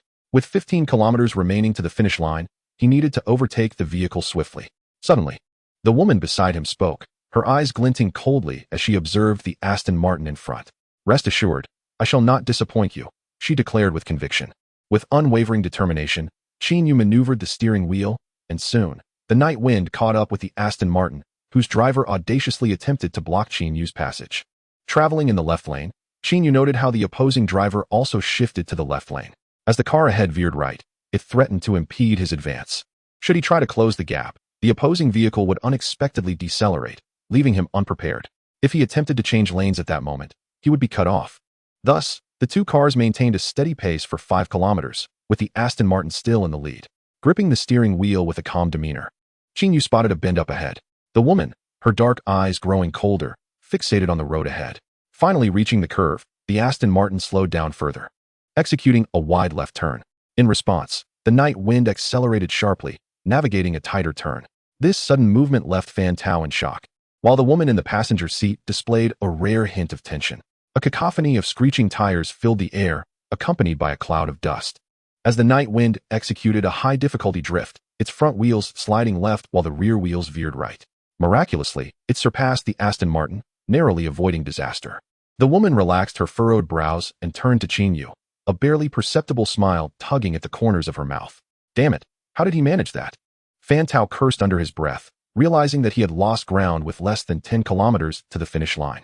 Now he found himself in third place, further diminishing his presence in Fang Mingwe's eyes.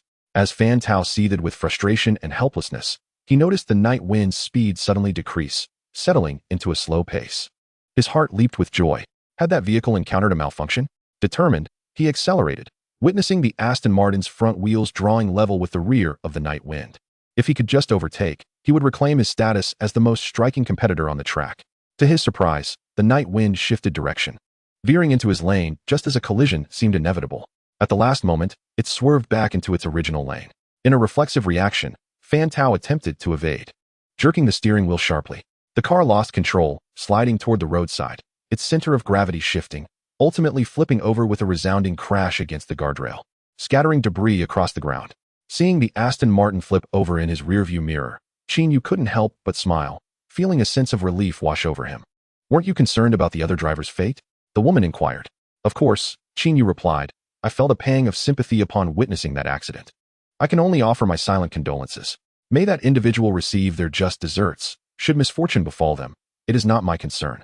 The woman chuckled in amusement. Within 3 minutes, the night wind finally arrived at the racetrack, crossing the finish line amidst the illuminated surroundings, where dozens of spectators awaited. After crossing the line, Qin Yu drove a short distance before stopping. "I'll let you off here. I must take my leave," he informed the woman. "Thank you. Had it not been for your assistance, I might have lost." "Until next time," she replied, disembarking with grace. However, a thought struck her, prompting her to tap on the window of the night wind. As the glass descended, she asked, "I still do not know your name. Would you be so kind as to share it?" Qin Yu scratched his nose, his gaze shifting. "We met by chance. Names are unnecessary. Should fate bring us together again, I will gladly inform you." With that, he pressed the accelerator, and the night wind sped off like a gust of wind, swiftly vanishing from her sight. Chapter 74, Fang Mingwe. Although Qin Yu found the woman strikingly beautiful, revealing his name at that moment felt inappropriate. Given the trouble he had stirred on the racetrack that night, Fang Mingwe stood in a daze for quite some time, finally muttering in disbelief. "Did he just reject me?" She pulled out her phone and dialed a number. When the call connected, she inquired, "Sister Yun, what is the name of the owner of the car with that license plate?" On the other end, Yun Xiaoding was taken aback, replying, "His name is Qin Yu Mingwe." "Why do you ask?" "He has offended me," Fang Mingwe stated bluntly. "What? How could he have offended you?" Yun Xiaoding was even more astonished. "What is your relationship with Qin Yu?" Fang Mingwe pressed. Yun Xiaoding pondered for a moment. "It's complicated. I wouldn't say we are ordinary acquaintances, but I have acknowledged him as my younger brother." "Well, as long as he is not your boyfriend," Fang Mingyue concluded before hanging up. Yin Xiaoding, holding her phone, felt her hand freeze as she contemplated Fang Mingyue's final remark, left speechless. Fang Mingyue stared at her phone for a few seconds before dialing another number. Director Fang. What instructions do you have? A respectful female voice answered promptly. Please investigate a person named Qin Yu, with the license plate from Nanjiang, 6/9. I want to know all his details by tomorrow, including the color of his underwear, she commanded. Understood, Director Fang. And, Fang Mingyue added thoughtfully, ensure his information remains confidential. Do not allow anyone else to access it. Yes, ma'am.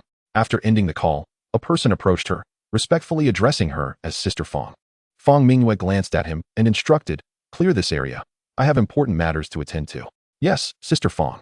Fan Tao finally managed to crawl out from the shattered car window, his gaze fixed on the overturned Aston Martin, his expression twisted in agony. This was a limited edition sports car, costing him over 50 million. Now reduced to mere scrap, he felt a mix of sorrow and fury. Gritting his teeth, he seethed. Who drove that car? Which scoundrel was it?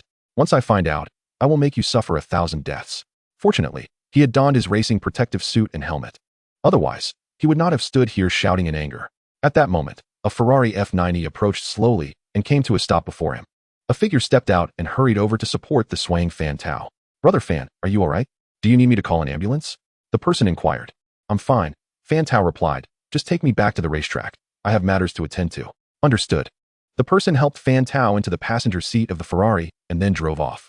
At the racetrack, numerous expensive sports cars returned, ultimately gathering more than 30. All lined up neatly along a stretch of road. Those who exited their cars walked to an open area beside the track. Whether they were professional racers brought by someone or the typically arrogant rich second generation, they all stood obediently, gazing with awe at Fang Mingyue, who stood motionless before them. Fan Tao and Zhao Song arrived shortly thereafter, walking at the forefront of the crowd. Upon seeing Fang Mingyue, Fan Tao's expression ignited with excitement.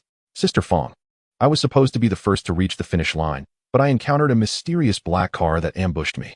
You must stand up for me. Fang Mingyue remained silent, her demeanor as cold as ever. Her delicate fingers rubbed together, her gaze betraying no emotions. Please, Sister Fang, you must believe me. That car must have slipped away. If you don't believe me, check the surveillance footage, Fan Tao insisted. Finally, Fang Mingyue ceased her finger fidgeting. Stepping forward to address a young man. Jiang Xian, hand me your helmet. Of course, Sister Fang, Jiang Xian replied, hurriedly passing his helmet to her. Fang Mingyue approached Fan Tao, the helmet in hand, and coldly stated, that car you mentioned, I was inside it at the time. A chill ran down Fan Tao's spine. It was impossible that she could have been in that car. Just as he finished speaking, Fang Mingyue swung the helmet down onto his head. Blood erupted from his scalp. With another strike, Fan Tao's face swelled. With yet another blow, one of his arms fractured. The helmet continued to rain down upon him mercilessly. Fan Tao had already collapsed to the ground, his consciousness fading in and out, the intense pain jolting him awake, only to lose consciousness again. No one dared to intervene. The atmosphere was thick with trepidation. Fang Mingyue was a force of nature. No one could prevent her from exacting her wrath. There was a tale of a rich second generation who had once disrespected her, only for Fang Mingyue to confront him at his home, brutally beating him in front of his father and grandfather. This incident was merely one of many in her notorious repertoire. Someone whispered quietly. Fan Tao truly has the audacity to take such risks, relying on the Fan family being the second most powerful in Nanjiang City. He even declared intentions to marry Fang Mingyue. I've been waiting for this day to come. Does he not realize who she is? She has no qualms about taking down even her own father. What chance does he stand? Fang Mingyue finally relented. The helmet was battered, and Fan Tao lay bloodied and mangled, yet still clinging to life. This was Fang Mingyue's prowess. No matter how severe the punishment, she never delivered a fatal blow. She cast a calm glance around the crowd, noting that most averted their eyes, some pale and trembling. Jiang Xian, she called, reclaiming her focus. Jiang Xian's complexion paled as he stammered, Sister Fang, what do you need? My car was wrecked. Arrange for someone to tow it back. Also, have your aunt find me a decent sports car. Price is no issue, but if I am unsatisfied, I will break both your legs. Do you understand? Why yes, Sister Fang. I understand. Rest assured, I will find a car you will be satisfied with. Jiang Xian's legs wobbled at the threat, nearly causing him to stumble. He contemplated offering an explanation to ensure his safety, but Fang Mingyue's icy demeanor left him no choice but to force a smile, promising compliance. In his heart, he lamented his misfortune. Why must he be the one chosen by Fang Mingyue among so many? Jiang Xian understood that if Fang Mingyue truly broke his legs, his father would not only refuse to help him, but would impose even stricter discipline. Chapter 75, Summer Fruit. Hearing Fang Mingyue again, He braced himself. "Your car keys, please." Jiang Xian dared not protest, promptly handing over the keys to his Lamborghini. Fang Mingyue accepted the keys and stated, "I will borrow your car tonight. You can retrieve it tomorrow." With that, she strode towards the track and sped off in Jiang Xian's Lamborghini, leaving a trail of dust in her wake. As Fang Mingyue departed, everyone exhaled, their tension easing. Some rushed to assist the barely conscious Fan Tao, while others called for an ambulance and notified his family. A few cast pitying glances at the pale Jiang Xian. Meanwhile, Qin Yu drove out of the racetrack gate, speeding towards Nanyun Villa. Half an hour later, he arrived at the entrance only to be stopped by the security guard. Qin Yu disembarked to register his vehicle information before being allowed entry. Once back at the villa, he showered and changed, emerging well past 11 at night. Even with his enhanced physique and mental prowess, after the events of the evening, fights and races, he felt fatigue setting in. He plugged his phone into charge and succumbed to sleep. The next morning, he awoke early, glancing at the clock, 5:30 a.m. Rarely did he rise so early. He pulled the covers over himself, wishing to continue sleeping. Yet, his mind was too alert, devoid of any drowsiness. Realizing further sleep was futile, Qin Yu got up. After freshening up, he settled into a genuine leather chair, deep in thought. Opening the system panel, he noted a meager 56 sign-in points remaining. What could he do with just 56 points? Insufficient for acquiring martial skills, it would be wiser to save them. He needed to devise a strategy to earn more sign-in points, enhance his martial prowess, and strive for level 5 sign-ins, ideally attempting a level 6 sign-in. As for Qiao Jinfeng, after merely a verbal clash during their first encounter, he had sent people to assassinate him. Though those individuals were not formidable, the element of surprise was dangerous, and he wondered what kind of adversaries might come next. With this in mind, Qin Yu's gaze hardened, given the opportunity. He would eliminate Qiao Jinfeng. If someone dared to send assassins after him, he was more than capable of retaliating. Secretly, he resolved to take decisive action, for he possessed a system and would not allow a minor character to bully him without consequence. As he gazed at the early morning light outside, Qin Yu stepped into the garden and unleashed a few vigorous punches, landing one squarely against a rock formation. With a resounding crash, the substantial stone shattered into dust, crumbling as though made of paper. Surprised by the extent of destruction wrought by merely 60% of his strength, he continued his practice with a few more exercises and a brief run before returning to the grand hall of the villa. After sipping a glass of warm water, he picked up his phone to delve into a novel he had been following for quite some time. This particular web novel, titled My 10 Girlfriends, was both poignant and inspirational, and Qin Yu held a particular fondness for the male protagonist and his 10 female leads. Before he realized it, half an hour had slipped by, and he found himself at the final page of the latest update. Satisfied with the read, he decided to reward the author with a donation. While he typically contributed a few cents, his mindset had shifted, the amount no longer mattered. Thus, he entered a sum and proceeded with the donation. As dawn broke, a beam of sunlight streamed through the villa's floor-to-ceiling windows. Feeling a pang of hunger, Qin Yu noted the empty refrigerator, devoid of any ingredients, rendering the prospect of preparing breakfast impossible. An idea flashed through his mind. It was high time to find a housekeeper. Rising from his seat, he hopped into his car, the night wind, and drove out of the community. Upon returning to the villa, he found himself in possession of a bag containing breakfast. As he savored his meal, he glanced at the time. It was nearly 8 o'clock. He decided to call Kong Xiaoyi and asked her to bring a housekeeper for an interview. Kong Xiaoyi promptly agreed, mentioning that the housekeeping agency was not far from their location and she would head over immediately. However, an hour passed before Kong Xiaoyi arrived at the villa. Qin Yu activated the intercom system to unlock the entrance door. Soon after, Kong Xiaoyi entered, leading a young woman into the villa. Once they were seated, Qin Yu scrutinized the housekeeper candidate. She appeared quite young, likely younger than Kong Xiaoyi herself, despite her somewhat plain attire and the bashfulness characteristic of a rural girl. Her curvaceous figure and striking beauty were undeniable. Notably, Qin Yu observed her slightly pointed and elongated ears. This was a girl whose beauty could easily earn a perfect score. And upon first glance, a strange jolt resonated within him. Is this the housekeeper you found for me? Can she really be this young? Qin Yu cast a reproachful glance at Kong Xiaoyi. Mr. Qin, you said you were looking for a young and beautiful housekeeper, and I have brought her to you. Kong Xiaoyi hurriedly explained. I believe I only mentioned I wanted a younger housekeeper, not necessarily a young one, Qin Yu recalled. Kong Xiaoyi stuck out her tongue, as if realizing her good intentions had gone awry. However, this particular housekeeper was not from the housekeeping agency. She had arranged through manager Zhu to contact a well-known agency and found someone she considered to fit Mr. Qin's standards, someone in her 30s. Unfortunately, when she called that housekeeper, she learned that the woman had already secured employment elsewhere. Faced with urgency, Kong Xiaoyi had no choice but to bring along Xiaogua, who lived with her. for the interview.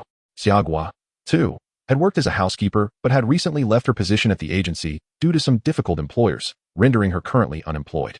Seeing that Qin Yu seemed less than impressed with Xiaogua, Kong Xiaoyi quickly said, "I apologize, Mr. Qin. If you're not satisfied, I can help you find someone else." Qin Yu looked at the girl, who had lowered her head, appearing somewhat pitiful, and sighed, "Well, since she's here, let's give her a chance." He had come to understand Kong Xiaoyi's nature, somewhat naive. If he rejected this housekeeper for being too young, she might just bring him someone in their 70s next time. "What is your name?" Qin Yu inquired. The girl replied in a soft, melodious voice, "Hello, sir. My name is Xiaogua, and I am from Wuqing in Qingzhou." Xiaogua. Qin Yu echoed the name, a flicker of intrigue crossing his eyes. "Yes, that's correct. My name is Xiaogua," she confirmed, her large eyes gazing earnestly at him, as if she thought he hadn't heard her the first time. Qingzhou Wuqing is quite far from Nanjing City. "What brings you here for work?" Qin Yu asked. Xiaogua lowered her gaze and replied, "I came with 2 older sisters from my village, and once we arrived here, we all joined the housekeeping agency." Qin Yu listened attentively.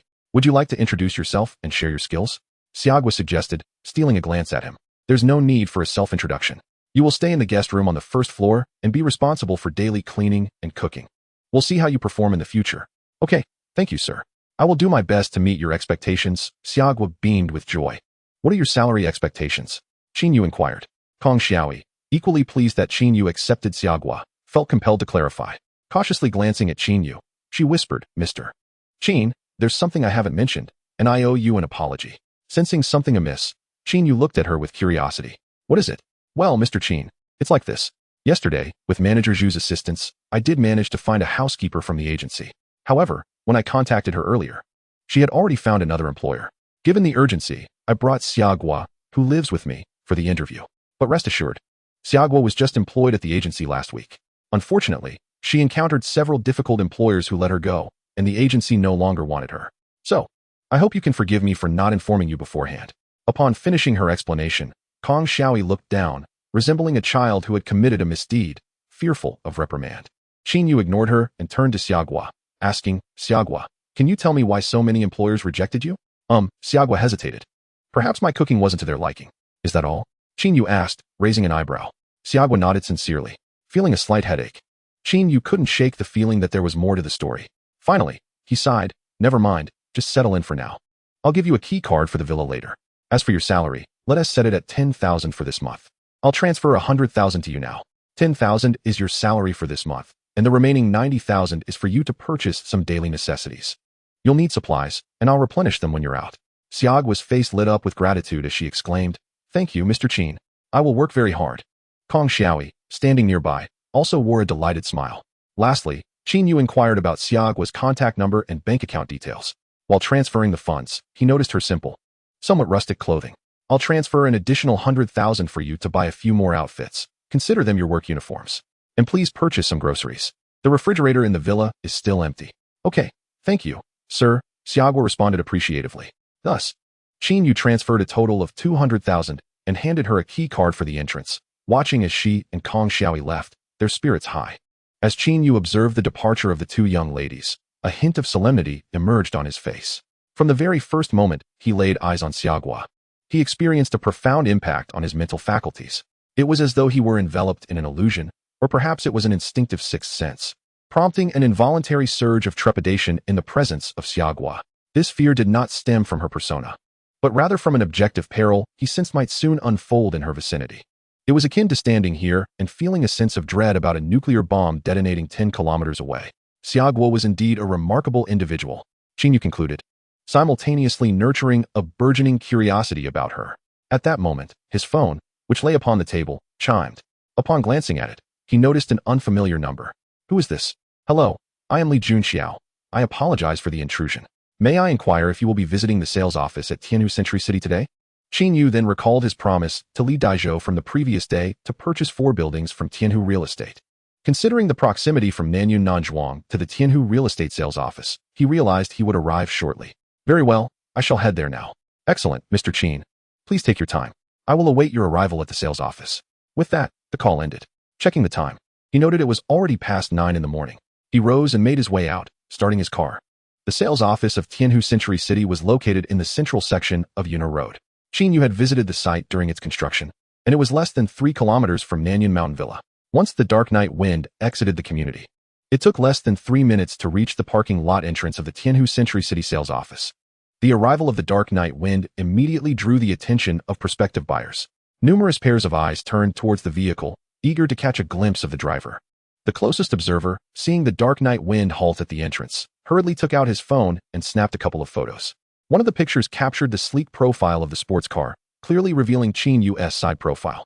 This individual, named Lu Qiao, had a modicum of knowledge about sports cars and felt an uncanny familiarity with this particular model. After taking the pictures, he searched online for information about the car and discovered it was the Dark Night Wind, with a factory price exceeding 80 million, a limited release of only 3 units. And currently, offers exceeding 130 million could not secure one. Lu Qiao was astounded and, looking up, saw the Dark Night Wind had already entered the parking lot, leaving only the silhouette of its obsidian body visible. He felt a twinge of regret for not capturing more images. Lu Qiao, why are you so entranced by that sports car? While it is indeed stunning, we must hurry to view the properties. There are far too many people here today. We need to make the most of our time. What do you know? That car is worth over 100 million. How can I not admire it? What? 100 million sports car?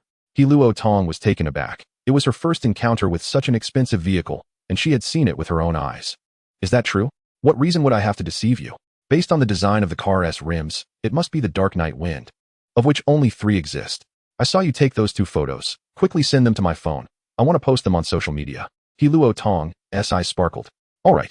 Once she received the photos, she immediately shared them on her social media. After a moment's thought, she also sent the 2 images to her middle school classmates group chat, writing, "Classmates. Today my husband and I came to buy a property and even saw a sports car worth over 100 million. As soon as she sent the message, a flurry of responses ensued. Luo Tong, are you bragging? Is there really a sports car worth over 100 million? Congratulations, He Luo Tong, on your property purchase today. Upon seeing the messages from her classmates, He Luo Tong smiled with satisfaction, replying to a few.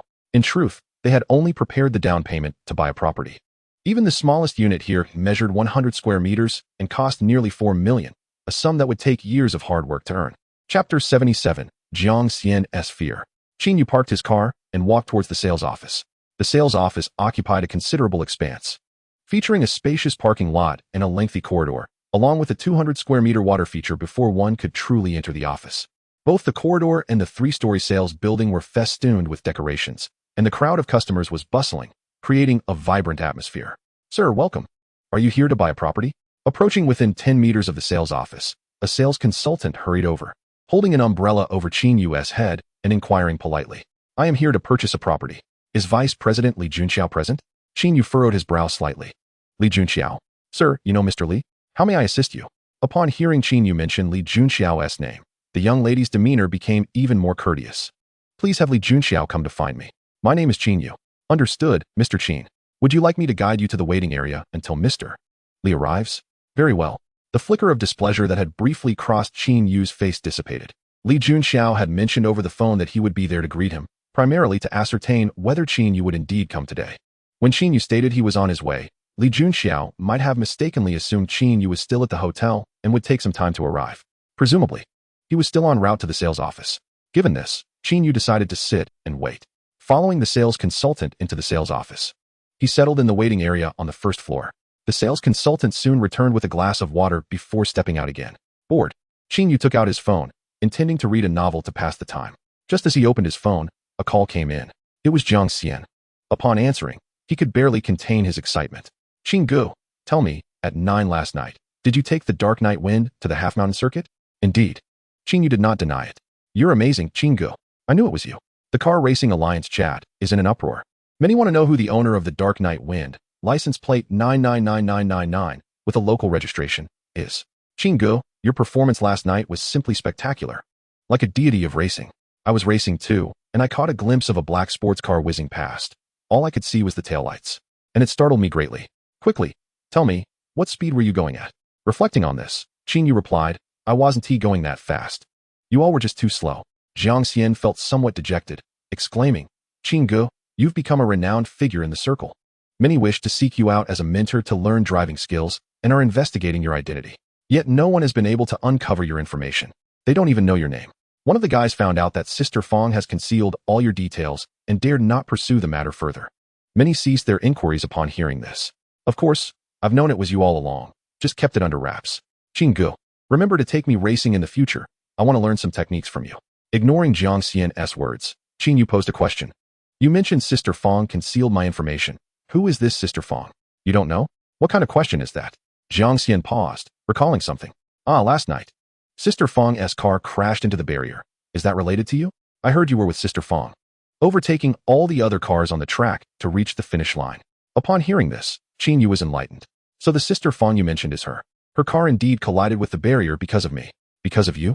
Jiang Xian was taken aback and inquired further. She didn't hit you? Why would she hit me? Although, to be fair, that woman does exhibit quite a violent streak. She nearly wrecked her own car. Jiang Xian continued. I heard that Fan Tao's car was also involved in an accident, and it was due to your influence. Is that true? Are you referring to the silver sports car? Don't make unfounded accusations. His crash has nothing to do with me. It was merely a result of his own carelessness. By the way, did the driver die? Not quite dead, but close. He is currently in the hospital, still unconscious. Is it that serious? Qin Yu expressed his astonishment. It's not the accident that caused this. It was the beating he received. Jiang Xian replied with a hint of trepidation. He was beaten? Don't tell me it was his father who did it. Qin Yu's curiosity piqued even more. Where did you get that idea? What kind of father would inflict such severe injuries on his own son? It was Sister Fong who did it. He'll likely remain unconscious for several days. Qin Yu chuckled heartily. That's what he deserves. Although Sister Fong may be a bit violent, I must say I support her actions in this instance. Qin Yu, while that may be your sentiment, you should exercise caution. I worry that once Fan Tao recovers, he may seek revenge on you. The Fan family is quite influential in Nanjing City, far surpassing our Yun family. I understand. I shall be wary of him. Qin Yu, I'm somewhat curious. Weren't you with Sister Fong last night? Did she say anything to you? Jiang Xian asked, intrigued. Qin Yu pondered for a moment before responding. She didn't seem fond of conversation. The only thing she asked me before leaving was my name. And then? Jiang Xian was taken aback that Sister Fong had taken the initiative to inquire about someone's name. I didn't tell her my name and just ran off. Qin Yu replied. Upon hearing this, Jiang Xian's heart raced, and he felt a chill of apprehension for Qin Yu. After a moment of contemplation, he stated gravely, Qin Yu, I must sever ties with you. Sever ties? Yes, you've already offended Sister Fong. I fear she might even target me. Are you truly that afraid of her? She is merely a bit violent. Would she actually kill someone? Who says she wouldn't? Qin Yu, you have no idea. She has truly killed many people. In all of Nanjing City, aside from her grandfather, no one dares to cross her. Even her own father has been on the receiving end of her wrath. So, never regard her through the lens of an ordinary person, especially don't let her beauty deceive you into having any thoughts. Given this, she must come from a prominent background. What is her name? Qin Yu inquired, astonished. Her name is Fong Mingyue, the eldest daughter of the Fong family. Fong Mingyue. Qin Yu repeated, but she can't be that old. Why do you call her Sister Fong? In the circle of wealthy second-generation individuals in Nanjing City, no one dares to address her without the honorific Sister Fong, regardless of their own age. Of course, there is one exception, someone you've met before, Hua Gu. Chao Jinghua. Yes. Why is that? Hua Gu is Sister Fong's cousin. I see. However, even Chao Jinghua must refer to her as Sister Fong when in her presence. The two continued their conversation for a few more minutes before hanging up. Chapter 78, An Encounter. While Qin Yu was conversing with Jiang Xian, the property consultant who had attended to him promptly sought out the sales department manager, Yang Hui. He reported that a client named Qin Yu specifically requested for Li Junxiao to come over. After a moment of contemplation, Yang Hui replied, I'll make a call to inquire. He then picked up his phone and dialed a number. As the sales manager, Yang Hui had the contact information of various superiors within the company, whether from the project department or the headquarters. After a few rings, the call was answered. Manager Yang, you were looking for me? Li Junxiao inquired as soon as he picked up the phone. He recognized Yang Hui's number. As being the vice president of the real estate group, he often interacted with many clients, and visiting the sales department was quite common. Li Zong, here is the situation. A client has come to the sales department and specifically requested for you. He wants me to come over? What is his name? Qin Yu. What? Qin Yu? Li Junxiao's expression shifted dramatically. Indeed, you know him. Yang Hui was equally surprised by Li Junxiao's reaction. You must treat my friend with utmost care. Do not neglect him. I'm on my way to the sales department now. Rest assured, I know how to handle this, Yang Hui assured him. Good. Once Li Junxiao hung up, a mix of anxiety and regret crossed his face. He was already on his way to the sales department. Mistakenly believing that Qin Yu wouldn't arrive so soon, it dawned on him that Qin Yu might be residing at Nanyun Villa, hence arriving at the sales department before him. Junxiao, has Qin Yu arrived at the sales department? Gu Qianxi, who was driving, overheard Li Junxiao's earlier conversation and had a general understanding of the situation. Yes, had I known, I would have gone earlier, Li Junxiao replied. Realizing that there was no point in panicking now that Qin Yu was already there. He would simply apologize sincerely when they met. Li Junxiao nodded, feeling a twinge of guilt. I hope he can understand. I truly didn't expect him to arrive so quickly. If he indeed comes to purchase those 4 buildings. It is of utmost importance for both the Li family and myself, not only to build a good relationship with him, but also to secure a significant influx of capital. Gu Qianqi nodded in agreement. Li Junxiao contemplated for a moment and dialed another number, reaching out to Li Dijing, the general manager of the Tianhu real estate project department, who was also his uncle. Li Junxiao had only recently departed from the Tianhu real estate headquarters and would take over 20 minutes to reach the sales department. It was perfectly suitable for Li Dijing to temporarily take over and receive Qin Yu. Once the call connected, after listening to Li Junxiao's explanation, Li Dijing felt a bit embarrassed. Junxiao, why didn't you mention this sooner? I'm not at the project department yet. If I go directly to the sales department, it'll take me another 10 to 20 minutes. Li Junxiao, feeling helpless, replied, in that case, uncle, you should head straight to the sales department as quickly as possible. Upon arrival, ask for the sales manager, Yang Hui. He should be attending to young Master Qin. I might be slightly delayed in getting there. All right. I'll follow your advice and head over. Su Li and He Luotong entered the sales department, only to find that no property consultants were available to attend to them due to the overwhelming number of customers. They decided not to rush and first check out the model area. Afterward, they made their way to the resting area, only to inadvertently spot Su Li sitting at a table in the negotiation area. Su Li and He Luotong had grown up in the same neighborhood, attending elementary, middle, and high school together, even sharing desks. They still maintained contact, although they had spoken little in the past couple of years. Your mother is here, and Su Kuan. You're here too, He Luotong remarked upon seeing Su Li and her mother at another table. Su Kuan was engrossed in a game, lounging comfortably with his legs crossed, seemingly oblivious to He Luotong's words. Luotong, you've all grown up so much. I hardly recognized you after all these years. Su Mu smiled warmly at He Luotong. She had heard from Su Kuan just yesterday that Su Li had already found a new boyfriend, having left Qin Yu behind. Furthermore, her new boyfriend intended to buy a house for Su Li. Acquiring a house was a significant undertaking, and it was of paramount importance for the Su family to uphold their reputation. Shortly after receiving this news, she ventured alone to Nanjing City in search of Su Li. If Su's mother had previously harbored disdain for Qin Yu, her affection for Su Li's new beau, Feng Yuan, was unmistakable. He was not only handsome and affluent, but also generous in his spending for Su Li, making him increasingly favored by his prospective mother-in-law.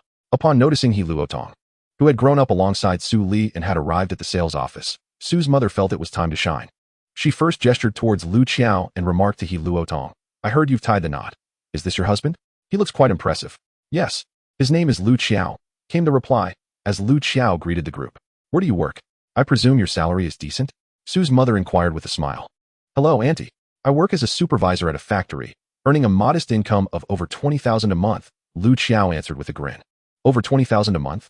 That's not too shabby, Su's mother acknowledged, then proudly indicated Feng Yuan, who sat beside Su Li. This is my daughter's boyfriend, Feng Yuan. His family owns several supermarkets, and he has a monthly allowance exceeding 100,000. He has come today to spend several million to help my daughter purchase a home. Upon hearing Su's mother's introduction, both He Luotong and Lu Qiao turned their attention to Feng Yuan. He Luotong, brimming with envy, remarked, just the other day, I saw a few photos of Feng Yuan that Su Li shared in our class group. Meeting him in person, he truly is quite remarkable. Su Li is indeed fortunate to have found such a partner. She could soon find herself living the life of a wealthy wife.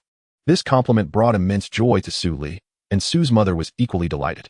If Su Li were to become a wealthy lady, surely her mother would bask in that glory as well. He Luotong, where are you going? Who's becoming a wealthy lady? Su's mother teased. Your husband Lu Qiao is quite impressive too. Securing a supervisor position at such a young age means he could soon ascend to manager or even general manager. Wouldn't that make you the manager's wife?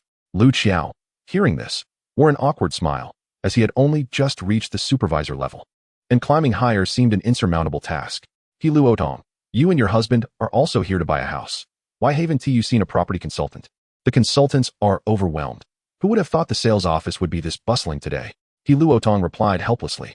Indeed, I'm grateful I arrived early. I have already checked out the available properties, and the consultant is busy preparing the contracts. Su Li added, then inquired, He Luotong, are you planning to buy your house outright or take out a loan? Our current finances only allow us to save for a down payment. There's no way we can afford to pay in full, especially not compared to your boyfriend's wealth. You needn't feel disheartened. Being able to afford the down payment already puts you ahead of many. Had I still been with my previous boyfriend, I wouldn't even have been able to manage that, Luotong concurred. Then a thought struck her, and she suggested, Su Li, shall we take a picture together and share it in the class group? What do you think? Sounds great. Su Li agreed, with Lu Qiao acting as the photographer.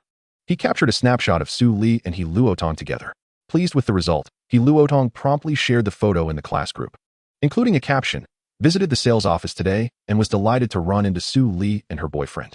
Once the message was sent, several classmates who had been silent suddenly resurfaced. Su Li mentioned wanting to buy a house just a few days ago. She wasn't joking after all. What a coincidence that she ran into Luotong at the sales office. I'm so envious of you all who can afford homes, especially in a big city. I heard Su Li's boyfriend is quite wealthy. He is even gifting her a house. Luotong, please post another picture of your boyfriend. Let us see how handsome he is. Upon seeing this message, Luotong discreetly snapped a picture of Feng Yuan and shared it. Wow, he is genuinely handsome. This is indeed a bona fide rich second generation. Ladies, come and take a look. I'm so envious that Su Li has found her true Prince Charming. Thankfully, she ditched Qin Yu. If I were in her shoes, I would have done the same, right? It's all Qin Yu's fault for holding Su Li back. Otherwise, she would have become a wealthy lady long ago. Guozheni, Du Jing, aren't you being a bit excessive? We're all classmates. How can you speak of Qin Yu like that? The statement came from Li Shi. What is wrong with what I said about Qin Yu? Isn't it true that he delayed Su Li? Guozheni retorted. Didn't you hear Su Li call him a stingy miser? He even expected Su Li to pay during their meals, and for nearly 2 years, he didn't gift her anything decent. Du Jing added, agreed, I second that. Li Shi countered, some of what Su Li said is true, but does that mean you should take her words at face value? Guozheni challenged. If her words aren't credible, does that mean yours are, Li Shi? Du Jing interjected, Li Shi, I know you want to defend your good friend, but isn't that futile? Just look at what Qin Yu has become. Enough of this nonsense, haven't you said enough? Just because Su Li found a wealthy boyfriend, you all want to curry favor with him? Li Shi snapped. What did you just say, Li Shi? Repeat that. Guozheni demanded. You heard me, you worthless brat. Li Shi shot back. As the tension escalated among the three, the group chat erupted. Many classmates surfaced to either mediate or take sides. Yet no one stood up for Li Shi, leaving him feeling increasingly isolated. After posting a picture, Luotong ceased to monitor the class group chat, unaware of the ensuing commotion. Meanwhile, the property consultant who had attended to Su Li approached with the purchase contract. As Feng Yuan was financing the purchase, he handled all the details of the contracts, leaving Su Li only to sign at the end. As she glanced over the contract, her expression shifted upon reaching the second document, realizing it was a loan agreement with the bank. Feng Gu, you said you'd buy the house outright. Why has it turned into an installment plan? Su Li inquired, her displeasure evident. Feng Yuan, feeling awkward, quickly explained, Su Li, I've invested all my savings. And at this moment, I can't withdraw that much money. Besides, I've already given over 1 million for the down payment, and I'll be responsible for the monthly payments as well. For you, isn't this the same as paying in full? Su Li's expression softened slightly, yet she still felt a sense of unease. Feng Yuan's initial willingness to buy her a house had stemmed not only from Su Kuan's insistence, but also from her revelation that she had not given her first time to anyone else. Feng Yuan, excited by this information, had readily agreed. Originally, Su Li had her eye on a much larger property of 140 square meters, but Feng Yuan expressed his disinterest, opting instead for a 100 square meter apartment priced at 3.8 million. Though Su Li accepted this compromise, as it was not her money, she had to consider Feng Yuan's preferences. However, when he decided to purchase it via an installment plan with a down payment of only 1.2 million, the disparity extinguished the excitement that had filled Su Li's heart. She began to perceive Feng Yuan's unreliability. Take a look at the contract. I'll sign it later. I need to use the restroom, Feng Yuan said before heading towards the restroom. Luotong, seated close to Su Li, had overheard the conversation between her and Feng Yuan. After he left, she approached and picked up the property contract for a closer look. Finally, she said, Su Li, there is something I'm hesitant to mention. What is it? Please, go ahead, Su Li replied. Luotong leaned closer and whispered, I sense that your boyfriend may not be entirely sincere towards you. For someone so wealthy, he is buying you such a small apartment, and now it turns out to be financed. And what of it? Su Li retorted. Su Li, with a strained tone, insisted, although it is a mortgage, didn't Feng Yuan say that he would cover the monthly payments? The house is also in my name. Luotong glanced around before addressing the property consultant, who was waiting for Su Li to sign. Could you wait over there for a moment? I need to discuss something with her. Of course. The consultant, casting a brief look at Su Li, reluctantly stepped aside. He Luo Tong lowered her voice and inquired. Su Li, may I ask if you and Feng Yuan have been intimate? Intimate? What do you mean? Don't play coy. You know precisely what I'm referring to. Not yet. Then that's just it, He Luo Tong clarified. What I fear most is that Feng Yuan is merely toying with your feelings. Putting on a performance in front of you. What do you mean by that? I am well aware of the nature of a rich second generation. He is capricious, flitting from one woman to another. If Feng Yuan truly wished to be with you, he wouldn't resort to taking out a loan for a house. It would be beneath his dignity to admit it, wouldn't it? Moreover, have you considered that if he tires of you and decides to cast you aside, will he still assist you with the monthly payments? What I fear most is that not only will he cease to support you, but the more than 1 million he contributed for the down payment could very well be demanded back. Su Li was taken aback. Lo Tong, are you implying that the money Feng Yuan used for the down payment could be reclaimed later? Isn't he essentially gifting it to me? While he is assisting you, he has not declared it as a gift. His direct payment to the real estate company can be interpreted as a loan to you, which he has the right to reclaim in the future. As He Luo Tong elucidated, Su Li's expression grew increasingly grave. Lo Tong, what do you suggest I do? Could it be that your concerns are unfounded, and Feng Yuan is not as you perceive him? Perhaps he genuinely lacks liquid assets at the moment? If we speculate like this, aren't we judging his character unfairly? Su Li pondered, though deep down, she had already come to terms with He Luo Tong's words. She understood Feng Yuan's character to a degree. He was certainly not a man of singular devotion, and she was far from being the only woman in his life.